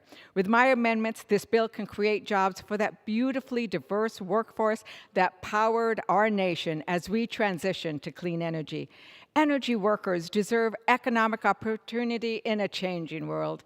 Let's ensure we have the innovation, training, and jobs for American workers everywhere as we power a prosperous future. Thank you, Madam Speaker. I yield back. Gentleman of Florida is recognized. Where we are. So, excuse me. There we are. Madam Speaker, you'll 1 minute to the gentlewoman from Missouri, Ms. Hartzler. The gentlewoman is recognized. Thank you. I rise in opposition to the so-called America Competes Act. Let's be clear. China is one of the largest national security threats our nation faces. Addressing this threat will require a whole-of-nation approach with policies to enable the United States to not only compete, but beat China. This legislation fails to achieve that goal. Unfortunately, the Democrats have once again rushed through a massive package riddled with partisan and unvetted policies that enriches China rather than constraining them. Amazingly, the Democrats block consideration of all my common sense amendments, which would have prevented known Chinese spies from entering our nation, stopped CCP officials from taking advantage of our higher education system, and sanctioned those responsible for forced abortions and forced sterilizations of Uyghur women. If Democrats were serious about protecting America, they should have welcomed these common sense measures. This legislation fails to address the threat of China. I urge my colleagues to oppose this legislation and instead work on legislation that will actually empower the United States to beat China. I yield back. The gentlewoman from Texas is recognized. Thank you, Madam Speaker. I yield 1 minute to the gentleman from North Carolina, Mr. Price. Gentleman is recognized. Madam Chair, I rise in strong support of the America Competes Act, in particular the inclusion of legislation to reauthorize Title VI of the Higher Education Act, sponsored by myself and Representative Young of Alaska. This will help our nation develop a strong foundation in international education, research, and world language studies, especially in languages that hold special strategic interests. The bipartisan bicameral bill will increase and expand these programs, incorporating some 200 languages, and also build international capacity at minority-serving institutions. In addition, the America Competes Act enhances the Advanced Technological Education Program at the National Science Foundation, doubling the authorization for a program that I helped initiate, which strengthens high-tech worker training through community and technical colleges. It incentivizes critical partnerships between businesses and schools to meet local workforce needs. Madam Chair, I urge adoption of the America Competes Act to better equip our citizens to succeed in an increasingly interconnected world. Thank you. The gentleman from Florida is recognized. Madam Speaker, I yield 1 minute to the gentleman from Texas, Mr. Arrington. I thank the gentleman from Florida. Madam Speaker, unfortunately and sadly enough, this is a repeat of the political ruse where you wrap a flag and give a great name to legislation. The reality has very little to do with the threats that China poses to the United States and the world. There's plenty of common ground we could find to work on that big challenge, a huge threat, but instead, this is a misleading piece of legislation. It is another legislative wagon loaded with the same tired old progressive policies, union giveaways, green energy subsidies, and unhinged, in my opinion, social policies and experimentation like training our armed forces not to fight and win wars, but to combat climate change, and naming a chief diversity officer. That should make us safer, all sleep better at night with respect to China. Listen, the Democrat Party, Madam Chair, has been hijacked by the left, and they're willing to sacrifice America's prosperity, our security, and our global leadership on climate apocalypse now. I don't get it. Thank you for the time, and I yield back. The gentlewoman from Texas is recognized. Thank you, Mr. Speaker. I yield 1 minute to the gentle lady from Alabama, Ms. Sewell. Gentlewoman's recognized. Madam Speaker, I rise today in strong support of the America Competes Act. I'm especially proud that my legislation, H.R. 6121, the Leveling the Playing Field Act 2.0, was included in this bill. This bipartisan legislation, sponsored by myself and my Republican colleague, Bill Johnson, will modernize our outdated trade remedy laws to push back against many of China's most aggressive anti-free market practices. For years, a number of American industries have faced repeated dumping and subsidized imports to the U.S. market. In 2000, China produced about 18% of the world's steel. Today, it produces roughly 50%. This overcapacity has undermined U.S. steel manufacturing and has put our steel workers and steel manufacturers like those in my district, U.S. Steel and Nucor, at a big disadvantage. At the end of the day, this bill will promote global competitiveness. And when America competes fairly, America workers win and America businesses win. Thank you. I yield back. Gentleman from Florida is recognized. Madam Speaker, I yield 1 minute to the gentleman from Wisconsin, Mr. Tiffany. The gentleman's recognized. Thank you, Madam Speaker. Lots of rhetoric today about creating American jobs and having American businesses thrive. Let's read something that was slipped into this bill. A prohibition: no person may possess, acquire, receive, transport, offer for sale, sell, or purchase any American make. What a sneak attack on people that create jobs and create goods for America. These people are good stewards of the land, and they are also terrific at animal husbandry. And this is a sneak attack on them, trying to drive them out of business. There's one question here, when is the hostility to the producers of America, the people that grow our food, clothe our people, and produce our energy, going to end by the other side of the aisle? I yield back. The gentlewoman from Texas is recognized.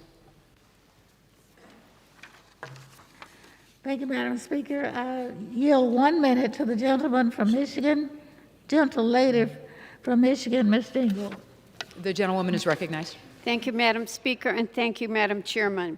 I rise today in strong support of H.R. 4521, the America Competes Act. We stand at a defining moment for the future of American manufacturing and our global competitiveness. If we fail to act, we put both our economic security and our national security at risk. This bold, comprehensive package, which includes several of my bipartisan bills, will create good-paying American jobs through investments to boost American manufacturing, bring our supply chain home, and keep America at the forefront of innovation and technology. The bill includes $52 billion in funding, including $2 billion for legacy automotive chips, to address the semiconductor chip shortages which have crippled the auto industry, shut down plants in my district, and invests in domestic production of critical medicines and PPE, and meaningfully addresses rising prices for everyday goods. And in Michigan and across the nation, too many Americans have been impacted and are counting on us fixing this. By passing the America Competes Act, we will solidify our future leadership around the globe and strengthen our workforce here at home. I urge all of my colleagues to support this bill and yield back. The gentleman from Florida is recognized. Madam Speaker, I yield 1 minute to the gentlewoman from West Virginia, Ms. Miller. The gentlewoman is recognized. Thank you. Madam Speaker, President Biden's trade moratorium undermines U.S. leadership and hands all adversaries a dangerous opportunity to get ahead. China is seizing this moment to advance in the Indo-Pacific. This is why I joined with my colleague Darren LaHood to introduce the U.S. trade leadership in the Indo-Pacific and China Act. Our bill will require President Biden to act and report on a trade strategy in the Indo-Pacific and with China. Once again, Democrats didn't allow any bipartisan input in their legislation. There has been zero guidance by President Biden on a trade plan with China. Instead, we continue on a useless wait-and-see approach. The competition between the U.S. and China demands strong leadership. Democrats must wake up to this reality and take decisive action. I urge my colleagues to support our bill and to ensure America's lasting trade leadership. The gentlewoman of Texas is recognized.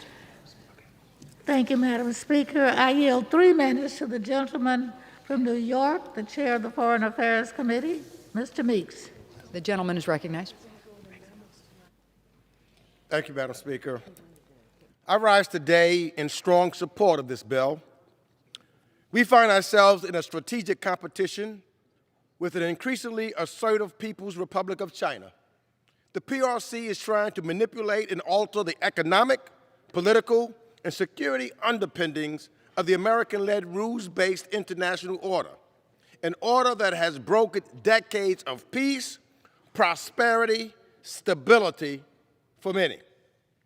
And as it has grown in wealth and power, we've seen the PRC bend international rules and laws to meet its interests, bully nations over maritime and border disputes, and grow more closed and authoritarian at home.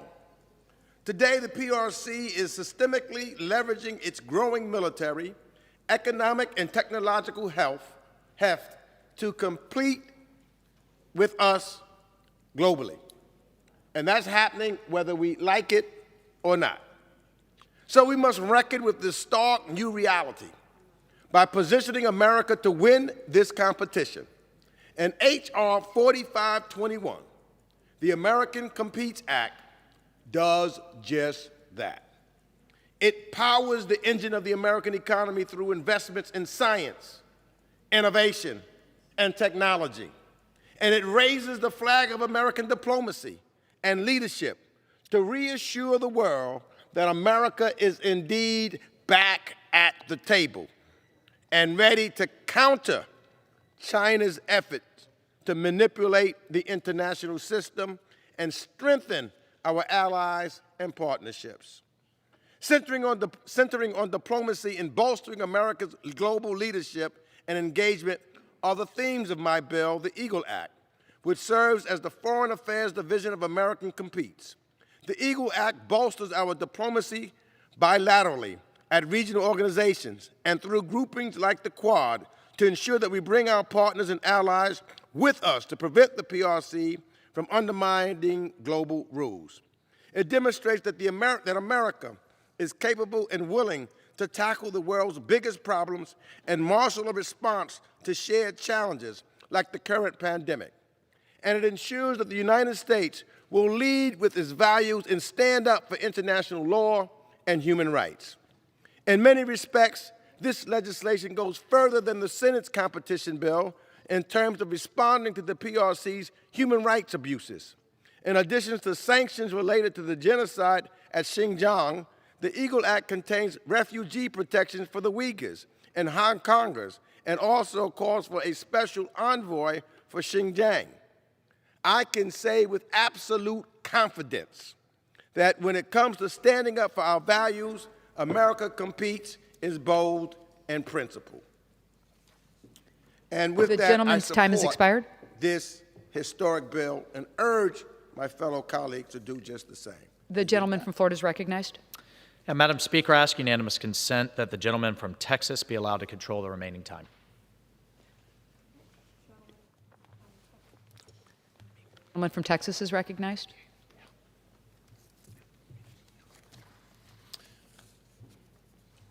Madam Speaker, I'd like to yield 2 minutes to the gentleman from Utah, Mr. Moore. The gentleman's recognized. Thank you. Mr. Speaker, I rise today in opposition to H.R. 4521. I won't let my constituents be fooled by an attempt here to recycle priorities from President Biden's failed Build Back Better plan. While this bill plays a role in formalizing a necessary discussion, and again, you'll hear from my comments that there is large bipartisan support on what we need to do here to address the effects of a great power competition on the American economy. This is a superficial partisan effort that will not properly confront China and will only make inflation work for American families. This pandemic dashed any illusion that the Chinese Communist Party can be a trusted party, a partner for American business, or they will take any accountability when their recklessness results in devastating supply chain disruptions. Enhancement to domestic manufacturing that support American workers and increase global competitiveness are long overdue, but sadly, they will continue to go unaddressed by this bill, because simply this legislation does not require these organizations to re-examine their relationship with the CCP. And in addition, it's another attempt to create a big, large piece of legislation where you can add in a whole bunch of climate change priorities. And the American people, and as I talk to my constituents, they want us to address the issue at hand, not just lump a bunch of things in together. And again, that's what we're doing here by making it a China bill. There is an appetite and desire among many of my colleagues to send a clear message to the Communist Party in Beijing. My constituents want a China bill that confronts intellectual property theft, the genocide of religious minorities, CCP influence in civil society, the antagonism of our allies, and a bill that finally holds the CCP accountable for their covering up of COVID-19. Despite the grave threat our nation faces from the CCP, American ascendancy can be maintained only if we remain the preferred partner across the world and the primary destination for innovators and job creators. Congress can and must do better. Let's get back to work. And I yield back. The gentlewoman from Texas is recognized. Thank you, Madam Speaker. I yield 1 minute to the gentleman from Illinois, Mr. Caston. Thank you, Madam Speaker. I rise today in support of the Competes Act, and I am particularly proud of the House science legislation in this bill, designed to ensure that the Department of the Energy Office of Science, the National Science Foundation, and NIST are well equipped to succeed in the 21st century. It also invests in a STEM workforce for the future to ensure we have the talents to bring all these semiconductor climate manufacturing jobs back home where they belong. And if I could just share a personal story, about 13 years ago, I was building a treehouse in my backyard. And as I was starting, this 6-year-old neighborhood kid shows up behind me with a cute little hard hat and a tool belt and said, "I'm here to help." And my 2009 summer intern, as it were, is now a sophomore at the University of Illinois studying nuclear engineering. His opportunity was made possible in part by investments that were made decades ago in nuclear technology and a test reactor on that University of Illinois campus. That reactor is now at the end of life. It's been shut down, and there are a few other states that have those kinds of opportunities. That's why I look forward to the consideration of my National Nuclear University Research Infrastructure Reinvestment Act in competes with Congressman Foster, Congressman Gonzalez, and Congressman Meyer. It'll enhance the research capabilities of nuclear science and engineering programs, meet the workforce needs of the U.S. nuclear industry, and accelerate the deployment of advanced nuclear technologies in Illinois and across the country. I hope my colleagues will join me in supporting this bill as we develop new generation advanced nuclear energy at our nation's The gentleman's universities. time has expired. The gentleman from Texas is recognized. Yes, ma'am. Madam Speaker, I yield 2 minutes at this time to the gentlewoman from Florida, Ms. Kamak. Gentlewoman's recognized. Thank you, Madam Speaker. Thank you to my colleague from the great state of Texas. I rise in strong opposition to this bill, which would be more appropriately named the America Concedes Act. Heck, we could go so far as to say that this is the American Corruption Act. This bill has nothing to do with countering China or holding them accountable. It's 2,900 pages. 2,900 pages. Have any of my colleagues supporting this bill actually read the bill? I would venture no. I would say no, they probably haven't, because if they had, they would know what was in it, and they would recognize that it's selling us out to China. I, however, have read this bill. I have spent the last couple days pouring through the language and have found egregious provision after egregious provision. And quite frankly, it's infuriating. Just one example is the fact under Section 61008, COVID pandemic measures could be extended until December 31st, 2025. What better way to make Americans dependent on China for critical supplies like PPE than to mandate that we get it from them and make sure that COVID provisions stay in place? Another example is the $8 billion with a B authorization for the Green Climate Fund, which was conceived as a tool for incentivizing developing countries to participate in the Paris Climate Agreement. In practice, this UN fund has done nothing more but distort global energy markets and even encourages corruption. I have an amendment to this bill that would strike the funding, and I urge my colleagues to support that amendment. However, we know that this is more about politics than it is about good policy, so I'm not particularly optimistic. However, I still would encourage my colleagues to support that amendment. Madam Speaker, this bill is misguided. We should stand as Americans and counter China and its rise, support true American innovation. I encourage my colleagues to oppose this bill. It is dangerous and misguided. With that, I yield back. The gentlewoman from Texas is recognized. Thank you, Madam Speaker. I yield 1 minute to the gentlelady from Georgia, Mrs. Baldrow. The gentlewoman's recognized. Thank you, Madam Chairwoman. I rise in strong support of the America Competes Act, a bill that would bolster American leadership in critical economic sectors for decades to come. In addition to necessary provisions to spur American production of semiconductors, the America Competes Act would take action to address supply chain disruptions and shortages. My bill, the Supply Chain Act, is included in this package and would ensure the newly created Office of Supply Chain Resiliency and Crisis Response at the Department of Commerce has the tools it needs to map and monitor critical supply chains, as well as prepare for and respond to supply chain shocks and disruptions. I have heard from families and small businesses and manufacturers in Georgia's 7th District of the challenges presented by supply chain disruptions, especially amidst the pandemic. This package of supply chain resiliency measures will help us to identify and mitigate these disruptions moving forward. In closing, I would like to commend my colleagues for their hard work in assembling this critical legislation. I urge my colleagues on both sides of the aisle to support the America Competes Act, and I yield back. Texas is recognized. Madam Speaker, I stand in strong opposition to what should be called the Concedes Act. Once again, we're voting on a bill that was forced through this chamber in a partisan fashion, and one that lacks the policies needed to bolster our competitiveness and combat the threats from our foreign adversaries. The hard work and the bipartisan collaboration of the Space, Science, and Technology Committee has once again been obliterated so that the left can pass partisan policies. Once again, in a sincere and goodwill attempt to work across the aisle on important policy, I introduced an amendment that would have reauthorized NASA's Enhanced Use Leasing Program for 1 year, a timeline supported by both parties.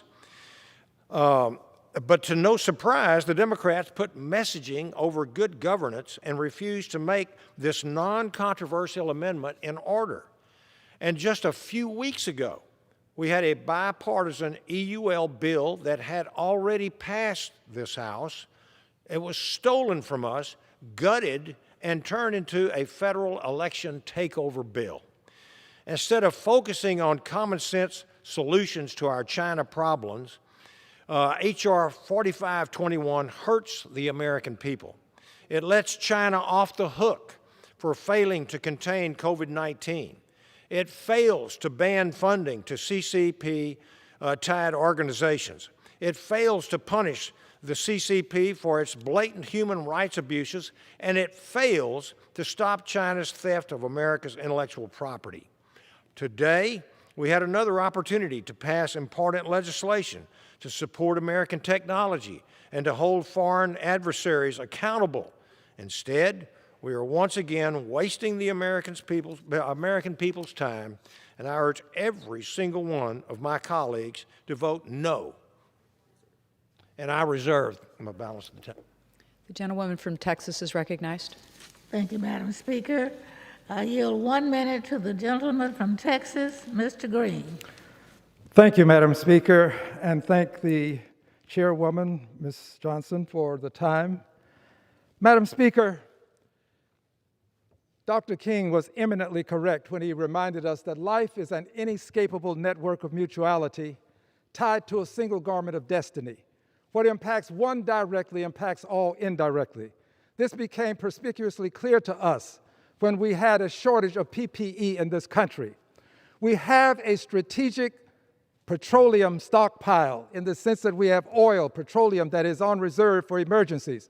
When we pass this bill, we will have a strategic medical supply stockpile, something that is desperately needed, something that this bill will provide, something that I will vote for, and I encourage my colleagues to do so as well. Pass the bill. The gentleman from Texas is recognized. Gentlemen, we reserve our time. Gentleman reserves. The gentlewoman from Texas is recognized. Thank you, Madam Speaker. I yield 1 minute to the gentlelady from Illinois, Ms. Kelly. The gentlewoman is recognized. Thank you, Madam Speaker, and I want to thank Chairwoman Ada Johnson and her committee for all of their hard work. Passing the America Competes Act will help small businesses and ensure the U.S. remains a leader in scientific development. This bill funds STEM programs to develop the next generation of diverse scientists and inventors and funds the CHIPS Act to bring back semiconductor manufacturing to U.S. shores. Companies large and small across industries are confronting new supply chain challenges. In my district, I visited companies like Plockman. They're doing their best to produce delicious mustards despite current production challenges. The Bipartisan Supply Chain Act included in this bill will create an Office of Supply Chain Resiliency and Crisis Response within the Department of Commerce to monitor supply chains of critical goods and materials and mitigate future challenges. I hope my colleagues on both sides of the aisle will support this bill and bring relief to small businesses across the country. I yield back. Gentleman from Texas is recognized. I wish to reserve, please. Gentleman reserves. The gentlewoman from Texas is recognized. Thank you, Madam Speaker. I yield 1 minute to the gentleman from New Jersey, Mr. Pasquale.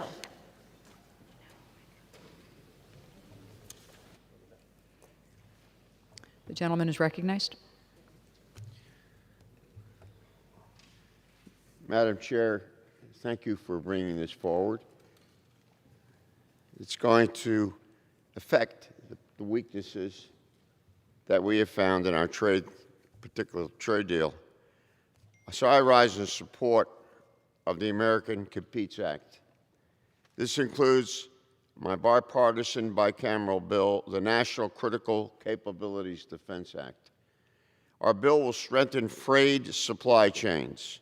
It will stop the bleeding of our industrial might being shipped to foreign adversaries. The Chinese Communist Party government climbed our back to economic power. They are abusing that power to commit genocide, crush democratic norms, and undermine our workers. We must stop our adversaries from leeching off America's economic might to sow discord. It is time to enhance supply chain visibility. We must empower trade that does not undermine American competitiveness. I want to thank Representatives DeLore and Sparks Fitzpatrick also for working on this legislation. I ask unanimous consent that the statements of support for the bill from the AFL-CIO, the Communication Workers of America, the United Steelworkers, and the Alliance for American Manufacturing be entered into the record. Without objection. Thank you, and I yield back. The gentleman from Texas is recognized. I wish to reserve. The gentleman reserves. The gentlewoman from Texas is recognized. Thank you, Madam Speaker. I yield 1 minute to the gentleman from Indiana, Mr. Morvan. The gentleman is recognized.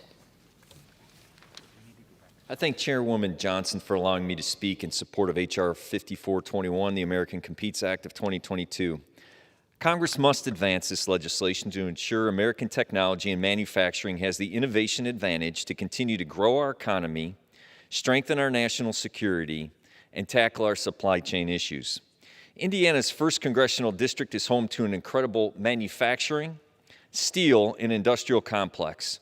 And I want to recognize that my Senate colleague from Indiana, Senator Todd Young, for his initiative on the Senate companion legislation, the Endless Frontiers Act. Our nation has been faced with technology challenges in the past. Today, we have the opportunity to legislate together with our collective interests in mind to protect our workers and lead the world in innovation.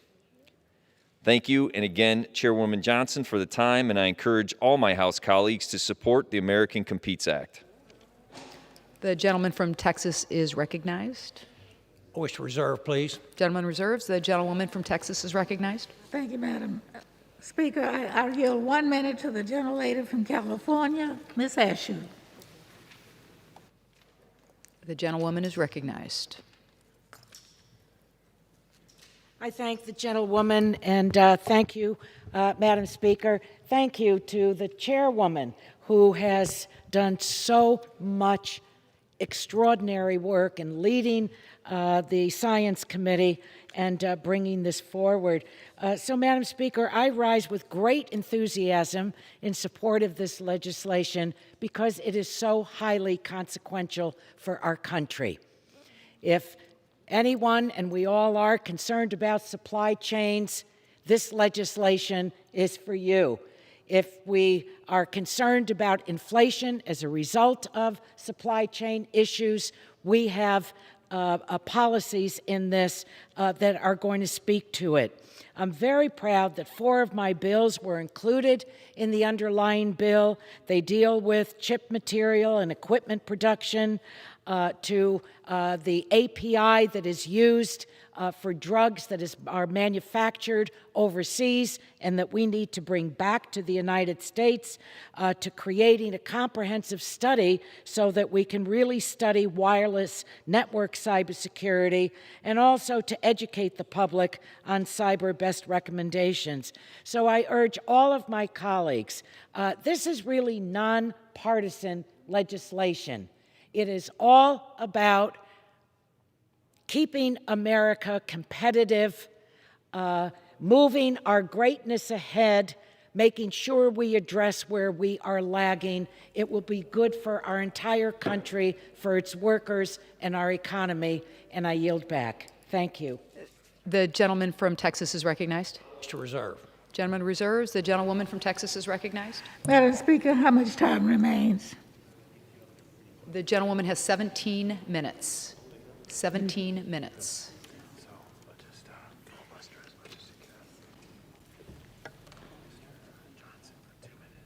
Recognize Mr. Who? Mr. Johnson from Georgia for 2 minutes. Madam Speaker, I recognize Mr. Johnson of Georgia for 2 minutes.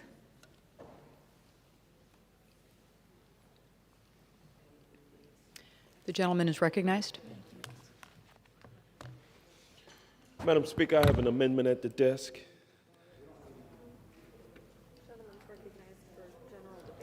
The gentleman is recognized for general debate. Thank you. Madam Speaker, my amendment would help strengthen cybersecurity, improve American competitiveness, and contribute to a more diverse workplace by creating the David Satcher Cybersecurity Education Grant Program, which gives the Commerce Department's National Institutes of Standards and Technology, also known as NIST, the authority to make grants to historically black colleges and universities, and also minority-serving institutions, and schools that serve large numbers of Pell Grant-receiving students. It would help these students promote cybersecurity education and research. We must include more women and minorities, so we are maximizing all the tech talent our country has to offer. We are engaged in a cyber war, and we need all hands on deck. HBCUs are doing some of the most sophisticated and technologically advanced work in our nation, and we should tap into and fully support those institutions to help us win this cyber war. And I urge my colleagues to support my amendment when it comes up. I would also recognize the fact that as I have listened to the debate today on this very important topic from my friends on the other side of the aisle, I've heard a lot of Asian bashing. And it's quite dangerous, Madam Chair, for us to go down that path, stoking the passions of people against other people. This is not about other people. This is about what America can do to put itself in position to protect its supply chains and to make things in America and restore the greatness that this country has.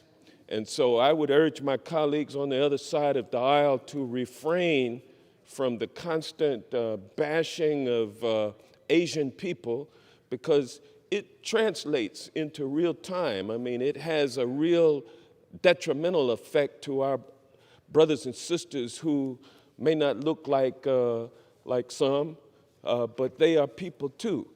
And they are Americans as well.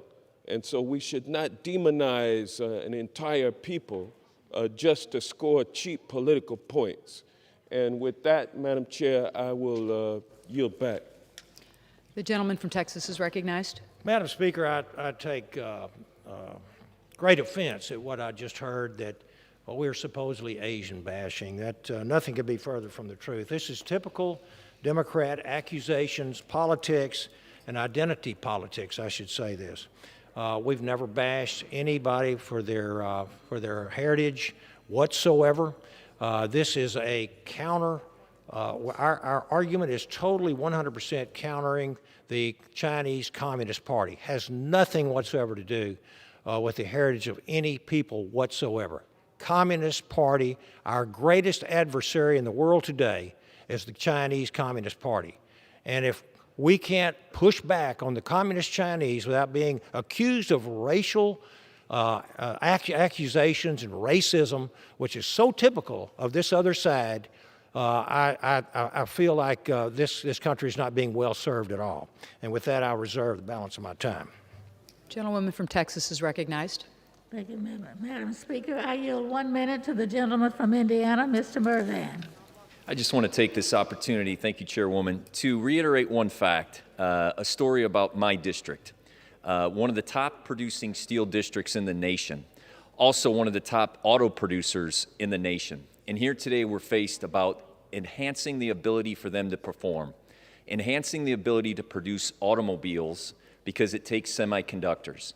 And when we don't have semiconductors, people stop working. And when the auto industry stops working, then the steel industry stops working, and then my district is impacted. Today is vital for a creation of jobs, to protect our nation, and as a national security issue, to be able to correct the supply chain and to be able to produce semiconductors here in the United States.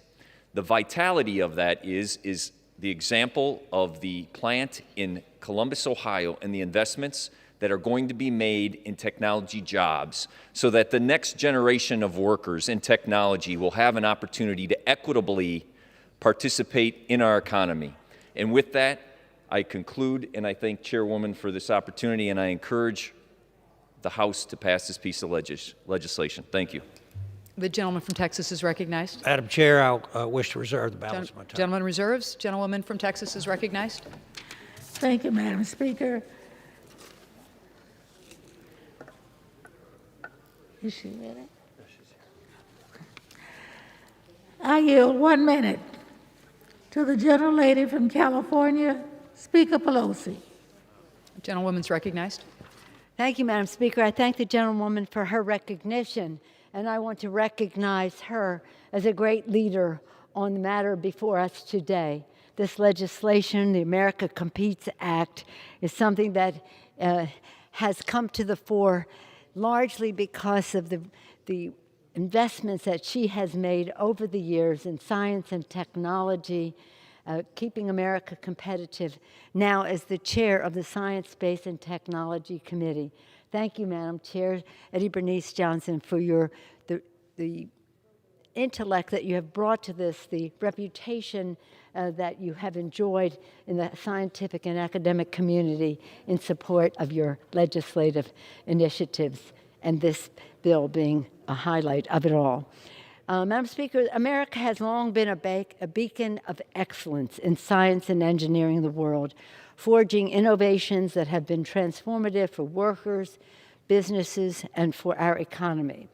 By investing in education and research, we were preeminent. We have been preeminent in the world arena. But a number of years ago, maybe 20, maybe longer, other countries followed our blueprint.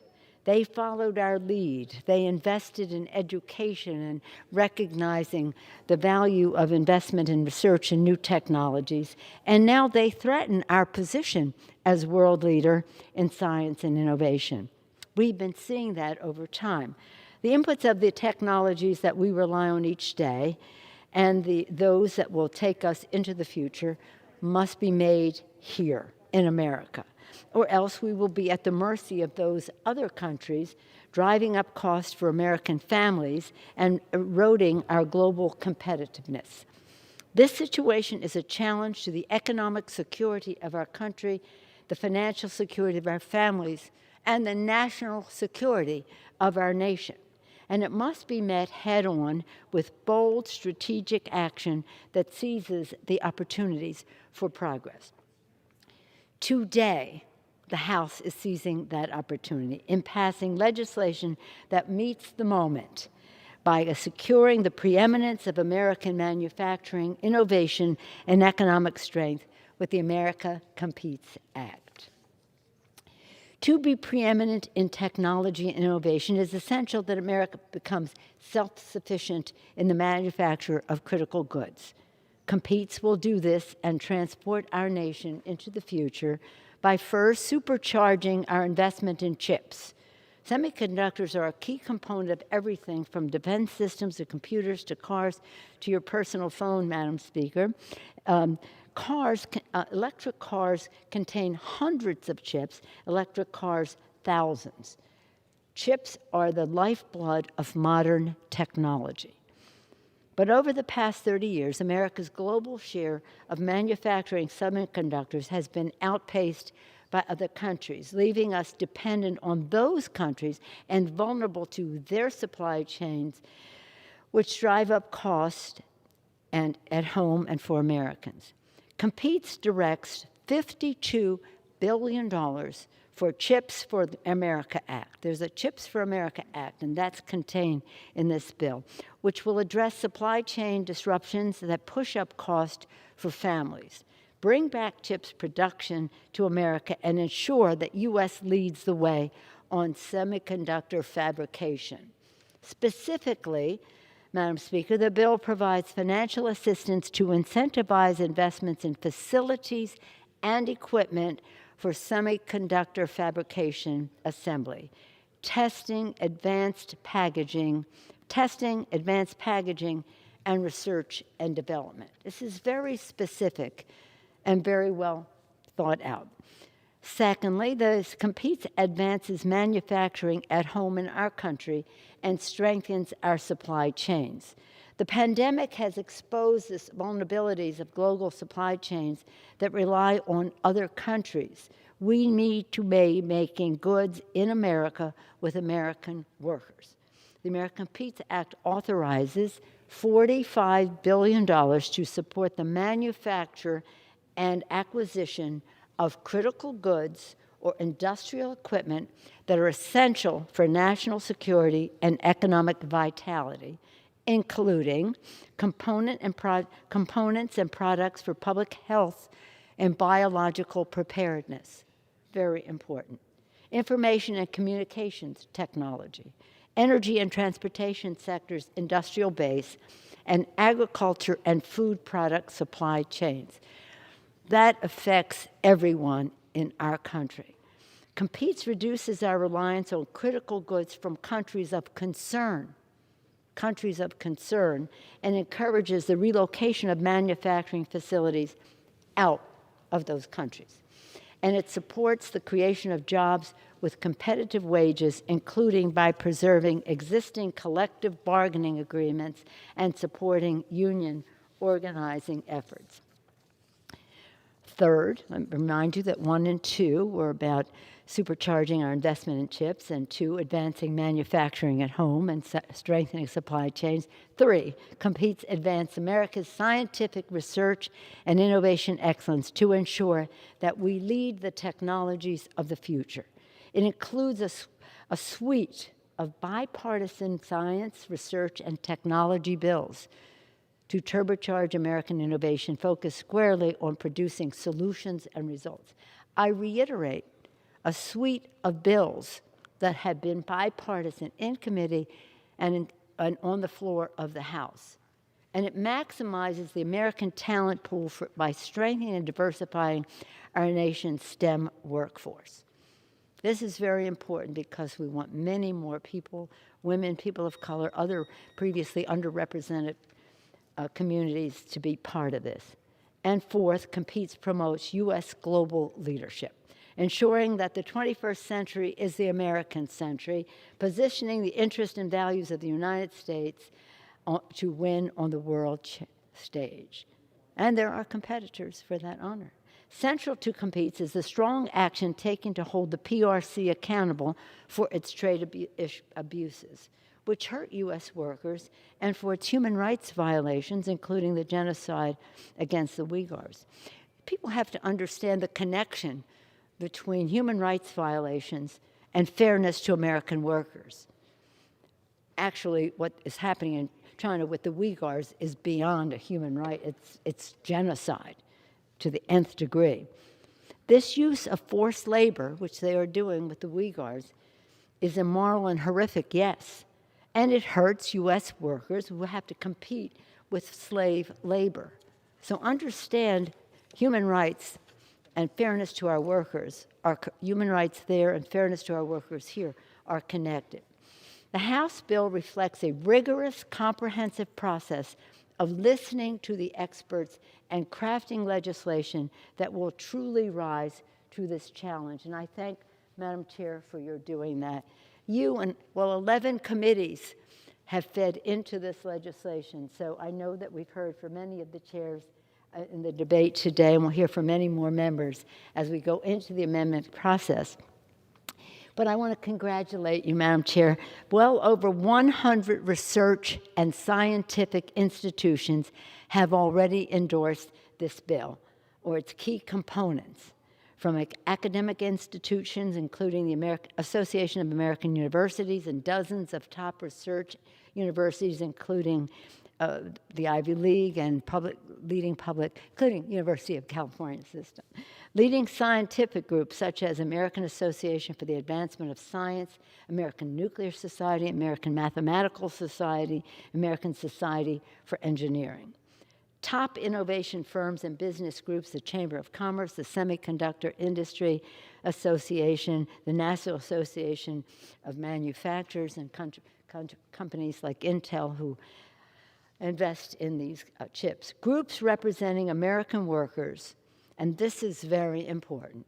Groups representing American workers, led by the AFL-CIO, and I mentioned the Teamsters who write, on behalf of America's supply chain union, they call themselves, I applaud the House Democratic leadership for moving forward with their own legislation that addresses the critical issues of competing with China in a way that benefits U.S. working families for many years to come. I agree with President Biden, their statement says, that America competes will bring manufacturing jobs back home to this country and make America's supply chains more resilient. Competes is built on bipartisan bills, many of which have already passed the House, with overwhelming bipartisan margins, my colleagues, overwhelming bipartisan margins. And that includes the National Science Foundation for the Future Act, the Department of Energy Science for the Future Act, Rural STEM Education Act, Open RAN Outreach Act, Future Networks Act, Strengthening America's Strategic National Stockpile Act, and many more.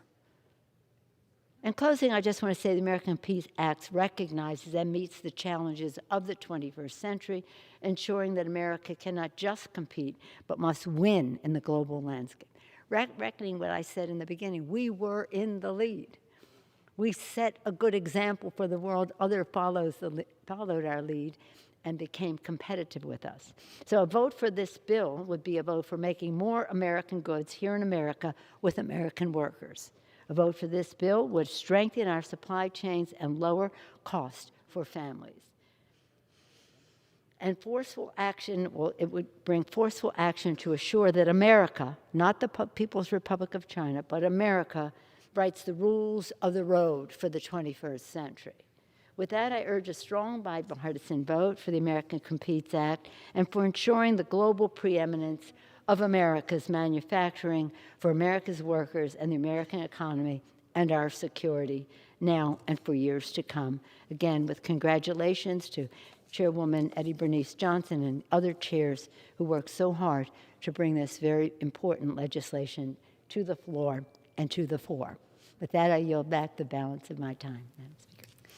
The gentleman from Texas is recognized. To reserve the balance of my time. Gentleman reserves. The gentlewoman from Texas is recognized. Thank you, Madam Chair. I yield 2 minutes to the gentlelady from Texas, Ms. Jackson Lee.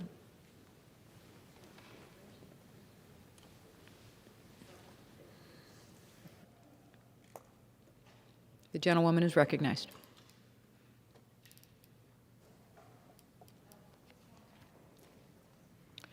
Let me thank the gentlelady, and first of all, I think it is important to say how great it is to have an opportunity to create jobs at the same time that promotes human rights while respecting our fellow Americans, Asian Pacifics. I think it is important that we make that statement, that as we promote this very important legislation, Asian Pacific Islanders and others will also have the respect of this nation because we do believe in human rights.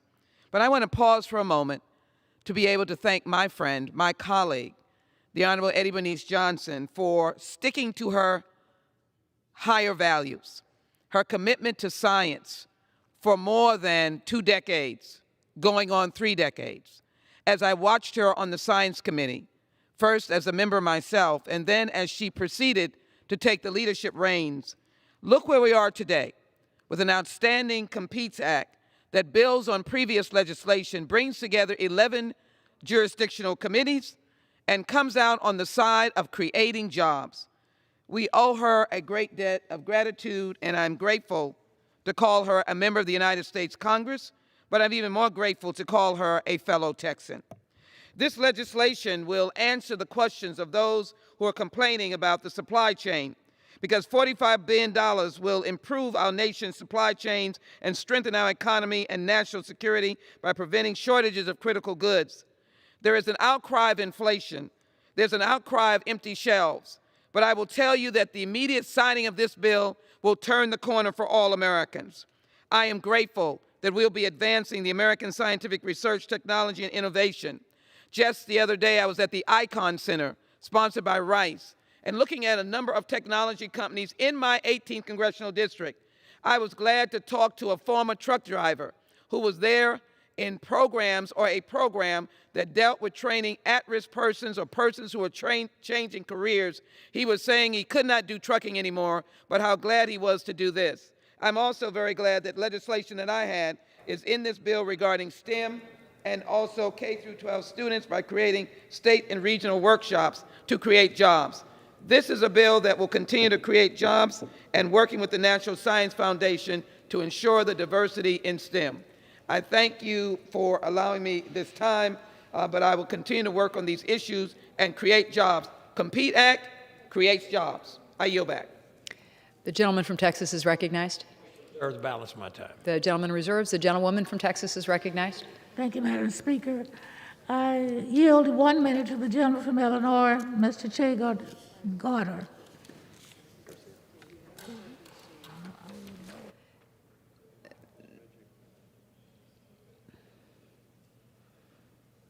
The gentleman is recognized. Thank you, Madam Speaker, and thank you, Chairwoman Johnson. I rise today in support of the America Competes Act. Look, we've heard a lot about competing with China on the global stage, and I strongly agree that we have to invest in American innovation. But what does innovation mean if the technological development and economic growth leave everyday people behind? To truly compete, we must take a hard look inward. Our economy is built on the backs of many low-wage workers, many of them being Latino, Black, and immigrant, like my neighbors in Chicago. How can we compete globally as inequality rises, our healthcare system crumbles, and the middle class remains out of reach for millions? I support the America Competes Act because it puts a focus on where it needs to be, on investing in communities. The bill strengthens our supply chains, builds sustainable technologies, includes people from diverse backgrounds and in the STEM field, and protects and expands living wage jobs. It's about real access to opportunity so more Americans can share in our country's wealth because our people are our strength. I yield back. The gentleman from Texas is recognized. Wish to reserve the balance of my Gentleman time. reserves. Gentlewoman from Texas is recognized. Madam Speaker, how much time do we have? The gentlewoman has 10 minutes left. Thank you. I yield 1 minute to the gentlelady from California, Ms. Spear. The gentlewoman is recognized. Madam Speaker, thank you. And to the chairwoman of the committee, thank you for this bold legislation, and thank you for your legacy of service. Members, we cannot rest. We cannot be asleep at the switch. The countries that innovate and commercialize new technologies the fastest will be able to set the political, military, and economic agenda for the 21st century. We must prevail. The global microchip shortage is only a symptom of a broader challenge, which is that the United States' share of global semiconductor production has fallen from 37% to just 12% over the last 30 years. President Putin recently said, "The country that becomes the leader in AI will reign the world." Think about that. It's all about artificial intelligence. In the field of AI, China now surpasses the United States in the global share of research papers and consistently files more AI patents than any other country. The America Competes Act will reset our focus. We need to invest in research, we need to invest in application, and we need to invest in talent. The decline in American technology, innovation, and competitiveness is a national security challenge. We must avoid it. I yield back. The gentleman from Texas is recognized. Wish to reserve the balance of my time. Gentleman reserves. Gentlewoman from Texas is recognized. Thank you, Madam Speaker. I yield 1 minute to the gentlelady from Ohio, Ms. Capter.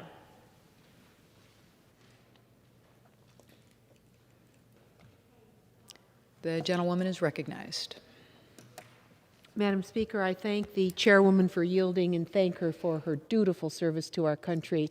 What a legacy to leave for the American people. Congratulations. I rise today to highlight two amendments I have offered to the America Competes Act. The first ensuring that innovative startups in our Great Lakes region, our freshwater industrial heartland, are prioritized when federal support is awarded to accelerate the commercialization of clean energy technology.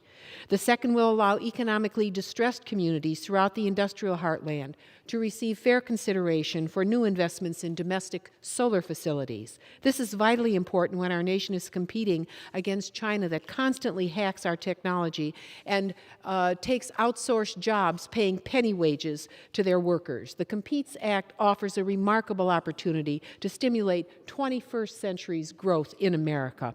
And we must make sure these investments reach down to the communities that have been outsourced of jobs and not always receive their fair share in compensation. My amendments will allow Great Lakes communities to receive the resources they deserve as they labor to make, build, and grow that which makes, builds, and grows America. I ask for support of these amendments and yield back. The gentleman from Texas is recognized. Wish to reserve. Gentleman reserves. The gentlewoman from Texas is recognized.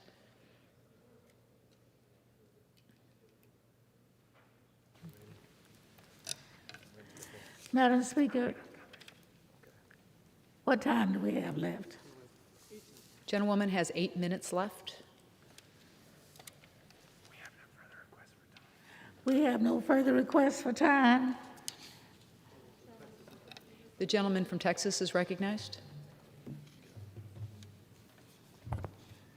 Thank you, Madam Speaker. I yield myself as much time as I may consume. During the past 2 hours of debate, you've heard my colleagues mention dozens and dozens of flaws in this bill, and they haven't even covered all of them. There's an excessive transfer of taxpayer dollars to international climate slush funds with no guardrails preventing that money from going to China, our greatest adversary today. There's a dramatic expansion of the Treasury's authority, giving them unchecked power to block Americans' digital currency payments worldwide. There's the permanent extension of the health care tax credit for trade adjustment assistance beneficiaries with no justification. There are Solyndra-style loan guarantees. It seems like this bill has everything in it except for the one thing that it desperately needs: a focus on countering the growing danger we face from the Chinese Communist Party. There is no question in my mind that the Chinese Communist Party is the greatest threat that we face as a nation today. I was very proud to work on bipartisan House Science Committee legislation to make America more competitive and more secure. I had high hopes that we could take our proposals, which passed the House with broad bipartisan support, and conference them with the Senate to create a strong strategic approach for America's continued technological growth and global competitiveness. Unfortunately, the Speaker had other priorities, and instead of moving forward on a true China bill, she created a massive Christmas tree with unrelated liberal priorities hung from every branch like ornaments. We cannot afford this partisan gamesmanship. The threat is too real for the American people and our national security. I urge my colleagues to oppose this bill, and I yield back. The gentleman yields back. The gentlewoman from Texas is recognized. Thank you very much, Madam Speaker.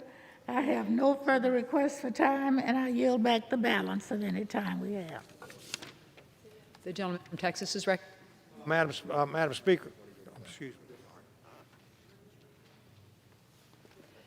All time for debate is expired. Each further amendment printed in Part D of House Report 117-241, not earlier considered as part of amendments en bloc pursuant to Section 8 of House Resolution 900, shall be considered only in the order printed in the report, may be offered only by a member designated in the report, shall be considered as read, shall be debatable for the time specified in the report, equally divided and controlled by the proponent and an opponent, may be withdrawn by the proponent at any time before the question is put thereon, shall not be subject to amendment, and shall not be subject to a demand for division of the question.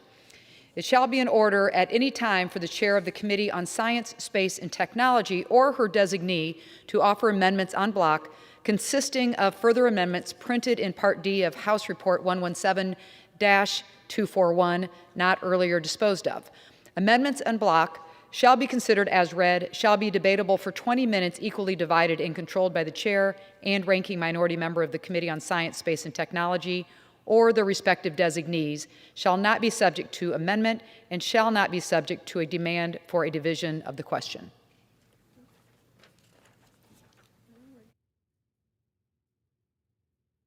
For what purpose does the gentlewoman from Texas seek recognition?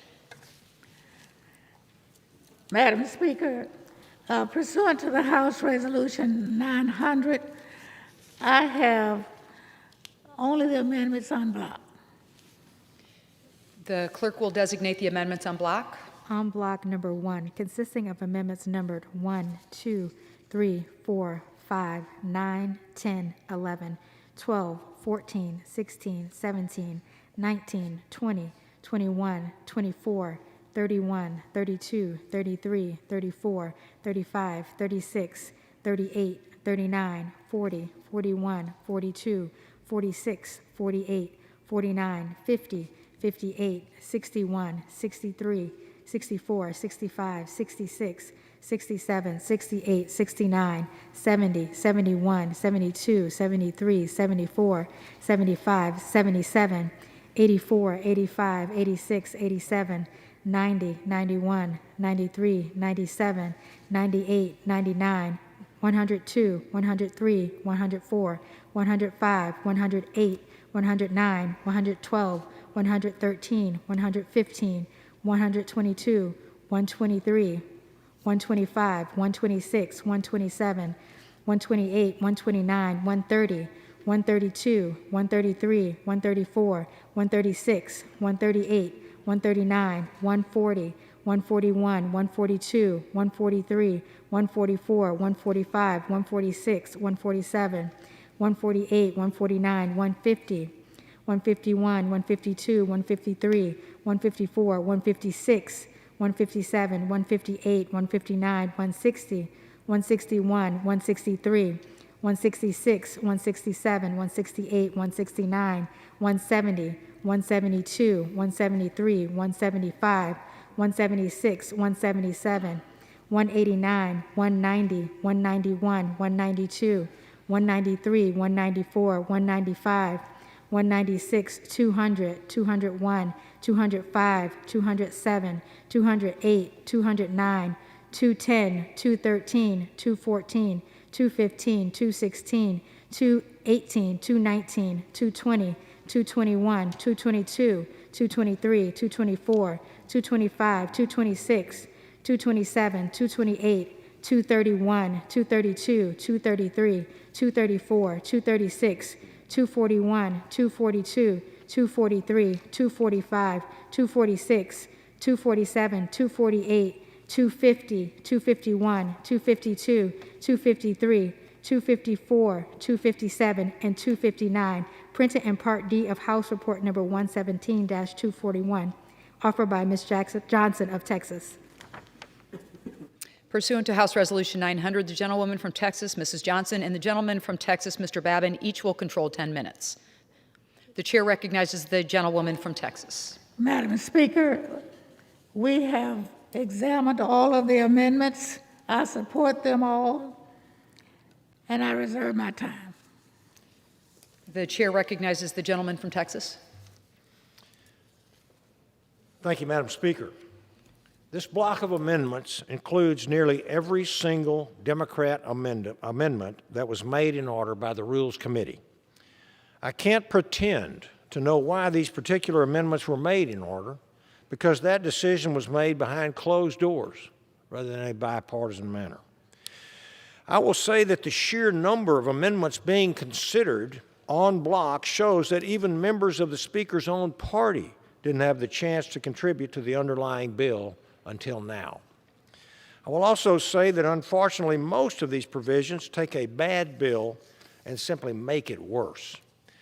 These amendments add studies on declining salmon populations, directs USDA to research fake meat, and establishes an entirely new institute to focus on zero-emission locomotives. Whether or not any of these are worthy policies, I think we can all agree that they do not belong in a legislative package meant to address the threat of the Chinese Communist Party and to make America more competitive globally.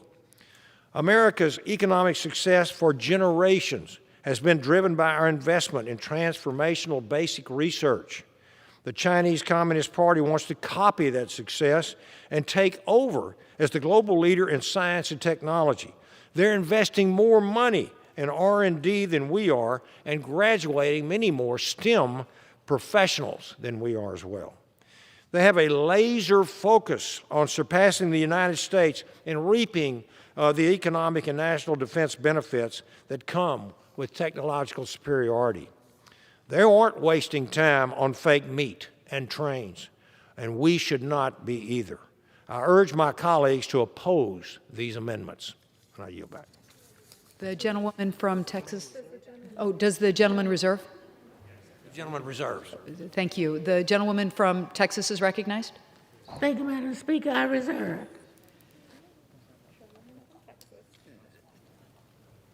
The gentleman from Texas is recognized. We reserve. We have no more requests for time. We have no more requests for time. I move passage. Thank you. The gentleman from Texas is recognized. We have no requests. We have no requests Okay. for time either. The gentleman is recognized closed. Where's the close? I yield back. The gentlewoman from Texas is recognized to close. I yield back. To House Resolution 900, the previous question is ordered on the amendments en bloc offered by the gentlewoman from Texas. The question is on the amendments en bloc. Those in favor say aye. Those opposed say no. In the opinion of the chair, the ayes have it. The en bloc amendments are agreed to. Without objection, the motion. The gentleman from Texas has requested a vote pursuant to Section 3S of House Resolution 8. The yeas and nays are ordered pursuant to Clause 8 of Rule 20. Further proceedings are postponed. Two more on blocks, right? Are we supposed to have closed?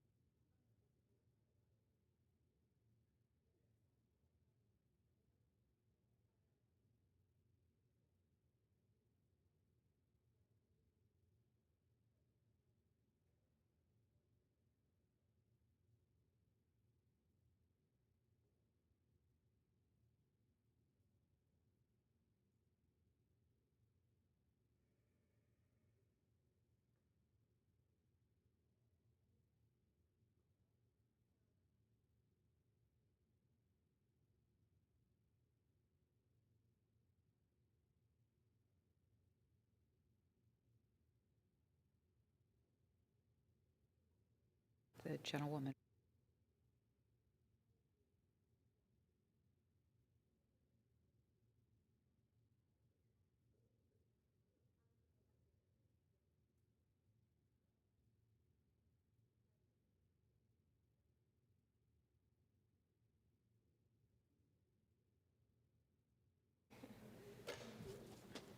For what purpose does the gentlewoman from Oregon seek recognition? Madam Speaker, as a designee of Chairwoman Johnson pursuant to House Resolution 900, I offer amendments in block. The clerk will designate the amendments en bloc.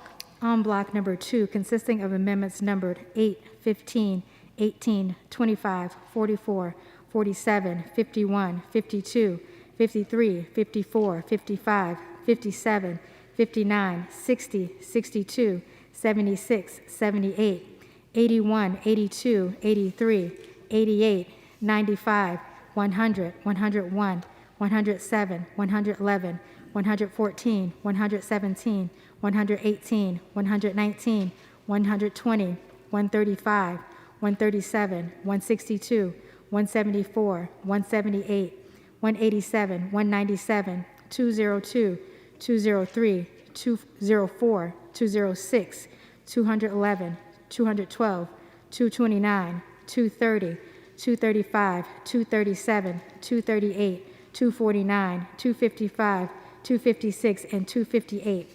Printed in Part D of House Report Number 117-241, offered by Ms. Bonamici of Oregon. Pursuant to House Resolution 900, the gentlewoman from Oregon, Ms. Bonamici, and the gentleman from Texas, Mr. Babin, each will control 10 minutes. The chair recognizes the gentlewoman from Oregon. Thank you, Madam Chair. I yield myself 1 minute. So recognized. Thank you, Madam Chair. This is a package of en bloc amendments that are bipartisan. It includes the amendment that I offered with Representative Gonzalez-Colon and Representative Posey for the Federal Ocean Acidification Research and Monitoring Act, which is very important to address ocean acidification, and also the amendment that I offered with Mr. Posey to create an interagency work group on blue carbon led by NOAA to oversee the development of a national map of blue carbon ecosystems. This package of amendments will improve the very important Competes Act, and I urge its passage. Thank you, and I yield back. Excuse me, Madam Speaker, Does the gentlewoman I reserve my time. The gentleman from Texas is recognized. Thank you, Madam Speaker. I yield myself as much time as I may consume. This block of amendments we are now considering includes 51 bipartisan provisions that were handpicked by the Rules Committee and Democrat leadership out of more than 600 amendments that members submitted for consideration. I appreciate these members taking a page out of the Science Committee's playbook and working across the aisle to try to move these provisions forward. If the entire bill had been done in this way, we'd certainly have a more focused and effective legislation that could have garnered bipartisan support. This block of amendments includes several provisions that have gone through the proper channels of being marked up and reported out of the committee. Unfortunately, it also includes provisions that have not gone through regular order. Members weren't given the opportunity to review, improve, and vote on these policies in committee. Having a Democrat and Republican co-sponsor an amendment does not mean that they are fully vetted or bipartisan either. But by tossing together a massive partisan package, the Speaker has made it clear that she does not value regular order. And by ignoring regular order, she has limited member input. And so members feel the need to take advantage of any opportunity to move their priorities, even if they have nothing to do with increasing our competitiveness with China. Much like the expansive jurisdictional reach of this legislation, this block of amendments is simply a smorgasbord of policies, and they would best be considered individually rather than en bloc.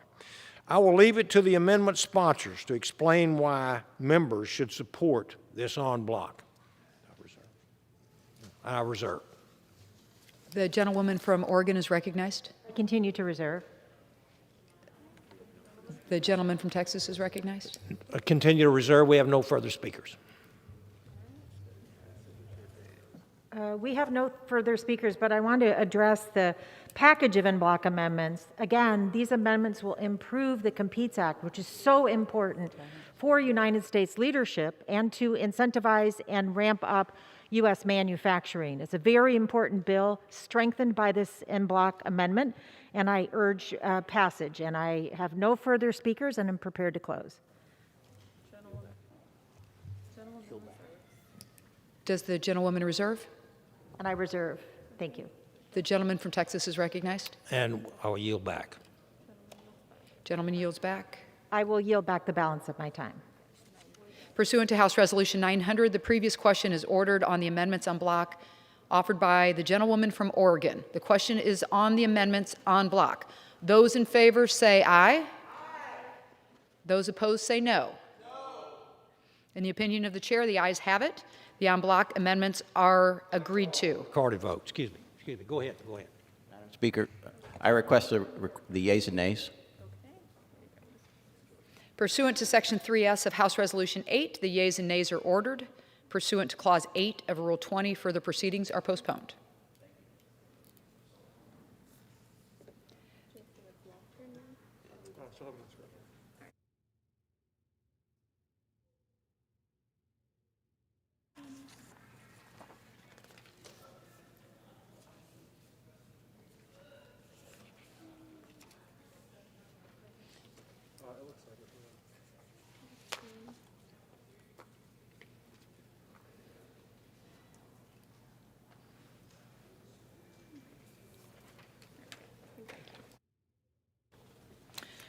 For what purpose does the gentlewoman from California seek recognition?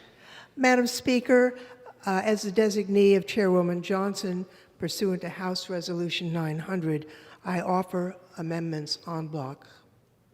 The clerk will designate the amendments en bloc. On block number 3, consisting of amendments number 6, 7, 13, 26, 27, 28, 29, 30, 37, 45, 79, 80, 92, 94, 96, 106, 110, 116, 121, 155, 164, 165, 180, 181, 182, 183, 185, 186, 188, 198, 199, 217, 240, 244, and 261, printed in Part D of House Report Number 117-241, offered by Ms. Lofgren of California. Pursuant to House Resolution 900, the gentlewoman from California, Ms. Lofgren, and the gentleman from Texas, Mr. Babin, each will control 10 minutes. The chair recognizes the gentlewoman from California. Madam Speaker, I yield myself 1 minute. So granted. Madam Speaker, these amendments, although I'm sure offered in good faith, diminish the value in the underlying bill. Not only the underlying bill, but the bipartisan amendments just adopted or that we will adopt tomorrow or Friday. I urge my colleagues to oppose these amendments and reserve the balance of my time. The gentlewoman reserves. The gentleman from Texas is recognized. Thank you, Madam Speaker. This block of amendments includes nearly every single Republican amendment that was made in order by the Rules Committee. Out of more than 600 amendments submitted to rules, only 37 Republican amendments were made in order. There is no rhyme or reason to which amendments were accepted and which were rejected. I want to be very, very clear that I do not support the underlying legislation here, but that said, the amendments being considered in this block were the only chance that most Republican members have had to have any impact at all on this massive, nearly 3,000-page bill. Because so few committees held markups or bipartisan discussions in their provisions in this bill, there have been very few opportunities to review or revise this legislation. Among this block of amendments were safeguards, improvements, and cost-saving measures. My colleagues, Representatives Garcia and Burgess, authored an amendment that would prohibit the massive climate change provisions in this bill from taking effect until the Secretary of Energy can certify that they will not reduce our energy independence.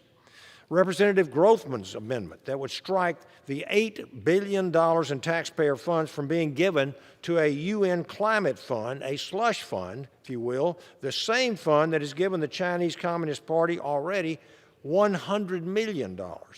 And Representative Bice's amendment would demand accountability from the administration before allocating any funding to this fund. And Representatives Jimenez and Burgess would require the Secretary of Energy to ensure that no provisions in this bill will raise energy costs for Americans. Unfortunately, Madam Speaker, these amendments improve on the underlying legislation but cannot ultimately fix this legislation. So while I urge my colleagues to vote for these amendments, I remain opposed to this sprawling partisan bill, and I reserve. Gentleman reserves. The gentlewoman from California is recognized. I would reserve. Gentlewoman reserves. The gentleman from Texas is recognized.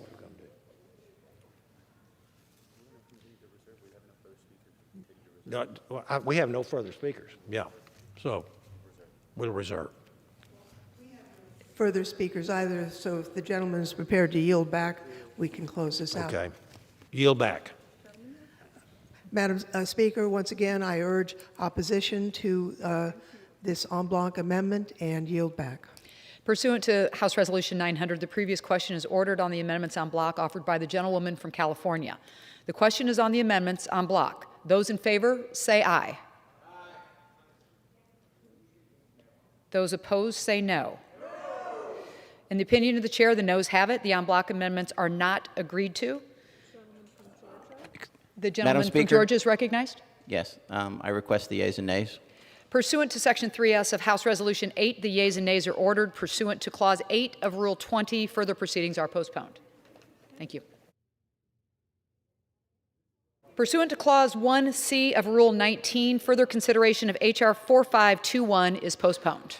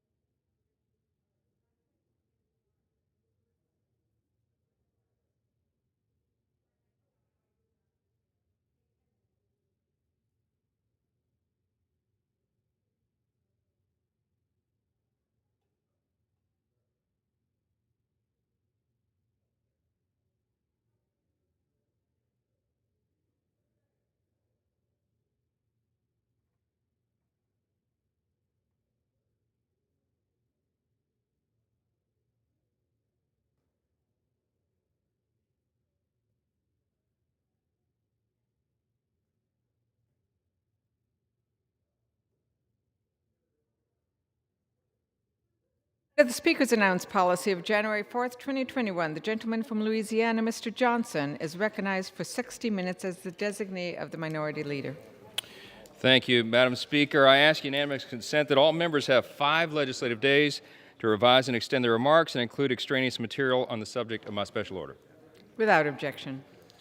Thank you, Madam Speaker. Once again, an opportunity for bipartisan work on behalf of the American people has been blocked by the House Democrat leadership. Madam Speaker, you might have seen last year, the Senate passed a bipartisan bill to help counter the rise of China. And we all recognize that this is the existential threat of our generation. The rise of China is something that should keep all of us up at night, and we ought to be acting upon it. And you might have also seen this year that the House was negotiating in good faith a companion bill to that Senate bill that passed in bipartisan fashion last year. But that was all before the rug was pulled out from underneath all of us by the House Democrat leadership just a few days ago. And it's as if the Democrat leadership here has forgotten how a bill becomes a law. Now look, these are the facts. There is not a mandate for radical legislation here. In the election cycle of 2020, what we got was a divided House. We got a divided Senate. The Senate is 50-50. The House, the Democrat majority in the House, has the slimmest margin since World War II.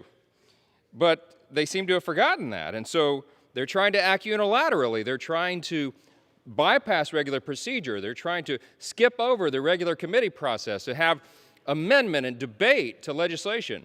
And they're defying the opportunity for Republicans to work with our colleagues to address these great crises. And so we're here to remind the American people tonight, my colleagues will be speaking over this hour, that there is a failure going on here, and there are huge consequences to that for the American people. And of course, the failures are not limited to what's happening in this chamber. It's the Biden administration itself. And so we'll be talking about these crises tonight. My colleagues will come up one by one, representing people from all across the country, to talk about these great dilemmas that we're facing, unprecedented crises because of the policy choices and the actions of the White House and the Democrat leadership in Congress. One of those that we'll be talking about tonight is the passivity that we've seen in addressing the border crisis. Madam Speaker, I was in my office for the last couple of hours, got multiple calls from constituents back home who are deeply concerned about what they're watching play out on the television, on news every night. They are seeing the border completely overrun. They're seeing the number of illegal crossings at the border, which has risen faster, at a faster rate under President Biden than at any time in recent history. And the result is truly catastrophic for the country.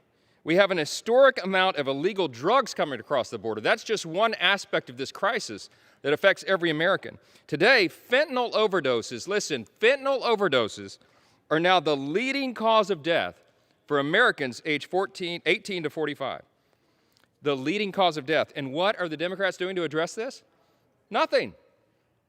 They're not allowing us to do anything about it because we can't move our legislation. And so we are here to talk about this issue, to raise the alarm, to let the American people know what it is we're facing. The Biden administration is asleep at the wheel when it comes to their number one job. The first job is to keep this country safe, to secure our borders, to maintain our sovereignty, to protect the American people. And listen, if you're an independent voter, it's becoming very clear that these Democrats cannot be trusted to fulfill even the most basic functions of government at any level. Many public schools remain closed or they're operating part-time. Defunding and demonizing police is leading to crime in our streets, and many Americans can't even get their own tax returns or Social Security checks or veterans benefits because of the Biden administration's federal government staffing policies. Democrats like to call themselves the party of competent government, but it is obviously clear to everyone who's paying attention that the last 12 months have shown us that unified Democrat control is just incompetent.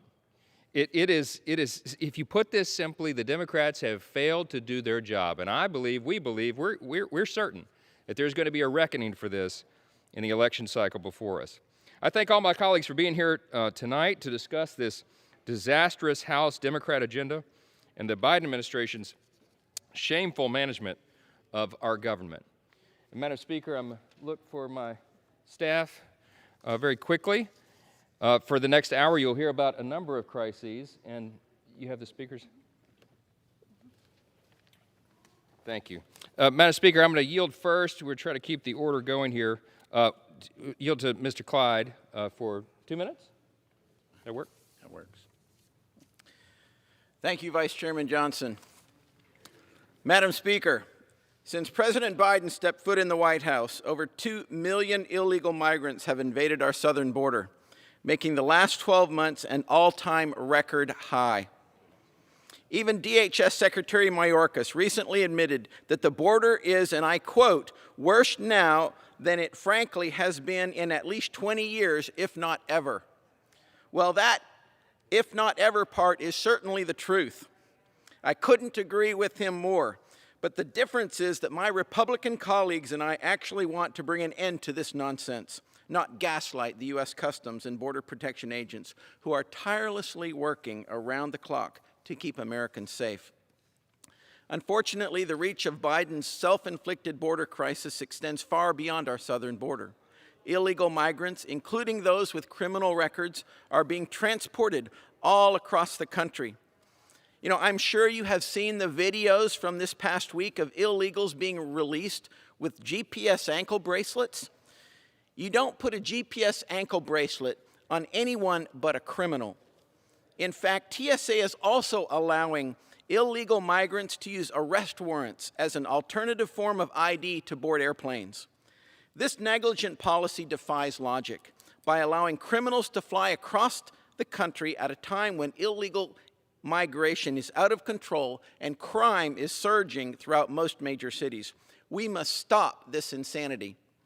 Shame on the Biden administration for putting illegal migrants, human traffickers, drug smugglers, dangerous criminals, and terrorists above the American people. It's long past time that we put an end to this chaos and lawlessness. Mr. President, what will it take to shut down the illegal border crossings? America is waiting for your answer, sir. Thank you, and I yield back. I thank my good friend from Georgia, and you're right, the American people are still waiting, and it appears that they will have to wait much longer if we're relying upon this White House. Madam Speaker, I'm delighted to yield 2 minutes next. The gentleman from Texas, Dr. Babbitt. I sincerely thank my friend and neighbor from Louisiana, Mr. Johnson. My Democrat colleagues have made it absolutely crystal clear that they have no intention of holding Communist China accountable for anything, whether it's stealing our intellectual property, flooding our colleges with communist propaganda, committing academic espionage, or unleashing COVID-19 onto the world. This malicious regime does whatever it wants to, and with zero consequences. Most shocking of all is that much of their treacherous behavior is being covered up by the Democrat Party, who are more interested in Beijing's success than our very own American success. Let's be clear. The American Competes Act is not about contending with China. It's about surrendering to the Chinese Communist Party. While our country deteriorates from skyrocketing inflation, raging crime, open borders, crumbling supply chains, over 100,000 American deaths from overdoses on Chinese fentanyl, the Democrats spend their time empowering our adversaries with bad policies and American tax dollars. Democrats claim to care about human rights, but they will not make the Chinese Communist Party answer for its atrocities against the Uyghurs. Democrats prioritize climate change above everything else, but make no effort to call out China, the world's biggest polluter. Democrats fight to keep the COVID-19 in the spotlight, but refuse to hold a single hearing about the virus's origins. Shameful. The list goes on and on. Americans can see this hypocrisy, and as my friend from Louisiana said, there will be a reckoning this coming November. And the American people deserve better from those that they elect to keep them safe. And with that, I yield back.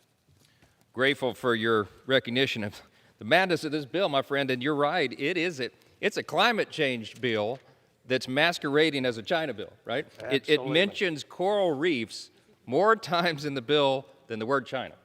Didn't that say enough? Thank you. Thank you for those comments, my friend.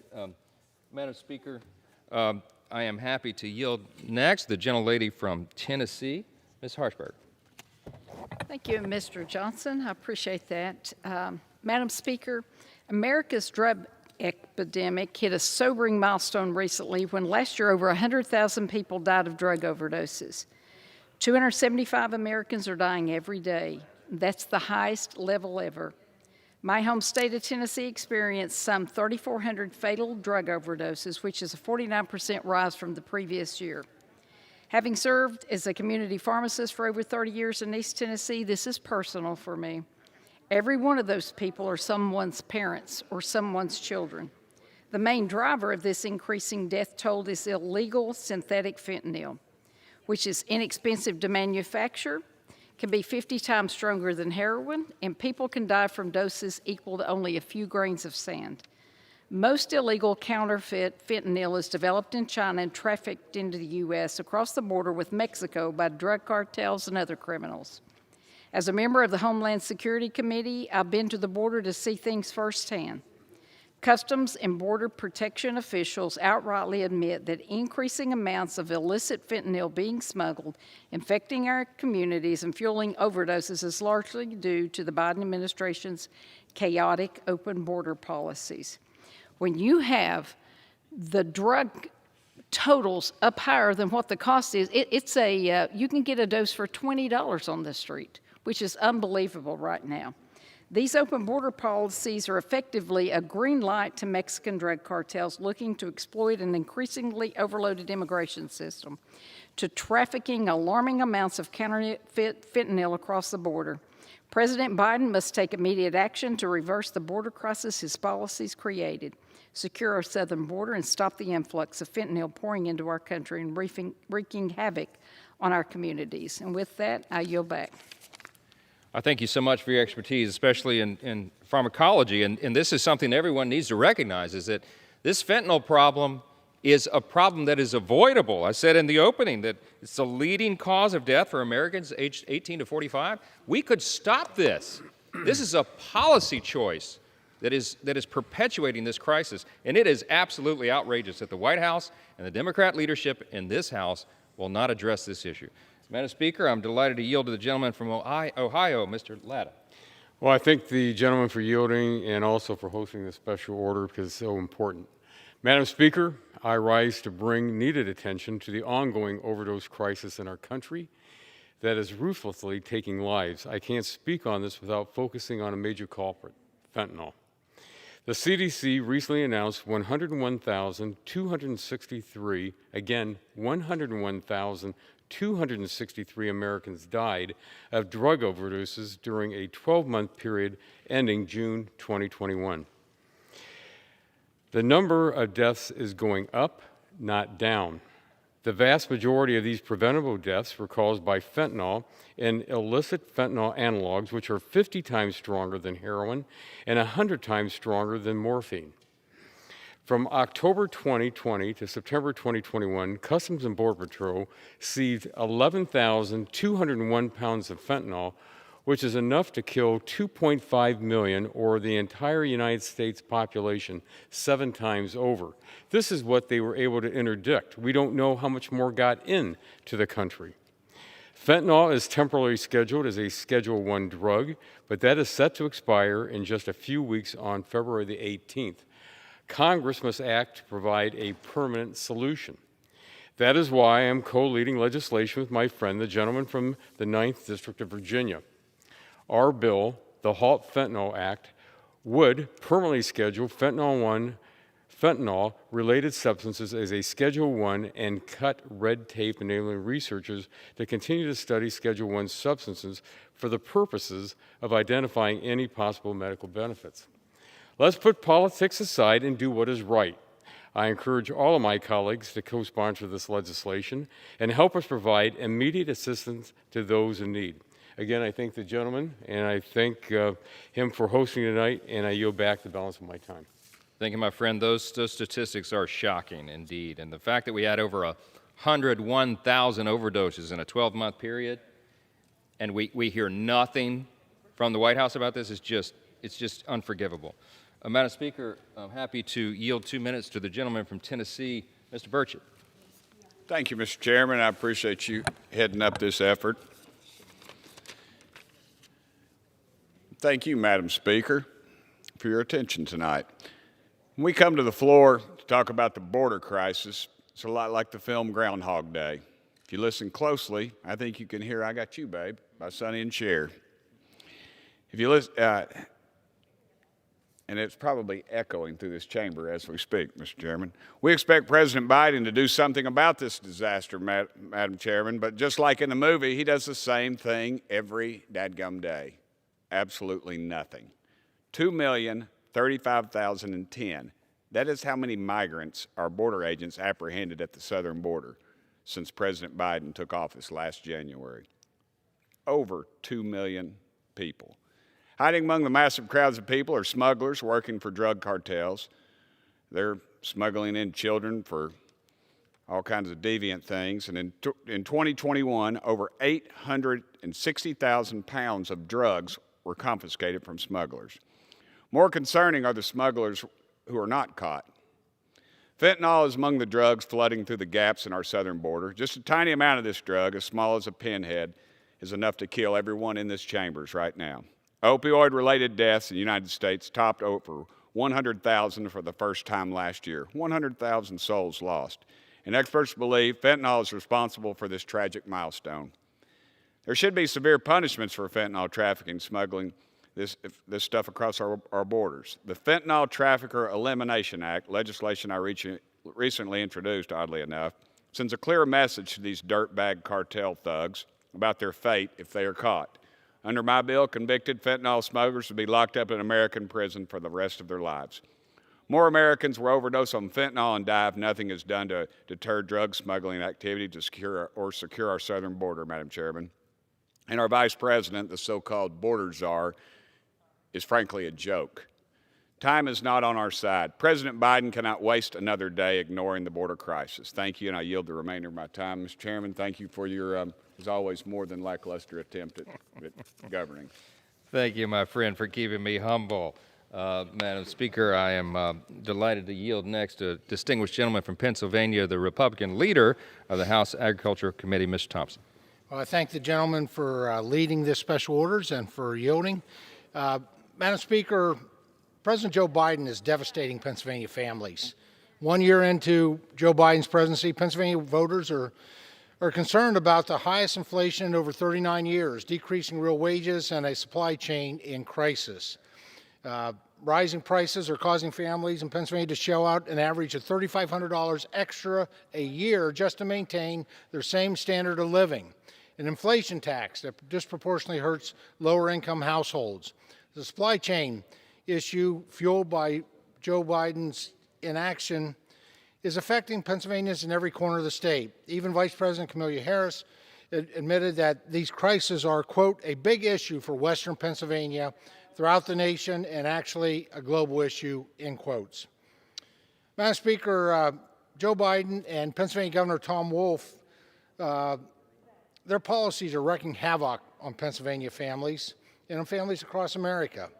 Their authoritarian mandates have created a labor shortage that is wreaking havoc on Pennsylvania's economy. Pennsylvania is in the bottom half of states for the percentage of lost jobs recovered from the coronavirus pandemic.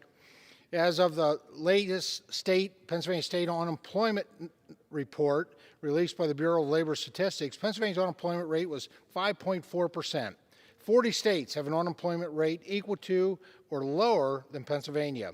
December's Consumer Price Index rose by 7% compared to last year. This is the largest annual increase in over 39 years.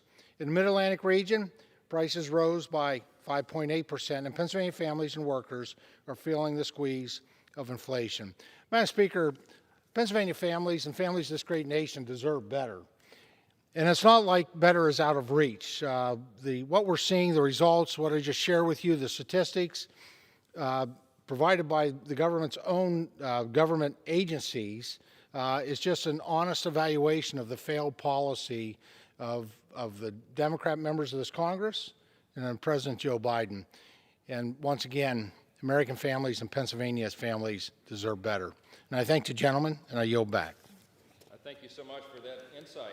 And you've been in Congress a while, and you've seen a lot of leadership come and go. But I tell you, what we're having right now is causing these crises. Again, these crises are created and perpetuated by bad policy choices, and it is hurting the American people. Madam Speaker, I am delighted to yield to another gentleman, a lot of seniority in Congress, gentleman from West Virginia, Mr. McKinley. Thank you. And thank you, Madam Speaker. My question, why hasn't Speaker Pelosi called for a vote on the Halt Fentanyl Act, which would make the dangerous fentanyl derivatives illegal and permanent? Look, drug overdoses from fentanyl and derivatives have skyrocketed, hitting a tragically high level.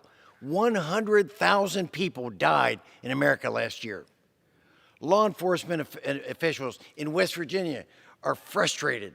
From Clarksburg, Parkersburg, Martinsburg, they're all saying the same thing, Madam Speaker. Enough is enough. A slap on the wrist, and these fentanyl dealers are back on the street, pushing their deadly poison into the hands of our children. What is Speaker Pelosi waiting for? Close the border. Put traffickers in jail. Increase sentences for dealers. Keep them out of our neighborhood. Madam Speaker, enough is enough. Children are losing their mothers. Wives are losing their husbands. Parents are losing their children. How many more people will lose their lives from fentanyl derivatives before Congress, the Democrats, take action on this legislation? I'll say it one last time. Enough is enough. I yield back. Thank you for that, Mr. McKinley. And West Virginia is a long way from the southern border, but these drugs make it all the way across the country, and it affects everyone in one way or another. We all know people who've lost their lives because of this overdose. Thank you for that insight. Madam Speaker, we'll go from West Virginia to the other side of the country, to California. I'm delighted to yield the gentleman, distinguished gentleman who has served his country so valiantly, Mr. Garcia. Thank you, Mr. Chairman. Madam Speaker, the Chinese Communist regime under Chairman Xi is certainly our greatest opponent. Chairman Xi's vision and mission is to eliminate the United States by 2050, and his investments are aimed towards this end. The CCP is not on our team, and we should not encourage competition from China, as the White House has stated. In many domains, they are outpacing us in lower altitude hypersonic weapons development, in the advancement and proliferation of high altitude nuclear ICBMs such as the DF-41, in the space domain, in the cyber domain, in shipbuilding. They are currently building 2 ships per month. In the construction and networking of UAVs or unmanned aerial vehicles, in the advancement of low observable fighter jets, both in terms of capacity as well as capability. China certainly is our greatest threat. They are not on our team, and their progress and their advantages are designed to be used against us in a coordinated fashion in all of those domains. But the single biggest threat to our nation is not China alone. It is our own weaknesses within. Weaknesses from people who are supposed to be on our team. Weaknesses from those who seek to cooperate and profit from the CCP's behavior that ultimately enables the CCP in their atrocities. Those who may chastise the CCP with Twitter posts, but in the same day enable them with joint ventures. Small words compared to large supporting investments or bills, such as the one brought to the floor this week. This is exactly what Chairman Xi wants: big carrots and small sticks. We must disentangle all of our interests from China, but above all things, we must disentangle our corporate interests from China as soon as possible.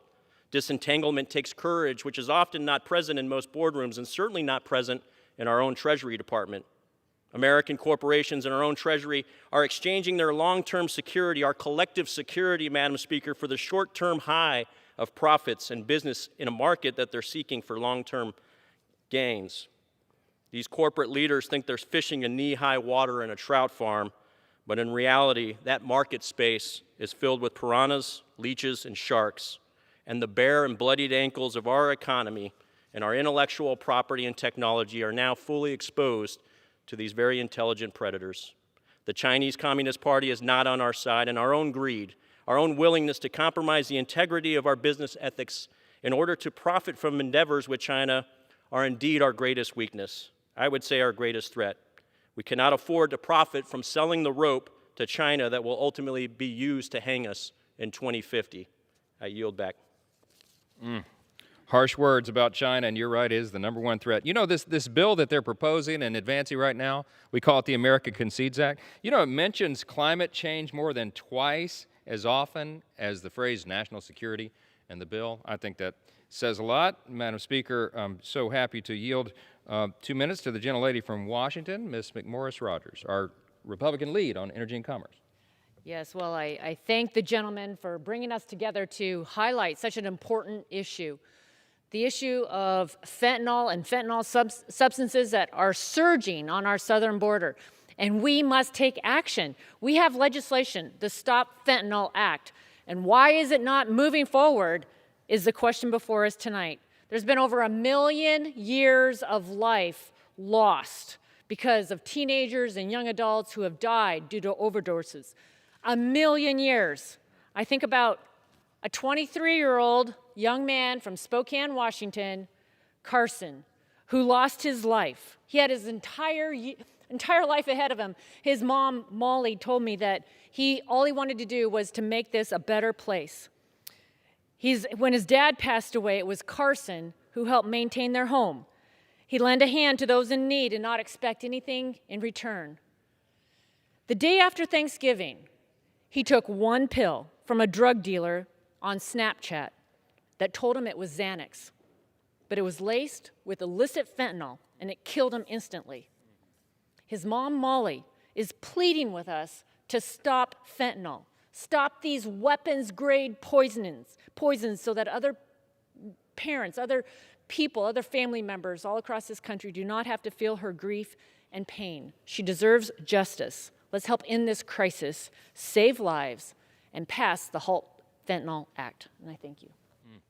That is so well said, and such a tragic story, and our prayers go out to Carter's family. What a loss. And there are losses like that, Madam Speaker, all over the country. Fentanyl is weapons grade, as Ms. McMorris Rodgers said. It's a weapon of mass destruction. And Madam Speaker, as I yield next, the gentleman from Georgia who has a deep background in pharmacology, Mr. Carter, he might enlighten us even further.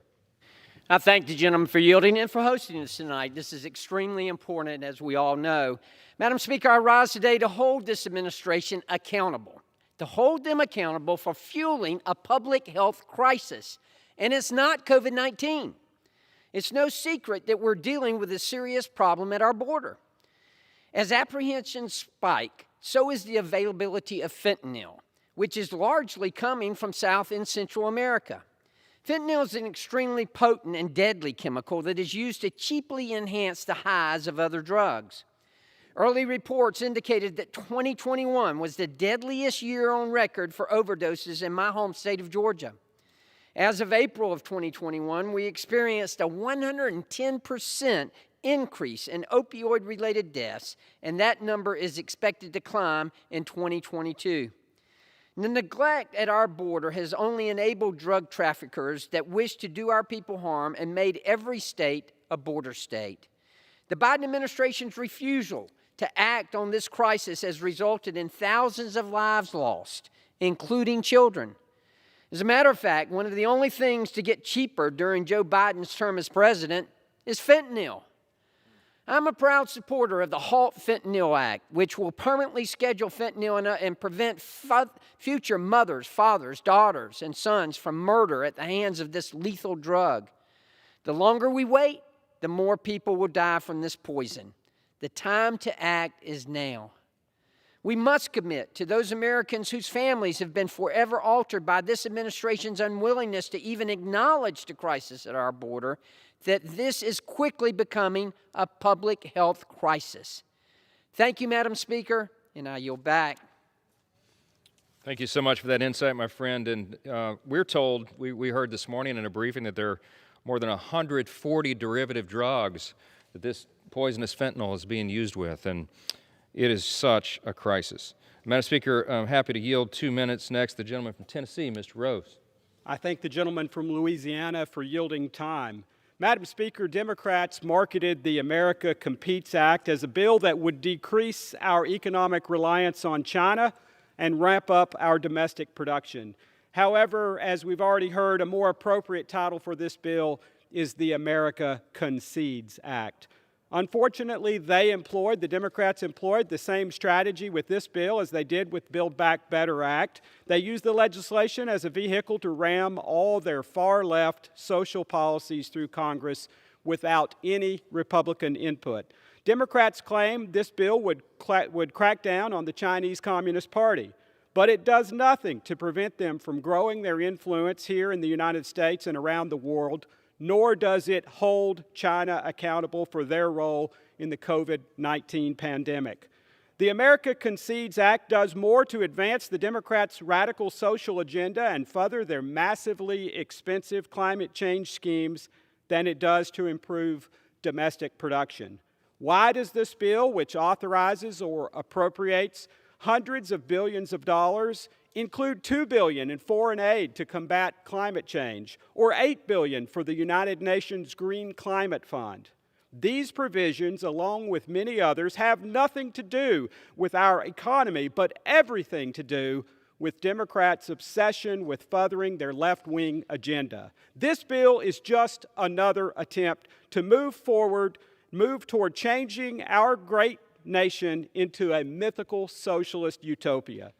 Madam Speaker, I urge my colleagues on the other side of the aisle to stop thinking about their woke political agendas and start focusing on getting our economy back on track. Thank you, and I yield back. I thank you so much for highlighting that, my friend. And as Mr. Rowe said, there's $10.3 billion in this bill for climate funding over the next 2 fiscal years. But listen, there's also $2 billion in there for climate program, and it's authorized every fiscal year with no sunsets. No sunsets. I know that upsets my good friend, Mr. Grothman of Wisconsin. I'm delighted to yield 2 minutes to him. Okay. I don't know why the public tolerates President Biden's energy policy. Okay, I think the policy is predicated on the idea that we have some new or booming pollution problem in this country, and that is just not true. I particularly ask young people to pull up pictures of Pittsburgh, Pennsylvania, or Los Angeles, California 50 years ago, and you will see how much better things are than they were a relatively short period of time ago. Overall, air pollution in this country in the last 40 years has fallen 73%. Meanwhile, and in the last 10 years, carbon dioxide, which everybody likes to talk about, has fallen 7%. In the same time, CO2 emissions in China went up 38%, and in India they went up 56%. Now, right now what's going on is our European allies make it that much more expensive to produce any energy. Steel plants are flooding to India and China. And China isn't backing off. They're making 43 new coal-fired power plants as we speak. So what is the net result of chasing energy-related jobs out of this country and out of Western Europe? It means the metal-producing foundries are headed to other countries with their jobs. And as the U.S. and Europe becomes economically weaker, those jobs go to higher polluting countries like India and China. And the clean countries with the clean air and clean water like the United States get penalized. So it's time to treat U.S. as number one again, for President Biden to change his energy policies and get some more of that good air pollution free or almost free plants in the United States, and not have the manufacturing done in the polluting countries of India and China. Thank you very much. What great points. I thank my friend for highlighting the problem. These energy policies from this White House are not only making fuel more expensive for every American to put gasoline in their vehicle, it's also harming the environment, harming American interest, and benefiting China and India. What an incredible thing. Madam Speaker, delighted to yield 2 minutes to the gentleman from Utah, Mr. Owens. Thank you to my friend from Louisiana.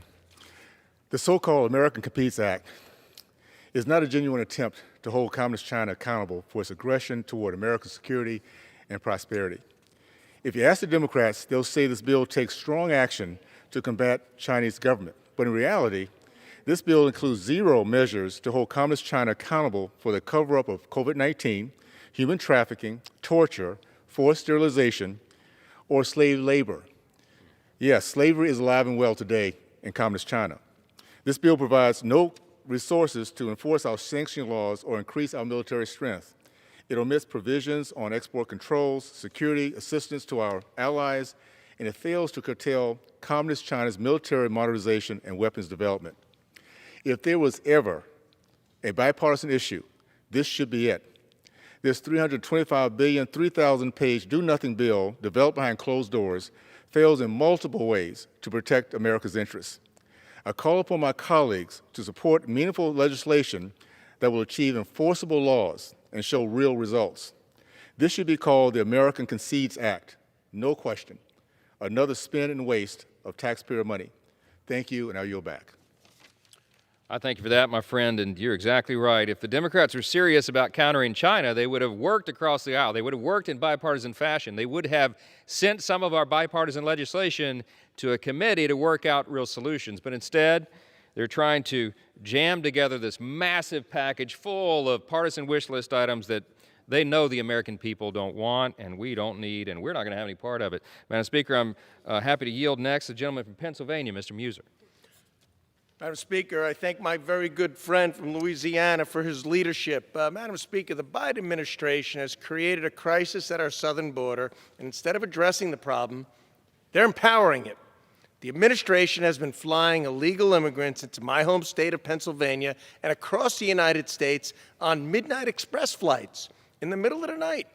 HHS has conducted these flights with zero forewarning in order to facilitate the Biden administration's open border policies. After meeting with the Biden administration, Madam Speaker, regarding these flights, I was told, this is incredulous, but I was told it's simply a coincidence that each one of these flights came in the dark of night.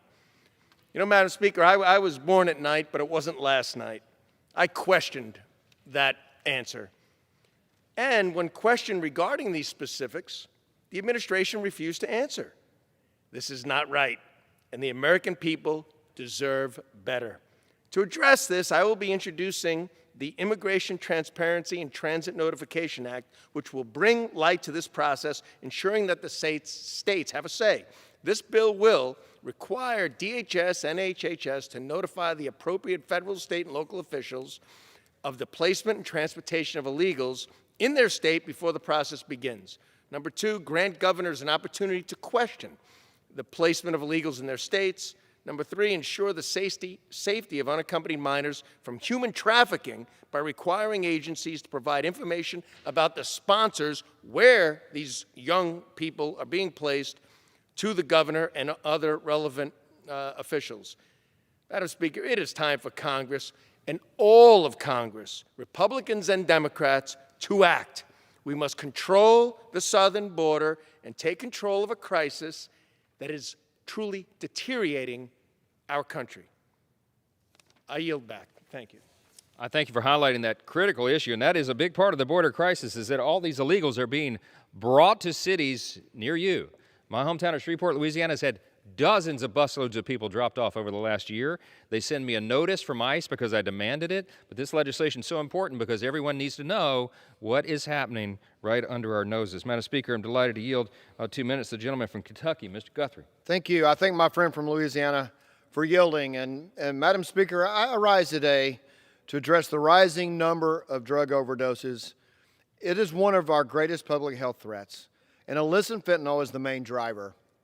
The class-wide ban of fentanyl analogs expires February the 18th, and if Congress does not act to extend the ban on fentanyl analogs, many of these illicit drugs would essentially become street legal. For context, fentanyl analogs have been found to be 4 to 5 times more potent than fentanyl, And fentanyl is 50 times stronger than heroin.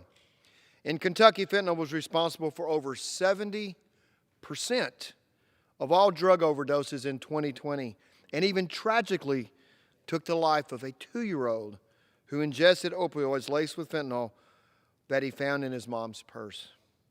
More recently, a 13-year-old overdosed from fentanyl in Connecticut, and authorities recovered around 1,000 bags of fentanyl in his bedroom. The purpose of permanently scheduling in a class-wide ban is to save lives by reducing a criminal's incentive to develop new variations of fentanyl analogs to try to evade law enforcement.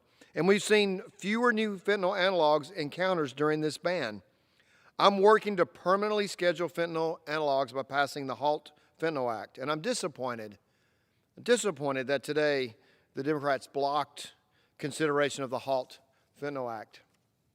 Now is not the time to scale back our fight against these deadly drugs. We need to permanently schedule fentanyl analogs and secure our southern border to stop these poisons from reaching our communities, or else thousands more American lives will be at stake. I thank you for the gentleman for yielding, and I'll yield back to my friend from Louisiana. I thank you so much, my friend, for highlighting this terrible tragedy. It's just unimaginable, the scope and the scale of this, and it goes on every day. Madam Speaker, happy to yield 2 minutes to the gentlelady from Iowa, Ms. Miller Meeks. Thank you, Madam Speaker, and thank you to my colleague, the fine gentleman from Louisiana, for organizing this special order on such an important topic. It's no secret that our country has been ravaged by the opioid epidemic for years. Families and communities across the country have been destroyed by opioid abuse and addiction, and unfortunately, Iowans are no exception. Myself and other healthcare providers correctly predicted in the spring of 2020 that our actions by locking down, social isolation, and shuttering jobs would lead to increased drug use, drug addiction, and drug overdoses. The Iowa Department of Public Health recently estimated that fentanyl deaths rose from 31% of all overdoses in 2016 to 87% in 2021. The CDC reported that from April 2020 to April 2021, more than 100,000 Americans died of drug overdoses, and that nearly 64,000 were related to fentanyl. This is up from 2,000 overdose deaths in 2011. These numbers are shocking and saddening, and truly underscore the impact of the opioid epidemic that it's had on this country. U.S. Customs and Border Protection seized over twice as much fentanyl in fiscal year 2021 than in fiscal year 2020, and nearly 4 times as much fentanyl compared to 2019.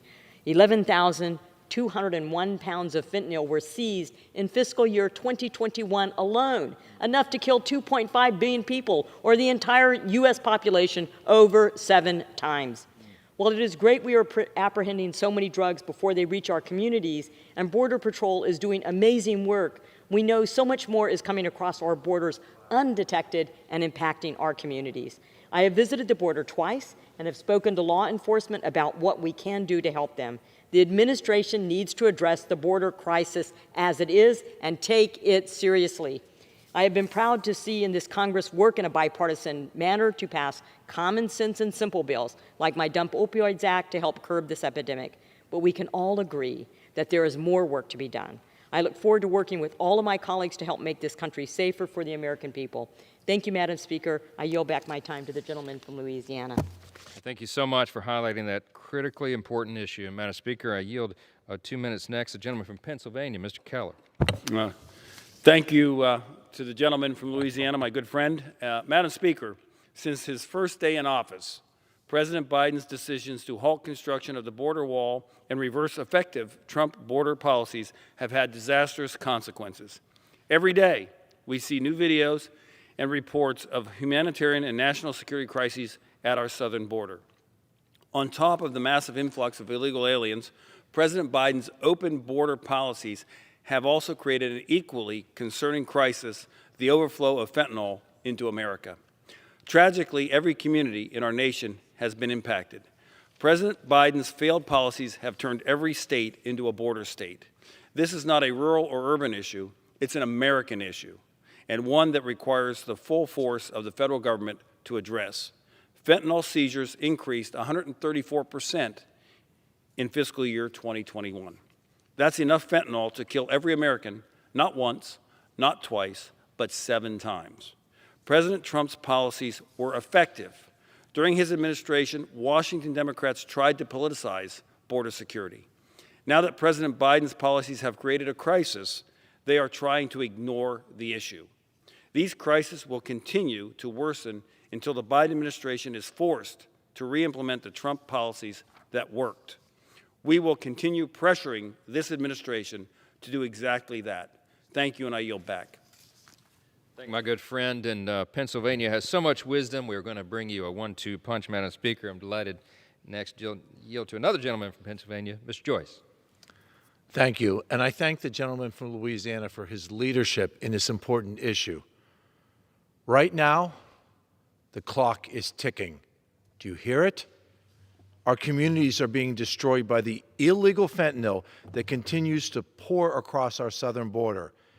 And tragically, it pours into the hands of many unknowing Americans. And just 2 weeks from now, the emergency class-wide order that makes it illegal to possess this deadly drug will expire. And many forms of fentanyl will become legal on American streets. If this happens, police officers will be powerless to stop this drug from wreaking havoc on our communities. We know the consequences of leaving this drug. Sadly, fentanyl overdoses are the leading cause of death among 18 to 45-year-olds. Leading cause of death. Just a half a mile from where we stand here in the Capitol, the fentanyl crisis claimed 3 more lives last week. In my district alone in Pennsylvania, over 400 men, women, and children lost their lives to opioid overdoses. Being a part of a community means taking responsibility for one another. By not bringing this vote to the floor, liberals in this body are failing their responsibility to American people. Our communities cannot wait any longer. Madam Speaker, now is the time to permanently ban this deadly drug. Now is the time to give law enforcement the tools that they need to keep our neighbors, our family, and our communities safe. Americans are counting on us. Can you hear the clock ticking? Now is the time to act. Thank you, and again, I thank the gentleman for leading this special evening. Well, I thank you, Dr. Joyce, and your insight and expertise is so valued and appreciated here, and this is a crisis just of unspeakable proportions. I mean, over 100,000 people lost their lives to overdoses just in a 12-month period, and the White House is doing nothing about it. They seemingly are unconcerned about this, and so we have to draw attention to it. Thank you so much for your voice. Madam Speaker, really happy now to yield to the gentleman from North Carolina, the youngest member of Congress, maybe ever. Is it ever? It's close. It's close. My good friend, Mr. Cawthorn. Well, I thank Mike Johnson, the great conservative champion we have here. Madam Speaker, the sons and daughters of America are not foot soldiers for your party's inept geriatric despot. They are not expendable pawns to be dispatched at the whims of an idiot, tossed carelessly around the world to godforsaken caves and bloody sandboxes. They are Americans, worthy of honor and dignity. The only salute from them Joe Biden deserves involves one finger. American blood is not the currency of the world. It cannot be borrowed, exchanged, or lent to any man or any nation. Its worth is immeasurable. American patriots in uniform all signed a blank check to their nation. And already under this administration in Afghanistan, Joe Biden cashed it for 13 patriots through his reckless incompetence. The path to American national security does not lie in American international interventionism. It lies in securing our southern border, not the Russia-Ukraine border. Our greatness is forged in our resistance to interference. The war lobby has no ally in the America First Republicans. We will preserve our strength through nationalism. We will champion America First today and America First forever. We earned our greatness. Let others earn theirs. And if Joe Biden hasn't prostituted our preeminence to the military-industrial complex by the time Donald Trump returns, we will preserve this great city on a hill for the descendants of our grandchildren. Thank you. Thank you, Mr. Cawthorn. Appreciate your insights. And Madam Speaker, what we've heard here tonight is members from across the country, across the Republican conference, who represent Americans all across this great land. And they have expressed the people's deep concerns about the multiple crises that we face. And we pointed out here, and we've made the case and presented the evidence that these crises are the direct result of policy choices by the White House and the Democrat leaders in Congress. It's unconscionable. The American people recognize this for what it is, from the fentanyl crisis to the border crisis to the energy crisis to this mockery of a bill that they're trying to jam through the Congress this week. And as I conclude and the clock runs out on my hour, Madam Speaker, I would just say a couple of just reminders about what we call the America Concedes to China Act. This is a 2,900-page bill patched together in a back room somewhere with no regular order, no debate, no amendment process, no committee hearings, no input from the other side of the aisle at all. The Democrats went to the back room, put together a 2,900-page bill. It's got a $325 billion price tag, and it is filled with unvetted policies, partisan poison pills, provisions totally unrelated to China. It doesn't do anything to address the threat from the Chinese Communist Party as advertised, and it does more harm than good. Madam Speaker, we could be here all night. We could be here for multiple hours highlighting all the crises, but, you know, we don't have to, because the American people can see this for themselves. They see China as the greatest threat to our national security and sovereignty and everything else of our lifetime. They see the border, they see the energy, they see the COVID crisis. Everything this White House touches has been a disaster. Madam Speaker, it's time for a change. I think the American people will let their voices be heard in the next election cycle this fall, and we are delighted that will happen, and we would say, as I conclude here, it cannot happen soon enough. Madam Speaker, I yield back. Members are reminded to refrain from engaging in personalities toward the President. Under the Speaker's announced policy of January 4th, 2021, the gentleman from Florida, Mr. Soto, is recognized for 60 minutes as the designee of the Majority Leader. Madam Speaker, you're in luck. I heard a lot of complaints, no solutions. That's why my colleagues across the aisle lost the 2020 election miserably. We know what they're against. President Biden said it best. What are the Republicans for? What are they for? Some of them joined us in some of the bills I'm about to outline, but the rest of them, it's been nothing. Meanwhile, Democrats deliver. The American Rescue Plan, shots in arms, money in pockets, and we stopped another Great Recession. Can you imagine how we'd be able to respond to Delta or Omicron without passing future relief? Now unemployment's below 4%. We created over nearly 7 million jobs last year. In my district, we were devastated by the Great Recession. Foreclosures devastated Central Florida. This time around in 2021, foreclosures are down from 2020. Americans in Central Florida lost their homes last time around. This time around, we put a stop to it. House Republicans voted no. Yet Republican governors took the American Rescue Plan money and responded to our nation's crisis. That's what we should all be doing. Next, we go to the bipartisan infrastructure framework. There's huge support among all Americans to upgrade America, our roads and bridges, our ports and airports, our clean water, clean and resilient energy, rural broadband. I have both urban, suburban, and rural areas of the district, and everyone, regardless of their party background in my district, is excited about this infrastructure. We have had meetings with local officials across the area, and they're looking to work with us to upgrade America. According to Republican Senator Rob Portman, it helps fix supply chains and is counterinflationary. That's why 22 senators from the Republican side voted yes, and 10 Republican colleagues here in the House voted yes. We applaud these 32 Republicans for joining all Democrats and voting for the infrastructure bill. What did the radical House Republicans do? They attacked their own over infrastructure. What a sad, sad legacy that is.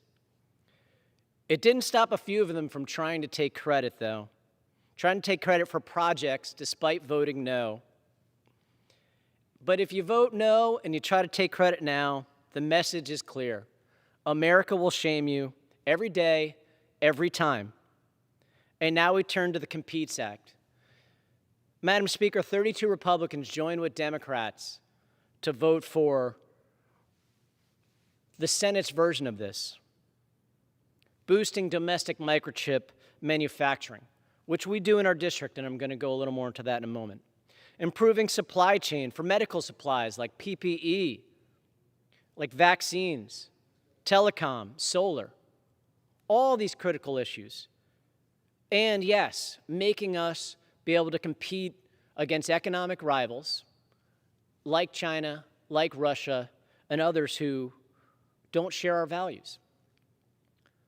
So in the Senate, they're able to come together, the vast majority of them. And in the House, I hope we are. I hope we have a few of our colleagues. But then there's going to be a conference, right?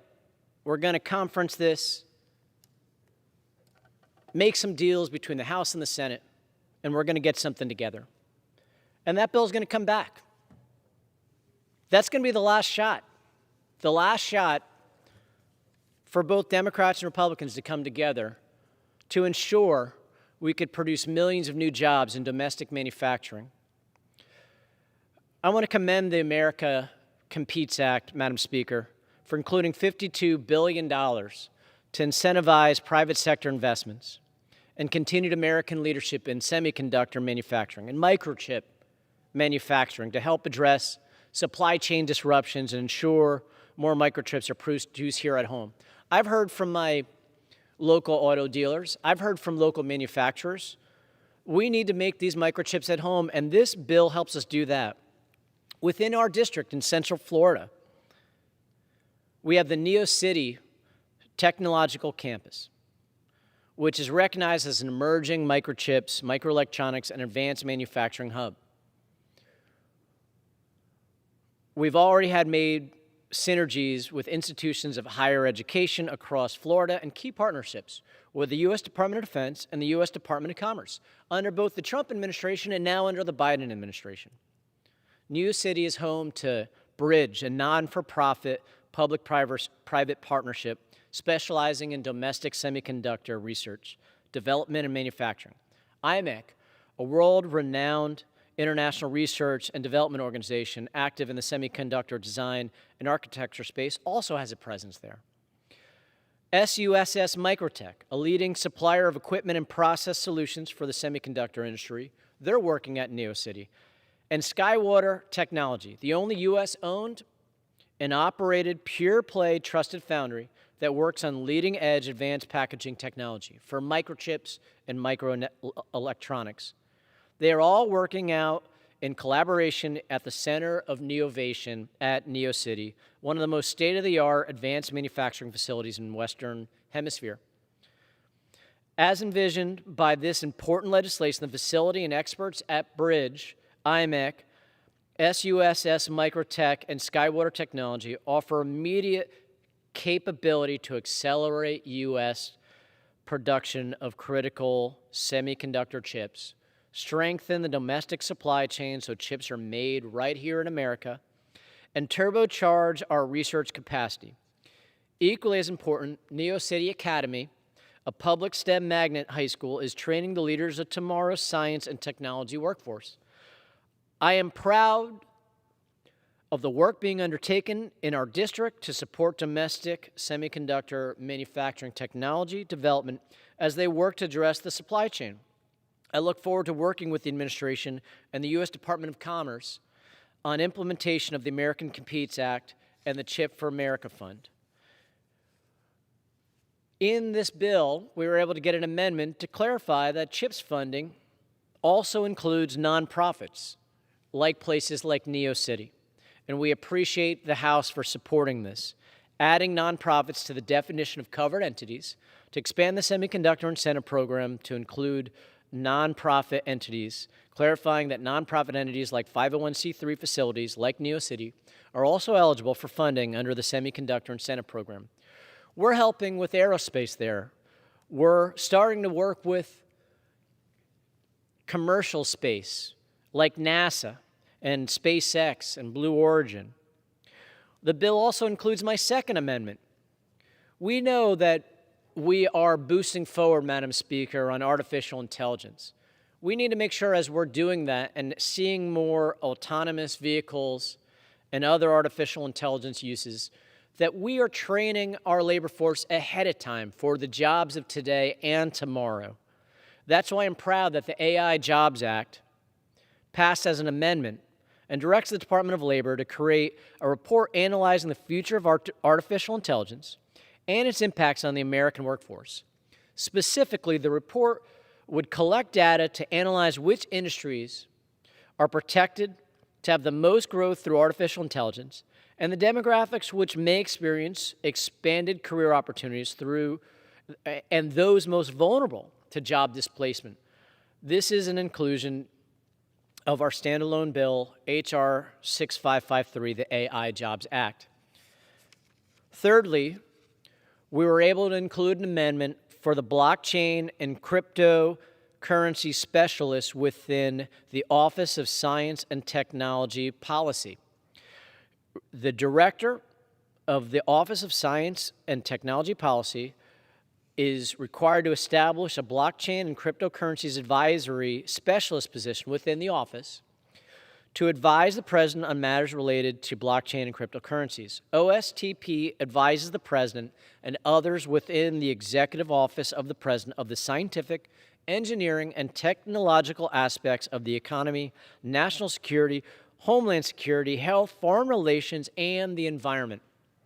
It is critical to create such a position within OSTP to ensure there is a policy expert capable of advising the president and others within the executive office on these issues of growing national importance.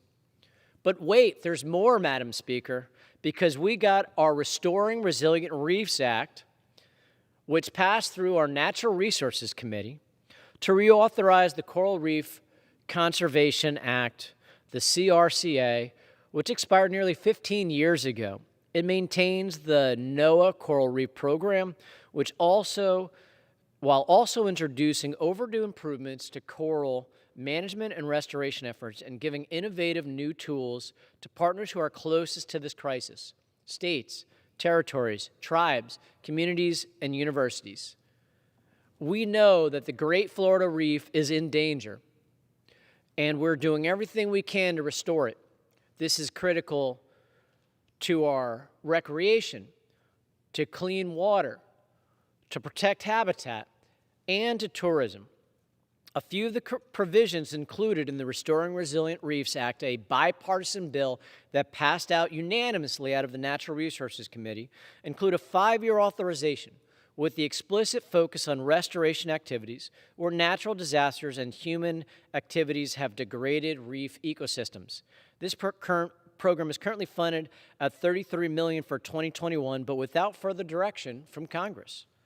Creates a block grant program where states and territories can receive federal matching funds for the prior year's coral expenditures, provided they have an action plan in place. So we're getting action plans in place, which will incentivize increased state and local investment in coral reef management capacity. We're also helping intergovernmental partnerships that are key for water infrastructure upgrades, pollution mitigation efforts, and regrowing reefs. It allows for the formation of the public-private partnerships for coral management called Coral Stewardship Partnerships. Public-private partnerships are critical for sharing research. It also authorizes the U.S. Coral Reef Task Force to ensure states, territories, and other stakeholders continue to have a voice in U.S. coral reef management. Public feedback is essential. Establishes a single streamlined set of guidelines for action plans to implement the national strategy with maximum flexibility given to state and local authorities. These action plans will focus restoration efforts more effectively. They also allow for emergency grants and emergency funds for coral disasters. This is critical for hurricane-prone areas like Florida and will assist with hurricanes, typhoons, tsunamis, as well as oil spills and other major pollution events. We thank all House members who supported this for its inclusion in along with these technological amendments, these coral reef provisions in this essential piece of legislation that allows us to compete in the 21st century. It's in the name, Madam Speaker, and together we're going to get this done.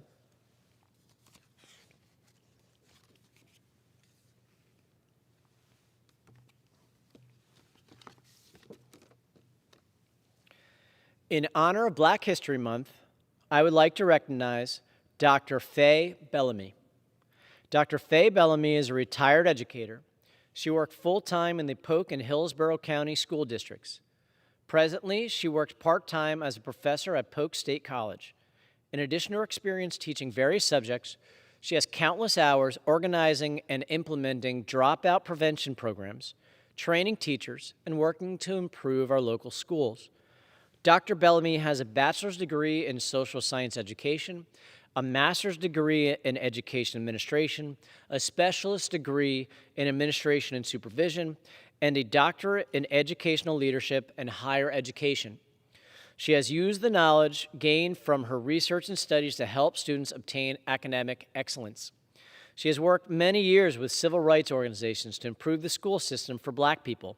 Her focus has been on changing unfair disciplinary practices, seeking solutions to low academic performance and low test scores, as well as the lack of diversity in hiring practices. Dr. Bellamy is the founder and director of Chain of Lakes Achievers, community tutorial program. COLA was designed to assist the schools in improving students' grades and test scores. Dr. Bellamy has worked in partnership with government officials at all levels to improve Black neighborhoods. She has been instrumental in bringing about changes that include installing sidewalks and speed bumps, creating recreational programs, increasing sewer connections, decreasing criminal activities, upgrading housing, replacing houses, construction at restoration parks, assisting businesses, and more. She has contributed to the community by providing housing and employment as an entrepreneur. Dr. Bellamy has also served as a housing commissioner. She is presently affiliated with the Hearst Chapel AME, FAMU alumni, NAACP, and the Concerned Citizens of Polk County. Dr. Bellamy has received recognition from the National Coalition of 100 Black Women, Polk County Chapter, Inc., the NAACP, COLA, Chain of Lakes Achievers, and Jewett High School Alumni Association, Inc. She also received the key to the city of Winter Haven, Florida. For this and more, Dr. Faye Bellamy, we honor you.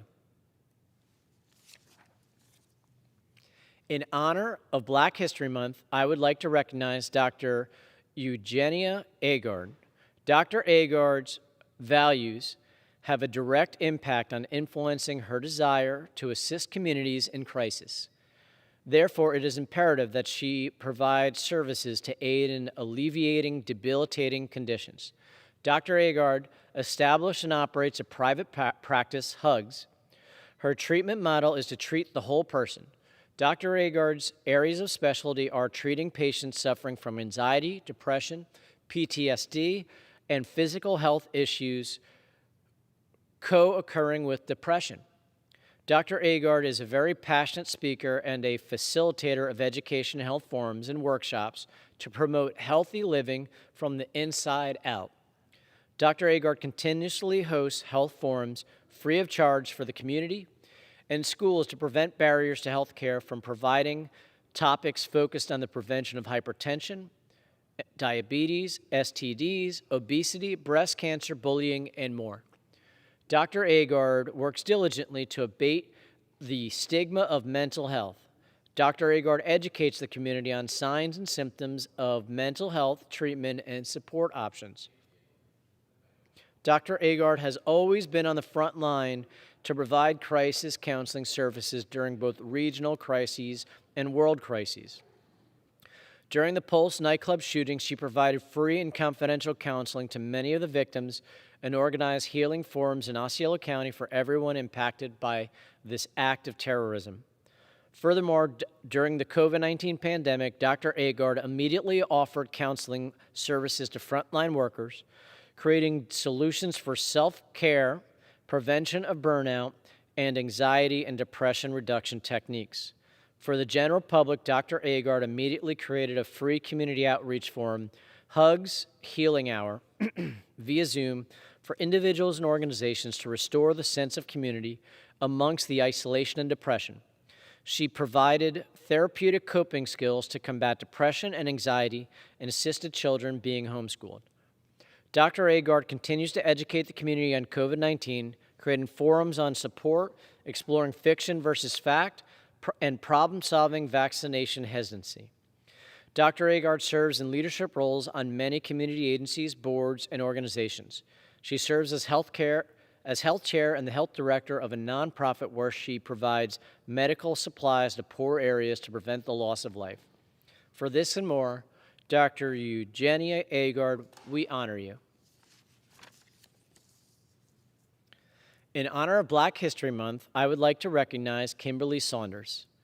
Kimberly Saunders is in her 4th year serving as president of the Central Florida chapter of the National Black MBA Association, Inc., a not-for-profit organization whose mission is to lead in the creation of educational, wealth-building, and growth opportunities for those historically underrepresented through their careers as students, entrepreneurs, and professionals.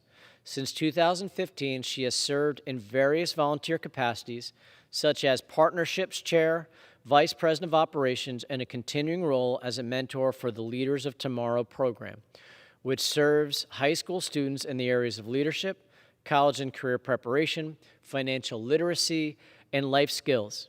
She has been instrumental in developing corporate partnerships, securing grants, fundraising, and facilitating programs to provide the organization with resources to serve its members and community through the Central Florida region. Her dedication and service to the organization and its mission were recognized in 2021 as she was one of 2 awardees for Chapter President of the Year by the national organization, which currently has 41 chapters nationwide. Professionally, Kimberly has spent the last 11 years in the financial services industry. She is a managing partner for Vestwise LLC, a state of Florida registered investment advisory company. In her role as an investment advisor and certified financial planner professional, she serves her clients' best interests by providing sound and knowledgeable advice. Kimberly also serves as a board member for the Goldsboro Front Porch Council, a Florida-designated community. She is also a member of the local chapter of the National Alumni Association for Florida Agricultural and Mechanical University, otherwise known as FAMU, where she earned her Bachelor of Science in Management and Master's of Business Administration. At the core of Kimberly's heart are her faith and family. She hopes to continue to positively impact lives personally and professionally. For this and more, Kimberly Saunders, we honor you. In honor of Black History Month, I would like to recognize Melody Taylor. Melody Taylor is a board-certified registered nurse with years of experience in the healthcare industry. She has earned a Master's of Science in Nursing Leadership and Management. She is currently pursuing a doctoral degree in nursing. Melody serves as a nurse leader at Orlando Health.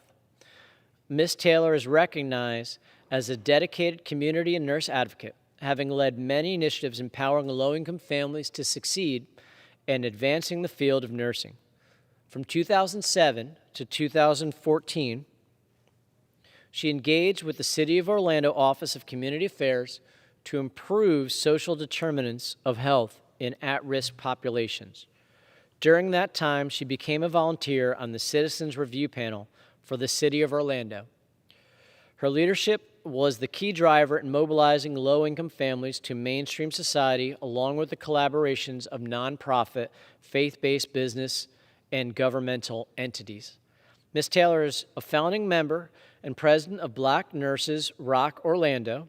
She is also a board member of the Black Nurses Rock Foundation, where she has served as the director of chapter development for 23 chapters across the United States. Ms. Taylor was recognized as the Black Nurses Rock Foundation Leader of the Year in 2018. Community advocacy has always been a priority for Melody. She will continue to empower and inspire innovative leaders to advance in the field of nursing and promote preventative health to decrease healthcare disparities in vulnerable communities. Melody is the middle child of 5 children and the mother to a handsome son named John and a beautiful daughter named Katia. She has 6 beautiful grandchildren, Dravion, Chianti, Sincere, Harmony, Jayla, and Jalea. Melody will continue her volunteer service to build a better community for her citizens living in Central Florida and advance the field of nursing across the globe. For this and more, Melody Taylor, we honor you. In honor of Black History Month, I would like to recognize Officer Carol Bradley. Officer Carol Bradley has proudly served and protected the citizens of Winter Haven, Florida for 30 years. Officer Bradley served in the U.S. Army from 1980 to 1983. In 1986, she decided to follow her dreams and began her journey in law enforcement. From 1986 to 1991, she worked as a correction officer at Polk Correctional Institution. After working with PCI for 5 years, she decided to take her dream a step further and began her career with the Winter Haven Police Department as the first African-American female community service officer for the city of Winter Haven. Officer Bradley immensely enjoyed serving as a goodwill ambassador for the city of Winter Haven and bridging the gap between the city police and the citizens in the community. In 1993, she transitioned from a civilian position to a sworn officer position. She was promoted to Patrol Officer 2 in October of 1997. She then was awarded the Chief Accommodation of Outstanding Service to her community in January of 2001. She enjoys serving her community through her church activities. She also received the Optimist Club Award for her distinguished services. She received several letters of accommodation from the community in 2009. In addition, she received the Bureau Accommodation for the Protection of Residential Property in February of 2010. Officer Bradley received the Circle of Love Award for the Ridge Career Center for contributions to single mothers and the homeless. She was promoted to Master Officer in May of 2017. Mentoring the youth in the Orange Circle community was a rewarding experience as well. Making history once again in 1998, Officer Bradley became the first HUD and Homeless Coalition officer for the city of Winter Haven. Implementing that homeless program as an officer was also very rewarding for her. From 2006 to 2018, Officer Bradley worked in Winter Haven's public schools as a school resource officer. She also worked with 2 other officers in the DARE program within the elementary schools. She entered her career as a law enforcement officer with Winter Haven on December 27, 2021, yielding a total amount of 35 years as a law enforcement officer. She is married to her spouse, Terry Bradley. They have 2 daughters, 1 son, and 2 granddaughters. For this and more, Officer Carol Bradley, we honor you. In honor of Black History Month, I would like to recognize Reginald Hardy. Reginald Hardy is the information technology leader for Florida's Turnpike Enterprise and has more than 22 years of state government experience with a focus on strategic planning, budgeting, building, and leading support and development teams in a public sector setting. He earned the Ben G. Watts Leader of the Year for the Authority in 2020. He currently serves as a member of the Board of Directors for the Osceola County Council on Aging, the Osceola Historical Society, and a member of the City of Kissimmee's Fire Pension Board. He also serves the community as a member and officer of Bethel AME Church, the NAACP, Kissimmee Masonic Lodge 68, and Alpha Phi Alpha Fraternity Incorporated. He served for 10 years as a member of the Board of Directors for the Kissimmee Utility Authority and was elected to serve as KUA Chairman in 2013, a role he served for 4 years. He was the first African American to serve on the KUA board. The Kissimmee Utility Authority Board of Directors established an electrical line worker scholarship in the name of Reginald Hardy and rededicated its employee events building as the Reginald Hardy Employee Pavilion, honoring his decade of service. He was also recognized by the Kissimmee City Commission with a proclamation. He received the Distinguished Leadership and Service Award from Osceola Visionaries for positively impacting the community in the spirit of teachings and example of Dr. Martin Luther King, Jr. He is also a recipient of the American Public Power Association Spence van der Linden Public Official Award. Hardy is a native of Kissimmee, born to a midwife of Kissimmee's Lake Street. He is a veteran of the Army Reserves, a University of Florida alumnus, and a graduate of Florida State University's Public Manager Program. For this and more, Mr. Reginald Hardy, we honor you. In honor of Black History Month, I would like to recognize Tanisha Nunn Gary. A consummate business professional and accomplished attorney, Tanisha Nunn Gary is the president and CEO of the African American Chamber of Commerce of Central Florida, a leading advocate for business development and economic empowerment. As head of the established nonprofit, she is responsible for cultivating strong relationships with key community leaders and corporate entities to enhance opportunities for members and engage partners on initiatives. Tanisha oversees all outreach efforts for the Chamber, which encompasses 6 counties, and she executes strategic planning to ensure the Chamber's voice is included in economic, education, and community conversations that impact the region. The AACCCF boasts a varied membership and revolves around 4 pillars: advocacy, access to capital, contracts, and entrepreneur training and development. As a former business owner, Tanisha is intimately familiar with what it takes to thrive as an entrepreneur and is uniquely qualified to lead the AACCCF into its next chapter of growth. Prior to being named president of the AACCCF, she was the principal of a private law firm focused on all aspects of litigation, from wrongful death cases and medical negligence. Her solo practice and early work as a senior associate for Gary, Williams, Parenti, Watson, and Gary landed multi-million-dollar settlements. In addition to her legal prowess, Tanisha served as the executive director of the Gary Foundation, where she identified major donors prospects to help provide scholarships to Florida youth.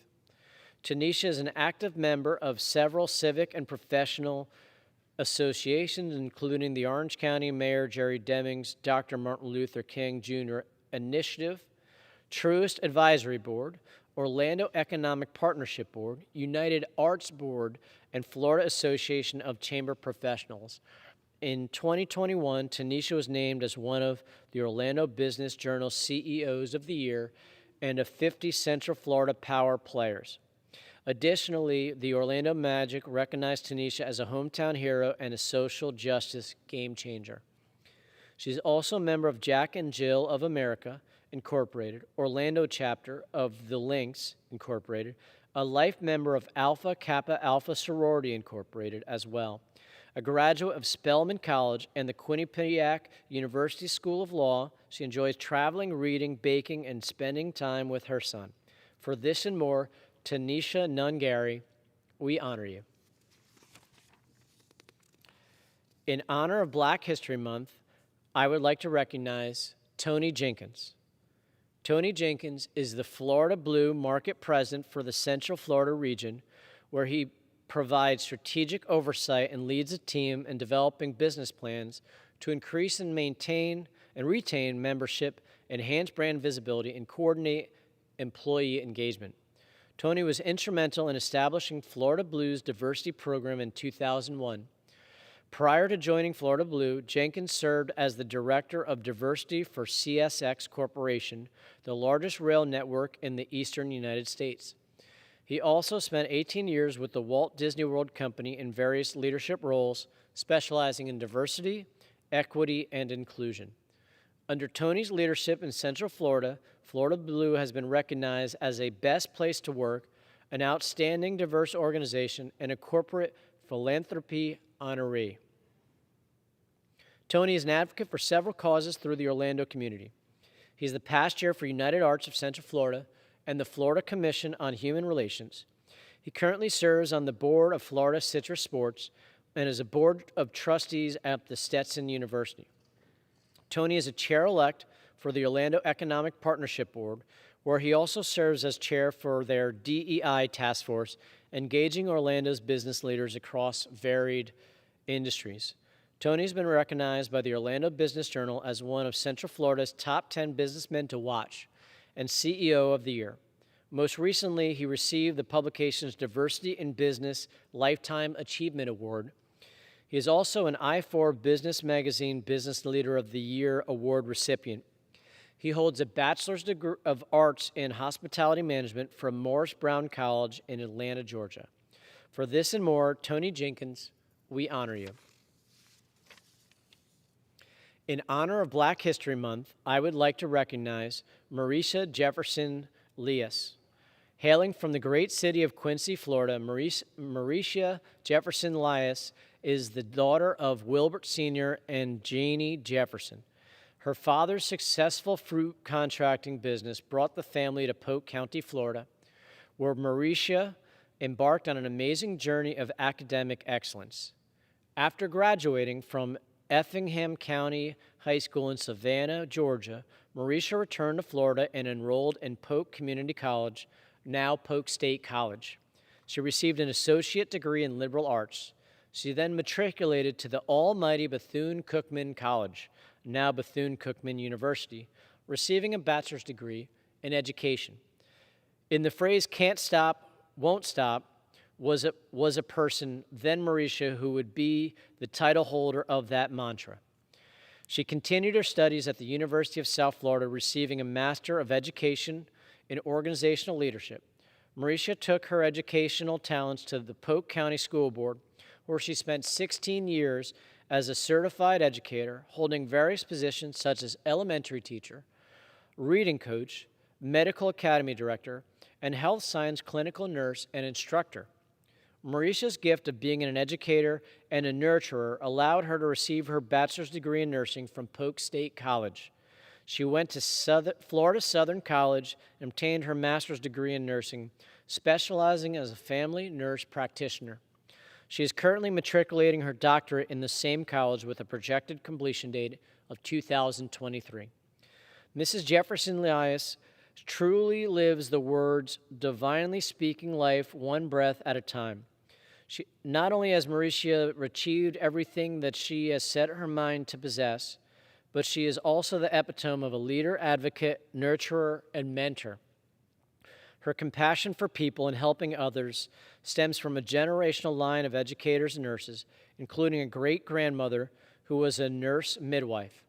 The same dedication Marisha carries as a nurse and community leader allowed her to recognize the need for more nurses and nursing assistants.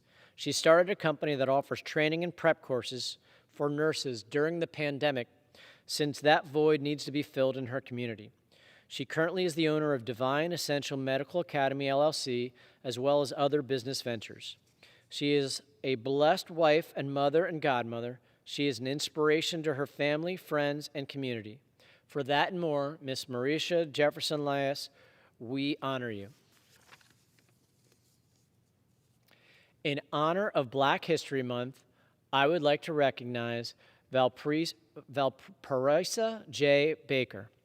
Valparaiso J. Baker is a native Floridian, most recently served as the Chief Diversity Officer at Polk State College. Prior to her recent retirement, Miss Baker was employed with the college since 1988, where she held multiple positions of advancement. She has a master's degree in higher education from the National Louis University, a bachelor's degree from the University of Central Florida, and an associate degree from Polk State College. Miss Baker has a strong commitment to her church, the New Antioch Missionary Baptist Church, where she serves as an active First Lady. She serves as the chairperson for the Education Scholarship Ministry, advisor for the Women Intermediate Ministry, Pastor's Aid Ministry, and Media Ministry. She is the newly appointed vice president for the Ministers' Wives, Ministers' Widows of the First South Florida Missionary Baptist District Association. Ms. Baker has received numerous citations and awards from area organizations. Most recently, she was received the 2021 Drum Major for Justice Award presented by the Haines City NAACP, was the 2021 Juneteenth honoree for the Juneteenth Observance Lakeland Committee, as well as the 2018 Distinguished Citizen for the Greater Tampa Bay Area Council Boy Scouts of America. She is a graduate of the National Council of Black American Affairs Administrators Leadership Program, Florida Chancellor's Leadership Program, Winter Haven Chamber of Commerce Leadership, Winter Haven Class XX, and Polk Vision Leadership Polk Class 5. She is very active in civic groups and serves in numerous boards, including the Florence Villa Community Development Center, Polk Vision Lift Mentor Leadership Council, and the City of Winter Haven Juneteenth Steering Committee. She has a strong passion for equity, diversity, and inclusion. Through her community involvement, she continues her commitment to equity, diversity, and inclusion for all. Ms. Baker enjoys spending time with her family and traveling. She and her husband of 34 years, Reverend Derek L. Baker, have 2 children, Stephen and Marquita, and 2 grandsons, Gavin and Malaki. For this and more, Ms. Valparisa J. Baker, we honor you. Madam Speaker, I thank you for your time and yield back.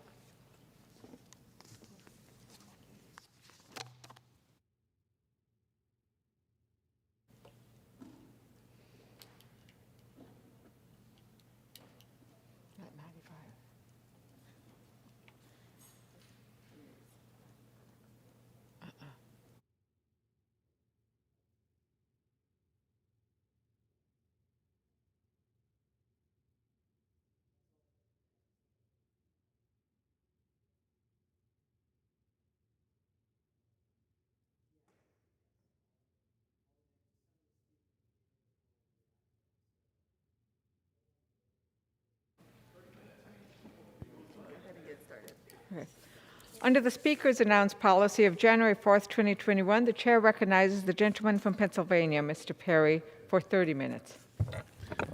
Thank you, Madam Speaker. I ask unanimous consent that all members may have 5 legislative days to revise and extend their remarks and submit extraneous materials. Without objection.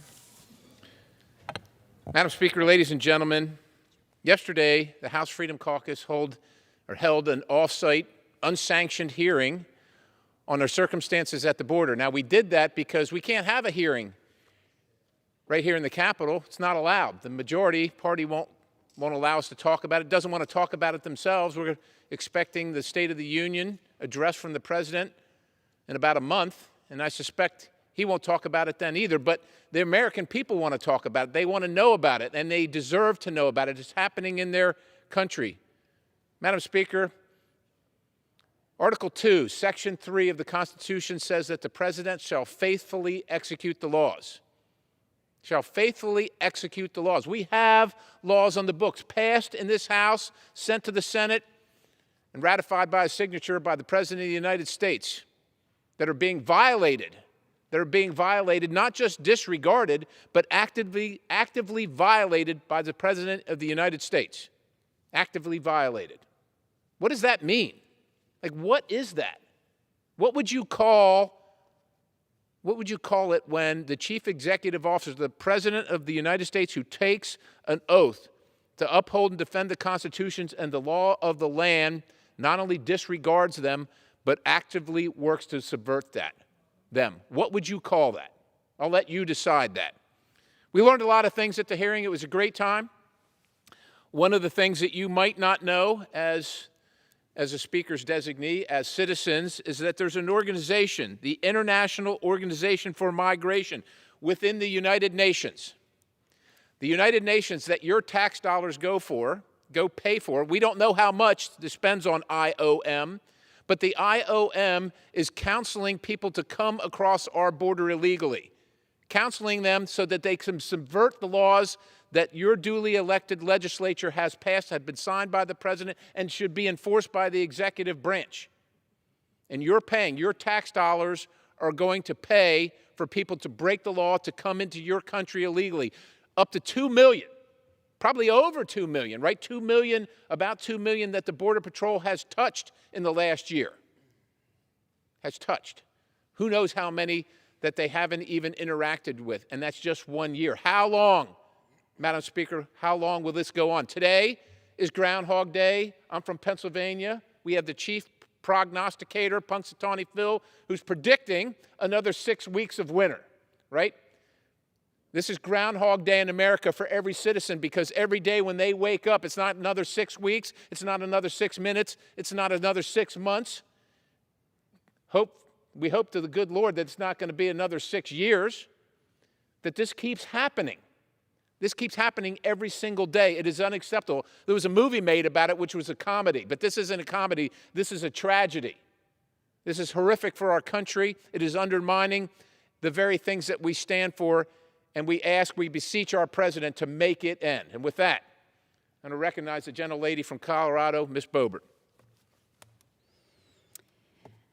Thank you to the gentleman from Pennsylvania and the chairman of the Freedom Caucus. Thank you for leading on this issue, and thank you for putting together a hearing yesterday so we could hear from people who are on the ground at the southern border. It was so difficult to look these Border Patrol agents in the eye and hear their frustration, to hear their hearts cry, to say that they feel useless in their capacity, in their jobs. They said that they used to work all day and go home feeling like they had accomplished something. But since Biden took office, that's no longer the case. Since January 20th, when the so-called president of the United States canceled construction of the border wall, since then, these men and women have felt like they are not providing a service to the American people. When I was talking with these agents, one thing that they said was, this isn't a resource issue. We aren't here to ask for more money. We aren't here to ask for more personnel or more infrastructure. We just need policy. Policy solves this.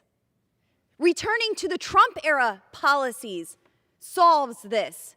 Canceling construction of a border wall and still continuing to pay out federal contracts $5 million each day is not solving this problem.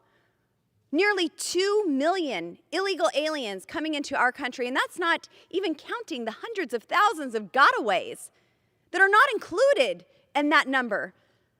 And Madam Speaker, I understand that this is a special order, but I think it would do you and your party a service if you would lift your head and pay attention to what's being said on the House floor of the United States representatives. Maybe that's too much trouble to ask of you, Madam Speaker, but we are here talking about real issues that are impacting America, and you still continue to sit and ignore what I am saying. I think that's very reflective of my colleagues on the other side of the aisle, who have ignored what's going on at the southern border, who have ignored the children who are being trafficked by cartel, who have enriched the cartel, who have smuggled in enough fentanyl to kill every American at least 7 times over. Madam Speaker, this should concern you. As a mother of 4 boys, this certainly concerns me. And all we need to do is implement policy to secure the southern border. Allow our Border Patrol agents to do their job. Have someone in the White House who will faithfully execute the law and uphold it. We are here to hold people accountable who are not doing those things. And Madam Speaker, let the record show that you still have not glanced up one time to acknowledge this humanitarian crisis that is taking place in our country. Chairman Perry, thank you so much for leading on this issue. I yield back to you, I thank sir. the gentlelady, and now recognize the gentleman, Mr. Tiffany, a great member of our effort here. Tom? Thank you, Chairman Perry. Madam Speaker, I'm assuming this mic is live. Is that correct? It is. Okay. Thank you very much, and thank you for sitting in the chair tonight. We appreciate you being here during this period of time. And I think the person that just appeared before us said he does not know what Republicans stand for. We Republicans stand for secure borders. We stand for a strong national security. We stand for an America that we represent Americans first. And that is what we stand for here tonight.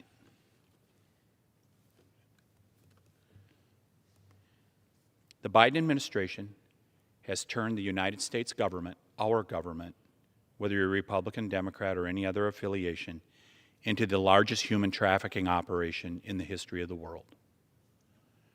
And it's so sad to see that happen. It doesn't have to be that way. Let's go back to January 20th, just a little over a year ago. What happened? Remain in Mexico was ended. Border wall construction was ended. Catch and release was initiated. And that's exactly what we've seen in our country now over the last year. I'm going to share my story, if I may, tonight. I've been here less than 2 years, Mr. Chairman. First trip that I took was down to the Arizona border in June of 2020. I saw the successes down there. I saw local units of government working with state and federal government to control our borders, to make sure that those that chose to come into our country legally, they would get in line and they would go through the process. It was under control. I saw that border wall construction down in Arizona. Fast forward to just a little less than a year ago, April of 2021. I go down to the Rio Grande, out of control. And from what I understand, it is even worse now than April of 2021. From there, I went down to Panama at the behest of the Border Patrol, saying, you should see that this is not just about Mexico. This is not just about the Northern Triangle. There are people coming from all over the world. So I went down to the Darien Gap in Panama at the end of May of 2021. And what I saw was breathtaking. People coming out of the jungle, having to be wheelbarrowed to the medical tent, hearing stories of the estimates that 10% of the people that try to get through that jungle, some of the most dense jungle you will find on all of the face of Earth, 10% of the people were dying as a result of the actions that a president took on January 20th of 2021. The border is open. That was the message to those people. And it has wreaked havoc on people's lives that thought, if I can just make it to America. Many of them have not done that. And as the chairman said, we've got an organization that is getting fully funded by the United Nations, which, we put 25% of the money into the United Nations? The International Organization for Migration, IOM, or sometimes it goes by OIM. I saw them at the Rio Grande. I saw them at the Darien Gap. I saw them at Fort McCoy when the Afghan evacuees came to our country. IOM, every step of the way, giving people remittances, giving them debit cards, being funded by you and I, the American public. We are funding those people coming here to the United States of America at the behest of an organization that believes in open borders and does not believe in the sovereignty, not just of the United States, but of any country on the face of this earth. It is time for our Judiciary Committee, Chairman Nadler, to have hearings about what is this organization all about. Now, I'm not going to hold my breath expecting that to happen, but that is what should happen. And if the American people want to know the truth, you are going to have to take action in this election year of 2022 if you want this to change. Because it is evident by the secretary, as designated by President Biden, Secretary Mayorkas, he is going to do nothing about it. We heard it in the video that we saw recently when the Border Patrol agents proudly stood up and they said, "You are the reason, Secretary Mayorkas, for this problem, and you could stop it now. So here's what we stand for. To the gentleman that was here earlier, here's what we stand for. We stand for legal immigration. I think about members of my family, my extended family, that came into this country recently, legally, did it the right way, paid the money, and they didn't pay the money to a cartel.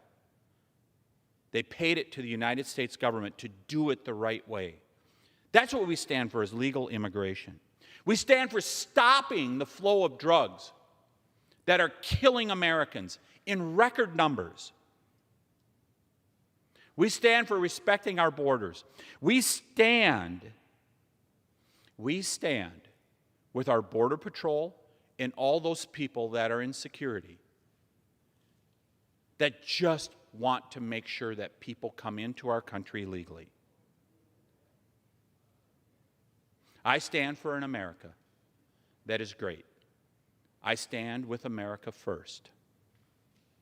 And if the people of the United States of America want to bring this under control, this scourge that has hit our country as a result of the actions of a president on January 20th of 2021, you need to stand with us in November of 2022. I yield back. Well, I thank you, Tom, and so well said. Look, we all want to help. All of us want to help. We earned this position to speak on the behalf of our constituents in our homes, in our home districts. We all want to help. America is the most generous country on the planet, and we know that there are people that are wanting, that are hurting, that are seeking a better opportunity. We have a process here. If you ask the American people to obey the law, why is it too hard to ask people that aren't American citizens to obey the law? Yet that's exactly what's happening. That's exactly what's happening. It is unacceptable. I'd like to recognize great lady from Georgia, Ms. Green. Thank you so much, Mr. Perry.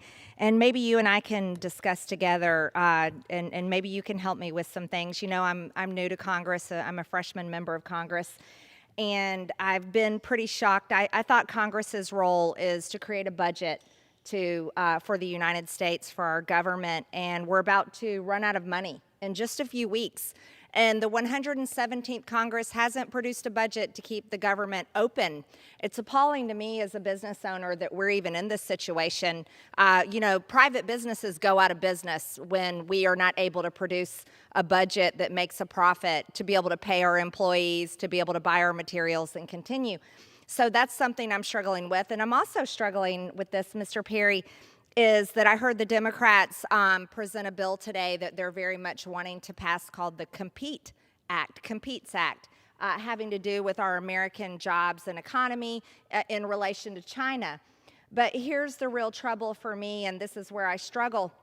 You know, American jobs are so important, but yet our border is wide open and being invaded every single day. And I just can't comprehend why Congress doesn't pass legislation and write into law that illegal aliens should be deported, because illegal aliens are competing with American jobs, and I find that to be a major problem, especially being in the construction industry where we have to employ legal Americans to do these jobs. But that doesn't seem to be the case, and maybe you can help me out there. Well, I don't know if I can help you with that, Marjorie, but I was also in business. We had a mechanical contracting business. It's hard, heavy work. And we, too, hired American citizens. We had to have documentations for the folks that we hired. Wouldn't it be great, though, since you brought it up, the Competes Act? Mm-hmm. Look, we all want to compete better with China. We know that they're our adversary. They consider us the enemy. First of all, the Competes Act doesn't do that. It doesn't do anything to secure America from an aggressive, bellicose China. But shouldn't the Competes Act be about a competitive America? And what about the competition that American citizens are in their own country for their own jobs with people that are here illegally? Shouldn't the Competes Act be about making sure people don't come here illegally? And let's face it, some folks have already talked about the policy that's required. The Border Patrol said, we just need the policy. Policy's in place. Mm-hmm. Laws are in place. Article 2, Section 3 says the the president will faithfully execute. But if the president doesn't faithfully execute the laws that are in place, whether we call the Competes Act something against China or whether the Competes Act is about American citizens who have to compete in their own country against foreigners, if no one's going to faithfully execute it, it's not going to matter. Oh, absolutely, Mr. Perry. And then we learned yesterday that Border Patrol agents are completely demoralized, that they are not even capable of doing the job that they were hired to do, that our United States government hired them to do, because their authorities are not allowing them to do it. And so they're not able to deport illegal aliens so that our American people can have jobs. No, our American people are having to compete with them. But even worse, what we learned is about fentanyl. Fentanyl coming from China. And that's what bothered me when I was listening today to the Democrats debate this bill with us, is that only in this Competes Act bill, it mentioned fentanyl 10 times, only 10 times. But yet it's Chinese fentanyl coming from communist China that is killing young people. It's the #1 cause of death with Americans age 18 to 45. And that's a tragedy, but yet we've been controlled by COVID-19. Children in school are forced to wear masks. People are told they have to take vaccines. It's totally out of control, but yet it's fentanyl from China. And here's something else. Maybe you can help me out with this, Mr. Perry, since I'm new here. Why doesn't the Joe Biden administration, why don't the Democrats care about doing something about fentanyl, a horrible poison coming in from China, but yet they care more about coral reefs? I think that's a great question. Over 100,000 dead from overdose due to fentanyl coming from through our southern border from communist China, and yet we're locked down in many places still in the capital, in the United States, in their capital city. People from across the country can't come here and get a meal. You can't even come into the Capitol. I also like to recognize Mr. Clyde from Georgia. He should get in on this. Maybe you can answer your colleague's question, because I sure can't. Well, thank you, Mr. Perry. You know, I just think that the Democrats, they just don't know how to govern this city. That's just a huge issue. You know, and we can see that with what's happening on the southern border. President Biden's raging border crisis and the harm it inflicts upon our great country, the dangerous catastrophes that I simply cannot ignore. We're talking about over 2 million illegal crossings in a single year, thousands of pounds of fentanyl seized, as we just talked about, and an unknown number of illegal migrants, some with criminal records, some on the terrorist watch list, released into hundreds of communities across the nation. Yet out of cowardice or complacency or both, the Democrats remain silent on record high levels of illegal migrant crossings and drug seizures at our southern border. My Republican colleagues and I have responded to the left's inaction with letters demanding answers, with legislation, and with continuous coverage of what's really happening under Biden's watch. Furthermore, my House Freedom Caucus colleagues, led by my good friend Chairman Perry, held a hearing on the Biden administration's open border policies and inadequate border security just yesterday. During this hearing, we heard numerous witnesses describe the fire of chaos at the border and the policies that have fueled the flames. Many Americans know about the ongoing border crisis and its root causes. Joe Biden and his crisis-ridden, failed administration with a 33% approval rating. Yet I don't believe the American people are aware of the United Nations involvement that aids migrants on their expedition to our southern border. According to one of the witnesses that participated in our hearing yesterday, Todd Bensman of the Center of Immigration Studies, UN agencies such as the International Office of Migration and the United Nations Commissioner for Refugees and their counterparts are providing assistance, including financial assistance, to help migrants on their journey, where they will eventually attempt to illegally cross the United States border. This witness further explained that the United Nations Cash-Based Interventions Program supplies reusable plastic cash cards worth hundreds of dollars each and cash-filled envelopes, among additional resources to individuals on the migrant trail from South America to Texas. This is unbelievable, it's illogical, it's criminal, and it's just plain wrong. The United Nations is actively subverting the security of our southern border. Just think about that statement for a moment. Just think about it. But guess again who's funding the bill?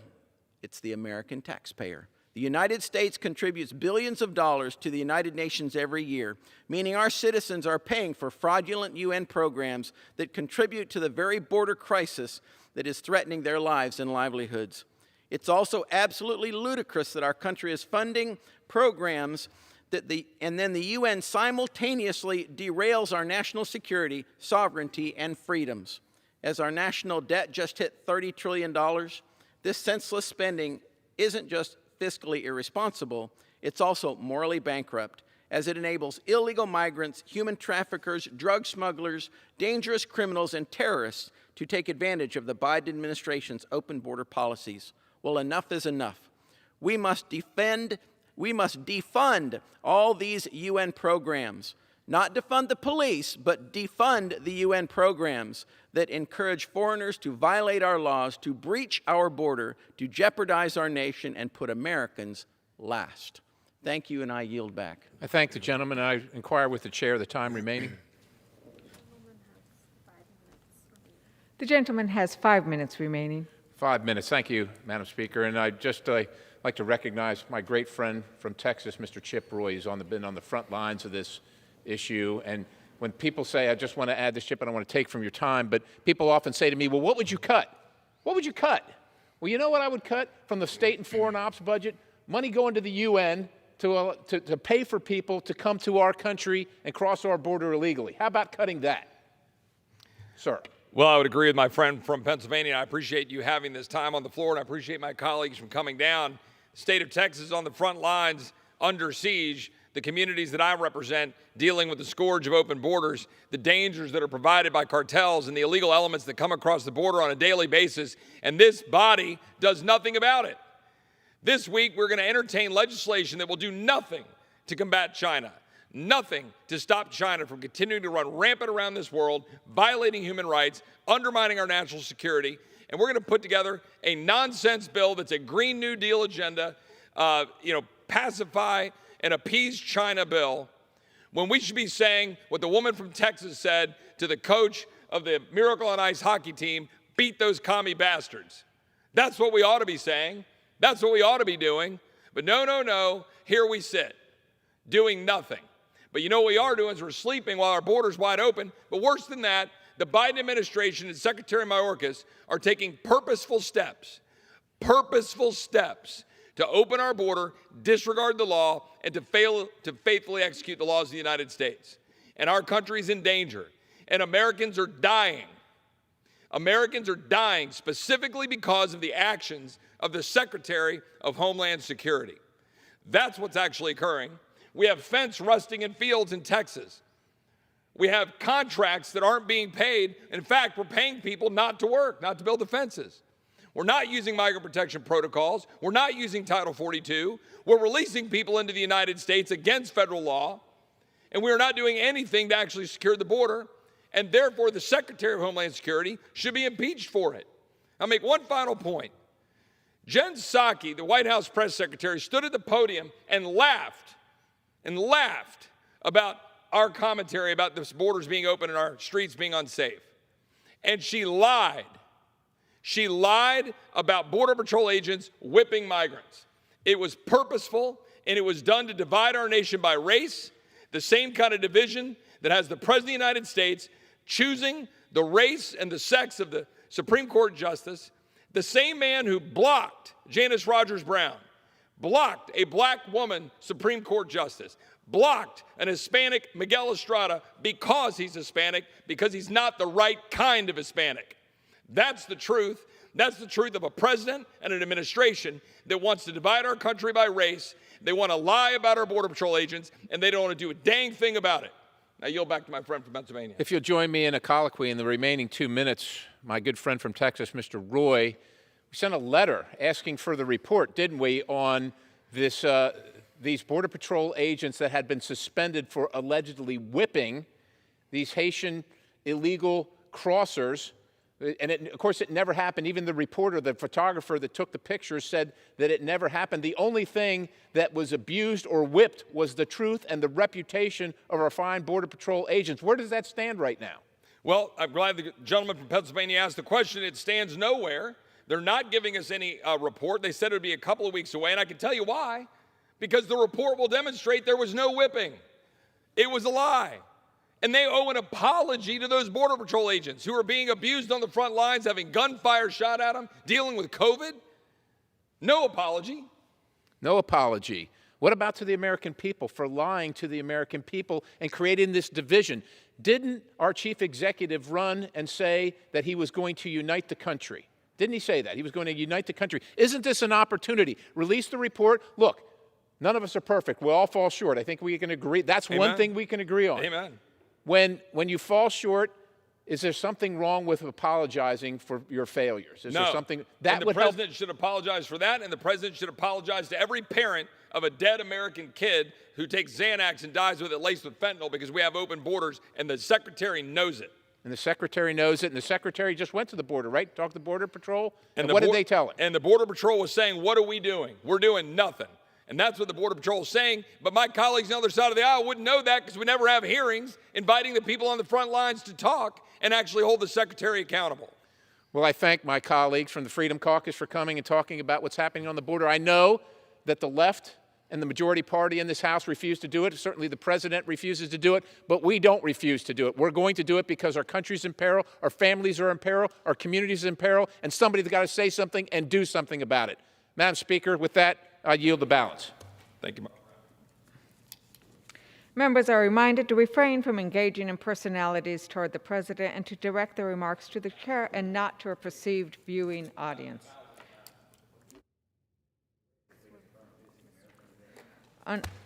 Under the Speaker's announced policy of January 4th, 2021, the chair recognizes the gentleman from Wisconsin, Mr. Gothman, for 30 minutes.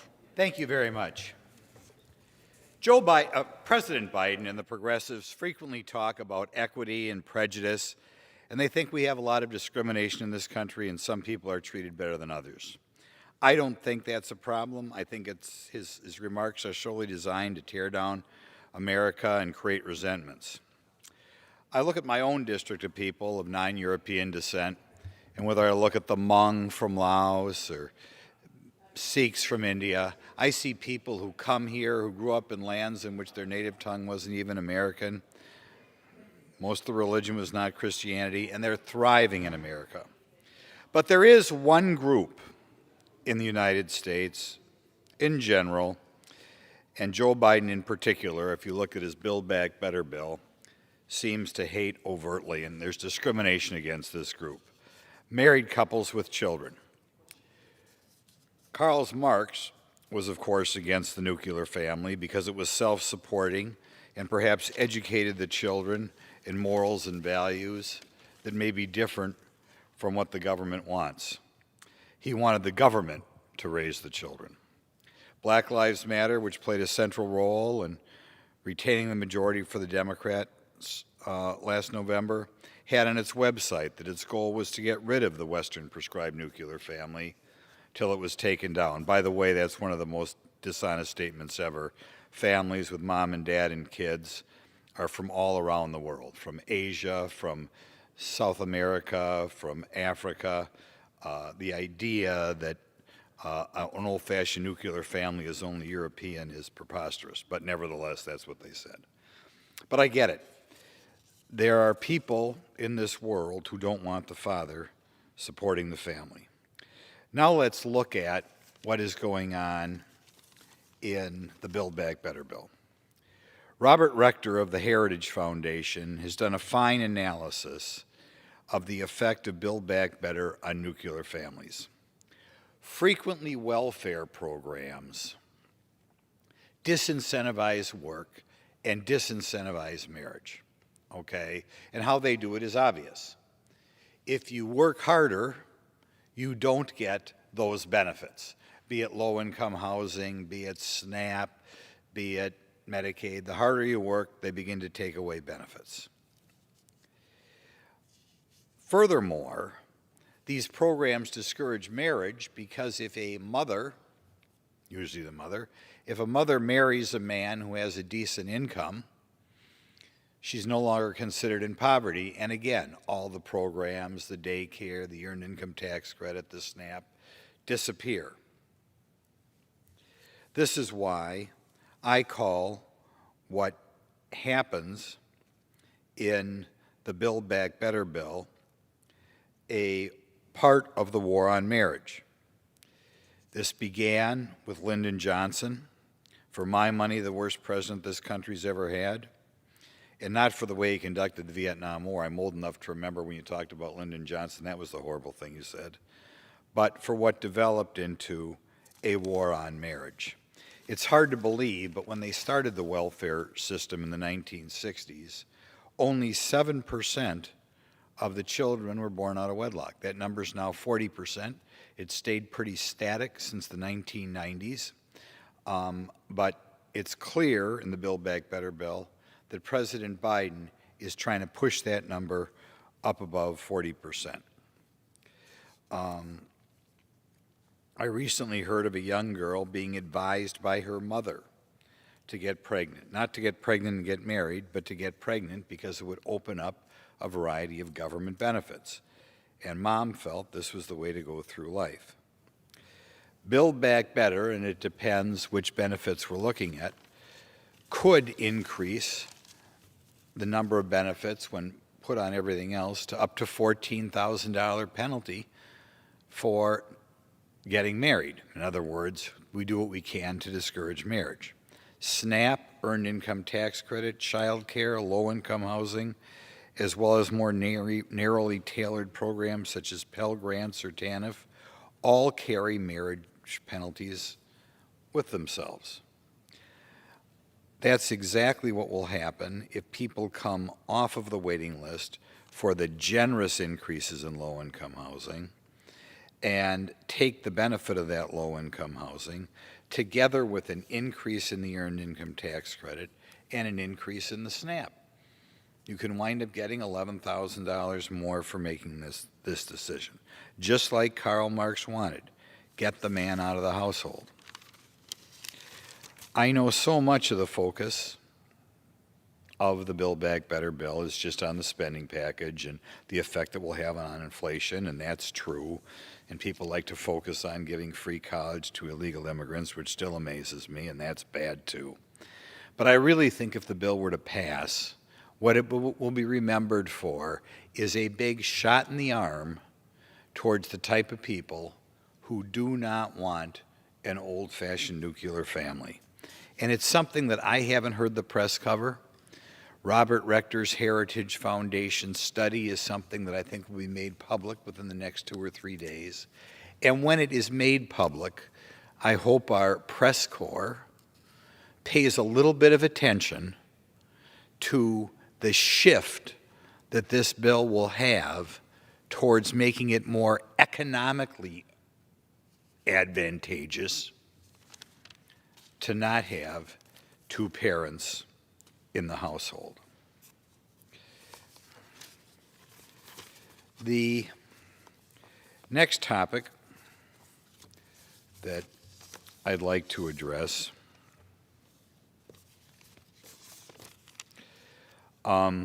concerns the issue in the news involving the Ukraine. I am not personally the most hawkish member here regarding the Ukraine, but what amazes me about this conflict is more is not written about the Holodomor. And I've talked to people in this building, I've talked to young people, and they don't even know what the Holodomor is. In the early 1930s, Joseph Stalin, the communist dictator of the Soviet Union, had a problem in the Ukraine. Some of the people in the Ukraine wanted to go back and be an independent country, which it was for a while, a few years before than that. And some of the people in the Ukraine, particularly the farmers, which were called kulaks, didn't like the idea of giving up their land and going to work for the government. And of course, one of the reasons, or one of the things that communists like is they want everybody working for the government because they want to have total control over everybody. And I'm sure the problem in Ukraine in the early 30s is to be a problem similar to what we'd have in Wisconsin. We have a lot of small dairy farmers. They own their own land. It's their own business. And they wouldn't take kindly to the idea of a Marxist government coming over and saying, this is no longer your land, this is no longer your cows, you are working for us, the government. So the way Joseph Stalin decided to deal with it is he decided to starve out the people in the Ukraine. He decided to put troops around the Ukraine so you couldn't escape. And he decided to take the crops and take the produce and put soldiers guarding it, and people began to starve to death. To this day, we don't have an exact figure in the early 30s of how many people starved to death in the Ukraine because of decisions made by Joseph Stalin. When you look online, you come from numbers from about 4 million on the low side to 15 million on the high side. I'm no expert. I'll guess it's more like 4 or 5 million. But 4 or 5 million people starving to death is something every American school child ought to be talking about. And when there's a possible conflict between Russia and the Ukraine, it's something that the History Channel, that the news stations ought to be talking about a whole lot. And instead, when I walk around here and talk to staffers or talk to whoever, all the other people who help us around here, again and again, I find people who don't even know that 4 or 5 million Ukrainians starved to death in the early 30s. One of the interesting things about this is that efforts were made to hide this almost immediately. The Soviet Union itself banned discussion of all the people who starved to death in the Ukraine. Okay, I guess we are, kind of reminds me of certain people in the United States who don't like anything to appear online and likes to take things down. So things that are inconvenient for the people in charge are not publicized. One of the things that everybody should know about, and I once talked to a New York Times reporter who himself didn't know about it, is that a guy by the name of Walter Duranty, who worked for the New York Times, was given a Pulitzer Prize as he sat over there and knew very well that this starvation was going on, but didn't report it. He probably didn't report it because the cool kids from the liberal media like to think wonderful things about the Soviet Union. In a private letter, he said, "The suffering is inflicted with a noble purpose." So that's what the listeners of the New York Times were getting back in the early 30s. And that man was given a Pulitzer Prize, and I might be wrong, but I don't think the New York Times has given it back. Isn't it amazing that an American newspaper would be so horrible as that one of their reporters knew that millions of people were starving? There's a letter that he wrote at the time in which he guessed it could be as high as 10 million. Millions of people were starving, but because the Soviet Union was the darling of the leftist intellectuals, apparently, he didn't like to report it for the people back home. And to this day, I believe, the New York Times has yet to apologize or get rid of their Pulitzer. In any event, as long as the Ukraine is in the news, I would hope that American school teachers of social studies would begin to educate American people about the 4 or 5 or 7 or 10 million people who starved to death in the early 30s. After all, unless you know about that, you don't know about the reason for the animosity, or at least one of the reasons for the animosity between the Ukrainians and the Russians. You don't know why people should be concerned when a senator from Connecticut goes off and attends an anniversary ceremony for the U.S. Communist Party and is just let off the hook. You don't know why people like me are a little bit concerned when the founders of Black Lives Matter were avowed Marxists. Unless you know about what happened in Ukraine and communism in general, you don't know why so many people fought and died in Korea and in Vietnam. And of course, the Holodomor is only one of the things that every American school child should know about, right? There were plenty of other mass massacres in the Soviet Union. There were a couple of massacres in Red China. We have the horrible taking away of freedoms in Cuba or Venezuela. We talk about the 1 to 2 million people who were murdered in Cambodia. Things that every American school child should know. Because like I said, right now we have people kind of in this building, kind of in academia in America, who I don't think really have a problem with Marxism. They think it's kind of a cool thing to flirt with. So I do hope that our news stations and our educational institutions, at least now, do a little to educate the American public on the millions of people who died in the Ukraine.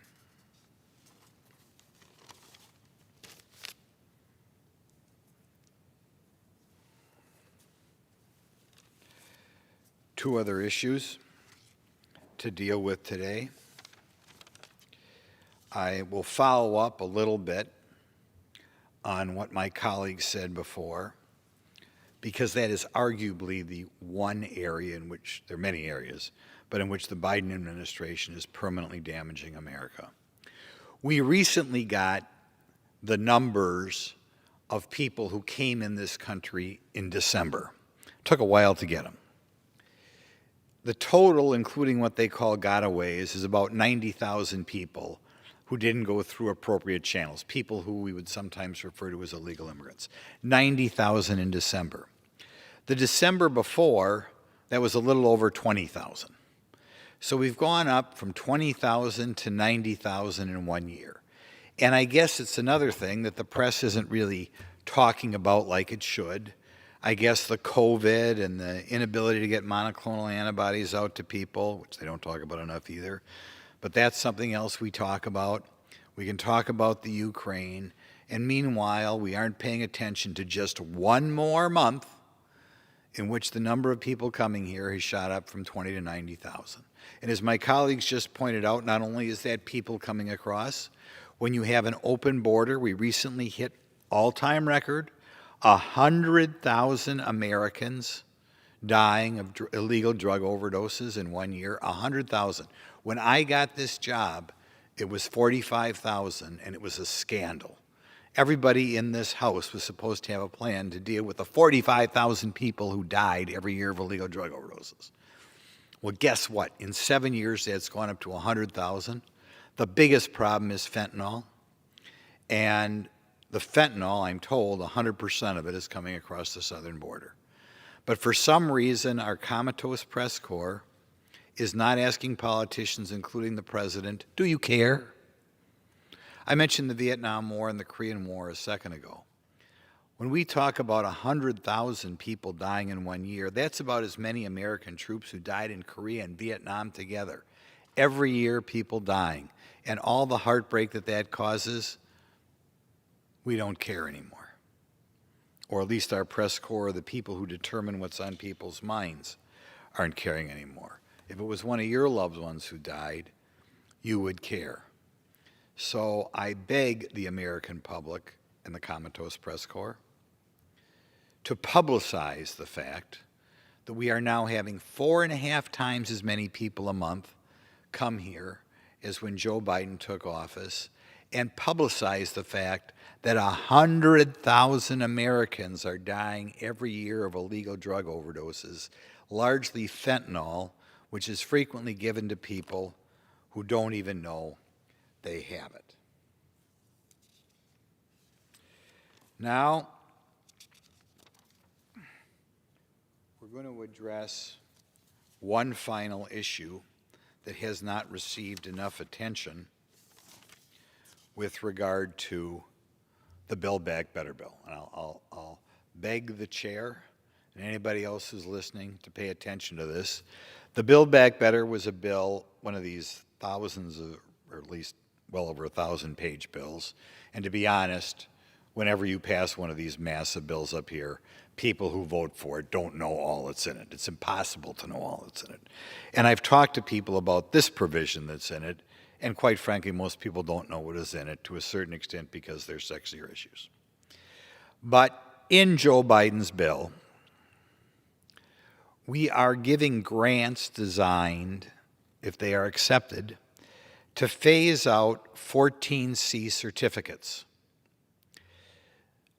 the listeners out there may or may not be familiar with work centers, or what used to be called sheltered workshops, or CRPs, which are places, they do a lot of packaging in my district, places where people who have different abilities sometimes are paid under minimum wage to do light manufacturing or packaging.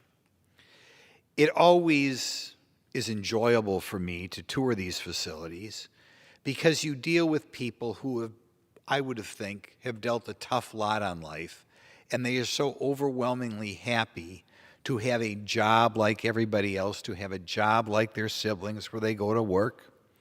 And maybe because of their different talents, they're making $5 or $6 an hour, but they are getting other governmental assistance, and they are very proud every day to go to work and get a paycheck where they can buy some clothes for themselves, where they can buy gifts for their relatives. It's all so wonderful. And now they are under attack. There are two philosophical reasons, to give the other side its due, for shutting down the work centers and saying these people shouldn't be able to work there anymore. Some people feel that nobody should be able to work for under minimum wage. And if you don't like the minimum wage of $7.50, you sure don't want people, or you claim you don't want people working for $4 or $5 an hour. But again, these folks are getting other governmental benefits. It's not all they're living on. What you do when you get rid of 14C certificates, which is what you need to work for under minimum wage, you are telling these folks that you won't work at all. Secondly, there are people who don't like the fact that they feel these people are working in a segregated setting. In other words, they're working with other people with similar abilities to themselves. It is my experience, having toured or taken dozens of tours in places like this, that, and you can ask them as well, they are very happy to be working in these facilities. There are many people working in these facilities who have abilities similar to people in other facilities. And the people who work in these facilities, I think, like them so much because it's a chance to find lifelong friends. There was a time when people with different abilities had to stay at home and watch TV and just get to know their family members. But these jobs allow people to have, because frequently the turnover is not that great, they make friends who they'll have for 30 or 40 years. It breaks my heart that there are people who think that we're going to shut these down because people will be so much better if they work in a facility without anybody with a different abilities, and it'll be so much better. We must be taking advantage of these people if somebody's making $5 an hour. I mean, I deal with the people who work in these facilities, including management. I don't think anybody's getting rich. They're probably, most of them, making a lot less money than a congressman, but instead they have to put up with these radicals, I'll call them, telling them that they're taking advantage of people because they're being paid $4 an hour, $5 an hour. So in any event, I'm going to ask people who care about people with different abilities, whether you have a relative in this position, whether you have a child in this position, whether you yourself work in a work center, please contact your congressman and say, don't shut down these facilities. It is what the life of so many of these folks is built around, and it would be crushing if you would try to just send them home, or maybe find a business that will take them in for 3 or 4 hours a week instead of 34 hours a week. It would be crushing for these people if they lost the ability to work at the work centers or the CRPs. So I beg the majority party, you're in charge, that if you do get something through on that Build Back Better bill, that this provision, which is the end of the work centers, is not in it. Now, I'd like to thank you for staying late and listening to my additional analysis.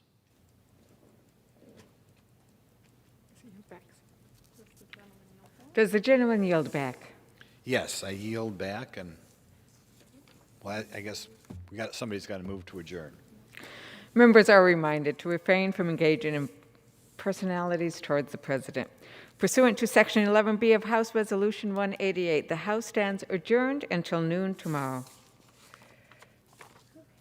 Okay.